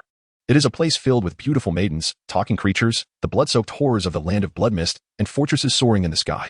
Yet, fate has bestowed upon Chinyu a singular opportunity, granting him entry into this perilous yet exhilarating world. Though he has only been here for a few years, he has already amassed many loved ones and companions he wishes to protect. When the Ninja World War erupts, will he be capable of safeguarding his friends and allies? The kind and lovable Hong, the gentle and compassionate Aunt Maiko, the seemingly aloof yet fiery Liufeng, along with Shizen, Kakashi, Uncle Shinju, and Uncle Sakomo. The past is but a distant memory. This is Chinyu's new life. He must stand at the center of this stage, striving for his own glory, earning his name, becoming Hokage, and marrying a beautiful and wealthy woman. This, indeed, is the life he ought to lead. Suddenly, Tsunade's expression turned grave as she raised her left hand, firmly placing it on Chinyu's shoulder. Chinyu, tell me, what is your ninja way? Chinyu raised his head, his gaze no longer clouded by confusion. I wish to protect those dear to me and become Hokage to safeguard the village. This is my ninja way.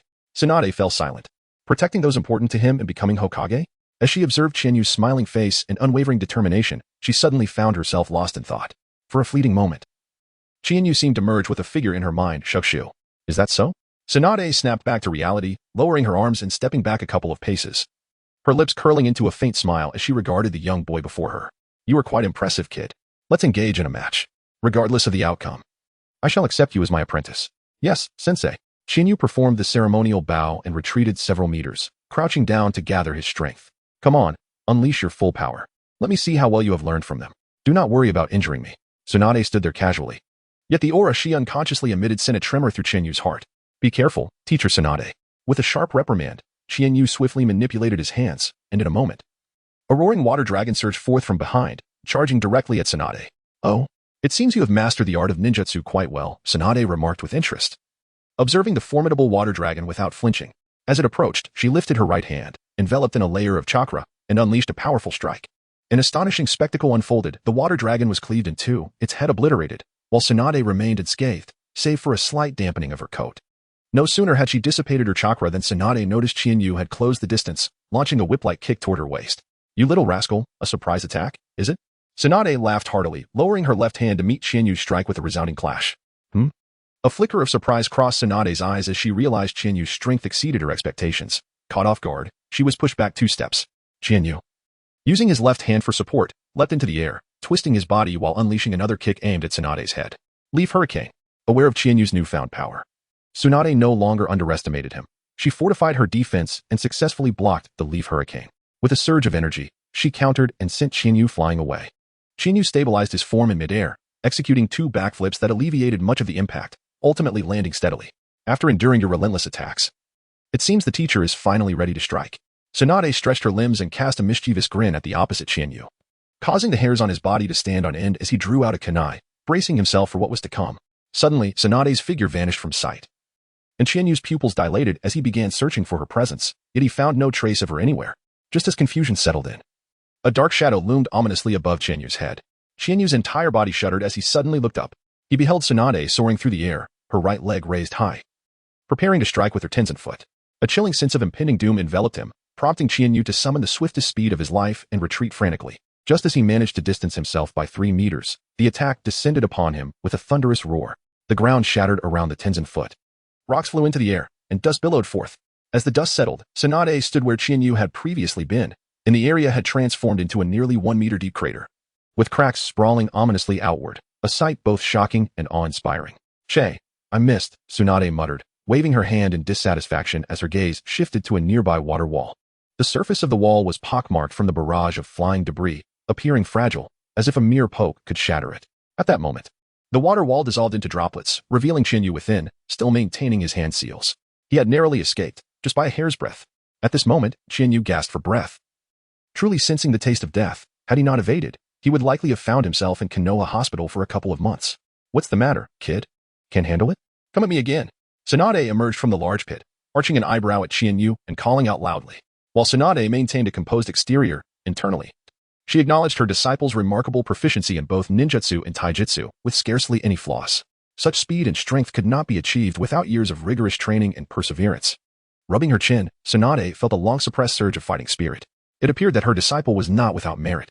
Let us see just how far he can go. Chapter 59. Unmatched strength. Chiharu gazed at Tsunade across from him, gritting his teeth as his mind raced through various strategies. Engaging in taijutsu is futile.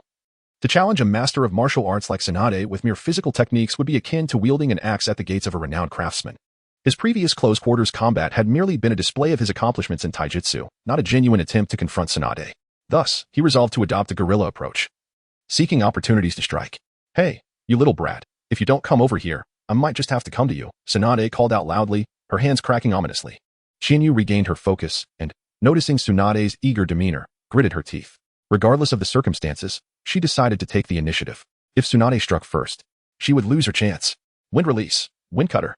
With a flourish of her hands, thousands of intricate seals were formed, and as her chakra surged, dozens of razor-sharp wind blades coalesced around her. Suspended in midair for a brief moment, they then surged forth from all directions towards Tsunade. "Excellent," Tsunade exclaimed under her breath, her left hand pulsating with chakra as a faint blue aura enveloped her. Instead of retreating from the oncoming wind blades, she charged forward, resolutely advancing towards them.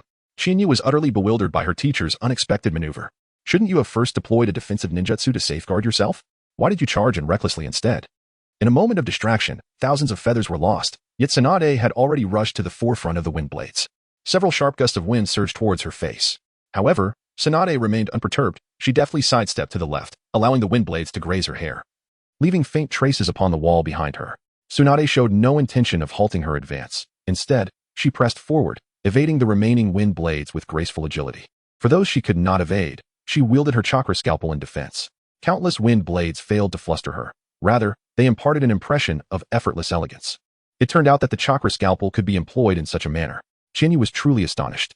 Although the chakra scalpel is classified as an A-rank medical ninjutsu, its primary function is to incise any part of the body for healing purposes. It can also facilitate the transplantation of any organ, while it can be employed in combat to disrupt an opponent's muscles and meridians, exhibiting immense power.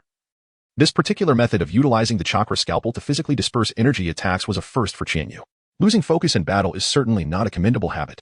By the time Qianyu regained his senses, Tsunade had already surged through the wind blades and, in the blink of an eye, closed the distance to Qianyu. Bringing down the chakra scalpel, Qianyu was caught off guard, cleaved in two by a surgical knife. However, Tsunade did not seem surprised. Instead, she rose and gazed upward. A shadow plummeted down. It was Qianyu. The severed form of Qianyu beside Tsunade suddenly erupted into white mist, revealing it to be a shadow clone. As Qianyu descended rapidly, his palms swiftly flipped up and down. Water style, water surge wave. Suddenly, several torrents of water surged from below, whirling and expanding, ensuring Qianyu's safe descent. His gaze remained fixed on Tsunade as he altered his hand seals. Attack. The water vortex, now towering several meters high, cascaded downward like a waterfall, propelled by Qianyu's chakra, bearing down upon Tsunade with tremendous force. Impressive momentum, Tsunade remarked with a faint smile, still not intending to employ any ninjutsu. She merely dissipated the chakra from her surgical knife, squinted her eyes, focused on a specific point, and began to sprint.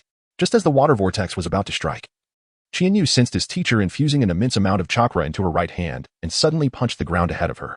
Crack! The crisp sound of earth fracturing echoed, as fissures spread from the point of contact between Tsunade's fist and the ground. Crack, crack, crack! A series of earth-shattering sounds followed, and a bitter smile crept across Qianyu's lips. He had underestimated a ninja of such caliber. She required no elaborate ninjutsu to counter him. In light of their significant disparity in strength, Tsunade did not need to deliberate over which technique to employ for defense. She unleashed her most powerful strike without the need for strategy. Pure brute force would suffice. Boom. In the next moment, the cracked ground collapsed, sending mud and water splattering and plumes of dust rising. The area within a 5 or 6 meter radius erupted, and the colossal impact collided with the water vortex. In less than 3 breaths, the vortex crumbled and dissipated. Meanwhile, Qianyu had already utilized the body flicker technique, retreating from the epicenter of the battle. Standing at the edge of the forest, leaning against a tree trunk, swallowing hard as he observed the aftermath ravaging the arena. Once the tumult subsided, Tsunade stood unharmed in her original position, waving nonchalantly at Qianyu. Come here, you little rascal, the fight is over.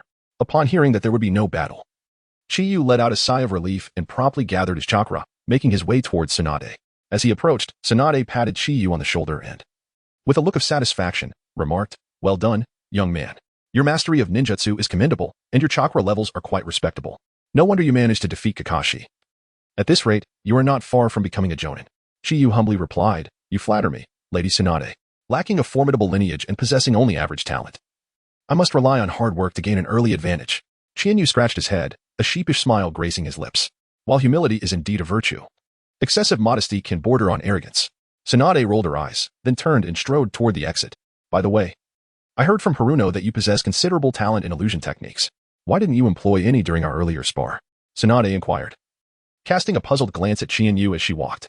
Well, my proficiency in illusion techniques is not particularly high, so I thought it best not to embarrass myself, Qianyu replied. Oh, is that so? Then you must dedicate yourself to training. I will also make time to assess your progress and results in the other training courses. Should I find them unsatisfactory, the consequences are something you would surely prefer to avoid. Yes, Sensei Tsunade. As Qianyu responded, he discreetly wiped the cold sweat from his forehead. How could he possibly use Genjutsu against Tsunade? Setting aside the question of whether Qianyu's illusions could ensnare a ninja of her caliber, he currently possessed only 2 techniques, the Fox's Heart technique and the illusion, Hell's Gaze. The Fox's Heart technique is a Genjutsu that ensnares its target in a labyrinthine illusion, which can also be manipulated by multiple users. However, in the expansive training ground, where could one conjure a maze? This technique is primarily suited for jungle warfare. As for the illusion, Hell's Gaze, it manifests the deepest fears or most unwanted visions lurking within the opponent's mind. The more intense the opponent's dread, the greater the technique's lethality. Given that Tsunade had only recently lost her brother, should he dare to employ this technique to provoke her, the consequence would undoubtedly be a swift and formidable blow from her, sending him straight to the emergency room of Konoha Hospital. Chapter 60, Death of Friends. Immortality of the Taoist on the streets of Konoha, at Barbecue Q. Dear guests, your dishes are ready. Please enjoy. The proprietress said as she placed the final platter of pork belly on the table, offering a slight bow, with a gentle smile gracing her features. Thank you, proprietress. Qianyu gazed at the sizzling meat on the iron grill, instinctively swallowing hard. The chopsticks in his hand were poised with eagerness. No need to be polite, please enjoy, the proprietress said before turning to leave. Tsunade regarded her departing figure with a look of suspicion. Qianyu, do you know the proprietress? Well, not particularly well. I've just been here 2 or 3 times. Why do you ask, teacher Tsunade? It's just that I noticed she has always been rather indifferent to others. The moment we entered, she personally came to attend to us, bustling around. She has gone back and forth serving us several times. It seems a bit too enthusiastic. Doesn't it? Upon hearing Tsunade's observation, Chienyu looked at her with a peculiar expression until he noticed her frown and raised left hand, forming a fist. He hastily clarified. It must be because I made quite an impression last time by eating too much. Tsunade lowered her fist, her expression suddenly turning inquisitive. Are you a big eater? Just how much did you consume last time? Oh, it wasn't that much, just about 80,000 taels. Huh? Tsunade's eyes widened in disbelief. You ate 80,000 taels by yourself? You rascal, consuming a C-rank mission's worth in a single meal. Your appetite rivals that of the Akimichi clan. No wonder the proprietress was so enthusiastic. She must have seen a big spender. As Tsunade spoke, she burst into laughter, resting her chin on one hand, teasingly gazing at Chienyu. It wasn't just me, Lord Jiraiya was with me last time as well. As Chienyu replied, a murmur escaped his lips. Moreover, your nickname is the legendary Fat Sheep, so we are quite similar in that regard. Tsunade inquired with curiosity about how Chienyu had crossed paths with Jiraiya. It's nothing much. Really? That day, I was at the Konoha hospital, studying and training in medical ninjutsu when suddenly, Lord Jiraiya knocked on the window, requesting entry. Then, a commotion erupted outside, as if people were shouting something about capturing a pervert. At this point, Chienyu paused, observing Tsunade's increasingly darkening expression. He gathered his thoughts and continued. I inadvertently asked him what was causing such a rush. Lord Jiraiya explained that he was searching for inspiration and gathering material. The tone of Chienyu gradually diminished, while Tsunade opposite him was seething with anger, clenching her fists and squeezing out a few words through gritted teeth. Jiraiya. Suddenly, Jiraiya, who was crouched in the grass, let out a sneeze, somewhat puzzled as he rubbed his nose, muttering to himself, strange, who is calling my name? Never mind, gathering material is more important. He chuckled to himself, reveling in the moment. After the banquet had concluded, Jiraiya, feeling aimless, wandered about until he discovered this natural waterfall. Upon witnessing a group of young ladies frolicking in the cool waters, he resolutely decided to collect inspiration for his novel. Unbeknownst to him, he was already being watched by someone, and their next encounter might involve a powerful punch or a formidable kick. Tsunade-sensei, are you alright? I'm fine, hurry and eat. Or the meat will burn, Tsunade replied, regaining her composure. She prepared to give Jiraiya an unforgettable experience the next time they met. For now, however, it was best to enjoy a meal with her apprentice. Yes, then I shall dig in. Chienyu picked up a slice of pork belly, sliding it back and forth in the dipping sauce before placing it in her mouth. The delight of savoring meat is indeed satisfying. Suddenly, a piece of tenderloin appeared on Chienyu's plate, emitting wisps of steam, clearly grilled to perfection. Chienyu, filled with curiosity, looked up to see Tsunade gazing at her with an expression of serene indifference. Children are in a phase of growth. It is essential to consume more. Chienyu felt a warmth in her heart as she picked up the serving chopsticks and extended them towards the iron mesh. Thank you, Teacher Tsunade. Please, do have some. Chienyu picked up a piece of perfectly grilled fatty beef and placed it onto Tsunade's plate. All right, you rascal, hurry up and eat, Tsunade chided playfully, a hint of tenderness flashing in her eyes as she observed Chienyu devouring his meal with great enthusiasm. This lad truly knows how to be considerate, she mused. Tsunade also picked up her chopsticks and, with deliberate grace, selected a piece of meat to savor slowly. In contrast, Chienyu consumed his food as if he were a famished spirit returned to the mortal realm, filling the grill with an abundance of meats, leaving not a single gap, and perfectly utilizing every inch of space, although he had not expended much chakra during the preceding battle. The considerable drain on his stamina left him feeling ravenous once more shortly after finishing his meal. Subsequently, Tsunade brought him to this establishment, in a whirlwind of consumption.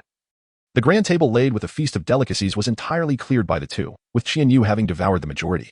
Tsunade, not particularly hungry, opted to sit back and watch Chienyu enjoy his food. Are you full? Tsunade rested her chin on her hand, her gaze fixed on Chienyu. Yes, teacher, he replied. Then let us depart. Tsunade nodded and rose to her feet, heading towards the counter, with Chienyu hastily following suit. Lady Tsunade, your total comes to 43,700 taels. As esteemed regulars, you may settle for 43,200, the proprietress smiled broadly at Tsunade.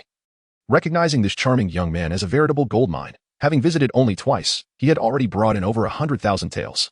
Such valued customers deserve exceptional service. Here you go.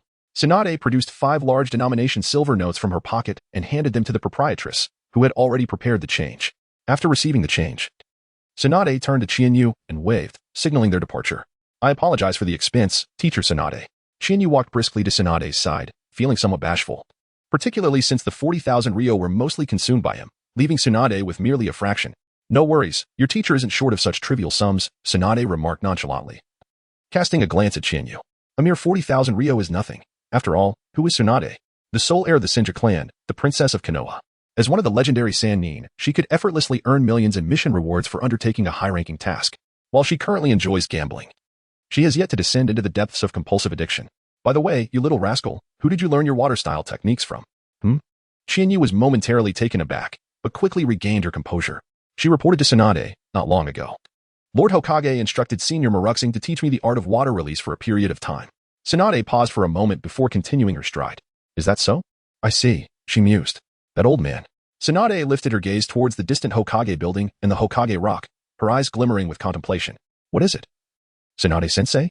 Qianyu gazed at Tsunade, who appeared somewhat lost in thought, and inquired with confusion. Oh, it's nothing, Tsunade replied, snapping back to reality and directing her gaze towards Qianyu. Her eyes momentarily shadowed with gravity. War is imminent. The time for these children to grow is dwindling. Chapter 61. Time flies. Konoha, year 46. In the Hokage's office. Sarutobi Hiruzen sat upright, solemnly observing the three individuals before him. 2 years had passed, leaving traces of gray in the hair of the Hokage. I hereby officially appoint Hoshigaki Qianyu and Uchiha Liufeng as Chunin, with Sarutobi Shinzo continuing to lead your team. Yes. The three responded in unison. As for the third member of your team, I have made my decision. Please enter. Upon his words, a young man stepped into the room. A long sword strapped to his back, his expression serious. He approached and knelt partially before the Hokage. Konoha Chunin Bai Zhaojian, at your service, Lord Hokage. No need for such formality, Zhaojian. From today onwards, you will join Shinzo's team. I trust you will all get along splendidly. Yes, Lord Hokage. The young man rose and turned to the others. I am Bai Zhaojian. I look forward to working with you. Ah, the old man has found us a reliable companion. Sarutobi Shinzo remarked with a smile, patting Zhaojian on the shoulder, while Qianyu and Liufeng also offered warm smiles to welcome him. Now, why don't you all step out and get acquainted? Qianyu, please stay. Yes. The three exited, leaving Qianyu to face Sarutobi Hiruzen, who smiled and asked. Do you require anything of me, Lord Hokage? You rascal, after 2 years of Tsunade's tutelage, you've changed quite a bit, Sarutobi Hiruzen jested. His eyes radiating a sense of warmth. Time flies. It's hard to believe 2 years have gone by in the blink of an eye. The little ones have all grown up. I was quite surprised when I learned Tsunade had taken you on as her disciple, considering that among my 3 students, only Orochimaru and you share such a calm demeanor. Who would have thought you would end up apprenticed to Tsunade? How has your training been during this time? Sarutobi Hiruzen inquired, exhaling a plume of smoke as he regarded Qianyu. Ha ha ha, my skills are fairly decent, perhaps on par with a J-Ni. Qianyu scratched his head and chuckled nervously. Don't try to pull a fast one on me. I asked Tsunade yesterday, and she mentioned that during your last B-rank mission, you eliminated a Jonin. Please, enlighten me about this matter. It's just between us. Sarutobi Hiruzen responded with a hint of annoyance. Reflecting on how this young man had strayed from his formerly polite demeanor. In the past, Qianyu would greet everyone he encountered. It seems he has learned bad habits from Tsunade. Well, let me clarify, Qianyu replied. I can take down Chunin at will and contend with Jonin effortlessly. Hiruzen burst into laughter, delighting in the potential of his students, particularly Minato Namikaze and this boy, who exhibited remarkable talent and composure. He mused that the future Hokage would likely emerge from among them. Suddenly, an Umbu appeared in a flash, kneeling before Hiruzen. What is it? Hiruzen's expression turned grave. Recognizing the urgency of an Umbu's presence. Report to Hokage-sama. We have received an urgent message from the Border Defense Department. Sunagakure has torn up the peace treaty and launched a surprise attack on the border, resulting in heavy losses for our forces. Our spies in Sunagakure have relayed intelligence that they have dispatched a large number of ninjas into the Land of Rivers, heading straight for the Land of Fire. The Umbu continued rapidly, disregarding the presence of another individual. What? Hiruzen exclaimed, rising abruptly to fix his gaze on the Umbu. Although he had anticipated that the other 4 great ninja villages would eventually act, he never expected Sunagakure to ignite the flames of war first. Among the 5 great ninja villages, the second strongest after Konoha was Kumogakure, a village renowned for its militaristic citizens. The current third Reikage, was reputed to be the strongest spear and shield, likely on par with Hiruzen. Next was Awagakure, led by the third Suchikage, Anoki, who wielded the rare dust release, granting him the ability to fly, placing him in a competitive tier with the previous 2. Following closely was Kirigakure, with the current third Mizukage mastering water release to an extraordinary degree. While he might not rival the second Hokage, Tobarama Senju's mastery over water release, he was still formidable among the Kage ranks, albeit weaker than the aforementioned leaders. Lastly was Sunagakure, undeniably at the bottom of the hierarchy. Despite its vast desert territory, it had consistently surrendered in previous ninja world wars, leading Hiruzen to focus his attention on Kumogakure and Awagakure. Little did he know, Sunagakure had plotted against them. Relay the orders. Kakashi Hatake will serve as the overall commander, with Jiraiya as the deputy commander. Mobilize the troops immediately to repel Sunagakure. Understood. The Umbu vanished instantly, disseminating the command through the ranks. In an instant, Konoha operated like a colossal machine, with the summoned ninjas preparing without hesitation, swiftly making their way to the assembly point. Shinobu, I command your squad to accompany the vanguard, heeding only the orders of the commanders. Depart immediately. Yes. Upon receiving the directive, Shinobu's team sprang into action. As they exited the Hokage building, Shinobu organized everyone to gather at the village gates in 15 minutes before vanishing in an instant. The others exchanged glances and promptly set off to prepare, equipping themselves with kunai, explosive tags, smoke bombs, and essential provisions. Shinyu took one last glance at the room before closing the door and swiftly leaping onto the rooftops, heading towards the assembly point at Konoha Hospital. Rows of medical ninjas stood in meticulous formation, their expressions solemn. At the forefront stood Vice Director Kanai Maiko, now donned in combat attire. Her gaze stern as she surveyed the assembled personnel. Move out. With her command, the medical ninjas advanced swiftly towards the village gates, their pace quickening. The townsfolk, having received prior notice, lined the streets in silence, watching with bated breath. Some women wept softly, while men fought back tears, their loved ones among the departing. Return alive. Echoed in the hearts of all present, a silent prayer for their families. Chapter 62. Frontline situation at the Konoha gates. Lord Kakashi, Lord Jiraiya, the vanguard has assembled. Please give your orders. Kakashi Hatake stood before the assembled troops, casting a keen eye over them before speaking solemnly. Let us depart. Yes. With a unified response. The vanguard commenced their mission, maintaining a steady pace. From above, 2,000 ninjas surged into the forest, swiftly advancing towards the border. Maintain formation and conserve your energy. Shinobu advised as he leaped through the trees, addressing the three companions beside him. Understood. They replied, regulating their speed in response to the urgency of the situation. Captain, what is the situation at the front lines? Chienyu approached Sarutobi Shino, lowering his voice to inquire. The two individuals nearby also directed their gazes towards them. Sarutobi Shino glanced at the trio, and, upon noticing that others were preoccupied with their journey and paying no heed to their conversation, finally spoke. The situation is somewhat urgent due to the surprise attack from Sunagakure, which caught the border defense forces off guard. Although they ultimately managed to repel the Sand Shinobi, the border troops suffered significant losses, prompting a call for support from our vanguard to prevent a breach that could lead to the fall of the Land of Fire. Is that so? The group fell silent, as none had anticipated that the weakest among them, Sunagakure, would initiate hostilities first. Such is the nature of war. One may be enjoying a leisurely outing with family one day, only to don armor and face battle the next. Life and death are determined by fate, beyond human control. What, then, is the reason behind Sunagakure's declaration of war? Suddenly, Liufeng inquired. Sarutobi Shino paused for a moment, placing a military ration pill into his mouth. The reasons remain unclear at present. However, the rationale for their actions is no longer of significance. Now that they have chosen to wage war, the consequences are beyond their dominion. Liufeng fell silent as well, resuming his journey in contemplation.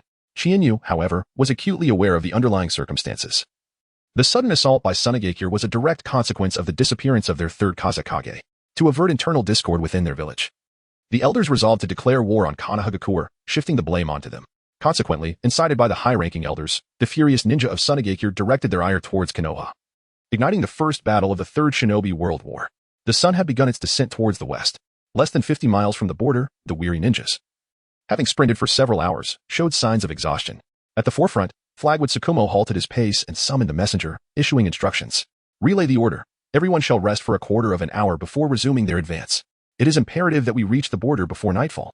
The recipients of the order collectively exhaled in relief. Some leaned against tree trunks to close their eyes and recuperate, while others took out military rations to munch on. All were savoring this fleeting moment of respite, for soon they would confront the imminent peril of war, where death lurked at every turn. The three members of the Chienyu team sat closely together, recuperating their strength while engaging in conversation. Elder brother, is that blade of yours a naginata? Chienyu curiously gazed at the side, where Bayun Zhaochan stood, his eyes lingering on a long blade. Indeed, this is a treasured weapon left to me by my father. Would you like to take a look? Bayun Zhaochan unsheathed the naginata from his back and offered it to Chienyu, gesturing for him to accept. He chuckled. Well then, I shall not be polite. Chienyu took the knife, his eyes gleaming with excitement as he gazed at the shimmering blade. What boy does not harbor a fondness for cold weapons? Chienyu had always yearned for a superior weapon. However, he found the inferior ones beneath his contempt, while the finer ones remained out of his reach. Ultimately, he resorted to investing his own money to forge 2 kunai made of fine iron, which he would make do with for the time being. He hoped that in the future, he would have the opportunity to acquire a legendary weapon to wield. A good blade, I return it to you, dear brother. Chienyu retracted her thoughts and returned the blade, nodding slightly as she sheathed it once more behind her back. Just as they engaged in casual conversation, Sarutobi Shinojo appeared before the group. Upon completing the adjustments, they pressed onward. Yes, the group replied dutifully, rising promptly to maintain formation behind their captain as they advanced. The final stretch of their journey unfolded smoothly, devoid of any unforeseen incidents. Eventually, as dusk approached, the vanguard successfully reached the borderline, where Kataki Sakamoto swiftly assumed command of the defense forces. He integrated the border troops into the vanguard, consolidating their efforts, and established this location as the frontline encampment, initiating the setup of their base in the surrounding area. In the camp, the three of them wandered about, as Sarutobi Shino was summoned by Hatake Tsukumo to attend a wartime meeting, leaving the others to gather information from their surroundings. As Chiharu gazed around, dozens of tents rose majestically from the ground, with ninjas continuously entering and exiting, each bearing varying degrees of wounds, presenting a rather disheveled appearance.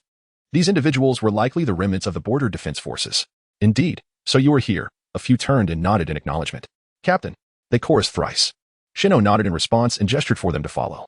The situation appeared relatively stable, despite the heavy losses suffered by the border defense forces. They had successfully maintained their defensive line, preventing the sand ninjas from breaching into the land of fire. Recent intelligence indicated that a significant number of sand ninjas had crossed the border of the wind country and had established a base in the river country. The overall commander was the esteemed elder advisor of the Sand Hidden Village, the unparalleled puppet master Chiyo, with her younger brother, known as the strategist of the village. The cunning Izo, serving as the deputy commander. The involvement of this brother-sister duo suggested that the Sand Hidden Village was indeed desperate this time. No sooner had the words left his lips than Shino halted before one of the tents. Here we are. This shall be our abode. Chiharu and a few others followed closely behind, entering the tent, where 7 or 8 dilapidated wooden beds were arranged. Zenzizu approached one of the beds and lay down. Currently, the tents were in short supply, forcing 2 small teams to share one. Make the most of this time to rest. A mission may arise at any moment. Yes.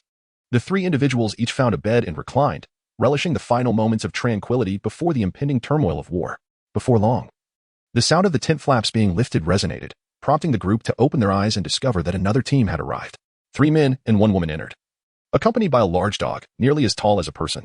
The individual at the forefront, his face adorned with red paint, greeted Zenzizu first upon noticing him. Long time no see, Zenzizu. I didn't expect our 2 teams to be placed together. Haha. It's been a while.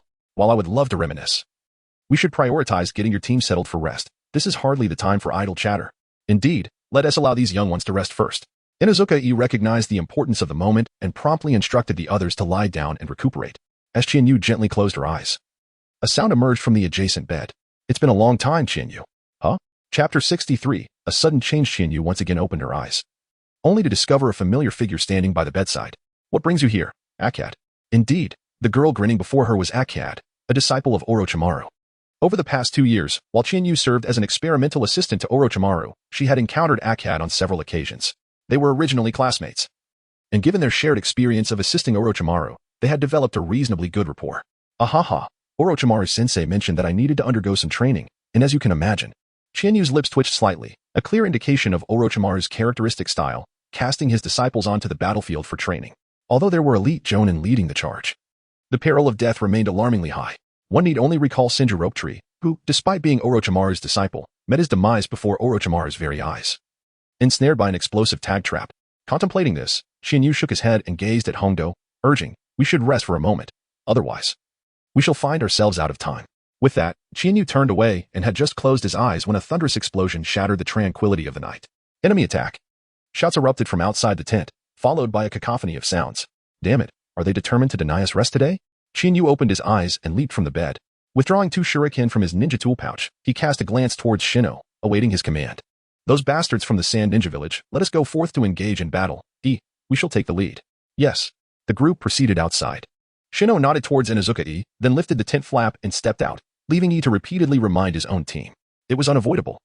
Chiharu's team was ostensibly composed of 1 elite and 3 intermediates, and E, being an elite ninja leading 3 lower-ranked ones, had to exercise caution. On the other side, upon exiting the tent, Shino's team was met with 3 sand ninjas rushing towards them. Before Shino could make a move, the trio acted first. Water release, water dragon bullet. Fire release, great dragon fire. The water dragon and fire dragon surged towards the 3 ninjas, who, after a moment of panic, quickly regained their composure and began to form hand seals with great speed. Earth release, earth flow wall. X2 water release, water formation wall. 2 earthen walls surged up from the ground, shielding the trio, while the remaining water formation wall firmly encased them within. With a thunderous roar, the 2 attacks intertwined in midair, colliding with the earthen wall, producing a tremendous sound. In an instant, the 2 earthen walls crumbled entirely, crashing against the water formation wall, which rippled under the impact. However, the strength of the dragons waned, and the 2 attacks dissipated in succession, leaving the water formation wall precariously unstable. Phew. X3 The 3 sand ninjas exhaled in relief as the water formation wall dissipated. Just as they prepared to retreat, a figure silently approached their right flank. Vacuum blade. A gleam of cold light flickered, and before the 3 sand ninjas could react, they were swept by several vacuum blades, their fleeing steps faltering as they widened their eyes in terror, collapsing to the ground with a thud. Impressive, Brother Dajang. Chiharu gave a thumbs up to the morning sun as he sheathed his sword. The initial collaboration among the few of them was commendable, exhibiting a remarkable synergy. Upon returning to the group, the morning sun nodded at Chiharu, and the group's gaze shifted towards Shino. Indeed, given your prowess, a well-coordinated effort should pose no threat. Let us proceed in that direction to investigate further. Shino first acknowledged their cooperation and then turned to lead them towards the heart of the battle. As they traversed the path, they witnessed numerous sand ninja intruders, swiftly dispatched by the Konoha ninjas before they could even unleash their second wave of ninjutsu. Chiharu and his companions managed to eliminate a couple of lower-ranked ninjas in passing, then continued their journey toward the main battlefield. The sand ninja had miscalculated their strategy. A smirk of derision appeared on Shino's face. It seemed the sand ninja believed that Konoha's reinforcements had yet to arrive, planning a direct night raid to obliterate the remaining border forces. They were, however, in for a rude awakening. The vanguard, led by Kakashi and Jiraiya, with a battalion of 2,000, was more than a match for the sand ninja, whether in low-tier or high-tier combat. Chiharu estimated the number of sand ninja involved in this night assault to be no more than 1,000, marking this raid a failure for Sunagakure. Suddenly, two figures crashed into a nearby tent, which collapsed with a thunderous noise, just as Shino and the others prepared to check for casualties. One of the figures stood up unscathed and resumed their charge back into the fray. The sight made them all pause. The figure donned a white cloak, with long black hair, their features seemingly painted with a deliberate artistry. A long chakra thread extended from their back. Puppet. The group swiftly followed the puppet, soon arriving at the main battlefield, where the quality of ninjas was markedly superior to other locations, predominantly featuring battles among J-nin, with very few ch-nin present. At the center of the battlefield, terrifying shockwaves rippled outward, as both factions instinctively avoided the area. Visibly, one side comprised Kakashi and Jiraiya, while the opposing side featured an elderly woman and a young man. Surrounding the elderly woman were 10 peculiar puppets clad in white, with chakra threads from her 10 fingers corresponding to each puppet, including the long-haired puppet previously seen by Chiharu and his companions. Under her control, the puppets engaged in fierce combat with Kakashi, blades flashing and puppets swirling chaotically. In another corner of the battlefield, Jiraiya faced the young man, who was encircled by swirling golden sand. The young man repeatedly unleashed attacks of sand against Jiraiya, but each was thwarted by Jiraiya's fire techniques. As time progressed, the speed of the sand noticeably diminished, and the young man's complexion grew pale, a clear indication of chakra depletion. In stark contrast, Jiraiya appeared relaxed and at ease. After several exchanges, the young man retreated to the elderly woman's side, panting heavily. Chiyo, we must withdraw. The night raid has failed. Chiyo cast a glance at the young man beside her, then surveyed the battlefield, her expression darkening. She had not anticipated such a swift response from Konoha. It was a miscalculation. Flag with Tsukumo.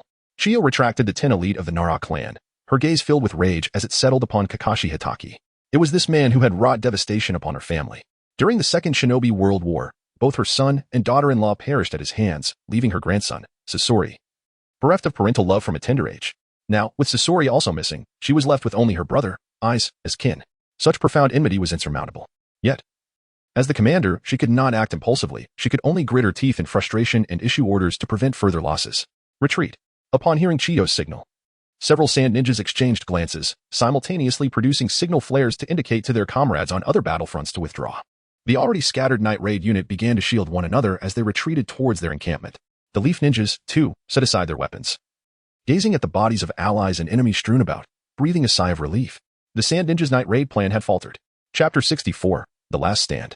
Lightly injured personnel assisted medical ninjas in tending to the severely wounded, while others began to clear the battlefield. Kakashi sheathed his short blade and approached Jiraiya while conveying orders.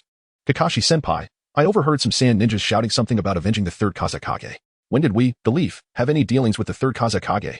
Jiraiya inquired, perplexed. Kakashi fell silent for a moment, then patted Jiraiya's shoulder before turning towards the command tent. Let's discuss this later. Speculating now is futile. The intelligence department should have nearly completed their analysis. We shall await their report. Jiraiya nodded and followed Kakashi into the tent, where only a group of leaf ninjas remained, silently transporting the wounded and clearing the battlefield. Shinsuke shook his head, preparing to assist others in the cleanup. Just then, an unexpected turn of events occurred. Leaf ninjas. A sand ninja, barely clinging to life, roared as he drew a kunai, thrusting it fiercely towards the genin who had been searching his body for items. The genin, upon hearing the shout, was just about to rise. However, as he lifted his torso, a searing pain shot through his abdomen, swiftly followed by a numbing sensation that enveloped his body. His vision darkened, and he lost consciousness. Ha ha ha, you wretched leaf. As the fallen genin lay incapacitated, the sand ninja erupted into maniacal laughter, his eyes glinting with malice as he prepared for one last desperate counterattack. Before he could finish his taunt, several kunai pierced his skull from all directions, silencing his laughter and extinguishing the last flicker of life and disbelief. Medical team. Quickly, someone fetch a medical ninja. A ch-nin rushed to the side of the fallen genin, lifting him while urgently calling for assistance. "Let me see. I am a medical ninja." A calm voice emerged from behind. Kimura hesitated for a moment before promptly stepping aside to allow the medical ninja to provide aid. Chiharu knelt on the ground, gently laying the injured person flat as she began to examine the wounds on his abdomen. Upon seeing Chiharu, Kimura's expression was one of astonishment. He hesitated, wanting to intervene, as Chiharu appeared remarkably youthful. However, upon witnessing his fallen comrade, he paused for a moment and ultimately refrained from stopping her. Instead, he stood anxiously by, watching intently. Alas, this is quite a predicament. The voice of Chiharu was overheard by Kimura, who immediately leaned anxiously closer to Chiharu. "What is the matter, doctor? He must be all right, right?" Chiharu cast a puzzled glance at Kimura, contemplating for a moment before nodding in agreement. The kunai from Sunagakure was indeed laced with poison, though fortunately, it was not of a particularly potent nature, and there was still hope for recovery. "Please assist me. First, fetch me a basin of clean water." "Of course." "Just a moment, I will return shortly," Kimura replied, promptly turning to fetch the water. Chiharu cast her gaze upon the injured, focusing intently on their treatment. She first cleared away the tattered clothing surrounding the wounds, then nodded at Shino and the others who had approached her. "Please assist me by holding him down for a moment." The three nodded in agreement, positioning themselves on either side, poised for action. "The water is here." In a short while, Kimura returned with a basin of clean water, placing it beside Chiharu before standing alongside Shino and the others, awaiting her instructions. Chiharu nodded and then submerged his left hand into the basin. In no time, the water level had diminished by half, while two spherical water orbs clung to his hand, their surfaces quivering in a most intriguing manner. "Hold him down. Do not let him move." "Understood." The others, not daring to delay, promptly restrained the injured man's limbs. Their gazes fixed on Chiharu, signaling him that he could proceed. Chiharu placed her left hand gently upon the wound of the injured, applying a delicate pressure. Instead of bursting upon contact with the skin, the water sphere gradually blended into the patient's body. Chiharu closed her eyes and, using the chakra water sphere in her hand as a conduit, began to circulate chakra slowly within the injured person's body. As strands of poison detached from the cells, they adhered to the chakra water sphere before being drawn out. A remarkable scene unfolded. The chakra water sphere in Chiharu's left hand, placed near the wound, gradually diminished in size, while on the opposite side, her right hand, pressed against the abdomen, slowly formed a similar water sphere that expanded, visibly coated with dark purple toxins. The injured individual suddenly began to thrash about, intense pain causing beads of cold sweat to form on his forehead. Several people hastily increased their efforts to restrain his violent struggles. Chiharu opened her eyes and flung the toxin-laden water orb into the basin, causing the water within to instantly become murky and tainted, accompanied by a faint yet pungent odor. It was time to change the water. Chiharu glanced at Kimura-kai beside him, who immediately picked up a basin to fetch more water. Before long, he returned with a fresh basin of clear water. Chiharu submerged his hands into the basin, meticulously repeating the previous actions. It was not until he had changed to the third basin that Chiharu finally stood up, exhaling a sigh of relief. He then waved his hand, signaling the others to relax. Kimura-kai looked at Chiharu, hesitating to speak. "There is no serious harm. The toxins have already been extracted. The medical team has arrived, and he just needs to rest for a few days." Yes, thank you, doctor," Kimura-kai replied, feeling a weight lift off his shoulders as he began to assist the medical team in lifting the injured onto a stretcher. Just as he was about to leave, Chiharu suddenly called out, "May I ask, what is your relationship with him?" Kimura-kai paused in his tracks, turning to Chiharu with a faint smile before resuming his pace. His voice drifted back. "He is my younger brother."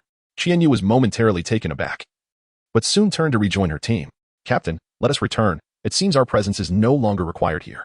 Shin nosed in agreement, noting that by the time they tended to the wounded, the battlefield had been nearly cleared. Remaining there served little purpose. They could finally return and enjoy a restful slumber. "Ah, indeed, you are truly a distinguished pupil of Lady Tsunade. Your proficiency in medical ninjutsu is quite commendable. If I am not mistaken, you just employed the extraction technique for minor ailments, correct?" On their way back, Shin observed Chiharu with a teasing expression, followed by a look of curiosity. The extraction technique for minor ailments detects anomalies in the chakra within the body, allowing one to identify the source of harmful pathogens and viruses. "Captain, please refrain from jesting. If I lacked such capability, I would surely face Tsunade-sensei's reprimand." Chiharu rolled her eyes in disbelief. What a joke. If 2 years of training under Tsunade had yielded such meager results, she would have been expelled from the apprenticeship long ago.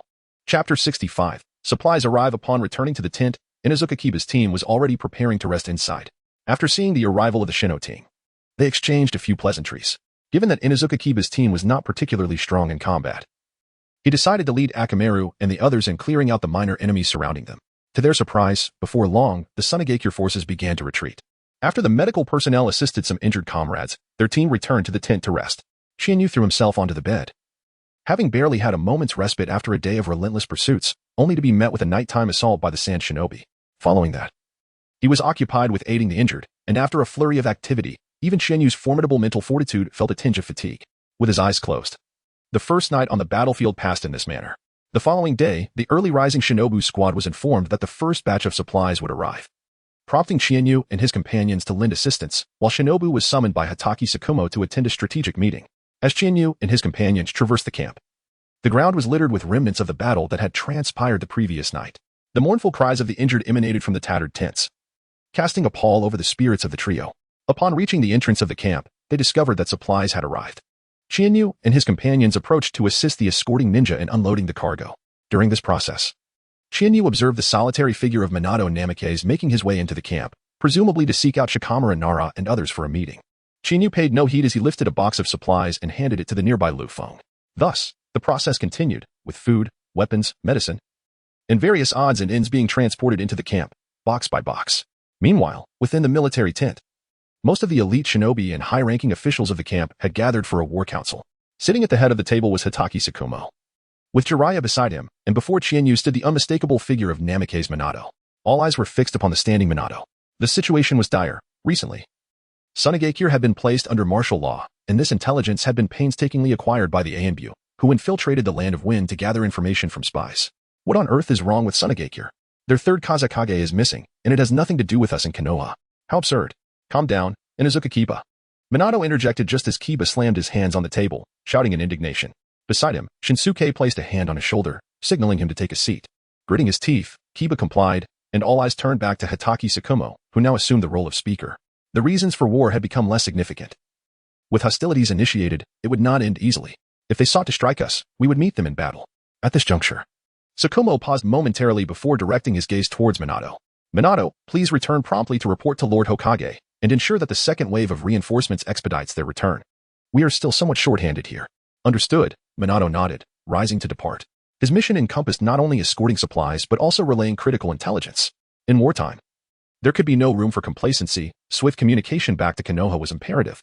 As he exited the tent, Qianyu collided directly with Minato. Taken aback for a moment, Minato soon broke into a warm smile upon recognizing Qianyu. Ah, Qianyu. Lady Tsunade asked me to relay a message to you. Be cautious and protect your comrades.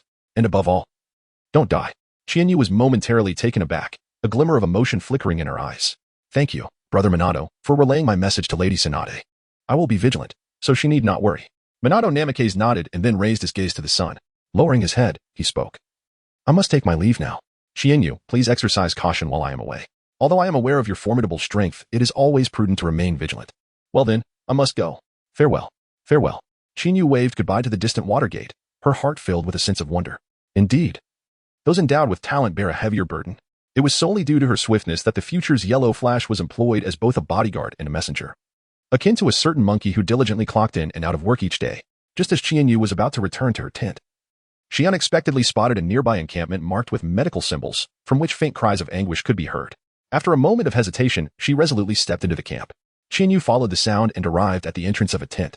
Upon entering, he discovered 6 beds arranged within, each occupied by a ninja. All sharing a common trait, they were all severely injured. Qianyu's gaze shifted slightly. The 2 extensive burn injuries were evidently caused by explosive talismans. Although they would leave behind significant scarring, the individuals' lives were not in peril. 2 young ninjas, whose anguished cries Qianyu had heard earlier, now lay before him, rendering him momentarily speechless. One boy had lost his left hand, weeping silently in his distress, while another lay on the bed, his face ashen and shrouded in layers of white cloth. He had lost his sight. Turning his attention to the other side, he noticed 2 young men with ashen faces, their consciousness clouded, likely victims of Sunagakure's poison. While they were not in immediate mortal danger, if their condition persisted, they would surely succumb within 3 days. Who are you? Who permitted you to enter here? A stern voice interrupted Qianyu's contemplation. He turned to see a woman, astonishment etched upon her features. Qianyu? Qianyu gently bowed to the visitor in greeting. It was I, Aunt Maiko. Indeed, the newcomer was Kanai Maiko, the vice principal of Konoha and the leader of the medical ninjas on this occasion. At that moment, she was clad in a full ninja outfit, her right hand grasping a medical kit, seemingly having encountered Qianyu while returning to tend to the patients here. You've arrived just in time. These 2 patients were struck by poison needles launched by a Suna puppet master on the battlefield yesterday. Although the needles have been removed, the toxins have already permeated their bodies. It appears that this poison is a new concoction developed by Chiyo of Suna.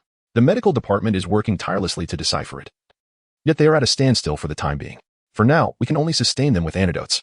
Come, let us proceed swiftly to unravel this toxin. With that, Kunai Maiko turned and took Chienyu by the hand, leading him out of the tent towards another area. As for doubting Chienyu, Kunai Maiko had witnessed his remarkable skills as a medical ninja under Tsunade's guidance, which rivaled her own. Over the past 2 years, Tsunade had provided Chienyu with ample practical training at the Konoha hospital.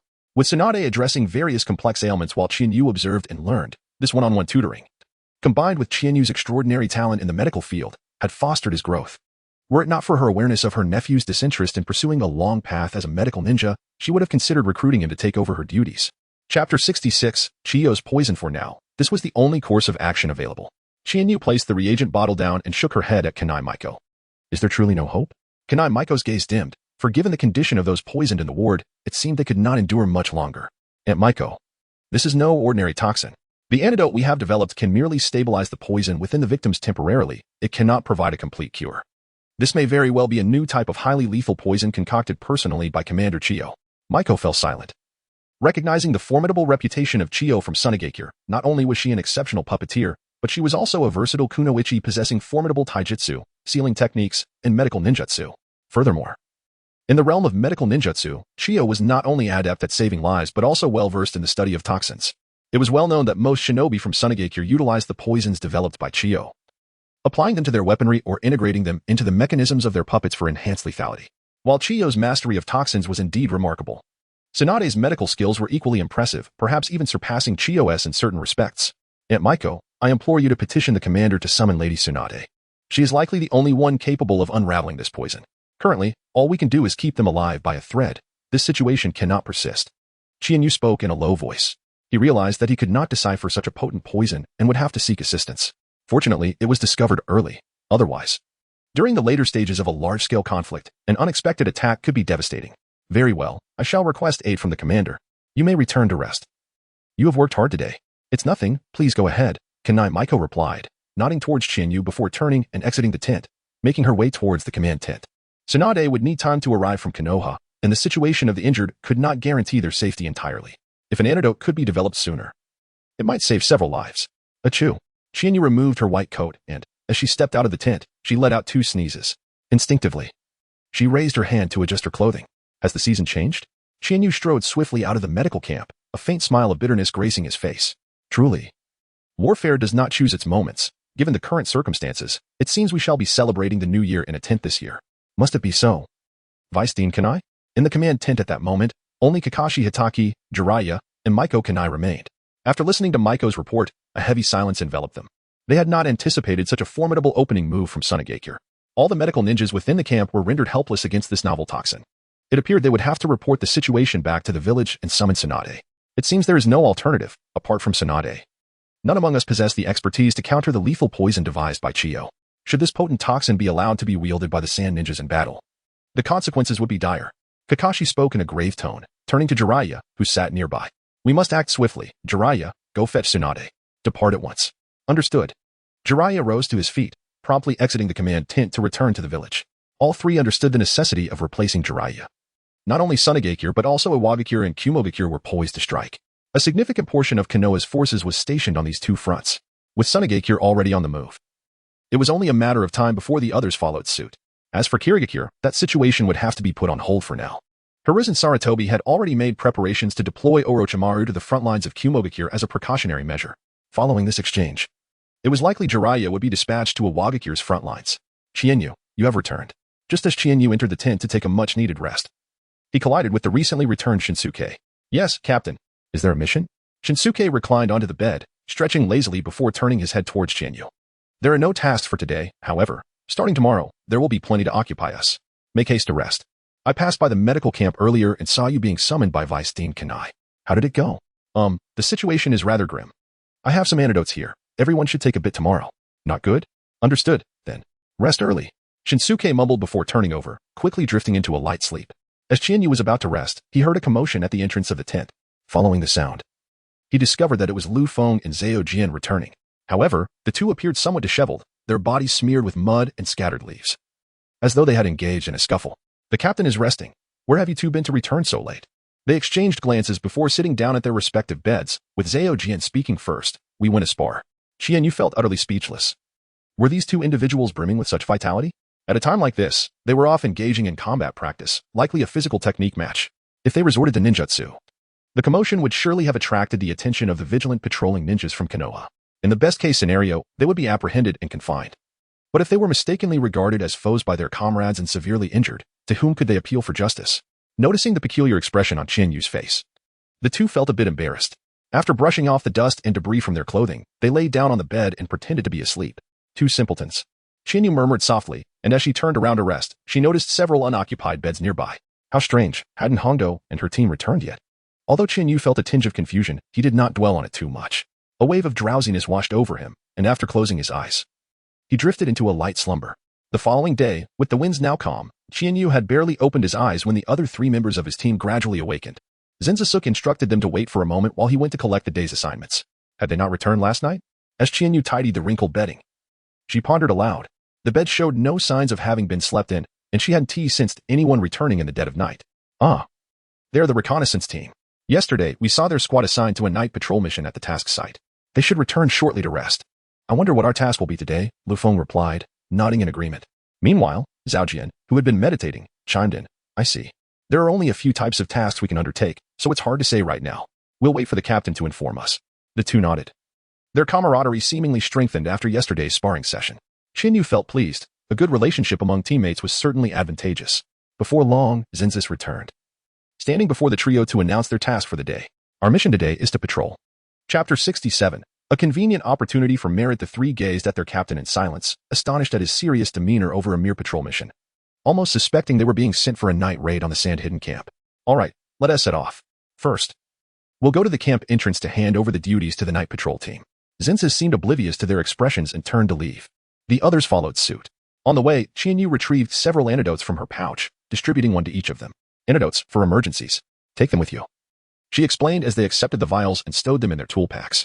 In no time, they arrived at the camp entrance, where they were somewhat surprised to find Inuzuka Kaku's team present, albeit looking rather lethargic.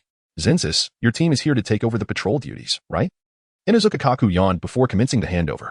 Understood, you all can return to rest now. All right, we leave this in your hands, Zinzas replied, and after the instructions were issued, Inuzuka Kaku and his chatty team ambled back to rest, even the dog appearing drowsy. Let us get moving, Zinzas commanded. Yes. The group began their patrol, radiating outward from the camp center, accompanied by 7 or 8 other teams, each responsible for a designated area. Qianyu and her team were tasked with the direction towards the Sand Ninja, and they steeled themselves as they commenced their woodland surveillance. As the sun reached its zenith, the patrol completed a full circuit, and the group reconvened. All is normal, Liufeng reported, leaning against a tree branch. Everything is fine on my end as well, Zhaojian affirmed with a nod towards Zinzas. After hearing their reports, Zinzas nodded thoughtfully. He surveyed the surroundings before solemnly stating, let us conduct another round of patrol, and then we can return. Our morning task will conclude. The group nodded and began their second round of patrol, remaining close enough to support one another should they encounter any foes, effectively expanding their coverage in a fan-like formation. Qianyu perched on a tree branch, surveying the surroundings before preparing to leave. Suddenly, he sensed 2 beings entering his awareness, drawing nearer. Not daring to delay, he hastily approached Zinzan. Within moments, the group gathered around Qianyu. Zinzan inquired softly, what is the situation? 2 individuals have entered my sensory range from the direction of Sunagakure and are approaching us, Qianyu replied. How far are they? 900 meters. Their pace is not swift. They should arrive in about 5 minutes. After a brief moment of contemplation, Zinzan raised his head and declared, prepare for battle. We shall ambush them right here. If we can capture them alive, that would be ideal, but do not force it. The group nodded in agreement and quickly concealed themselves on either side, the urgency of the situation leaving no time for traps. Qianyu teamed up with Zhaojian, while Zinzan partnered with Liufeng. The 4 held their breath, blending into the foliage as they lay in wait. Before long, 2 figures emerged within their line of sight. To their surprise, these 2 appeared rather weak. Jinner, should we return? Have we ventured too deep into enemy territory? What use is it to go back now? If we manage to kill a couple of Konoha ninjas and bring them back, Lord Kaizang will surely take us as disciples. Do you not wish to become his apprentice? Jinner scolded Yamashiro Jin, who appeared frustrated. As young prodigies of Sunagakure, they both hailed from prominent families and had, at a tender age, risen to the rank of special jonin. Just yesterday, they had encountered Lord Kaizang at the camp, who had encouraged them with a smile, suggesting that if they fought valiantly, he might consider taking them as disciples. This had thrilled them both, prompting the decision to infiltrate the Konoha camp the following day to present their master's gift by eliminating 2 Konoha ninjas. Fortune smiled upon them, as they evaded the first wave of patrols during a shift change and reached the second line of defense, with the Konoha camp just beyond. All right. We should soon encounter the enemy. Stay vigilant, Jinner cautioned. Though impulsive, he recognized the need for caution near the enemy stronghold. The two stealthily advanced. Suddenly, chaos erupted. Water style, water dragon bullet. X2 the two ambitious faces paled as they turned towards the nearby underbrush, where two water dragons surged towards them without warning. There was no time to evade. Earth style, earth wall. X2 they swiftly formed hand seals and slammed their hands into the ground. Two earthen walls rose before them, colliding with the approaching water dragons. Boom. A deafening roar followed as the walls crumbled, debris flying. Yet, the water dragons faltered, shattering in midair. Retreat. Jinner shouted as he dodged back, calling to Yamashiro General their initial plan to assassinate the Konoha ninjas had now turned into a perilous battle. And nearby patrols would surely be drawn to the commotion. They had to flee or risk being overwhelmed. Fire style, great fireball technique. Earth style, earth dragon technique. Meanwhile, Zinzin and Liufeng unleashed their own jutsu. Liufeng exhaled flames that coalesced into a dragon, soaring towards Yamashiro Jin, while a massive earthen dragon barreled towards Jinner, aiming directly at the two vulnerable ninjas. This is bad, Jinner thought, focusing solely on the impending danger. As he landed, he hastily formed hand seals. The earth dragon closing in. The colossal force of the earth dragon collided with three large trees before finally halting. Gasping for air, Jinner emerged from the rubble. Glancing at the crumbled remains of the earth dragon, ignoring Yamashiro Jin, he turned and dashed towards safety. Water style, water prison technique. What? Jinner widened his eyes as he felt the water surge around him, submerging him in a 2-meter square. Instinctively gasping for air, he choked on the water. Panic setting in as he realized he could no longer resist. His gaze shifted left, witnessing his companion being incapacitated by several vacuum blades, limbs rendered useless. As a ninja pinned him to the ground, stuffing a cloth into his mouth to prevent him from biting his tongue. A pallor washed over Jinner's face, this time. It was truly over. Chapter 68, The Arrival of Tsunade. What is happening? The sound of slicing air echoed as several Konoha ninjas, armed with kunai, took position on the tree branches, cautiously observing the scene. Nearby, more teams were converging. The commotion had drawn the attention of the surrounding patrols. Yet, witnessing the two subdued Sunagakure ninjas, the assembled Konoha shinobi remained on high alert, wary of any potential threats. After processing the situation, Zinzin raised a finger to indicate Jinner, who was on the verge of asphyxiation in the water prison, and Yamashiro Jin, who was pinned down. He solemnly explained, I am Konoha's Jonin, Sarutobi Zinzin. We captured these two Sunin ninjas while on patrol. This is the situation. At Konoha's main camp, with their mouths stuffed with cloth. Jinner and Yamashiro Jin sat slumped on the ground, bound and despondent. Kiki Sakumo circled around the two, his expression perplexed, before turning to Zinzin and his team. Are these your captives? Yes, Senior Sakumo, Zinzin affirmed, stepping forward and maintaining a steady gaze. While on patrol, Chiharu detected these two intruders from Sunagakure. We ambushed them along their path and successfully captured them. Their strength is at the special Jonin level, yet their intentions remain unclear. Well done. Your team will be credited for this achievement, Kiki Sakumo replied, then called out towards the tent's entrance, Kakashi, you may enter. Yes, Senior Sakumo. As the words fell, several figures entered the tent, revealing the current generation of Konoha's Inuzuka, Nara, and Akimichi clans. Hayashi, please conduct a preliminary examination, Kiki Sakumo directed, gesturing towards Yamashiro Hayashi, signaling him to utilize his secret technique to probe the memories of the captured ninjas. Understood. The commanding officer's orders spurred Yamashiro Hayashi into action. He stepped forward, kneeling before the two. Placing his left hand on Jinner's head, he closed his eyes. Ninjutsu, mind-reading technique. Jinner's pupils widened, terror flooding his eyes. He struggled against the restraints, but Yamashiro Hayashi meticulously extracted his memories. The prominence of the Inuzuka and Nara clans in the shinobi world is closely tied to their unique techniques. The Yamashiro clan specializes in shadow manipulation to infiltrate the minds of others, gleaning crucial information, and can exert mental control during combat. What are you doing?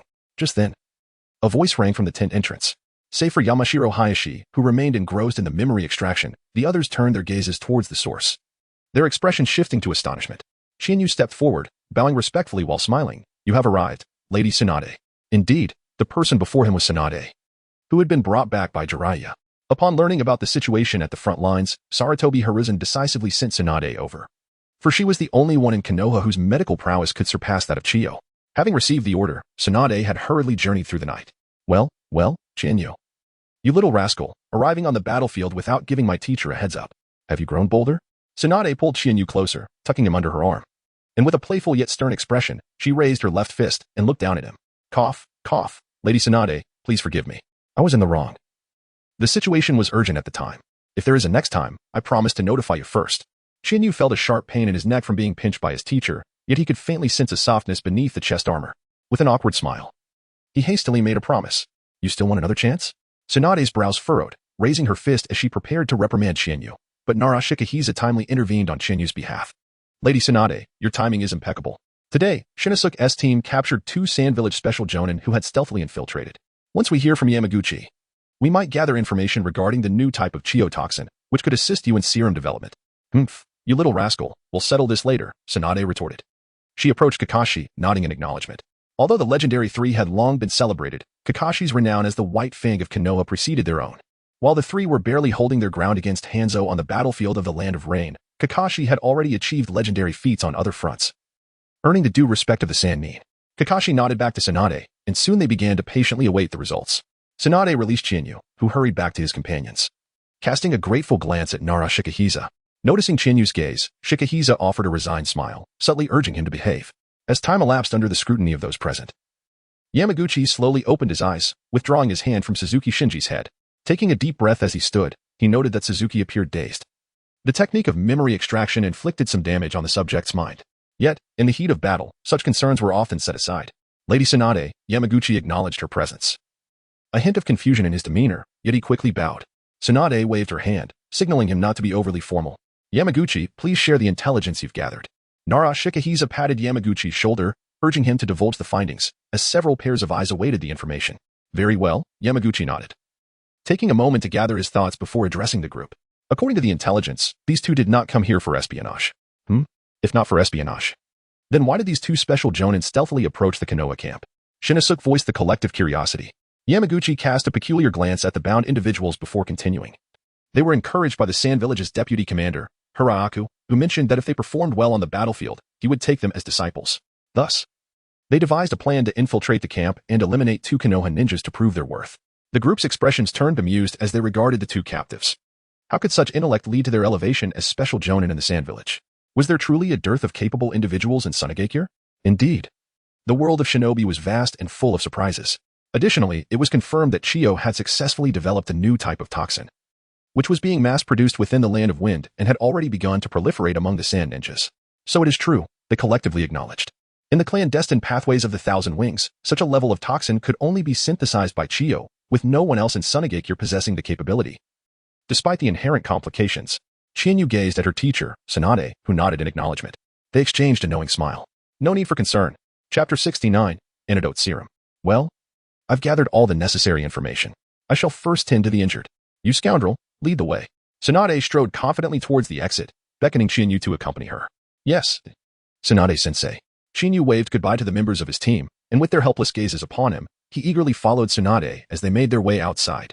Tsunade-sensei, what is the situation on the Iwagakure and Kumogakure fronts? Tsunade glanced at Chinyu and replied as they walked. The old man has dispatched Jiraiya to the Iwagakure front, while Orochimaru has been sent to guard the Kumogakure front. Those fellows are stirring restlessly. It won't be long before they engage in battle. At this point, Tsunade paused, turned to Chinyu with a meaningful look, and continued. When I departed, I overheard Akane mentioning that your little girlfriend is about to be assigned to the Iwagakure border. Chinyu's expression shifted slightly, but soon returned to tranquility.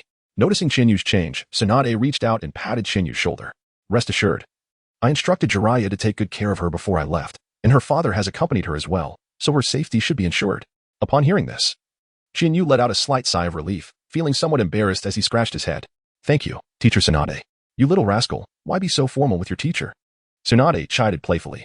Before long, the 2 arrived at the medical camp, making their way to the wounded tent, where they spotted Kanai Maiko approaching from a distance. Upon seeing them, Kanai paused momentarily, but soon a joyful smile graced her face. Tsunade, you finally arrived. Now I can rest easy. Ha ha ha, don't worry, Maiko. Let me first assess the condition of the patients. Kanai nodded, and as they entered, Chinyu noticed that the condition of the 2 poisoned individuals seemed to have deteriorated further since his last visit. The situation is not looking good. We can only use some medications to stabilize the toxins in their bodies, but prolonged use of this antidote may lead to drug resistance. Given their current state, they won't last much longer. Tsunade approached the 2 patients, observing them while she picked up their medical records to analyze, deep in thought. Desert silver scale snake, once bitten. Symptoms include pain, swelling, and fever. It is found throughout the wind country. Sand-tailed scorpion. It conceals itself within the sand, blending into its surroundings, waiting for prey to come close. Its venom is not highly toxic, yet it has a significant rate of disability. At this point, Tsunade paused, intrigued. The D-Bay star causes neurological disturbances, while the century orchid induces intense hallucinations. The dried leaves of poisonous celery are remarkably lethal. TSK, this old woman is truly ruthless. Having said that, Tsunade turned to the 2. Do you have any extracted toxin samples? If all goes well, We may be able to discover an antidote within the next few days. Kanai Maiko looked at Tsunade, somewhat troubled. Currently, our awareness of this virus's existence is solely based on these two patients. As for the samples, I fear. Wait, please hold on. Qianyu's eyes suddenly sparkled with excitement as she turned and dashed out, leaving the two in a state of bewilderment with just a single remark. Qianyu rushed into the command tent after a swift announcement from the guards. Inside, only Kikishiboku and Nara Shikaku stood before a topographical map and sand table, engaged in an enigmatic discussion. Upon witnessing Qianyu's urgent entrance, both men expressed their confusion. Qianyu, what brings you here? Nara Shikaku inquired, just as Qianyu anxiously interrupted, Uncle Shikaku. What are the two sand shinobi that were captured? They have been sent to the interrogation department. What is the matter? Nara Shikaku replied, his expression one of perplexity. Uncertain of Qianyu's intentions.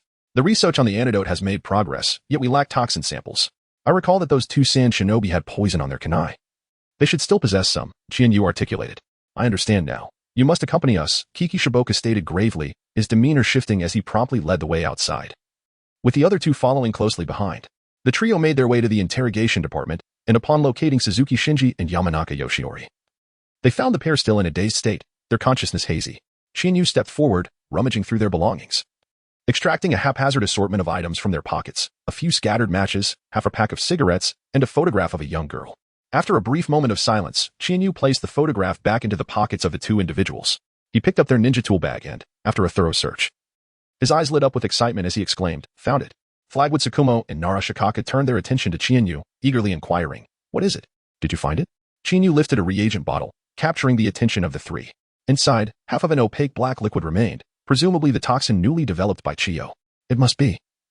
I shall take it over now. Qianyu nodded to the two individuals, hastily rushing out of the interrogation department towards the medical camp. In a short while, Qianyu arrived before them. Upon handing the reagent bottle to Tsunade, Qianyu stood aside, anxiously observing Tsunade alongside Kanai Maiko. After Tsunade conducted a series of tests and subtly nodded, both Qianyu and Kanai Maiko exhaled in relief. Finally, they could proceed with the subsequent research. The samples were ready. Let us go. If all goes well, results should emerge within the next couple of days. Very well, I shall return to rest for now. Best of luck to you both.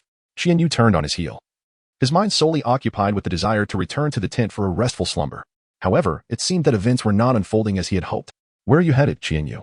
Qianyu felt a firm grip on the nape of his neck, and then Tsunade approached with a beaming smile.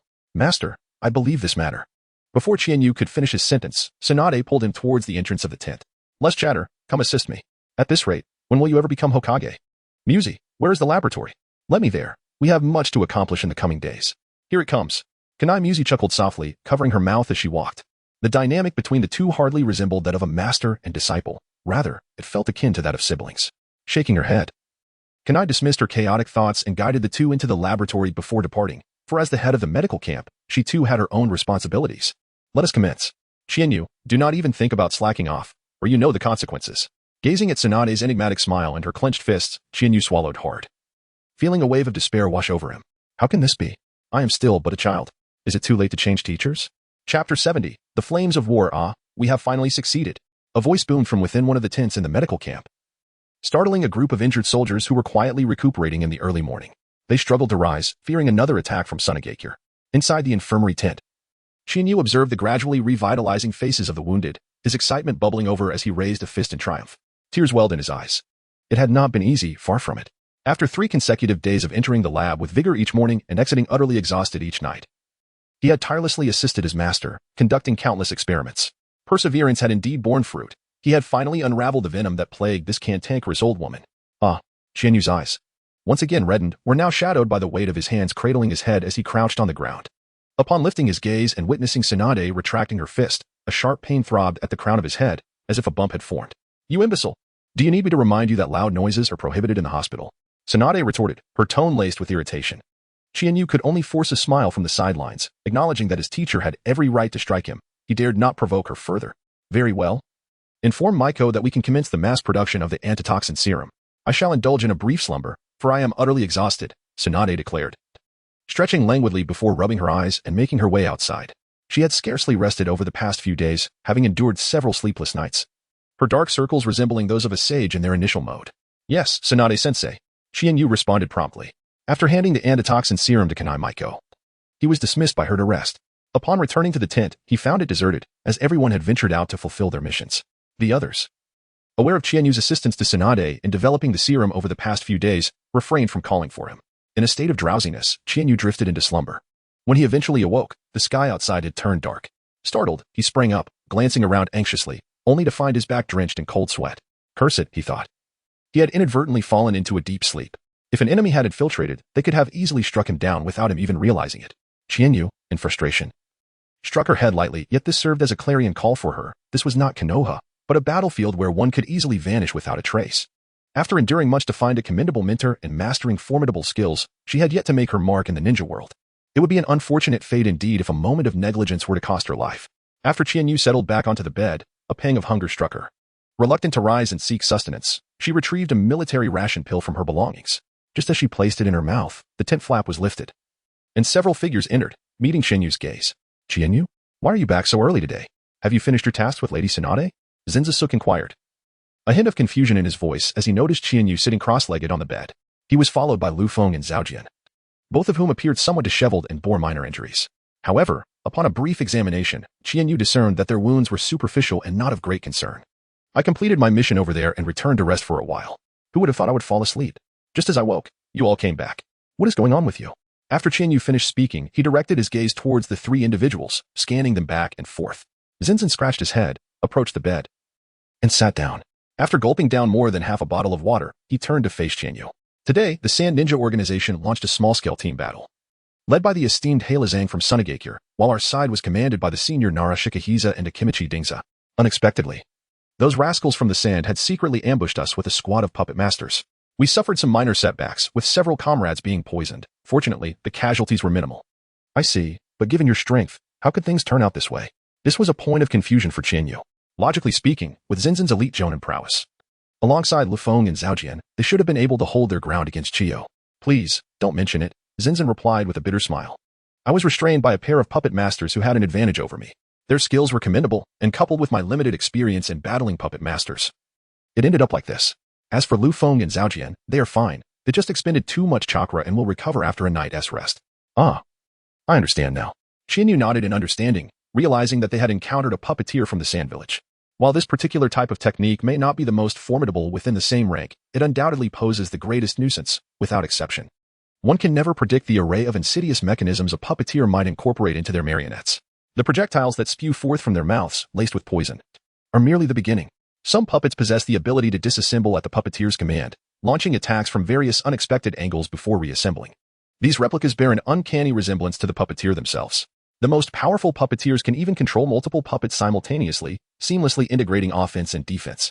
For instance, Chiyo of the Sand Ninja can manipulate 10 puppets in combat at once, solidifying her status as the foremost puppeteer in the ninja world. The terrifying aspect of puppet techniques lies in the ever-present threat of hidden traps and concealed weapons. To effectively counter a puppeteer, one must gather intelligence on their puppets, which accounts for half the battle. Rest well, Nishinasuk advised, for tomorrow may bring a challenging confrontation. After speaking, he turned away and soon slipped into a light slumber. Indeed. I am rather fatigued, Chianyu acknowledged, and the two nodded in agreement before making their way to their respective beds. Liufeng and Zhaojian lay down, visibly exhausted, and within moments, they too succumbed to a gentle slumber. Now that you are all asleep, what shall I do? Chianyu gazed at the three individuals who had already succumbed to slumber. Feeling somewhat dazed, having just awoken, she felt surprisingly invigorated and feared that sleep would elude her for some time. Surely she couldn't resort to a nap herself. Oh well. She decided to keep watch for them. She would rest once Hongdo and the others returned. As Chianyu murmured softly to herself, she picked up a small stool and stepped out of the tent, settling down to quietly observe the bustling leaf ninjas moving about in the encroaching night. The sentinels and patrolling ninjas formed layers of defense around the entire camp, with every 10 minutes bringing a new sweep of the Byakugan from the Hyuga clan or the side of Inuzuka members walking their large dogs. Occasionally, the air was filled with the drifting presence of the Oil Women clan's parasitic insects. With such an array of sensory vigilance, one could hardly expect any intruder to breach this stronghold, save for the likes of Kagaya or space-time ninjutsu. It is indeed true that the strength of the Hidden Leaf Village in the ninja world stems from its superior resources and the nurturing of exceptionally skilled individuals. Chapter 71. The Dance of Blades. The following day, the newly assembled team of Shinji stood before the clearing of the main camp, quietly awaiting orders alongside thousands of ninjas. The situation was clear. Kakashi will remain in command. You all prepare yourselves, for we shall depart shortly. Within the commander's tent, Kakashi and a cadre of elite ninjas concluded their pre-battle conference, assigning respective tasks. They were soon to set their plans into motion. Moments later, Kakashi emerged from the tent, accompanied by Tsunade, gazing at the hundreds of leaf ninjas before him. Drawing his short sword from behind, he pointed it towards the sand village encampment. Onward. With that, Kakashi forged ahead, followed closely by thousands of ninjas, all marching resolutely towards the sand village. The land of rivers. Nestled between the land of fire and the land of wind, naturally became the prime battleground, where conflicts would not encroach upon their own territory. This predicament of small nations is lamentable, as Nagato once poignantly noted, great powers wage war for their own ideals while disregarding the lives of others. Not only the land of rivers, but also the land of hot water and the land of moon, caught between the land of fire and the land of lightning, share this tragic fate. The most woeful of all is the land of rain, ensnared between the land of fire, the land of wind, and the land of earth. Known for its perpetual downpours, it has long suffered from internal strife, with the Rain Village as its sole representative. Its current leader, the legendary ninja known as Hanzo the Salamander, despite his formidable prowess, could not alter the grim destiny of the Rain Country as a buffer zone in the wars of the three nations, ultimately yielding to fate. The expansive plain served as an ideal stage for the multitude of ninjas to clash. Soon, Kakashi and his cohort arrived at a broad plain in the land of rivers. A perfect venue for a large-scale confrontation, free from concerns of ambush. Upon halting, the ninjas behind him stood still, awaiting the arrival of the sand ninjas. The Leaf had already deployed 8,000 ninjas to the battlefield, a substantial force given that other contingents were dispatched to the borders of the Rock and Cloud villages. With attention also needed towards the Mist village. It was only natural that resources were stretched thin across multiple fronts, ultimately depending on the commander's strategy. Before long, a vast sea of figures appeared on the horizon, outnumbering the 4,000 Leaf ninjas present, estimated at around 5,000. The two sides faced off within a mere 200 meters, from which emerged an elderly woman and a long-browed elder from the sand. Behind them stood the young man who had previously led a night raid on the Leaf camp, battling Jiraiya with his sand manipulation. Opposite them stood Kakashi and Tsunade, flanked by Inuzuka, Nara, and Akamichi. Kakashi, you Leaf ninjas maliciously assassinated our third Kazekage, leading to his disappearance. Are you not prepared to give us, the sand, an explanation for this act of war? Kaiba stepped forward, his voice amplified by Chakra so that thousands could hear. The sand ninjas erupted in a cacophony of outrage, while the Leaf ninjas did not remain silent either. The resulting uproar resembled a bustling marketplace filled with shouts and insults. How absurd. Kakashi stepped forward, raising a hand to silence the Leaf ninjas, while Chiyo gestured for the sand ninjas to quiet down. You claim that we are responsible for the disappearance of your third Kazekage, yet you present no evidence while boldly accusing us. As soon as Kakashi finished, Tsunade seized the moment to speak. Your third Kazekage has not left the sand village, has he? Is it conceivable that he vanished without a trace within your own territory? The so-called strongest Kazekage is nothing more than a joke. Humph. Tsunade's retort was swiftly interrupted by Chiyo, her expression darkening. Tsunade of the Leaf, your sharp tongue is impressive. But sending only you two to represent Leaf is rather dismissive of the sand. Kakashi, today you shall be held accountable for your past actions. Whether or not the Leaf is responsible for the third Kazekage's fate has become irrelevant. War has commenced. And it is not a matter to be resolved with mere words or a treaty. Both sides must pay a bloody price for their actions. Kill. With the thunderous battle cry echoing through the air, the two forces collided like a torrent, and in an instant, countless lives were extinguished. The scum of the Leaf. Meet your end. Get back to the desert, sand wielders. Amidst the roars of fury, the lower-ranking ninjas engaged in chaotic combat, while the elite ninjas sought their respective adversaries. Chiyo summoned the 10 puppeteers of Yanagisawa, and in an instant, any Konoha ninja who approached her was struck down by the 10 puppets. Meanwhile, Hatake Tsukumo brandished his white Fang dagger, swiftly charging towards Chiyo, decapitating every sand ninja that obstructed his path, leaving them utterly dismembered. As Chiyo and Hatake Tsukumo became embroiled in a fierce confrontation, Tsunade also sprang into action, her target unmistakably that youth capable of employing golden sand. On the other hand, Ebizong was entangled with Inuzuka, Nara, and Yamanaka, with both sides' elite forces engaged in a spirited clash. Even Shino had separated from Chiyu to confront two puppet masters. As for Osama, upon spotting a particularly formidable jonin, he seized the opportunity to strike. Now, only Chiyu and Ryufu remained among the lower-ranked ninja, slaughtering foes while keenly observing the unfolding situation.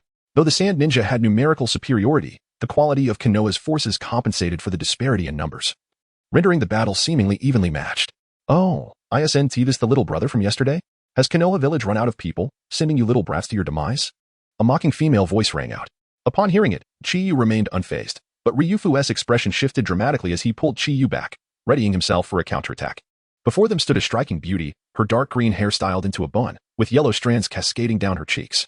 Dressed in a black strapless outfit that revealed a significant expanse of her snowy back, she was adorned with white bandages around her waist. Her tall, slender figure and delicate features were complemented by a smile directed at the two. For reasons unknown, Chiyu felt an uncanny familiarity with this enchanting woman. How audacious you are. Unaware of who may perish here. State your name. I, Uchiha Ryufu, Do not slay nameless foes, Ryufu retorted sharply, recognizing that while he could not best this woman alone, with Chiyu's assistance, they might stand a chance. Do you truly believe that finding a companion will enable you to contend with me?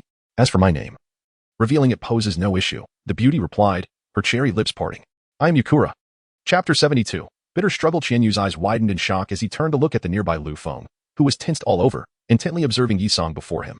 In a hushed tone meant for their ears alone, Liufeng cautioned, this woman is the wielder of the bloodstained boundary. Exercise utmost caution, if struck by her attack. One would rapidly dehydrate, losing the ability to fight in mere moments. Liufeng's Sharingan flared to life as he fixed a grave gaze upon Yisong. He reflected on his earlier underestimation, which had nearly resulted in severe injury from the searing release. Fortunately, he had received support earlier. Otherwise, the consequences would have been dire. A cold bead of sweat trickled down Qianyu's forehead. With such an outfit, name, and the unique bloodline limit, there exists no other individual in the entire ninja world. The hero of Sunigakure, Yukura. In his lifetime, he was a proficient jonin who mastered the bloodline limit of Scorch Release in Sunigakure. He made remarkable contributions during the war and earned the title of the hero of Sunigakure. However, it is regrettable that Yukura was deceived by the 4th Kazekage and numerous high-ranking officials of Sunigakure, who lured him to Kirigakure under the pretense of executing a confidential mission.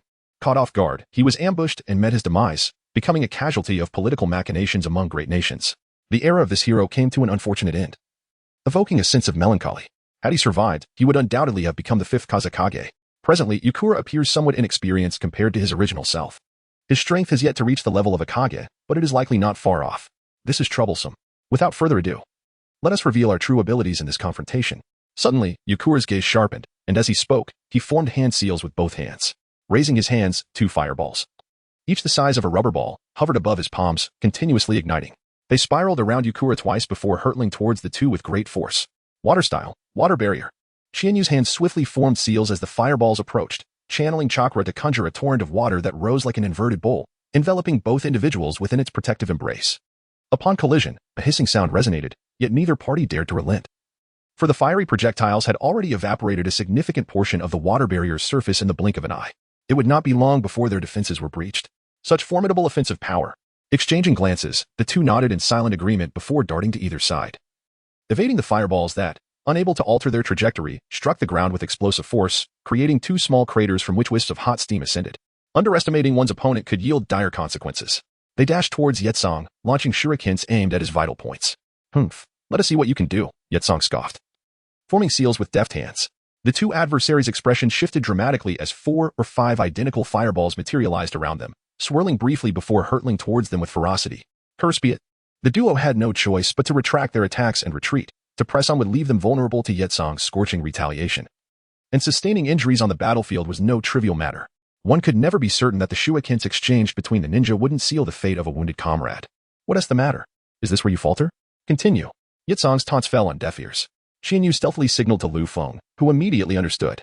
He leaped forward, launching several shurikens while swiftly forming seals, his lips parting slightly. Fire release. Phoenix fire technique.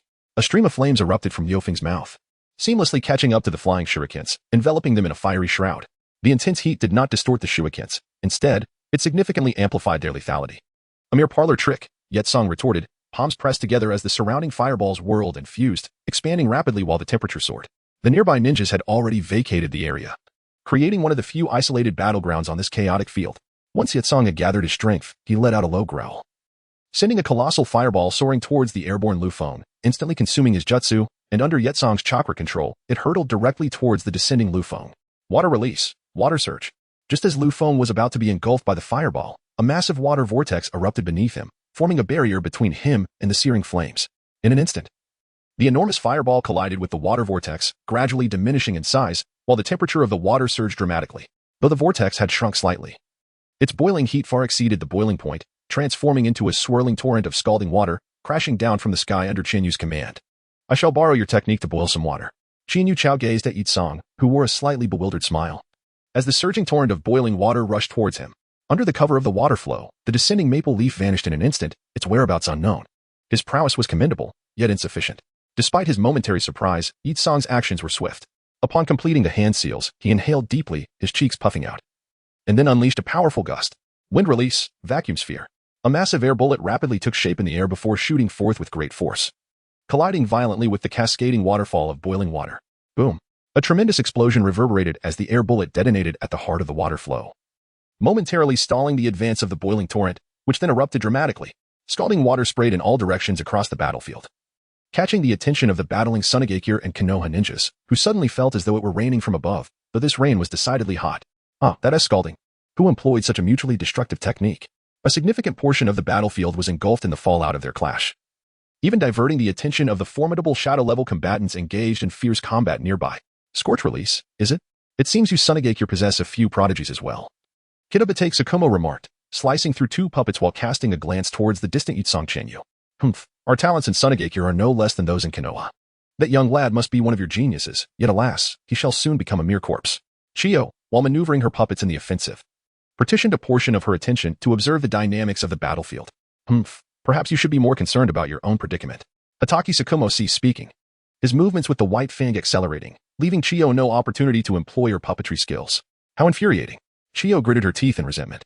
Although the combat prowess of a puppeteer does not diminish significantly with age, Tsukumo Hataki is in the prime of his life and has gradually discerned a portion of the abilities of the 10 puppeteers through their numerous confrontations. He does not even afford her the opportunity to unleash her secret puppet techniques. Although Chiyo was reluctant to acknowledge it, the disparity between Sunagekure and Konoha was indeed considerable. If all the elite fighters from Konoha were to mobilize, Sunagekure would hardly endure for a week before being utterly annihilated. In Chapter 73, the fierce battle raged on. Yakura, wielding his hands to manipulate the sand, noticed the battlefield where he was engaged with Rusha and felt a surge of dissatisfaction. As one of the few high-level combatants of Sunagekure and a wielder of the bloodline limit, it was utterly disgraceful that he had been locked in combat with a mere child for so long without achieving a decisive victory. You dare to be distracted while fighting me? Take this. A fierce shout snapped Rusha back to attention. In a moment of oversight, Tsunade had breached the defense of the sand, closing in rapidly, her fist raised high. With great speed, it descended. Rusha quickly summoned nearby sand to surge towards Tsunade, simultaneously enveloping himself in a protective layer of sand. However, it proved futile. Tsunade's fist shattered the layers of sand, crashing forcefully into the ground, with tremendous strength unleashed. The impact radiated from Tsunade's fist, causing the ground within a 5-meter radius to crack and sink. Boom. A muffled sound reverberated from the earth, followed by a violent explosion, sending debris and dust soaring into the air. Rusha's protective sand was instantly scattered, propelled by the shockwave, while he himself was sent flying away. The surrounding combatants, both from Sunagekure and Konoha, turned pale and instinctively retreated several meters before resuming their skirmishes, displaying an uncanny synchronicity. Coughing, Rusha lowered his sand defense and emerged, raising a hand to cover the corner of his mouth, a trickle of blood seeping down. Gasping for breath, he gazed incredulously at the slowly rising Tsunade. Indeed, she was worthy of the legendary title of the Sannin. Both Jiraiya from before and Tsunade now possessed terrifying strength. Rusha's gaze shifted leftward to see Chiyo, who was gradually being overwhelmed, and further on, the stalemate between Kaiza and the formidable Ino, Shika, Cho trio. A wave of helplessness surged within him. TCH, she managed to withstand that. But I shall not relent. Tsunade, spotting Rusha emerging from the sand defense, arched her brow and charged toward him. Do not get too complacent. Let me show you the might of magnet release, Rusha declared, focusing solely on the approaching Tsunade as he summoned the sand from the desert once more to converge upon her. In Chenyu's vicinity, Yutsong finally began to acknowledge the two individuals as the fireballs summoned by his hand started to merge, expanding at an observable rate. You possess considerable strength. But it is time to conclude. Before Yutsong could finish his sentence, an unexpected turn of events unfolded. The previously vanished Liufeng suddenly reappeared beside Yutsong, unperturbed. Yutsong clearly had anticipated this move. As he spread his hands apart, the fireball also split into two, one hurtling towards Liufeng, while the other soared towards the rapidly approaching Chenyu. Allow me to demonstrate the power of the Uchiha clan. Liufeng closed and then opened his eyes, revealing blood-red scara adorned with dark, swirling tomo, exuding an otherworldly aura. Through the lens of the Sharingan, the fireball flying through the air seemed to slow down considerably, as Liufeng twisted his body, narrowly evading the scorching fireball. The fleeting wave of intense heat brought a sharp sting, heightening his awareness. He thrust his kunai directly towards Yutsong. The kunai successfully pierced Yutsong's chest, yet Liufeng's expression turned grim. For Yutsong suddenly erupted in a burst of white mist that dissipated into the air. Shadow clone. Qianyu, confronted by the fireball hurtling towards her, chose not to utilize ninjutsu. Instead, she retrieved a shuriken from her tool pouch and hurled it at the fireball, the paper attached to the shuriken fluttering audibly in the air. Upon striking the fireball, the shuriken was instantly engulfed, transforming into a puddle of molten iron. However, the explosive tag that danced in the wind soon emitted a brilliant flash of light, followed by a thunderous explosion that sent billowing black smoke forward, obscuring the trio's vision of one another. Qianyu, unwavering and undeterred, plunged directly into the swirling black mist, deftly retrieving 3 shurikens and launching them towards a specific target. Before long, the sound of kunai deflecting the shurikens echoed from that direction. Upon hearing the commotion, Liufeng swiftly formed hand seals with both hands, channeling chakra towards the source of the noise. Fire style, Great Dragon Fire Technique. Multiple fiery dragon heads materialized in an instant, surging forth into the black smoke, their searing flames dispersing the darkness as they advanced. The target of the assault was none other than Yitsong. Damn it! Yitsong gritted her teeth, retracting her kunai while summoning several fireballs with her hands to counter the oncoming dragon heads. The collision of Liufeng's assault in the sky resulted in a thunderous explosion, sending shockwaves that compelled Yitsong to leap into the air. Before she could land, Liufeng, having evaded the residual force, dashed beneath her. Yitsong immediately prepared to unleash fireballs to ensure a safe descent. Unexpectedly, Liufeng refrained from engaging her directly. Instead, as Yitsong descended, he glanced up to meet her gaze for a fleeting moment, causing her to feel a brief disorientation. Yet, in less than a second, she regained her composure. What puzzled her was that during her momentary lapse, Liufeng chose not to strike but instead turned and fled, as though a great beast were pursuing him. Suddenly, Yitsong's expression shifted as she turned her head. She beheld Qianyu leaping into the air, her right foot raised high. Just as Yitsong touched down, she spotted Qianyu descending rapidly. Perhaps driven by an instinctive sixth sense, Yitsong felt an urgent warning. She dared not hesitate and swiftly formed hand seals. At that moment, Qianyu's right foot came crashing down. Heavenly Guardian Foot. Another familiar scene unfolded. The earth shattered beneath the impact, debris and dust swirling violently outward, while the surrounding ninjas stepped back, eyes wide with astonishment, glancing between the battle of Tsunade and Rasha and this unfolding chaos. Even Chiyo and Kakashi's skirmish momentarily faltered before erupting once more. Both warriors gazed at the rising clouds of dust with a hint of surprise, yet their sentiments were worlds apart. Why did this style of combat seem so familiar? Chiyo skillfully maneuvered her puppets while casting sidelong glances at the two other battlefields. A flicker of understanding crossed her features, only to be swiftly replaced by a grim expression, signaling that trouble was brewing. Such formidable strength from these two youngsters, they were performing admirably. Shikaka felt a wave of relief wash over him. After all, they had managed to intercept one of the top Suna shinobi, Yakura. The current situation was already unfavorable for the Konoha ninjas, and if Yakura were left unchecked, the tide of battle would inevitably turn in favor of the Sand Ninja, potentially leading to their defeat in this war. Damn kid, well done. Tsunade remarked with a hint of a smile as she launched her attack. As a mentor, she felt a sense of pride in her brilliant pupil, Chiyu. Meanwhile, the opposing Raza found himself beleaguered, lacking the capacity to divert his attention elsewhere. Cough, cough, cough. In the depths of the debris-filled pit, Yakura rose slowly from behind a crumbling earthen wall, catching her breath in labored gasps. At the last moment, she had successfully employed the earth flow rampart for defense, absorbing much of the impact. Yet, the proximity of the blast had still sent her sprawling to the ground, causing sharp pains to radiate through her insides, suggesting internal injuries. Kid, who was Tsunade to you? Yakura gritted her teeth, her gaze fixed on Chiyu nearby. The striking similarity in their combat styles instinctively connected the two in her mind. Oh, she is my— Qianyu gently touched her nose, then cast a glance at the distant fierce battle involving Tsunade, a faint smile gracing her lips. Teacher. Chapter 74. A draw teacher? At this moment, Yitsong began to take notice of the two boys before her. She rose to her feet, covering her wound as she spoke. Hey, you two, state your names. Liufeng returned to Qianyu's side, both of them gazing at Yitsong, and they responded in unison. Uchiha Liufeng. Shijan Qianyu. I've noted that. Yitsong's eyes sharpened, her hands raised above her head. The swirling air currents, energized by her chakra, gently lifted the edges of her clothing. A fireball hovered above Yitsong's head, her hands delicately cradling it on either side. She continuously channeled her scorching chakra from her palms into the fireball, which began to swell, growing from the size of a soccer ball to that of a basketball in the blink of an eye, and it continued to expand steadily. The temperature soared dramatically. Qianyu gazed at Yitsong, who was fervently channeling his energy for a powerful attack, then turned to Liufeng with a grave expression. Fingzi, we must give it our all, otherwise we may not survive this day. Understood. Liufeng responded succinctly, nodding in agreement before he began forming hand seals. Qianyu closed his eyes, and upon opening them once more, the corners of his eyes shimmered with an orange hue. His pupils transformed into a peculiar yellow with a horizontal stripe. Immortal mask, he proclaimed. Now, let us exert ourselves to the fullest. Yitsong, having completed his energy accumulation, let out a low shout. The fireball above him had ceased to expand. Yet the surrounding temperature reached an alarming level. Even the distant combatants could feel a hint of searing heat and instinctively shifted their gaze towards the battleground of the three. Yitsong launched the fireball, which, from afar, resembled a fallen sun hurtling towards the duo. Long before it reached them, they were already enveloped by an overwhelming sense of pressure. Xianfa, water release, water severing wave. Qianyu gazed at the colossal fireball barreling towards him from a distance. Within him, the celestial technique chakra surged, and Qianyu took a deep breath before suddenly opening his mouth to unleash an intensely pressurized jet of water. Beside him, Liufeng refrained from employing any advanced ninjutsu. Instead, after forming the necessary hand seals, a blaze of lightning erupted from his hands. Under the meticulous guidance of his chakra, The lightning intertwined swiftly with the high-pressure water stream emitted by Chiharu. The luminous arcs of electricity danced atop the water, elevating the potency and lethality of their combined technique to an extraordinary level. In an instant, the slender yet powerful jet of water collided with the fireball. Initially, there was no explosion. It was only when the water forcefully cleaved the fireball in twain that the detonation ensued. The resulting eruption of flames, coupled with a tremendous shockwave, captivated the attention of all onlookers.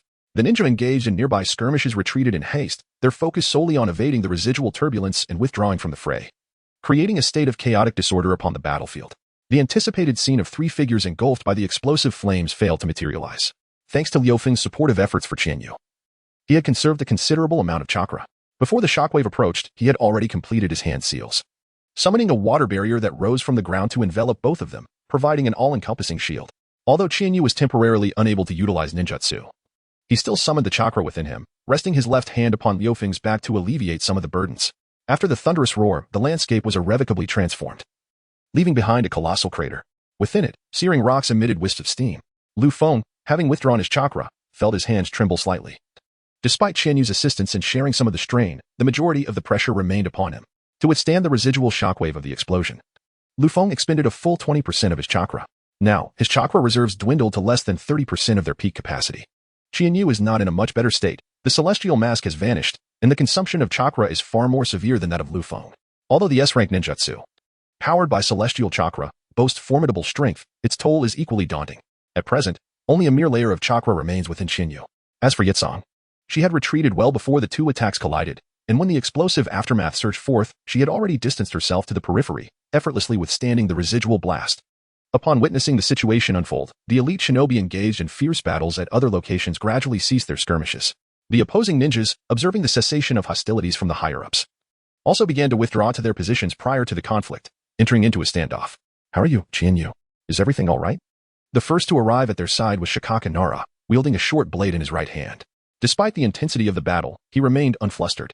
His gaze towards Chiharu betrayed a hint of concern as he inquired, "Are you all right?" "Haha, I'm fine, Uncle Shikaku, just a bit drained," came Chiharu's reply. Chiharu leaned against Liufeng, flashing a grin towards Chimu Sakomo. "Chiharu, Liufeng, are both of you all right?" Several piercing sounds sliced through the air, and in the blink of an eye, Tsunade, Shizen, and others arrived at their side. Shins, noticing the pale faces of the two, inquired with an air of urgency. "We're fine, Captain," they nodded in assurance. Just as Chiharu finished speaking, a punch landed on his head. "Ah, you scoundrel. Do you not comprehend the implications of excessive consumption of stamina and chakra on the battlefield? Must I teach you such basics?" Tsunade's forehead throbbed with veins, her gaze fixed on the grimacing Chiharu. Her tone, laced with anger, also bore a hint of concern. "Master, I was wrong. I understand the consequences, but because..." Chiharu, while shielding his head, spoke with a hint of timidity. Why is that?" Tsunade regarded him with confusion, and even the nearby high-ranking officials cast curious glances in Chiharu's direction, anticipating his next words. The atmosphere had escalated to such a degree that it seemed inappropriate not to unleash a grand move together. Beside him, Liufeng's face twitched, turning away to avoid the infuriating visage of Chiharu. As for the likes of Kakashi and others nearby, they had long been stunned by Chiharu's utterance. Left in a state of bewilderment, Tsunade widened her beautiful eyes, raising her fist once more in fury, her roar resonating through the still battlefield. "Chiharu, Yakura, what are you doing? How could you be ensnared by two children? Is this how you utilize your scorch release?" Meanwhile, on the Sunagakure side, Rasha glared discontentedly at Yakura while directing a few reproachful words. Clearly, he believed that Yakura's entanglement with the two youngsters had led to a stalemate in the battle. Yakura chose not to argue with Rasha, instead gazing quietly towards the Konoha direction, lost in thought. "All right, let us hold our tongues. Those two kids possess considerable strength. This isn't solely Yakura's fault," said the elder, Heizang, stepping in to temper Rasha's ire. He then turned to his sister, awaiting her command. However, Chiyo remained enveloped in silence. Chapter 75, Military Achievements. Let us retreat. Chiyo cast a profound glance at Chihane across the way, uttering a solitary remark before turning to depart. The trio, despite their myriad of inquiries, refrained from immediate confrontation, swiftly relaying the orders instead.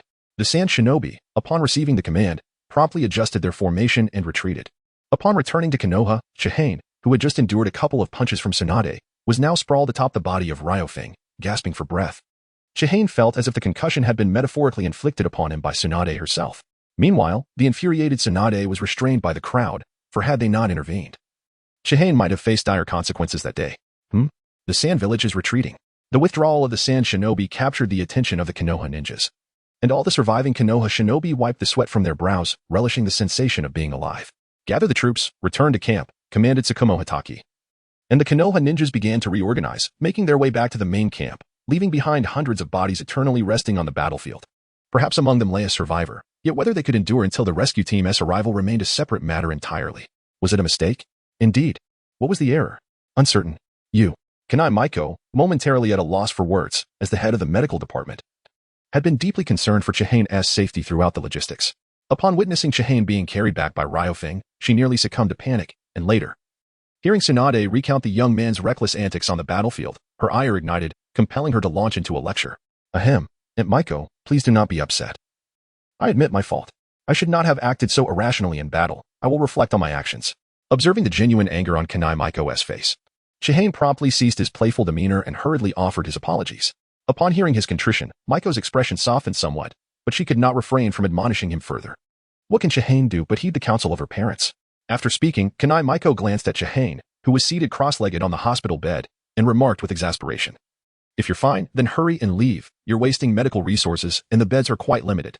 All right then, I shall take my leave, Aunt Maiko. Xianyu's eyes brightened. And with nimble movements, she donned her gear and greeted Kanai Maiko before darting off in a flash.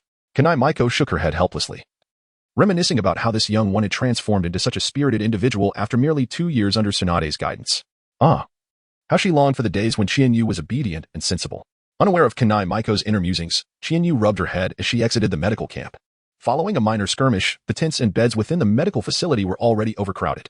Xianyu's chakra had been excessively depleted, rendering a bed unnecessary for her. Oh. And there was also a slight concussion. Xianyu, how's your injury? A voice interrupted Xianyu's contemplation. She looked up to find it was Nara Shikaku. Shikaka-senpai. Xianyu greeted Nara Jiku with a cheerful smile as they walked and chatted together. I'm fine. Aunt Maiko told me that a good sleep would suffice. Is that so? That's wonderful, Jiku said, appreciatively patting Xianyu on the shoulder. To think that you two managed to hold back the formidable bloodline user from Sunagakure. Splendid work. Senior Shimo has already noted your accomplishments. Hehe, I don't know if I deserve such praise. Jiku chuckled at Xianyu, who was modestly deflecting compliments while beaming with joy. Your demeanor is quite unlike Lady Tsunade. One might mistake you for Jiraiya's disciple. Make sure to rest well. I must attend a meeting now. Of course, Jiku-senpai. Take care. After bidding farewell, Xianyu hummed a little tune as he walked towards the tent. Life is truly delightful. In the Hokage office of Konohagakure, the laughter of Sarutobi Hiruzen echoed throughout, piquing the curiosity of the Umbu who were secretly guarding him. Hokage-sama, Uchiha clan leader has arrived. An Umbu entered, accompanied by a stern-looking man, kneeling upon arrival. Thank you for your efforts. You may leave now. Once the Umbu departed, Uchiha Fugaka stood before the desk, bowing to Sarutobi. Hokage-sama, may I ask why I've been summoned? Fugaku, please take a look at this, Sarutobi said. Smiling as he pushed a document towards Fugaku, it was the latest intelligence from the front lines. Uchiha Fugaku began to read the document intently, and after a moment, he set it down, a glimmer of joy illuminating his face. It seems that the Sunagakure battlefield is gradually gaining the upper hand. Their defenses appear to be solidifying. This is indeed commendable. Indeed, but what delights me even more is not just this, Sarutobi replied, taking a puff from his pipe and exhaling slowly.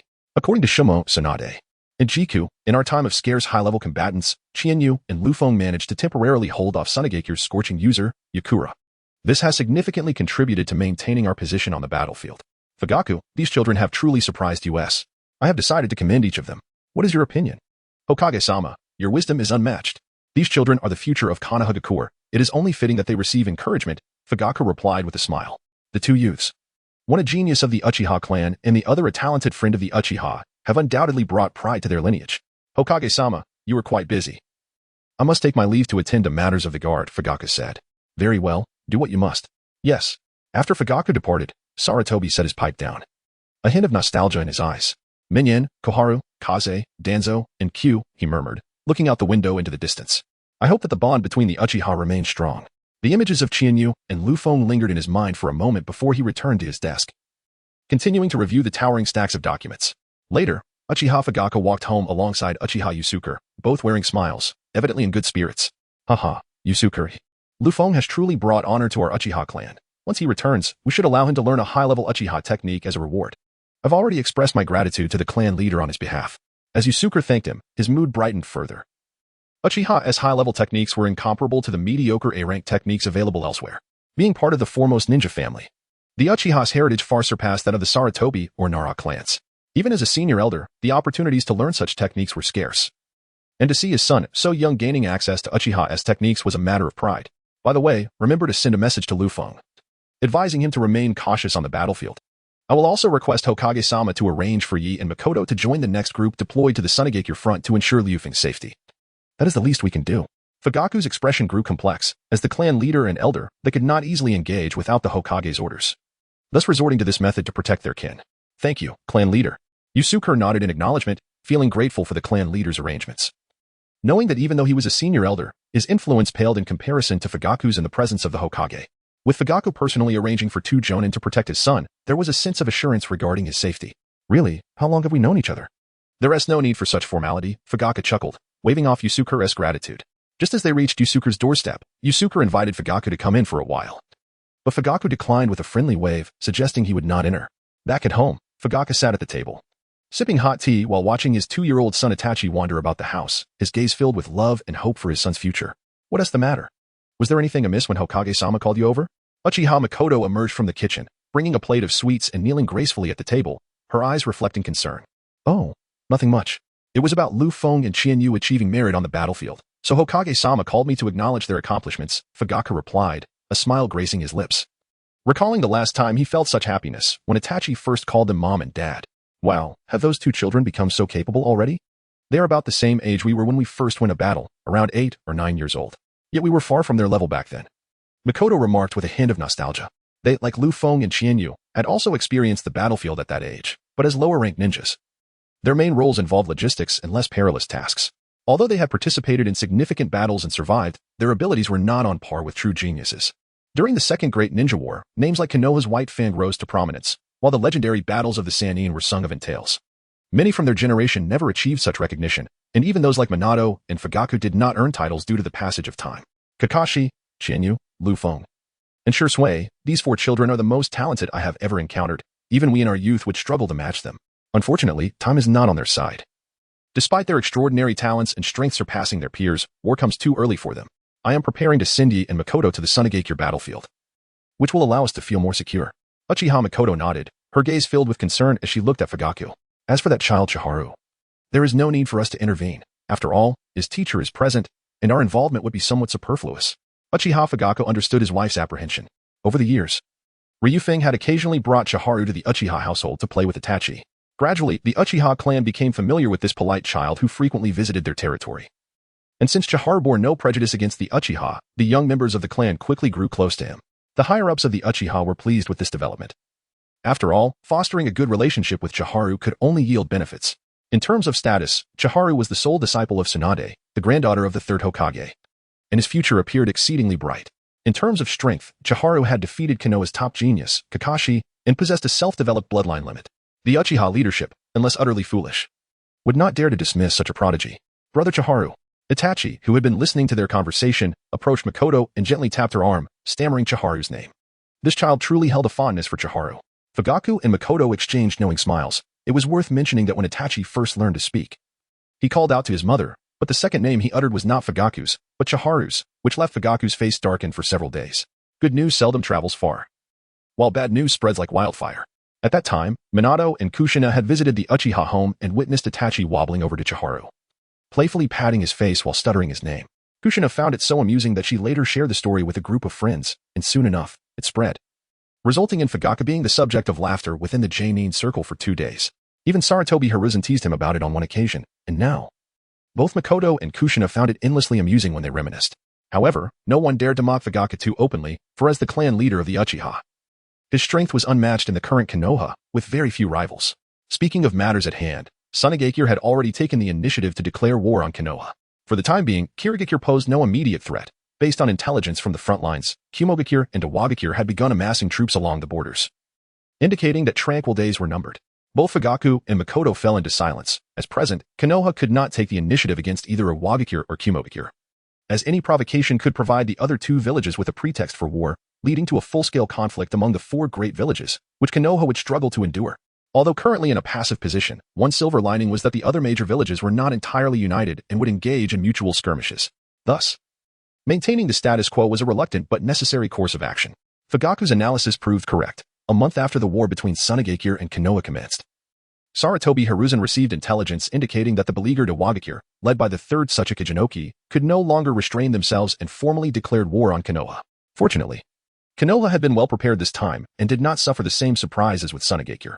Under the command of Jiraiya, who took the lead, Konoha mobilized thousands of troops to commence the battle against the Wagakure. Chapter 77, Transition to the Northwest Battlefield of Sunagakure. Wind release, great breakthrough. Chiharu took a deep breath, channeling wind chakra that coalesced in her throat before being forcefully expelled. A tempest erupted, surging towards the opposite side. Fire release, great fire extinguishing. Beside her, Liufeng completed his hand seals, gathering fire chakra as he spread his elbows wide, his index fingers forming a triangle, culminating in the noon seal. A stream of flame erupted forth, the wind bolstering the fire's intensity, while the flames augmented the wind's ferocity. Under the influence of the wind release, the flames rapidly expanded, engulfing a significant portion of the battlefield, roaring forward with the intent to incinerate all that lay in its path. Ninjutsu, wind and fire convergence. Scorching release, oversteaming kill. Facing the oncoming inferno, Itsong remained composed. As she formed hand seals, dozens of fireballs emerged behind her, floating unpredictably as the temperature in the vicinity steadily climbed. Under Itsong's precise control of chakra, the fireballs began to merge swiftly, coalescing into a singular, massive sphere of pure flame. With her left hand hovering beneath the fireball, she summoned her chakra and launched it with fervor. The searing fireball plunged into the sea of flames, resulting in a cataclysmic collision. The fireball pressed against the fiery tide, forcing it to part, while it itself began to diminish under the relentless onslaught of the flames. The intense heat prompted those nearby to retreat a considerable distance, silently lamenting the ferocity of such powerful combatants. Indeed, these titans of battle wielded a force that could inflict grievous harm or even death with the slightest touch. Near the battlefield of Chiyo and Hitaki Kakashi, the corpses lay strewn about, most having succumbed to a purple pallor or been cleaved asunder by lethal blades. At the site where Rashi and Tsunade clashed, the fallen were impaled by sudden assaults from sand-tinged spears, hanging like grotesque ornaments across the field. Others met their demise beneath the earth's collapse, battered and bruised by the violent shockwaves of flying debris. And now, yet another chaos ensues. Every time these three engage in combat, they unleash an array of elemental fury, occasionally drenching their surroundings in scalding raindrops, leaving the other ninjas in disarray. In stark contrast, the battlefield of the Inoshikacho trio is a model of harmony. The four engage in earnest combat, exchanging shurikens and kunai with practiced precision. Shikamaru lurks in the shadows. Choji withstands the onslaught, while Ino provides crucial support. The atmosphere is imbued with an unusual sense of camaraderie. In this moment, the trio initiates another round of ninjutsu, bracing themselves against the ensuing shockwaves. After the dust settles, both combatants are left panting, beads of sweat dotting their brows. Even Yukura shows signs of fatigue, her exposed skin glistening with perspiration. Hey, you two have made remarkable strides in your abilities. You've managed to contend with me at this level, Yukura remarks, catching her breath as she gazes at her opponents. Yukura-senpai, you flatter us. In a one-on-one duel, we wouldn't last very long against you. Since we cannot hope to win alone, we must join forces to stand a chance, they reply, acknowledging their predicament. As Chiharu responded, she and Liufeng seized the precious moment to recuperate their chakra, and Yutsong did the same. The three of them took advantage of this fleeting opportunity to restore their energy. TCH, let's do this again. Once Yutsong had regained her composure and activated her chakra, she was about to unleash another fiery technique when she heard the signal to retreat from behind. With a resigned sigh, she raked her fingers through her hair. It seemed that this was how it would end for today. Farewell, you little rascals. Goodbye, Yusangjia. Upon hearing Chinyu's familiar words, Yutsong offered a slight smile, waved her hand, and turned to follow the retreating sand ninja troops. Ah, Yusangjia is such a good person, don't you think, Fengzi? Indeed. She is quite formidable and quite beautiful as well. Chinyu, who had not expected a response from Liufeng, turned around only to hear his reply. Huh? Ah. Chinyu instinctively responded, and after a moment of realization, widened her eyes to gaze at Liufeng. What did you just say? Upon realizing her words, Liufeng's face flushed crimson, inadvertently revealing his true thoughts. He hastily took a couple of steps forward, distancing himself slightly from Chinyu, and turned to her with a fierce expression. I said nothing. Let us hurry back to the camp and rest. Oh, upon hearing the strange noises emanating from behind Chinyu, Liufeng quickened his pace, and in a mere instant, vanished from her sight. Goodness, could it really be? Chinyu gazed oddly at the retreating figure of Liufeng, stroking his chin in contemplation. Based on nearly 30 years of experience from both his past and present lives, he surmised that this young man was likely experiencing the stirrings of youthful affection. Ah, Yutsong. It seems this lad possesses a discerning eye. Just then, a figure approached Chinyu, curiosity etched upon their face. Oh, Tsunade-sensei, it's nothing much. I was merely pondering the situation over in the Rock Ninja territory. Upon regaining his composure, Chinyu turned to the teacher beside him and chuckled. Ah, I see you're worried about your little girlfriend. Tsunade, seemingly perceptive of Chinyu's thoughts, leaned in closer with a knowing smile and remarked, ahem. I am destined to become the Hokage, so naturally, my concern extends to everyone, though I must admit, I am slightly more worried about Hong. Qianyu chuckled lightly, preparing to explain, yet ultimately succumbed under Tsunade's penetrating gaze. You little rascal, still trying to deceive me? Tsunade scolded with a playful tone, before her expression abruptly turned serious. After a moment of hesitation, she inquired, by the way, if I were to send you to the rock ninja battlefield, would you be willing to go? Teacher Tsunade. What do you mean? Qianyu felt somewhat perplexed, uncertain of what Tsunade was conveying. Allow me to clarify, due to the haste of the situation at the time. Nearly half of the medical personnel from the medical department have been dispatched to the battlefield of Sunagakure. With the recent involvement of Awagakure in the conflict, the village has decided to reallocate approximately one-third of the medical ninjas stationed here to the battlefield of Awagakure. Jiraiya will arrange for the head of the oil female clan, Young Xiwei, to meet them en route. We are preparing to dispatch 200 ninjas to escort them along the way. After all, the two battlefields are not excessively distant, and it should not significantly impact the situation here. What do you think? Will you join? Yes, I will go. After a moment of contemplation, Qianyu clapped his hands decisively. Being transported to a desert map while intending to play in the water significantly diminished his strength by at least 20%. Had he been at sea, Qianyu would have dared to challenge even a weak shadow like Luosha. This journey to the rock ninja battlefield served two purposes: to experience a more suitable environment and to alleviate his concerns for Hong. Although he had Jiraiya's protection and the presence of the Crimson Sunset, Qianyu still felt uneasy and thought it prudent to check in on her. Very well. The team will depart promptly at 5 this afternoon. I will inform them on my end. Please exercise caution on the way, and be vigilant once you arrive there. The two had returned to the Konoha camp, standing face to face. Tsunade's words bore a hint of anxiety, while she could still oversee her disciple at the sand battlefield. The situation would be markedly different at the rock battlefield.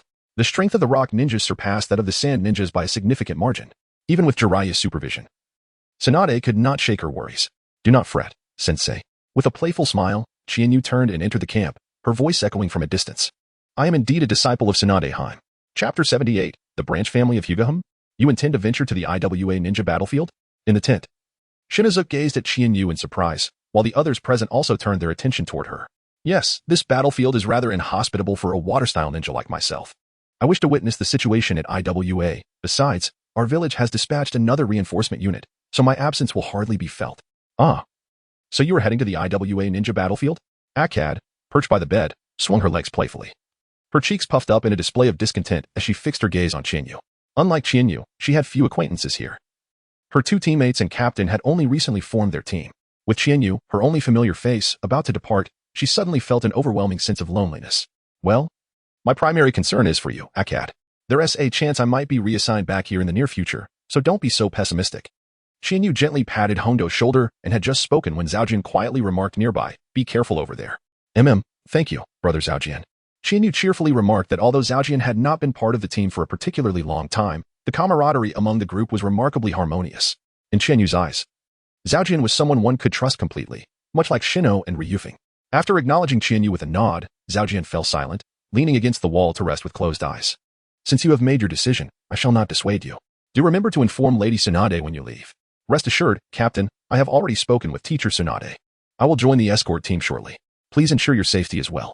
After Qianyu finished her admonitions, she leaned in closer to Liufeng, draping her arm over his shoulder with a playful smile. Hey, Fingzi, aren't you going to give your brother a hug? She teased. Humph. Liufeng let out a cold snort, lightly thumping Qianyu's chest twice before turning away towards his bed. In a voice barely audible to the two of them, he left behind a few words. Don't die. Qianyu's gaze flickered slightly as he smiled and waved farewell to the few individuals inside the tent before turning to exit. As he approached the gathering point at the camp entrance, several pairs of eyes within the tent silently observed Qianyu's departing figure, remaining unspoken for a time. Upon arrival, Qianyu noticed the transport team preparing essential medical supplies that were lacking for the rock ninja battlefield, diligently loading them onto the carts. Given the proximity of the sand ninja battlefield to the rock ninja battlefield, several hundred ninjas had been dispatched to escort the supplies along the route. Additionally, Jiraiya had sent a support team, allowing them to meet up with the escort unit around dawn if they departed at 5 o'clock. At the forefront of the convoy, Qianyu spotted Tsunade engaged in conversation with a man clad in the attire of a Konoha jonin. As Qianyu drew closer, he discerned the man's features more clearly. He stood a head taller than Qianyu, with a straight posture and shoulder-length black hair cascading down his back. A Konoha forehead protector adorned his brow. His facial features were well-defined, but what stood out most were his eyes, which were entirely white from sclera to pupil, bestowing upon him an aura of authority. Tsunade-sensei. I have arrived, Qianyu announced, catching the attention of the two, who ceased their dialogue. Tsunade pulled Qianyu closer with a smile, saying, You rascal, this is Hyuga Hisashi, the head of the branch family of the Hyuga clan and the leader of this escort team. You will be under his command from now on. Are you Qianyu? Hisashi inquired, a hint of a smile breaking through his serious demeanor. I am Hyuga Hisashi. You may call me Captain. Greetings, Captain Hisashi. I am Hoshimi Chiharu. I apologize for any trouble I may cause you, and I look forward to your guidance. As Chiharu responded, a flicker of realization dawned upon him. How intriguing it was. The moment I felt an uncanny familiarity, I discovered that this man was none other than the father of Hyuga Niji, one of the legendary Konoha 12, who had sacrificed his life for his elder brother. Chiharu noticed the forehead protector of Hinata Hisashi out of the corner of her eye. If she was not mistaken, it should bear the seal that controls the birds in the cage. The obstinate main family, the unfortunate branch family. It is nearly time. We must take our leave, Lady Tsunade. Let us depart, Chiharu. Hisashi's voice snapped Chiharu back to reality, and upon looking up, she saw Hisashi standing in the prepared convoy, waving at her. Farewell, teacher. Please take care of yourself while you remain here. Chiharu turned to wave at Tsunade, preparing to embark on her journey. Just then, Tsunade's voice echoed from behind. Chiharu, filled with confusion, turned around, only to feel a sudden chill on his forehead. Upon realizing its source, he was instantly petrified. Meanwhile, Hinata Nichi, who had been observing the scene, twitched his lips twice, opening his mouth as if to speak, yet ultimately remained silent, choosing instead to glance away. After a brief moment, as the icy sensation faded, Chiharu regained a semblance of composure. He looked up to find Tsunade smiling warmly at him. And just as he was about to voice his thoughts, she interrupted him. Do take care. You aspire to be a Hokage one day. With those words, Tsunade raised her hand and playfully ruffled Chiharu's hair a few times before she turned and strode purposefully toward the Konoha camp. Chiharu regained his senses, gazing at the retreating figure of Tsunade as she entered the Konoha camp. After a moment's pause, he turned and walked towards the convoy. Let us depart, commanded Hinata Hayashi upon witnessing Chiharu's return. Thus, the 100-strong contingent commenced their advance. At the entrance of the Konoha encampment, Tsunade, who had just returned, stood watching the departing convoy, a flicker of concern evident in her eyes. What troubles you? Are you still worried about Chiharu? Upon hearing a voice from behind, Tsunade turned, composing herself as she acknowledged the newcomer with a nod. It was Shikaku, the esteemed elder. I understand your feelings, but if he wishes to grow, he cannot perpetually dwell in the shadows of us elders. He must endure trials, such as physical injuries, the scrutiny of others, and the loss of comrades. Yet at his age, he should not bear such burdens, Tsunade replied, her fist clenched, her voice trembling slightly. He has no choice, nor do we. Hatred and self-interest have led to these unending wars, which we have all witnessed. If he aspires to become Hokage, such experiences are inevitable. With that, Shikaka turned and made his way back into the camp. Have faith in him. In this child, I see the potential of a future Hokage. Perhaps, given time, your disciple may indeed ascend to that position. As Shikaku's figure faded into the depths of the camp, Tsunade remained at the entrance, standing in contemplative silence. After a considerable while, she finally turned to depart. As night fell, the convoy pressed onward towards its next battlefield. Chapter 79, the Iwagakure battlefield under the radiant full moon. Silvery beams cascaded through the leaves, casting a fragmented glow upon the jungle, barely illuminating the surroundings. Halt. Everyone, rest in place, ordered Hinata Hayashi, stationed at the front of the convoy. After a night of relentless travel, the convoy came to a stop in a spacious clearing, allowing the weary travelers to recuperate. Companions gathered closely, leaning against one another, sharing the warmth of camaraderie. Hunger prompted some to extract soldier pills from their packs, while others reclined against trees, closing their eyes to gather strength.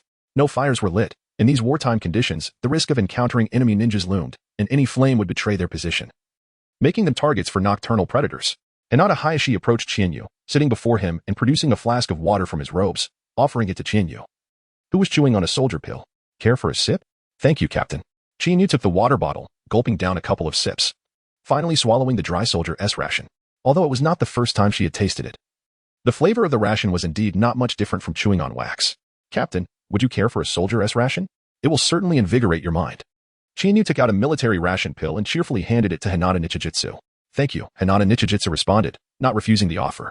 After accepting it, he placed it in his mouth and, when he found it difficult to swallow, took the water flask to wash it down with a couple of sips. Phew. It's really dry. I miss the ramen and grilled meat from Yale. Upon hearing Chiharu's words, Hinata Nichijutsu smiled helplessly. You make me crave it too. I long for the wasabi octopus my wife prepares. Wow, that sounds delicious. Chiharu's eyes sparkled with anticipation as he continuously swallowed saliva. Since arriving on the battlefield nearly 2 months ago, his diet had consisted solely of military rations and dry food, leaving his palate yearning for something more flavorful. If the opportunity arises, Chiharu, you are welcome to visit our Hyuga clan, Nichiraka remarked with a smile as he observed Chiharu. During this time, the intelligence relayed from the battlefield to the village had been subtly promoted by Sarutobi Hisashi and the Uchiha clan. Chiharu and Liufeng have gained a modicum of fame in Konoha. As for Kakashi, he became a household name after graduating at the tender age of 5 and achieving Chunin status by 6. It is hardly surprising that the Hyuga clan wishes to befriend such a prodigy. However, given that Liufeng hails from their arch-rivals, the Uchiha clan. He is not considered in their plans. Thus, the elders of the Hyuga clan are inclined to cultivate a rapport with Chienyu, especially since he has the esteemed Tsunade, one of the legendary Sannin, backing him. Why would the Hyuga clan not pursue such a mutually beneficial alliance? Ha ha ha, I will definitely go. Once we return to the village, I shall treat Captain Nichi to some ramen. Very well. In this harmonious atmosphere, time progressed smoothly. Nichi Hyuga rose to give the order to advance, aiming to rendezvous with the support team as soon as possible. After enduring the first half of the night, Chienyu finally found a moment to rest. He squeezed himself into a small gap within the medical supplies and closed his eyes, slipping into a light slumber. In a hazy state, Chienyu sensed that the convoy had come to a halt. As he instinctively opened his eyes, he beheld several hundred Konoha ninjas standing ahead. Led by a man clad in a long trench coat, a large hood, and sunglasses, his entire body wrapped tightly except for his face. It appeared they had met with the support team, and the leader was likely Shirui Yamanaka, the head of the Yamanaka clan. Well done, Nichi. Ha ha ha. It's nothing. Let us move on. Our team is utterly exhausted. After a brief respite, we must hurry back. To his surprise, the two men seemed to share a good rapport. Shirui Yamanaka, accompanied by hundreds of ninjas, flanked the convoy, taking over from those who had patrolled throughout the night as they made their way toward the Konoha encampment not far ahead. Upon reaching their destination, the convoy halted at the camp entrance, where the dawn light began to break. The ninjas within the camp commenced their duties. A group of ninjas who had received prior orders took position at the entrance, and upon confirming the convoy's information, they sprang into action. Under the guidance of the medical ninjas, the supplies were handled with care and categorized properly. Meanwhile, the ninjas accompanying Nichi Hyuga were directed to enter the camp for rest at his signal. All right, let us go. Lord Jiraiya is already waiting for us. Understood. Nichi Hyuga nodded, but after taking 2 steps, he halted and slapped his forehead. I almost forgot. Turning to the distant figure leaning against the gate and yawning, he called out, Chienyu, we're leaving. Oh, coming, Captain Nichi. Chienyu, filled with determination, hastened towards the 2 individuals, briskly slapping his face to awaken his senses. Is this truly Tsunade-sama's disciple? Yumjiwei turned to gaze at Chienyu, a portion of his face shrouded in the shadow of his hood, rendering it impossible for others to discern his thoughts. Since you are already aware, I shall refrain from further introductions. Before departing, Tsunade-sama instructed me to hand Chienyu over to Jiraiya-sama for arrangements, and thus I have brought him along. Chienyu, this is Yunf clan leader. Greetings, Yunf clan leader. I am Shijan Chienyu. I look forward to your guidance. I understand. With that, Yunjiwei extended his hand, and Chienyu promptly grasped it in a firm shake. Immediately thereafter, Yunjiwei turned and proceeded forward. Hinata Nichi, lagging a step behind, helplessly patted Chienyu's shoulder. That's just how the Yunf clan leader is, but he is quite amiable. Aha. I know. Let us hurry and catch up, Captain Nichi. Chienyu followed closely behind the two, observing the surroundings as they walked. The Konoha encampment here bore a striking resemblance to the one at the sand-hidden battlefield. The most notable difference was the clear disparity in the number of ninjas stationed at each site, with significantly more deployed at the rock-hidden battlefield. Tsunade had once confided in Chienyu that Konoha had committed the fewest troops to the sand-hidden battlefield. Based on Chienyu's estimation, Konoha had dispatched no less than 10,000 troops to the rock-hidden battlefield. If Konoha were to engage in conflict with Sunagakure, it would certainly be a formidable challenge for them. As the second most powerful of the 5 great ninja villages, Humogakure should have no trouble holding its ground against 2 ninja villages simultaneously. Konoha's ability to emerge victorious in every great ninja war, often facing 4 opponents at once, is truly unparalleled in the ninja world. Arriving at their destination, the group found themselves standing before a tent, guarded by 2 ninjas. Yamanaka gestured for the 2 to enter and announce their presence. After a brief moment, one of the guarding ninjas stepped out, nodded to the group, and signaled for them to proceed inside. Yamanaka and Hinata Hayashi led the way, with Chienyu closely behind. Upon entering, Chienyu heard a voice filled with surprise and confusion exclaim, Chienyu? Chapter 80, Jinchuriki-hum? Chienyu turned his gaze towards the voice, his expression brightening with surprise. Uncle Nagamitsu. Indeed. It was Naran Nagamitsu, who at that moment donned the vest of a Konoha Jonin, holding a scroll in his hands, standing before a colossal map as he directed his attention towards them. Very well, you two can reminisce later. Let us address the matter at hand first. Jiraiya, seated in the main position, shed his usual lecherous demeanor, now clad in armor, his countenance serious as he spoke to the two with a hint of exasperation. My apologies. Lord Jiraiya, I beg your pardon. Nagamitsu promptly expressed regret, while Chienyu sheepishly scratched his head, opting to observe from the sidelines. You've had a long journey, Hinata Nichiha. Knowing that Shikumo entrusted you to me brings me great comfort. Ha ha ha, Jiraiya remarked, shifting his gaze to Hinata Nichiha, his expression softening slightly as he smiled. Lord Jiraiya, you flatter me. These are the documents that Lord Shikumo and Lady Tsunade instructed me to personally deliver to you. Please take a look, Hinata Nichiha said, retrieving a scroll from his robe and handing it to Jiraiya. He then stood quietly alongside Aburame Shirui, hands at his sides. Understood. Shirui, please escort Nichiha to rest. And expedite accommodations for the medical ninjas who have come to support us, Jiraiya commanded. Yes, Aburame Shirui nodded, turning to signal Uchiha to follow. After waving goodbye to Qianyu, Uchiha turned and followed Shirui to take a rest. After a brief respite, they would have to return to the battlefield of Sunagakure, after all. Konoha had a limited number of personnel there, and the pressure was immense. Their prolonged absence could potentially impact the situation on the front lines. By the way, Tsunade sent me a message from there. Kid, your prowess is commendable. Even from here, I can hear tales of your exploits. Jiraiya directed his gaze towards Qianyu. A slight smile gracing his lips, teasingly adding, the legendary Sannin should spare me the jests. Which department are you planning to assign me to, Lord Jiraiya? Qianyu spread his hands, looking at Jiraiya with a glimmer of anticipation. The course of his future endeavors would hinge upon the arrangements made by this commander. Jiraiya, lost in thought for a moment, cast an odd gaze up and down Qianyu, making him feel quite uncomfortable. Logically, I should assign you to the logistics and medical department.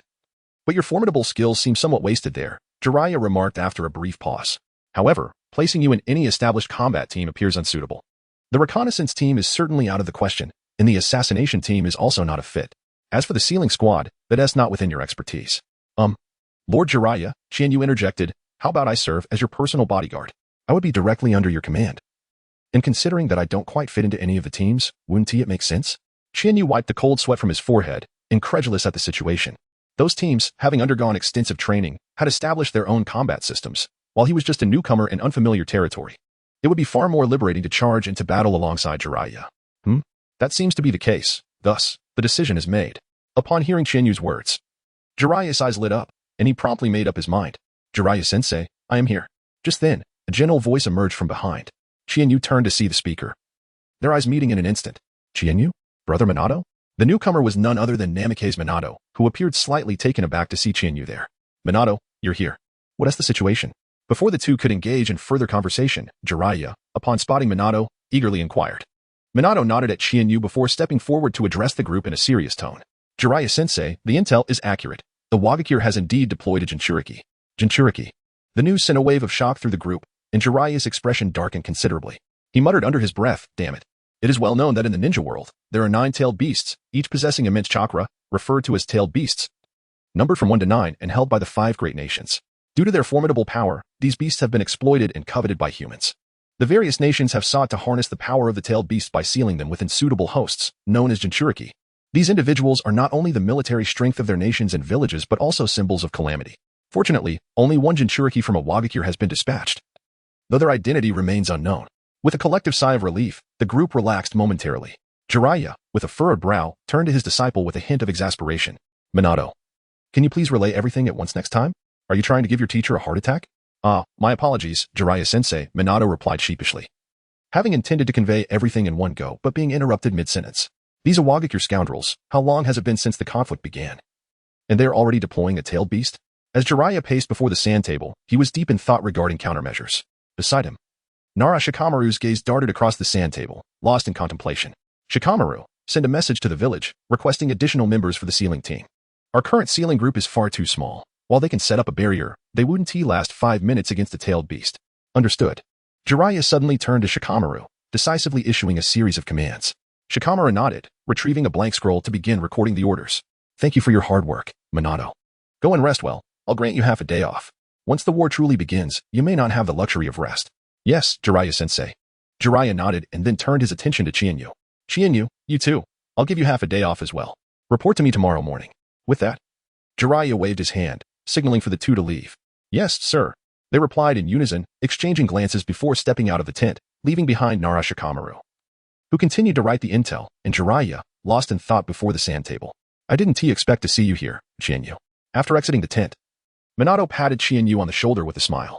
Hiki, just changing the battlefield. The desert was quite inhospitable for my water techniques. At least the environment here is much more comfortable for me.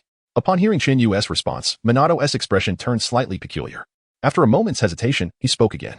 Well, you know, a Wagakure is proficient in earth techniques, which might counter your water techniques even more effectively. Huh? Chapter 81. Reunion. Qianyu's expression suddenly became tense. Water extinguishes fire. Fire overcomes wind. Wind conquers thunder. Thunder suppresses earth, and earth controls water. Hiss. What a blunder. Qianyu, feeling somewhat exasperated, ran her fingers through her hair, lamenting her misfortune for lacking both favorable circumstances and timing. Nevertheless, she decided to dismiss her grievances. After all, she was not solely reliant on water escape techniques.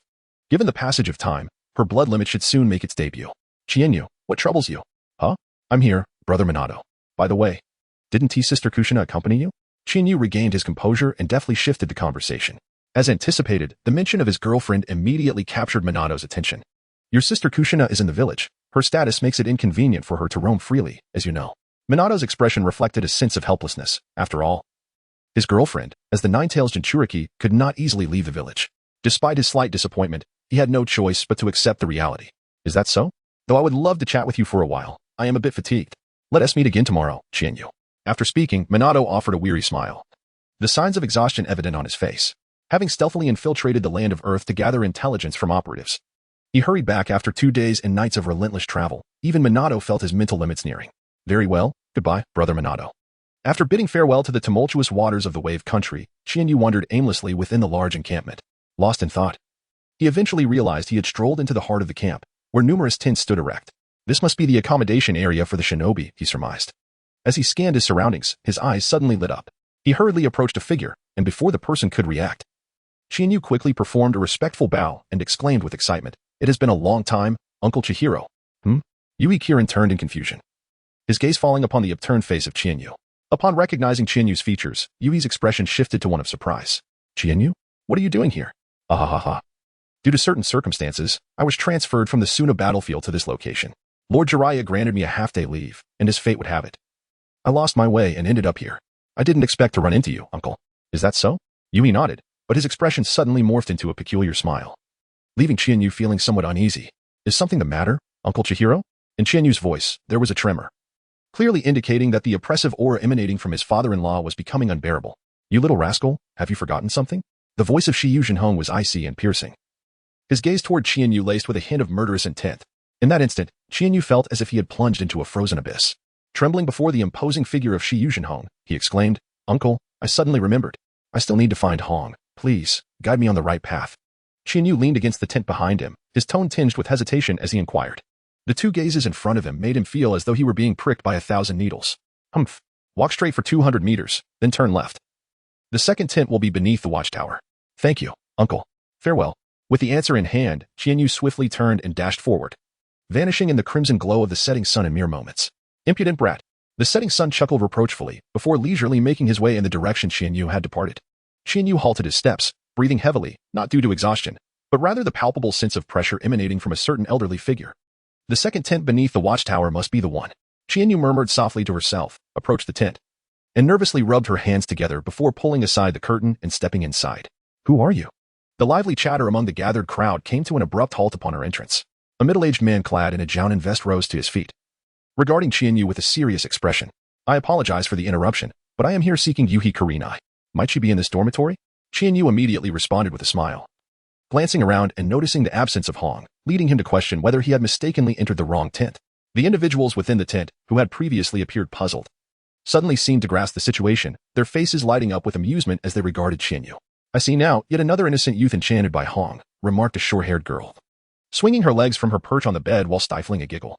All right, enough of the antics, summon Hong, for her admirer has arrived. A girl adorned with face paint playfully nudged the short-haired girl, wearing a mischievous grin. Fine, I understand. The short-haired girl rose, and the others parted to create a passage. At the back of the tent lay 4 additional beds, and she approached one, gently shaking it. Hong, wake up. Someone is looking for you. Ugh, what is it, Mei Hui? I just returned from patrol and am utterly exhausted, Hong mumbled, rubbing her eyes and gazing at Shinya Mei Hui with a dazed expression. Still sleeping? Your admirer has come to the tent. Upon recalling this, Hong's thoughts immediately turned to a certain son of the Hokage, and a flicker of discontent surged in her crimson eyes. As her gaze fell upon a figure standing at the entrance, her eyes widened in surprise. Long time no see, Hong. Chienyu gazed at the increasingly agitated Hong before him, scratching his head with a smile. Hong exclaimed suddenly, and before anyone could react, she leaped into Chienyu's embrace with astonishing swiftness.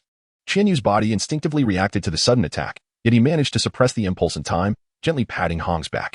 Have you missed me during this long time apart? Yes, Hong replied, lifting her head to reveal her slightly moist red eyes. I came to see you. Do you have time today? Just then, Asuma pulled back the curtain and walked in, freezing in place upon witnessing the two embracing one another. Initially, Asuma had felt a sense of pride at being assigned to the same battlefield as Hong, believing he had a chance to win her heart in Chinyu's absence. Although Hong had always treated Asuma coldly, he remained convinced that persistence would eventually yield success. After all, he considered himself one of the most eligible bachelors in Konoha. Besides a slight height advantage and comparable looks, what made Chienyu superior to him? Brainwashed by his own delusions, Asuma visited Hong daily, growing more tenacious despite repeated setbacks, which only served to annoy her. However, at this moment, Asuma felt as though his life had plunged into darkness. Asuma, what brings you here? Is something the matter? Chienyu suddenly turned to look at Asuma, his expression filled with curiosity, while Hong simply turned away, ignoring him entirely. This further deepened Asuma's sense of despair. His eyes vacant and his gaze blank. It's nothing. I'll take my leave, he muttered, turning away and exiting the tent. Outside, the sun shone brightly in a cloudless sky. Yet Asuma felt as if he had lost his purpose, wandering aimlessly through the camp like a shell of his former self. Asuma, what's wrong with you? In a cheerful mood, Yui Kurenai hummed a tune as she strolled through the camp, only to notice the despondent Asuma passing by, prompting her to question him with concern. Oh, it's just Kurenai-san, Asuma replied, turning his head downcast, forcing a half-hearted joke before slipping back into his previous state of lethargy. What has happened to him? Kurenai wondered, her lips twitching slightly. Normally a perfectly fine boy, it was odd for him to suddenly act this way, though sensing something was amiss. Kurenai dismissed it as typical teenage angst. What could be troubling him? After Asuma's departure, Chienyu looked down at Hong in his arms, puzzled. Who cares? Hong huffed, turning her head away and nuzzling against Chienyu's chest. Ahem, by the way, Hong, aren't you going to introduce us? Hoshino Miho remarked sourly. Observing the sweet couple while feeling a pang of sadness, even Hong had found a partner, prompting her to wonder when it would be her turn. A voice from behind interrupted the tender moment, causing Hong to spring away from Chienyu like a startled rabbit. As she prepared to distance herself, Chienyu grasped her hand. And after a few futile attempts to break free, she resigned herself to remaining by his side, casting a playful glare at him. The few who had been subjected to the display of affection wore expressions of dismay, having endured enough couple displays back in the village. They were disheartened to find themselves subjected to the same fate on the battlefield. I can't take this anymore. Why must I suffer this torment so early in the morning? Miho exclaimed, her frustration evident as she tugged at her hair, her face contorted in exasperation. Enough, Miho. Others are trying to rest. Hong, aren't you going to introduce us? A girl with her face painted in war colors approached Miho, covering her mouth and then turning to smile at Chienyu and Hong. This is Chienyu, my boyfriend, Hong stated, hesitatingly. As Hong struggled to find the right words for the introduction, Chienyu leaned closer, smiling warmly. A faint blush crept onto Hong's face, but she did not deny it, which astonished the others even more. Oh, Hong, is he the one you've been talking about? The girl with the war paint asked, her gaze scanning Chienyu curiously. Chienyu? That name sounds familiar, Miho mused, stroking her chin. Hello everyone, I am Hashigami Chienyu, recently transferred here from the Sunagakure battlefield. Thank you all for taking care of Hong. Chienyu introduced himself. The middle-aged jonin, who had remained silent until now, brightened at the mention of Chienyu's name. The Hashigami Chienyu from the Sunagakure battlefield? The one renowned alongside Uchiha Liufeng and Hatake Kakashi as one of Konoha's three great geniuses? The three exclaimed in unison, quickly lowering their voices. As Miho's tone brimmed with excitement. Is he the same Chienyu who trained under Tsunade-sama and fought fiercely against Sunagakure's bloodline warriors? Am I truly that well known? Chienyu murmured softly, his smile growing ever more radiant. Hearing his whisper, Hong gently tapped Chienyu, urging him not to become overly complacent. Ahem, enough of that. Let's proceed. It is time for our patrol. The Jainin cleared his throat and rose, making his way outside. Indeed, let us hasten. Tardiness brings consequences. Captain, wait for us. The oil-painted girl and Hoshino Miho, momentarily taken aback, swiftly rose to follow in their captain's footsteps. Before long, only Chienyu and Hong remained in the tent, along with a few of Hong's teammates who were soundly asleep not far away. Of course, it was also possible they had been awake all along. Among the girls in two of the nearby bunks, heads poked out, soundly slumbering, their eyes narrowed into slits as they regarded the two. Possessing a perceptive ability far beyond the ordinary, Chienyu noticed, but chose not to expose them, instead silently giving them a nod of approval. Indeed, Hong's companions, like those from earlier, were exceptional ninjas who embodied the will of fire. Hong, you. As Chienyu was about to inquire about Hong's recent well-being, he was taken aback to find her hand stealthily resting on his vulnerable side. In an instant, he inhaled sharply. Who did you just say is your girlfriend? Hong inquired with a smile, all the while exerting pressure with her hand.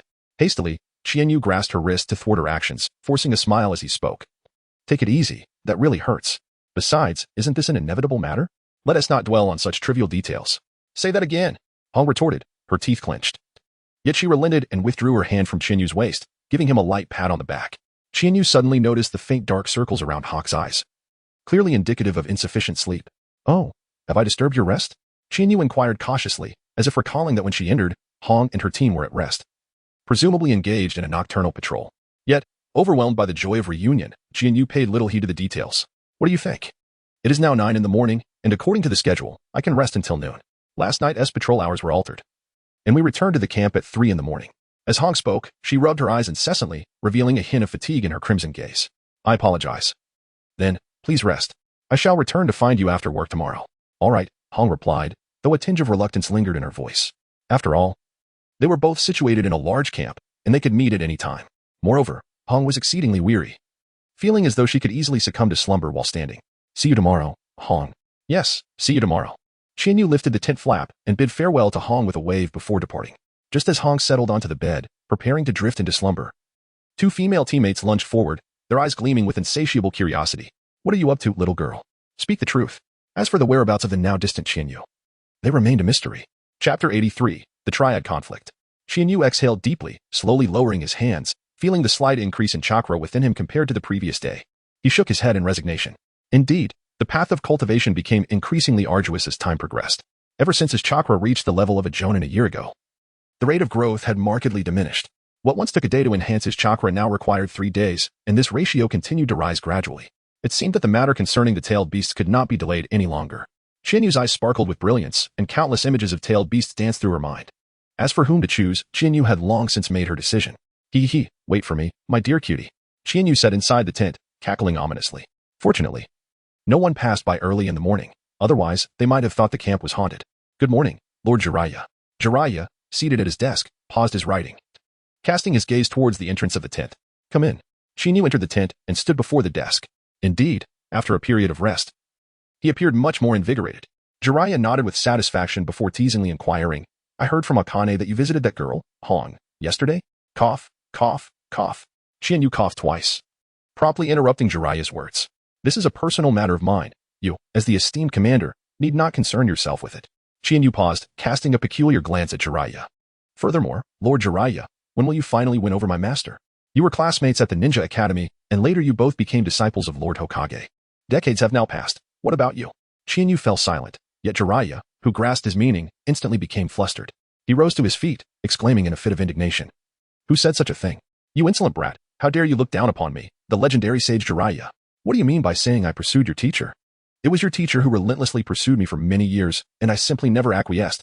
Oh, is that so? Qianyu gently remarked, so that's how it is. The next time I hear rumors about Lord Jiraiya pursuing my teacher, I shall certainly defend his honor and inform those who follow the crowd that it is my teacher who is pursuing Lord Jiraiya. Jiraiya gazed at the earnest Qianyu before him, feeling a profound ache in his jaw. What a ridiculous jest. If such words were to reach Tsunade's ears, he would likely find himself once again sent to the hospital with a furious punch from her, or perhaps even directly encounter the Sage of Six Paths clearing his throat. He decided to put the matter to rest, stating, let us leave this matter here. I shall not stoop to her level. After speaking, Jiraiya beckoned Qianyu closer and, upon his approach, tossed him a scroll. Now, let's discuss serious matters. Take a look at this and share your thoughts. With that, Jiraiya resumed his task of reviewing documents, disregarding Qianyu further. Understood. Although Qianyu felt a twinge of confusion, he refrained from voicing his thoughts and instead picked up the scroll, immersing himself in its contents. Before long, his expression shifted from surprise to shock, and finally to astonishment. The scroll revealed the following information. Awagakure had declared war not only on Konoha but had also issued a challenge to Sunagakure.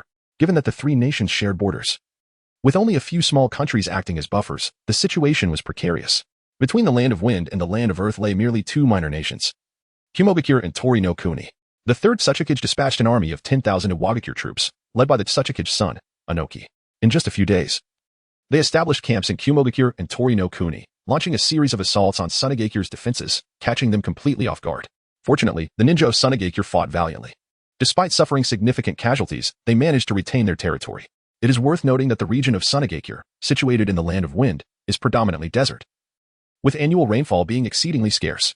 The citizens of the Land of Wind can only survive in a few oases scattered throughout the arid expanse. Thus, even if Awagakure were to conquer a portion of this desolate land, the investment of vast resources to maintain such a barren territory would hardly entice any rational individual. Returning to the matter at hand, upon learning of Awagakure's offensive, the elders of Sunagakure ultimately devised a strategy to dispatch Yukura to lead the defense. Meanwhile, the pressure on the battlefield for Konoha significantly eased. Indeed, the dynamics of war are ever-changing, and today, Qianyu truly witnessed this reality. Have you come to a decision? What are your thoughts? Jiraiya inquired, setting aside a document and turning to Qianyu, who was lost in contemplation. This is fortuitous, with Iwagakure engaging Sunagakure in battle. The strain on our fronts will undoubtedly lighten considerably.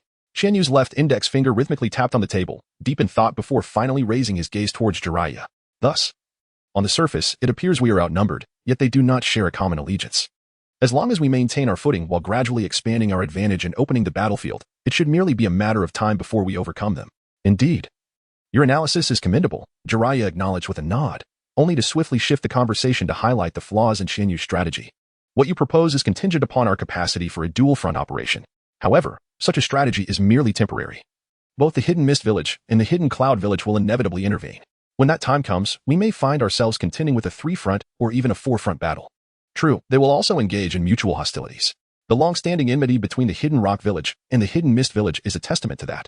Following the fierce conflict between the second Tsuchikage, Mu, and the second Mizukage, Terumime, both perished, solidifying a deep-seated animosity between the two factions.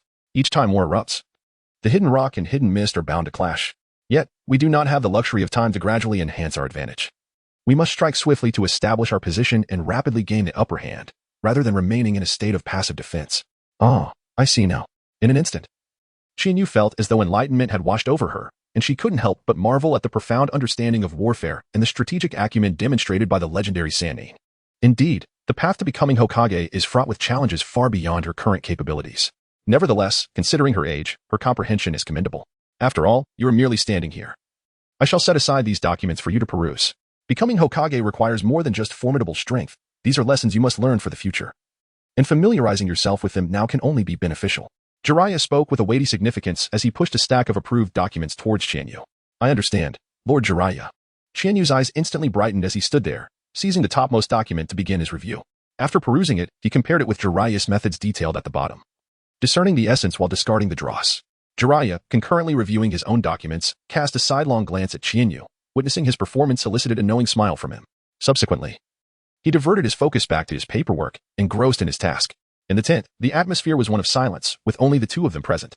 Chapter 84. The Plan Report. Jiraiya set down the document in his hands and lifted his gaze towards the entrance of the tent. Qianyu turned in response to the sound. Enter. As the tent flap was drawn back, an Umbu member entered and knelt before the desk. Lord Jiraiya, according to intelligence. Iwagakure dispatched multiple squads at dawn to assault the border troops. After instigating chaos, they gradually retreated. Upon investigation, it appears that most of these ninjas are members of the IWA demolition team. A significant portion of the camp structures has been destroyed by ninjutsu, fortunately. Casualties were not extensive.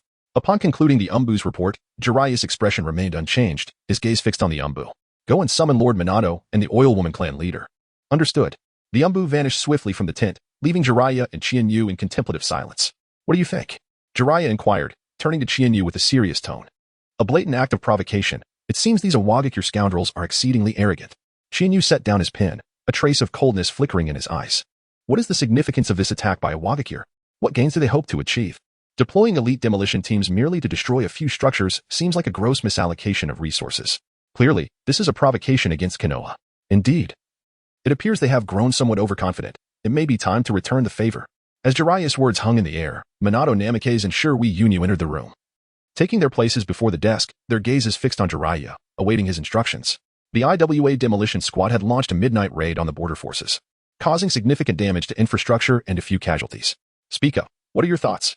With everyone present, Jiraiya wasted no time and addressed them directly, observing their reactions. Provocation? Minato lowered his head, his mind racing. With his keen insight, he discerned that Iwagakure's intent was indeed to provoke. The demolition team? That could be problematic. A spark of realization ignited in his eyes as he lifted his gaze to Jiraiya and softly proposed, Sensei, I believe we should temporarily establish a night raid team, composed of combat and sensory personnel, to infiltrate Iwagakure's camp tonight and give them a taste of their own medicine. Ah, well said, Minato, exactly what I was thinking. You ensure we shall go, though too many would complicate matters. Wait, Lord Jiraiya. Just as Jiraiya was about to finalize this plan, Qianyu interjected, drawing everyone's attention. What is it, Qianyu? Jiraiya inquired, puzzled, while Minato cast a curious glance his way. Lord Jiraiya, may I be included in this night raid team? I believe I am capable. You wish to join? Jiraiya was taken aback, initially inclined to refuse, but upon reflection, he realized Qianyu met all the criteria for a member of the night raid team. Not only was he a formidable combatant, but his sensory abilities rivaled even those of the Hyuga clan's Byakugan, and his medical ninjutsu had been honed under Tsunade's tutelage. In truth, Qianyu seemed even more suited for the task than the other two. All right, I consent, but you must strictly follow orders. Should anything happen to you, I would have no choice but to storm a Wagakure myself. Jiraiya's tone grew serious as he turned to Minato and Shirui. Minato, Shirui. Keep a close watch on him and ensure he behaves. Understood? Yes, sensei. Minato responded promptly, while Shirui, who had remained silent since entering, nodded in agreement. His features obscured by sunglasses and a hood, leaving his thoughts a mystery. Meanwhile, in a Wagakure, at the Tsuchikage's office, a heated discussion was underway among the gathered high-ranking officials, all of whom held significant positions, either as leaders of special units or heads of departments. Presiding over the meeting was an elderly man, comical in appearance, with a prominent nose and a height barely exceeding 5 feet. Calmly seated, he surveyed the animated debate unfolding before him, his expression betraying no hint of disturbance. Silence, please. The old man's voice commanded immediate attention, and the room fell silent, all eyes turning towards him, filled with respect and deference. This was the third Tsuchikage. Known as Noki of both scales, a seasoned ninja who had mastered formidable earth release techniques in the rare dust release. A veteran of the shinobi world who had witnessed the tumultuous warring states period. There's no need to dwell on the situation at the Suna battlefield. Focus instead on reinforcing our forces at the Konoha front. Hi, how did last night's operation by the demolition team fare? Noki inquired of a robust man adorned with an IWA forehead protector. Report, Tsuchikage. Hai has received word that the night raid was successful, causing extensive damage to Konoha's infrastructure. The majority of the demolition team sustained only minor injuries, with one seriously wounded, but none are in danger of death. A period of recovery should suffice. Excellent. Noki nodded with satisfaction. The demolition team was a Wagakure's elite, each member handpicked from the ranks of IWA ninjas. And any loss would be keenly felt. Konoha has grown too arrogant, believing that a mere trio of Sannin could contend with us. Once we breach the Fire Country's defenses and march into Konoha, I wonder if Sarutobi Hiruzen will resort to self-immolation in a bid for atonement. A cold smile crept across Naka's face. While Konoha may be the strongest in the shinobi world, a fierce tiger cannot withstand a pack of wolves. With battles raging across the four corners, even the mightiest of Konoha will be worn down by our relentless assaults, until Konoha itself fades from existence. Furthermore, Kumogakure is also nearing its boiling point. A clash between our two villages is inevitable. Hi, you will oversee that front, accompanied by Akatsuchi as your deputy. Oh. And take Han with you. His antics have become unbearable for the village. Understood. I replied, a faint smile betraying his amusement. While he trusted Akatsuchi, Han was a different matter entirely. His inability to control the power of the Five Tails had caused chaos in the village, leaving civilians hoping for a day when he would become a demolition agent, ensuring their livelihoods. Very well. I shall take him to the battlefield and let him wreak havoc upon those Kumogakure scoundrels. Chapter 85. Infiltration of the enemy camp. Night had fallen swiftly. In the Konoha encampment, Minato, leaning against a post, opened his eyes as Chiharu approached. Apologies, Minato. I almost was late. Chiharu spoke with a hint of apology. Although there were still a few minutes left until the assembly time, being the last to arrive made her feel somewhat embarrassed. It's all right, we still have 5 minutes. Mizuke's replied, shaking his head, his gaze drifting towards a figure concealed in the shadows, and he spoke softly, Shirui-senpai, let us proceed. Once the three were prepared, they ventured into the nocturnal wilderness. The sentries, both visible and hidden, took no heed of the trio rushing past, for one was a disciple of Jiraiya, another the leader of the Oil Girl clan, and the last a young boy, likely on a mission. Thus, under the watchful eyes of numerous patrol teams, the night raid squad successfully approached the border, beyond which lay the patrol area of Wagakure. Our target tonight is the Wagakure encampment, Mizuke's whispered, producing a map from his pocket. As he unfurled it, the three gathered around him. It was now 9 o'clock in the evening, and at 9:30. This was the weakest point in Wagakure's patrol net. Wagakure changes shifts every 10 minutes, which means we have a mere 10 minutes to traverse the patrol network. Let us proceed, and remain concealed. With that, Mizuke stowed away the map, and the trio crouched at their designated point, beginning the tedious wait. Suddenly, Mizuke tilted his head slightly, silently signaling to the others. They're coming. Teacher, must you be so serious? Those timid leaf ninjas wouldn't dare to wander around our territory at this hour. When can we return to sleep? Kinyario complained from his perch on a tree trunk, retracting his gaze from the patrol. Silence. We are at war. Alina Wagakure Jainin snapped at his students. Undoubtedly, he held a fondness for these disciples, who possessed considerable talent and strength. If all went well, they should rise to the ranks of special Jainin or even Jainin in the future. However, their remarkable gifts also brought forth an immaturity in their character. Having slain a couple of bandits, they strutted about the village, bullying the weak, and once, when Lord Katsuchi witnessed their arrogance, he berated their instructor mercilessly. Since that incident, he had not held his head high among the Jainin. Fortunately, after the Nin exams, all of them had placed within the top 5, allowing him to regain some semblance of respect. Little did he know that these rascals would revert to such folly on the battlefield. If this continued, their squad would not be far from annihilation. Yes, we understand. Long Zhao and Suzuki Gyo responded impatiently in unison as the three continued their distracted patrol, their leading Jainin, Tongzikong, could only shake his head in resignation. What was that? At that moment, Tanza Kong's gaze sharpened as he turned to the darkened woods. Just then, a frog leapt from the shadows, its movements stirring the grass with a sound. The frog paid no mind to the trio, turned around, and hopped back into the depths of the forest. Phew, teacher, it's just a toad. There's no need to overreact. Several young boys began to complain once they regained their composure, while Tanza Kong's expression held a trace of doubt. Could it be that I truly misjudged? 100 meters behind them, hidden in the underbrush, lay an unusually styled shuriken, nestled within the grass. Suddenly, an almost imperceptible spatial fluctuation rippled around the shuriken. And in the next instant, 3 figures materialized from thin air, momentarily suspended before they regained their footing and landed. Mizuke's raised his head, his eyes narrowing in a slight smile. Infiltration successful. Ugh. Mizuke's expression stiffened as he turned to see Chiharu leaning against a tree, retching, her face pale. Beside her.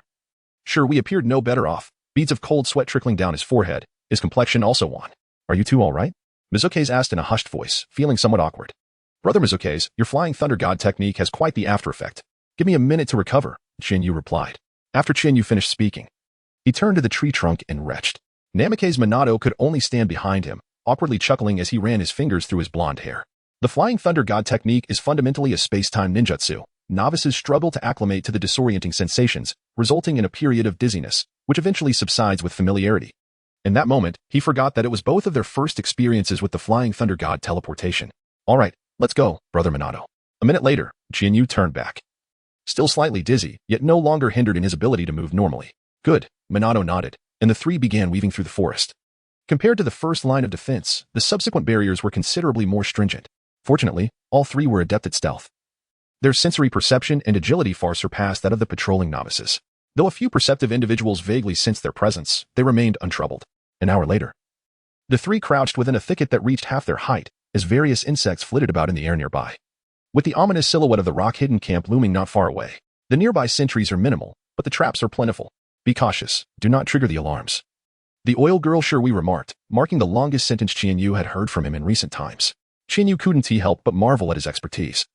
While he could sense some hidden foes, Shui had a clear understanding of the number of traps present, truly a testament to the oil girl clan's proficiency. Indeed. One should never challenge another's expertise with mere enthusiasm. Is that so? Minato pondered for a moment before whispering, let us infiltrate, we'll go for a grand maneuver. As Chiharu's eyes sparkled with mischief, he cast a sly glance at Minato, the fourth Hokage, with his prominent brows and bright eyes. To his surprise, he found himself quite taken with this playful side of the esteemed leader. Minato, in turn, revealed a hint of a mischievous smile, observing the two. The apprehensive oil woman Shizen felt a bead of cold sweat trickle down her forehead. Surely, they wouldn't engage in reckless antics, would they? Chapter 86, a ruckus hum? What sound is that? Two rock shinobi passed through a shadowy area, one of them casting a puzzled glance around. Yet, the surroundings were eerily silent. Save for their own breaths. Could it be that the leaf ninjas had infiltrated? Hearing his companion's murmurs, the other rock shinobi patted him reassuringly on the shoulder. You must be mistaken. This is our stronghold. There is no way those leaf ninjas could sneak in here. Come on, let's head back now, after a long day. We need to rest. Reluctantly, the first shinobi conceded there was nothing to be gained and followed his companion away. As they turned to leave, they remained blissfully unaware that 3 pairs of eyes were fixated on their retreating figures from the darkness behind them. The two continued their jovial banter, oblivious to the fact that they had narrowly escaped a perilous encounter. Indeed, these rock shinobi had grown quite complacent. Chiharu spoke softly, somewhat at a loss for words. In any case, this is good news for us, isn't it? Minato Namikaze smiled faintly, gesturing for the two to proceed. Before long, the trio arrived at an area populated by a considerable number of rock ninjas. Upon their arrival, Chiharu and the others halted in their tracks. For the defenses here were on an entirely different level compared to those they had encountered earlier. Patrols traversed the vicinity incessantly, with no fewer than 3 individuals in each group. Even if they could swiftly eliminate one patrol unit, it would not take long before they were discovered. Let us make our stand here, Minato indicated with a hand signal. Oil girl Shui immediately understood, as a swarm of parasitic insects surged from her body, fluttering sporadically in the shadows of the dark tents, providing the already concealed trio with an additional layer of natural camouflage. Meanwhile, Minato and Chiharu began to strategize, their faces occasionally betraying sinister smiles that sent a shiver down Shui's spine. How had these two amiable young men turned into such figures? Truly, disciples trained by the likes of the 3 shinobi were indeed extraordinary. How about it, any issues? Minato inquired in a hushed tone, simultaneously retrieving several flying thunder god kunai from his ninja tool pouch. Then it's settled. Let us get started, Brother Minato. Chiharu unfurled her fingers, eagerly declaring her intent. 1 minute until we commence. Now, let us begin. With that, Minato Namikaze vanished from his location, reappearing in the shadowy corner several meters away. The two awaited the precise moment to initiate their plan, while Oil Girl Sherwee, wearing a frown, stood nearby, reluctantly supporting the duo, knowing well that he could not thwart their endeavor. As the minute elapsed, a flying kunai imbued with the Flying Thunder God technique soared through the night sky, appearing directly above the Iwagakure resting area. In an instant, a figure emerged beside the kunai. Simultaneously, Chinyu began her own maneuver, utilizing the cover of the tent to swiftly ascend to its peak. With a powerful run, she infused a copious amount of chakra into her feet, continuously gathering energy. Upon reaching the apex, Chinyu leaped, the vast chakra beneath her feet erupting in a powerful burst. The immense recoil propelled her into the air, positioning her level with Minato. Their eyes met, an unspoken understanding passing between them as they simultaneously formed hand seals, their movements perfectly synchronized. Summoning technique. X2. In midair, two massive clouds of white mist erupted, instantly capturing the attention of all patrolling squads within the camp. The camp fell silent for a brief moment before shouts of alarm rang out. Enemy attack. However, the Iwagakure forces were caught unprepared. Two enormous toads plummeted from the sky, crashing heavily into the densely populated residential area. Roof collapse technique. A thunderous roar echoed as numerous tents were flattened. Countless IWA ninjas, still in slumber, were crushed beneath the debris, including several elite Jonin-level warriors. What on earth is happening? Where are we? A bewildered voice emerged from the white mist, which gradually dissipated, revealing the two colossal toads. One was a towering red giant, clutching a massive pipe, clad in a blue coat, with bandages around its waist and a short sword sheathed at its side. The words just spoken had originated from its mouth.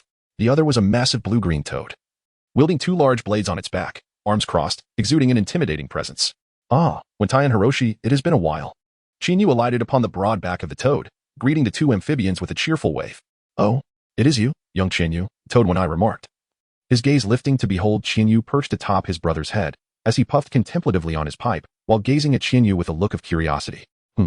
Chinyu awkwardly scratched his head and gestured around. You can see for yourself. Just then, noticing the approaching rock ninjas from all directions, Frog Wentai erupted into a tirade. You scoundrels, you and Jiraiya are no saints either, reveling in fights more than anyone else. Why can't you learn from Minato? He just, cough, cough, cough. Wentai, I'm here. Long time no see. Minato leaped from the mist, greeting with a smile. Wentai was momentarily at a loss for words, while beside him, Frog Hero had remained silent since his arrival, exuding an undeniable aura of strength. You rascals, after this skirmish, do not bother me for a month. It's truly exasperating. I can hardly get a moment's rest without being dragged into your brawls. Wentai grumbled as he drew the short blade from his waist, while Frog Hero tightened his grip on the twin swords at his back, ready for action. Brother Minato, before they arrive, let us seize the moment. Chinyu noticed the gathering rock ninjas from all directions and turned to Minato, saying, All right, let us commence. Minato nodded, standing by attentively observing Chinyu's every movement, ready to coordinate at a moment's notice. Bunta, prepare the oil. As Chinyu swiftly formed hand seals, he mobilized his entire chakra, initiating its circulation within his body. Meanwhile, Wentai began to accumulate oil in his cheeks, and upon reaching a critical threshold, he forcefully expelled it forward. Fire release, Toad Oil Flame Bullet. A slender line of flame erupted from Chinyu's mouth, igniting fiercely upon contact with Wentai's oil, and simultaneously, the inferno surged towards the rock-hidden camp. At that moment, the nearby Minato Namikaze also took action. Wind release, great breakthrough. A tempest arose, fanning the flames, and in no time, the blaze engulfed dozens of tents within the rock-hidden encampment, continuing to spread outward. This was truly. Chinyu and Kakashi Hatake exchanged knowing smiles. Reciprocity is the essence of courtesy. Chapter 87. The pursuit of the explosive escape technique. Those scoundrels from Konoha dare to wreak havoc in my Iwagakure. A fierce shout echoed from a distance. The two turned to see a figure charging toward them, swiftly closing the gap until they locked eyes with the two standing atop the toad. I thought it was someone formidable, but it's just you, Kakashi Hatake. You audacious fool. How dare you invade our main camp with a mere child? The newcomer, sporting a tousled flaxen hairstyle and clad in a dusty gray combat vest, glared sharply at Kakashi, resentment simmering in his voice. It appears to be show. You orchestrated a surprise attack on our forces at the Konoha border yesterday, resulting in significant casualties. We have merely come to return the favor, Kakashi replied, his smile unwavering, though a chilling aura emanated from him, causing Sho to feel a twinge of apprehension. Such arrogance. Just as Sho prepared to confront Kakashi, he suddenly recalled the gathering IWA shinobi surrounding them. Lower-ranked shinobi. Extinguish the flames and rescue the injured. Jonin, assemble with me to besiege the intruders. Understood. The other IWA shinobi, sensing the urgency, sprang into action. The approaching Jonin encircled Chinyu and the two toads, while those with lesser combat capabilities rushed to assist the survivors and quell the flames, aiming to prevent further devastation. Charge. Under Sho's command, the IWA shinobi surged forward, prepared to overwhelm the two. They dared not employ large-scale or lethal ninjutsu. The risk of endangering potential survivors due to collateral damage was far too great. Take your liberties, Wentai and Hiroshi, but exercise caution. I shall lead the charge. Here I go. Shinyu leapt from the top of the toad's head, while beside him, Swayman flicked his wrist, plunging towards the ground with even greater speed. You little rascal. If you come back to Miaomu Mountain, I will certainly give you a good beating, grumbled Wentai, as he leaned back a couple of times and began to fight back-to-back with Brother Guang, who had drawn his dual blades. Brother Swayman, leave this hedgehog-headed one to me. You can handle the others. Shinyu stood resolutely before the approaching adversary, turning to the side where the momentarily teleported Minato Namikaze greeted him with a cheerful smile. Very well. Minato replied with a nod, before suddenly pivoting back to Shinyu, offering a cautionary piece of advice. Be wary of his bloodline limit and explosive release. Do not engage him in close combat. With that, Minato brandished his kunai imbued with the Flying Thunder God technique, charging toward the oncoming throng of ninjas. Humph, little brat. Prepare for death, for I shall show no mercy. The disdainful words of the adversary, Sho, echoed as he observed Minato brushing past him, engaging numerous ninjas, while confronting the smaller opponent before him. A profound sense of indignation welled within Sho. After all, he was the esteemed vice-captain of the Iwagakure Explosive Corps, a renowned master of bloodline techniques. To be so underestimated was utterly intolerable. TCH, who can't make bold threats? Come on then, let's see who truly fears whom. Shinyu rolled her eyes at Sho, raising her right hand to signal him to bring the horse over. However, her left hand discreetly remained hidden behind her back. Humph. Sho disregarded Shinyu's provocation, swiftly closing the distance, leaping into the air, and delivering a powerful punch. Thunderclap fist. Shinyu did not evade. Instead, a mocking smile graced her face, igniting a surge of fury within Sho. His fist descended with a thunderous force, yet, to his dismay, it failed to connect with any tangible target, crashing instead into the ground with explosive ferocity, sending plumes of smoke spiraling into the air. As the haze began to clear, a vast crater emerged beneath him. Rising to his feet, Sho's expression darkened as he raised his fist, arcs of electricity flickering across his body. The lightning clone was quite adept at evasion. While he scanned the surroundings for traces of Shinyu, a sharp command echoed from behind him. Water release, water dragon bullet. Noticing the commotion behind him, Sho pivoted and charged forward, only to be met by a surging water dragon. While not far off, Shinyu grinned at him, her hands forming seals. Damn it. Sho began to dart away, desperately trying to evade the oncoming assault of the water dragon. His heart sank as he caught sight of the others ensnared by Namikaze Minato. Their situation dire. Although the rock ninjas were numerous and skilled, they could not directly confront Minato, who evaded them with his Flying Thunder God technique. To restrain Minato's speed, they would need to employ large-scale earth release techniques to alter the terrain. But this was the rock-hidden village, a prime location for countless ninjas to camp. Destroying it in pursuit of Minato would be utterly foolish. Suddenly, a swarm of flying insects appeared before him, rushing through the air in a tight formation. Caught off guard, Sho had little time to react as the swarm approached. And behind him, the water dragon roared menacingly. Landmine fist. Despite being caught between two formidable attacks, Sho resolutely gathered his chakra and struck down towards the massive insects. A resounding boom echoed as countless bugs plummeted from the sky, and Sho successfully broke free from the precarious situation. However, the water dragon, now unimpeded, surged forward under Chinyu's control, aiming directly for Sho's back. Should it connect, he would either perish or suffer grievous injury. Frustrated, Sho clenched his teeth and attempted to sidestep, but it was too late. He could only turn and watch helplessly as the water dragon hurtled toward him. Lava release, scorching river flow technique. Suddenly, several molten fireballs soared past Sho, colliding head-on with the water dragon. The sizzling sound filled the air as the water dragon was rapidly dismantled, ultimately dissipating in the sky. The lava fireballs cooled swiftly upon contact with water, transforming into dark, solid rocks that fell to the ground. Humph. 3 individuals dared to invade our rock-hidden village's stronghold. Konoha truly is audacious. A figure emerged from the shadows, stepping beside Sho and inquiring in a low voice. Are you all right, Sho? The newcomer, with striking short red hair and a small ponytail at the back, wore the rock-hidden village headband and donned a purple attire complemented by armor, surveying the battlefield while patting Sho on the shoulder. Sho shook his head, wiping the sweat from his brow, his heart still racing. I'm fine, old purple. Fortunately, you arrived in time. Otherwise, I fear today would have ended poorly for me. Is that so? 3 individuals and 2 beasts dare to invade my rock-hidden village's stronghold. It seems we have indeed been underestimated. Old Purple's gaze sharpened as he glared at the oil user, Shiho, stepping forth from the shadows, his hands forming seals. Since you have come, let us ensure you remain here. Chapter 88. The Four-Tails Jinchuriki, a robust, crimson tail emerged from Old Purple's back, swaying through the air, radiating intense heat. Within moments, his entire being was enveloped in searing molten rock, exuding an imposing aura. Hey, this is excessive. Chinyu gazed at the elder Z before him, his expression revealing a hint of reluctance, yet his eyes sparkled with mischief and delight. He had not anticipated that the Jinchuriki sent by Iwagakure would be the Four Tails, which aligned perfectly with Chinyu's intentions. It was well known that his water style was particularly effective against lava release. Even though Elder Z was a powerhouse on par with Akage, Chinyu felt confident that he could at least hold his ground against him, though the situation would undoubtedly change should the Elder transform into his tailed beast form. Turning to his companion, the oil-wielding ninjutsu user, Shiwei, he whispered, Elder Shiwei, I entrust the explosive pursuit to you. I shall engage this individual in combat. Do you feel confident in handling him? Shiwei's brow furrowed with concern. While Chinyu's achievements on the battlefield of Sunagakure had earned their respect, the presence of a Jinchuriki, whose power rivaled that of Akage, still caused her to hesitate. Do not worry. Remember the nature of my ninja affinity. Moreover, this is not a fight to the death. We can retreat after a bit of commotion, Chinyu assured her. Very well. I understand, Shiwei replied, nodding in agreement before turning to control her parasitic insects towards the foe. As Elder Z stepped forward, intending to fend off the swarm of insects, he was abruptly halted by Chinyu, who positioned himself assertively in front of him. Uncle, your opponent is me. It seems we are destined for a one-on-one duel. Chinyu played with the kunai, gazing at Old Purple across from her with a smile that suggested this was merely an ordinary sparring session. Little brat, I have no time to waste here with you. Step aside. Old Purple's face hardened, and with a swift motion, he surged forward, his fists enveloped in thick magma, launching a fierce attack. Chinyu chose not to confront directly, swiftly retreating while forming hand seals.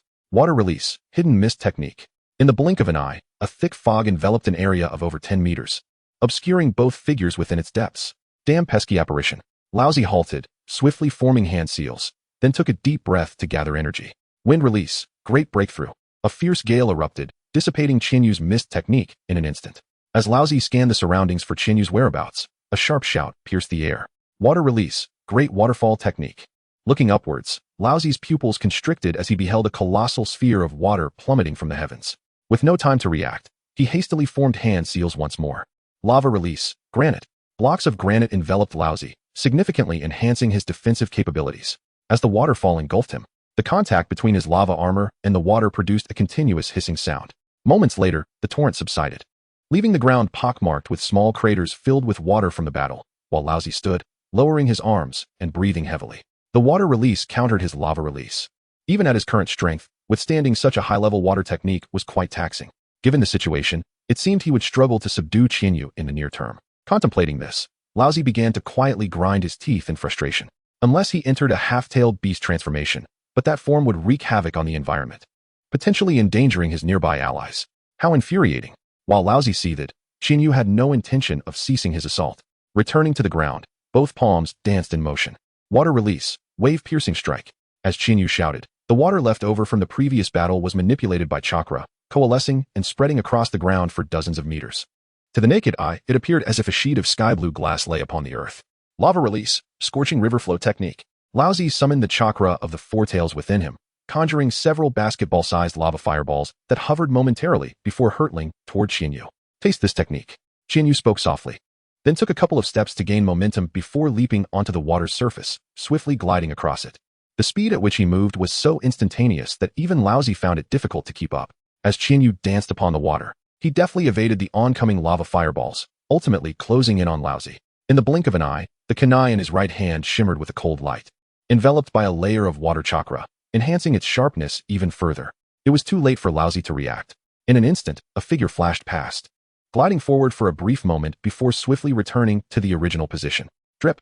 Blood fell to the ground, bursting forth in crimson flowers. Laozi grimaced, clutching his waist as he knelt on the ground, blood seeping through his fingers and staining the nearby fabric. Laozi, big brother. Upon witnessing Laozi's injury, Sho quickly broke free from Yun Zhihui, abandoning the battle to rush to Laozi's side, helping him up. Yun Zhihui then recalled her parasitic insects and approached Chinyu. Good lad. Such mastery of water ninjutsu nearly rivals that of the second Hokage of Konoha, Laozi remarked with effort, gazing at Chinyu despite still being somewhat unsteady. Melt release? What a formidable ability, it nearly cost me everything. Chinyu wiped the cold sweat from his forehead, his heart racing as he spoke. His clothes were in tatters, and he bore several burns across his body, the most severe of which was on his ankle. The charred area beneath his torn leggings emitted wisps of steam. Old Zizi, how could you? Sho gazed in shock at the injured Zizi before him. Although both appeared similarly wounded, Zizi was evidently in a worse state. Sho's mind was in disarray. What was happening? Had the young ninjas of Konoha become this formidable? Could any random one of them subdue a Jinchuriki with ease? Are you alright? Yamanaka Shiho stepped forward, positioning herself protectively behind Chinyu as she surveyed his burns. I'm fine, sure, Chinyu replied. We should retreat. It's about time. Before he could finish, a voice suddenly rang out nearby, invigorating the two. They turned in unison to see Minato Namikaze materialize before them. Despite being besieged by numerous jonin, he bore no significant injuries, only some dirt that made him appear somewhat disheveled. In the distance, a horde of IWA ninjas could be heard clamoring as they pursued. It seemed that Gamabunta and Gamagoro had already vanished, returning to safety. Let us retreat. The objective of the night raid has been accomplished, Minato stated, a hint of fatigue evident on his face. Even for him, holding off a group of jonin was no trivial task. Understood, Chinyu and Shiho replied in unison. Quickly positioning themselves on either side of Minato, the latter focused on the nearest flying thunder god coordinates, and in the blink of an eye, the three vanished from their spot, leaving the bewildered IWA ninjas exchanging glances. Where did they go? Chapter 89. A perfect conclusion outside the IWA camp. In a concealed corner, a kunai lay quietly. Suddenly, three figures appeared above the kunai. It was Chinyu and his companions, having successfully extricated themselves from the IWA stronghold. This way, Minato instructed as they did not linger long in that spot. He swiftly retrieved the kunai from the ground and led the duo back along their path of retreat. True to form, shortly after their departure, a throng of IWA ninjas surged from the camp, led by Sho, who paused momentarily at the camp's entrance before pursuing the direction the trio had taken. Although Minato had utilized space-time ninjutsu to escape with his companions, IWA was not devoid of sensory experts. While they could not entirely pinpoint the trio's movements, they could certainly glean some clues. They were likely to return to the Konoha encampment to signal their patrol teams, alerting them to be on guard. They would split into teams here and advise caution when encountering lurking Konoha ninjas, signaling before taking action. Sho surveyed the dimly lit expanse of forest before issuing his orders. His gaze flickering.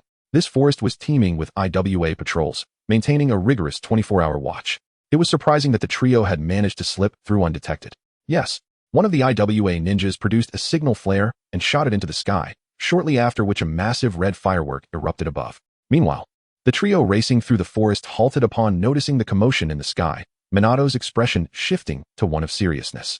It appears the IWA ninjas have begun their pursuit. We must act swiftly before they can encircle us, otherwise we may encounter significant trouble.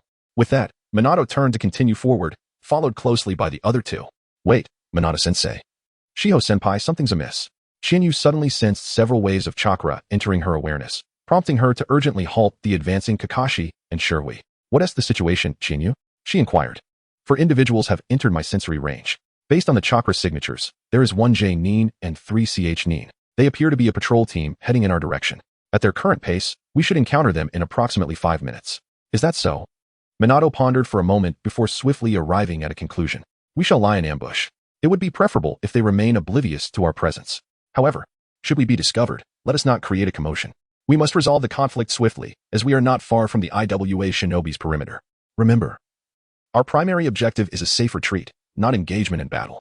Understood. As Chinyu responded, Hui had already concealed herself upon the tree trunk. In a short while, the 3 of them had camouflaged themselves, suppressing their presence to the utmost. Teacher, what does this signal flare signify? A genin inquired of his instructor during their hurried march. It means the main camp has been attacked. All patrol teams must remain vigilant, the J-Nin replied. Casting a sidelong glance at his student before lapsing into silence, his gaze perpetually alert to their surroundings. Just as the genin was about to press further with his questions, he was silenced by a warning glance from a nearby companion, and he begrudgingly swallowed his curiosity, focusing instead on moving forward alongside his teammates. Observing his 3 students, the J-Nin felt a tangle of emotions. Although their mission was to guard and seek out intruders, those who dared to infiltrate the rock-hidden camp were likely no ordinary foes. If this unremarkable patrol team were to encounter them, the outcome could be dire. He himself could bear the consequences, but these 3 young ones were still so innocent. If they were to perish because of this, he would carry the weight of guilt for a lifetime. Thus, he resolved to lead his squad in a strategic withdrawal, fully prepared to accept any repercussions from the village. As they passed the area where the 3 were hidden, the patrolling individuals remained utterly oblivious, seamlessly traversing through the encirclement, gradually vanishing from Chinyu's perceptive range until they were no longer visible. Phew, it seems we need not engage after all. Chinyu let out a sigh of relief and gestured to the 2 hidden figures, prompting the trio to regroup.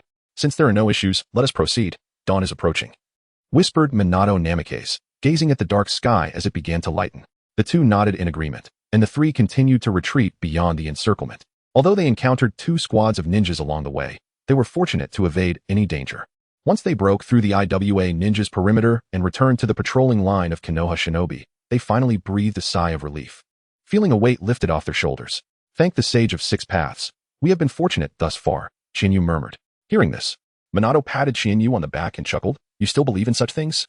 Nevertheless, this mission has indeed gone remarkably smoothly. Chiharu inhaled sharply, turning to look at the somewhat awkwardly smiling Minato Namikaze beside him. Brother Minato, could you refrain from being so forceful? I should be considered an injured person at this moment, he remarked. Minato wore a look of embarrassment as he glanced at Chiharu, noticing the 2 wounds on his body.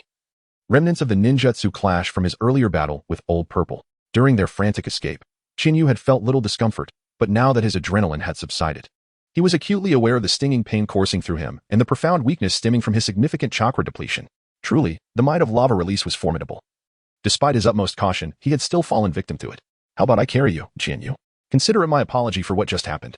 We should hasten back to tend to your injuries, Minato suggested, kneeling before Chiharu with a look of sincere regret. To Minato, Chiharu, no matter how capable, was merely a child.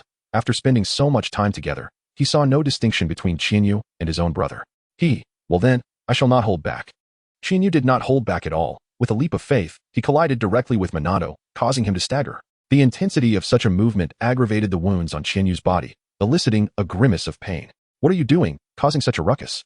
Minato remarked with a helpless smile, supporting Chiharu's inner knee joint with his hands while glancing towards the side at Oil Girl Sherui.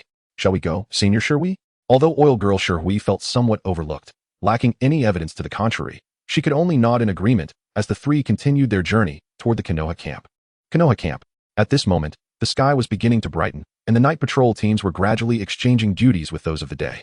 The camp entrance was bustling with activity, and among the throngs of people, Minato, carrying the injured Chiharu, stood out remarkably, drawing a glance from the previously inconspicuous Oil Girl Sherui. Chapter 90. A false alarm. All right. You need to rest for about a day.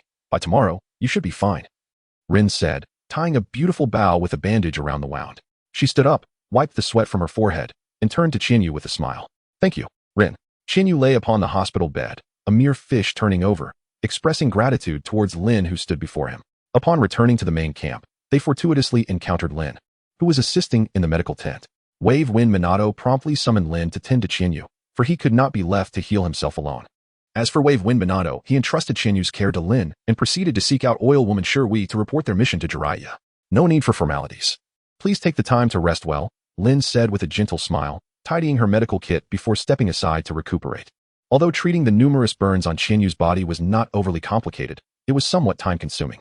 Lin busied herself for nearly half an hour before finally completing the task. Oh, Chiharu, it has been quite some time, she exclaimed. As Chiharu turned towards the sound, the tent flap was drawn open, and Obito along with Kakashi entered in succession, standing by the bedside. Kakashi, Obito, what brings you both here so early in the morning to visit me? As Chiharu finished speaking, Kakashi, with his lifeless eyes, cast a fleeting glance at Chiharu before taking a seat. Yesterday, after completing our nighttime patrol duty, we intended to check on Rin. En route, we encountered Teacher Minato, who informed us that you had accompanied him on a mission. He then mentioned that you were with Rin, after which he proceeded to seek Lord Jiraiya to submit the task. We came by to see how you were faring, and judging by your current state, it seems you are not seriously harmed. At this juncture, Kakashi paused, his tone shifting as his gaze began to scrutinize the numerous wounds adorning Chiharu's body. It raises the question, who inflicted such injuries upon you? Given your prowess, this should not have occurred. I heard that the Rock Village base was attacked last night. Could it be that you were involved in a night raid on their main camp? Kakashi initially intended this as a jest, but to his surprise, Chiharu merely regarded him in silence, prompting an unexpected stillness from Kakashi. Are you serious? After Chiharu nodded, he reclined once more to rest, while the others nearby were astounded beyond measure. Are you joking? You actually launched a nighttime raid on the Rock Hidden Camp yesterday, Obito stammered, suddenly springing to his feet. Startling Chiharu. How could Sensei Minato not call me for such an event? This is outrageous. Kakashi, who had been listening to Obito's words, muttered under his breath. Were you going to accompany me to deliver your head to the Rock Shinobi? What did you say? Bastard Kakashi. Upon hearing this, Obito turned around, fist clenched, glaring furiously at Kakashi. I challenge you to a duel, Kakashi. Humph, you're just the tail end of the group. Kakashi's disdainful gaze and words pierced Obito's fragile spirit, instantly elevating his anger to its peak. What did you say? I, Obito. Before Obito could voice his outrage, he was interrupted by Rin's furious shout from behind. This is a place for patients to rest. No loud noises, or I will kick you out. Faced with Rin's anger, the previously aggressive Obito fell silent and obediently sat on a stool, his tone tinged with grievance. Rin, look at Kakashi. He started it first. Don't talk nonsense. You were the one who started yelling. Kakashi's sudden remark reignited the fire in Obito's eyes. Just as he prepared to retort, Rin stepped between them, exasperated. You two, no fighting. Humph. They both turned their heads away in unison, leaving Rin to sigh in frustration. It was clear that despite Kakashi and Obito's good relationship, they always seemed to find delight in bickering. Boys are truly strange. As Kushina would say, they are simply not straightforward. Excuse me, is Chinyu here? At that moment, a female voice rang from outside, followed by the tent flap being drawn back. A pair of crimson eyes peered through the opening, surveying everything within the tent.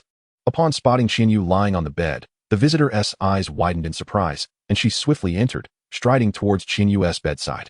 Ha ha, Red, what brings you here? Chinyu managed a nervous laugh, instinctively shrinking beneath the covers, feeling a wave of anxiety wash over him. As Red approached, Chinyu had already tucked himself entirely under the blanket, leaving only half of his head exposed. I heard from my father that you were injured during a mission, so I came to check on you. To Chinyu's surprise, Red did not seem angry. Instead, she placed her hand gently on the blanket and asked cautiously, does it hurt? Cough, cough. No, it doesn't hurt at all. Red, you needn't worry.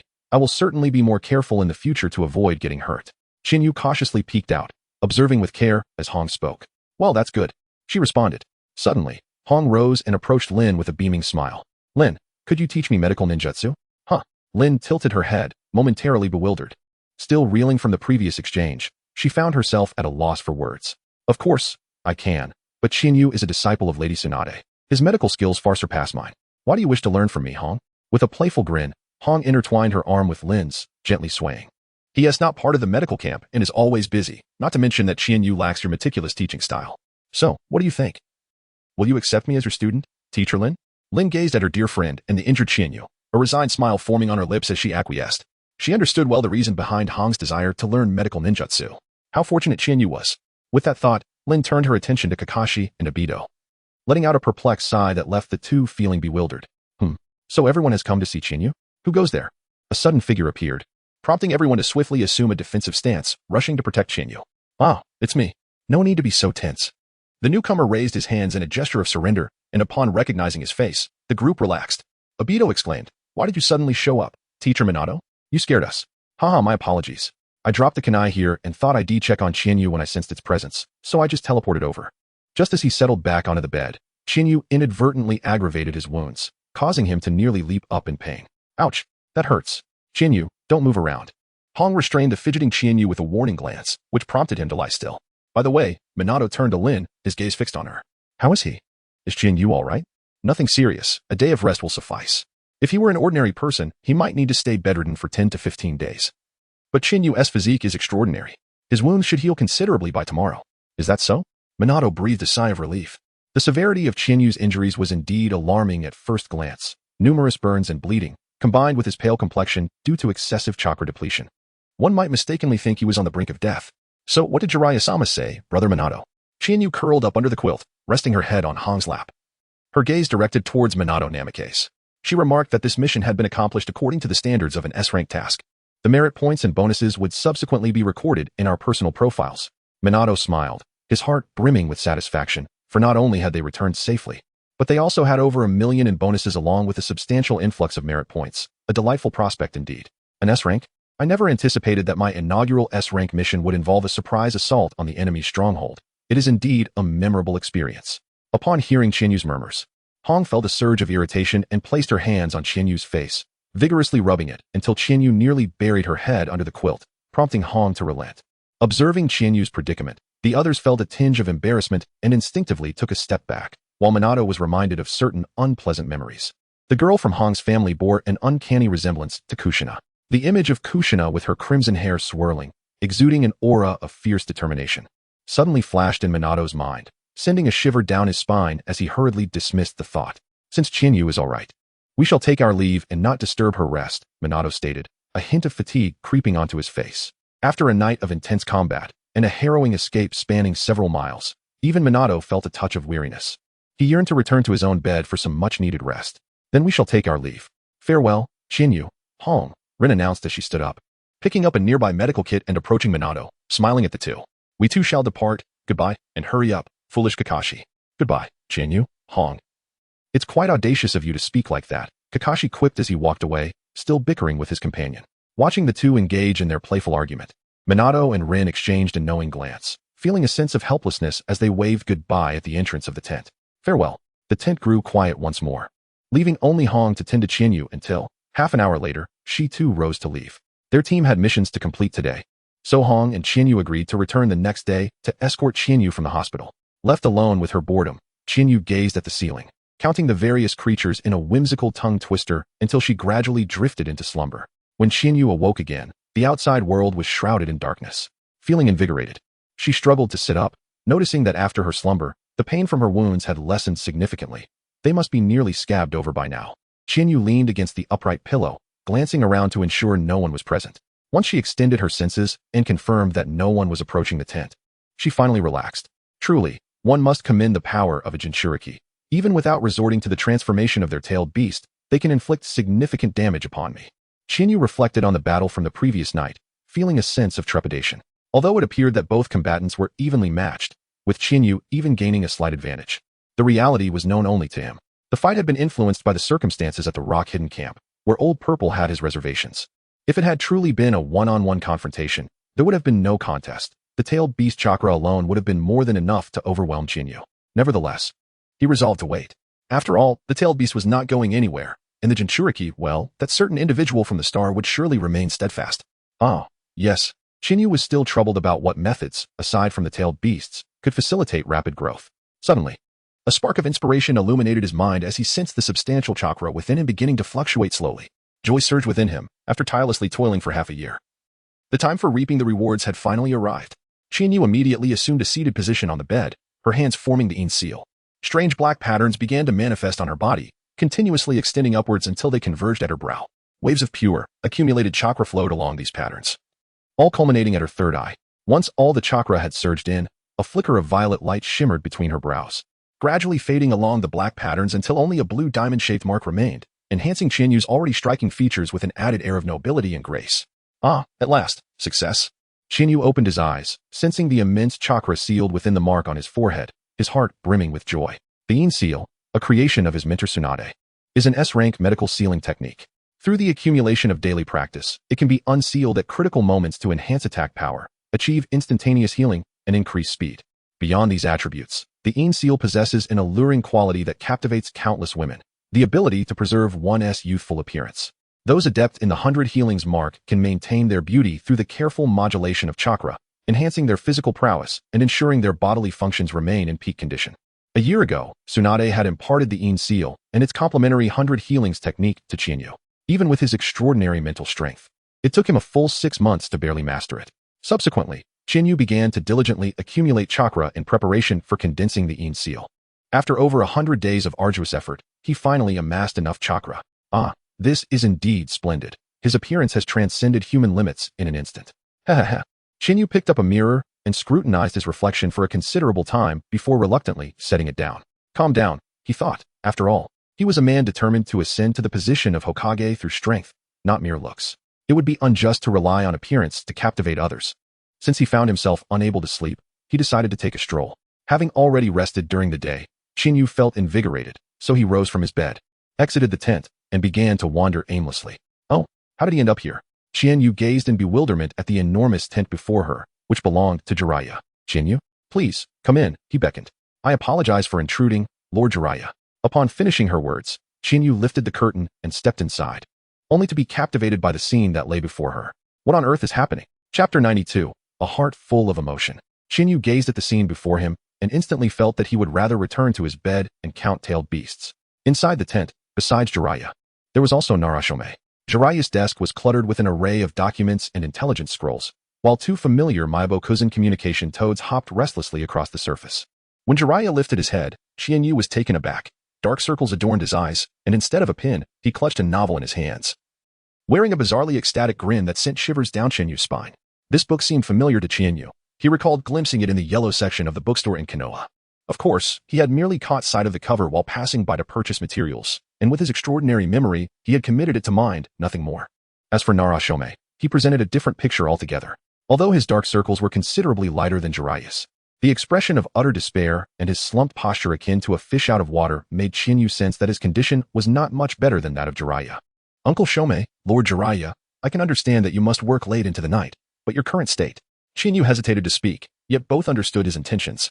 Jiraiya set aside the unhealthy publication in his hands, while Naruto propped himself up. Although they appeared somewhat lethargic, they were markedly improved from before. What's the matter? You little rascal? We can't afford to take a break during overtime. Don't you understand the importance of balancing work and rest? Jiraiya remarked, a hint of irritation in his tone. After all, as the commander, he toiled late into the night. It was only natural to engage in some reading or indulge in a few publications to cultivate his spirit and unwind. Meanwhile, Naruto shifted his gaze towards Chinyu. Shouldn't you be resting in the hospital at this hour? What brings you out here in the middle of the night, my child? Though it sounded like a reproach. The concern in his voice was unmistakable. A warm current surged within Chinyu, yet she was acutely aware that her late-night wandering might cause concern. Thus, she sheepishly scratched the back of her head and said, I merely came to see what you were busy with and to check if there was anything I could assist with. Besides, with my physical condition, a good night's sleep usually remedies most of my ailments. Jiraiya turned around, handed Chinyu a chair with an air of disdain, and remarked, what could you possibly help with? Are you adept at translating intelligence or managing resources and personnel?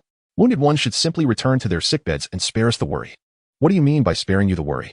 I am quite formidable now, capable of taking on a Jinchuriki. Oh, is it not the case that someone was carried back during the day, covered in wounds? I believe that someone is not you, is it? Observing the sarcastic Jiraiya, Nariaki could only smile helplessly. Lord Jiraiya had a penchant for mischief. It seemed he could spark a quarrel with anyone, even a child. Humph. Chinyu disregarded Jiraiya and walked straight to Nara Nagamitsu, a sly smile playing on his lips. Uncle Nagamitsu, I feel a bit of itch on my forehead. Could you take a look? Although Nara Nagamitsu was somewhat puzzled, he bent down to part Chinyu's bangs, revealing a peculiar mark. In an instant, he was petrified. Jiraiya, who stood nearby, leaned in with an equally curious expression and was similarly struck dumb. What is this? The two exchanged glances, each reflecting a flicker of astonishment.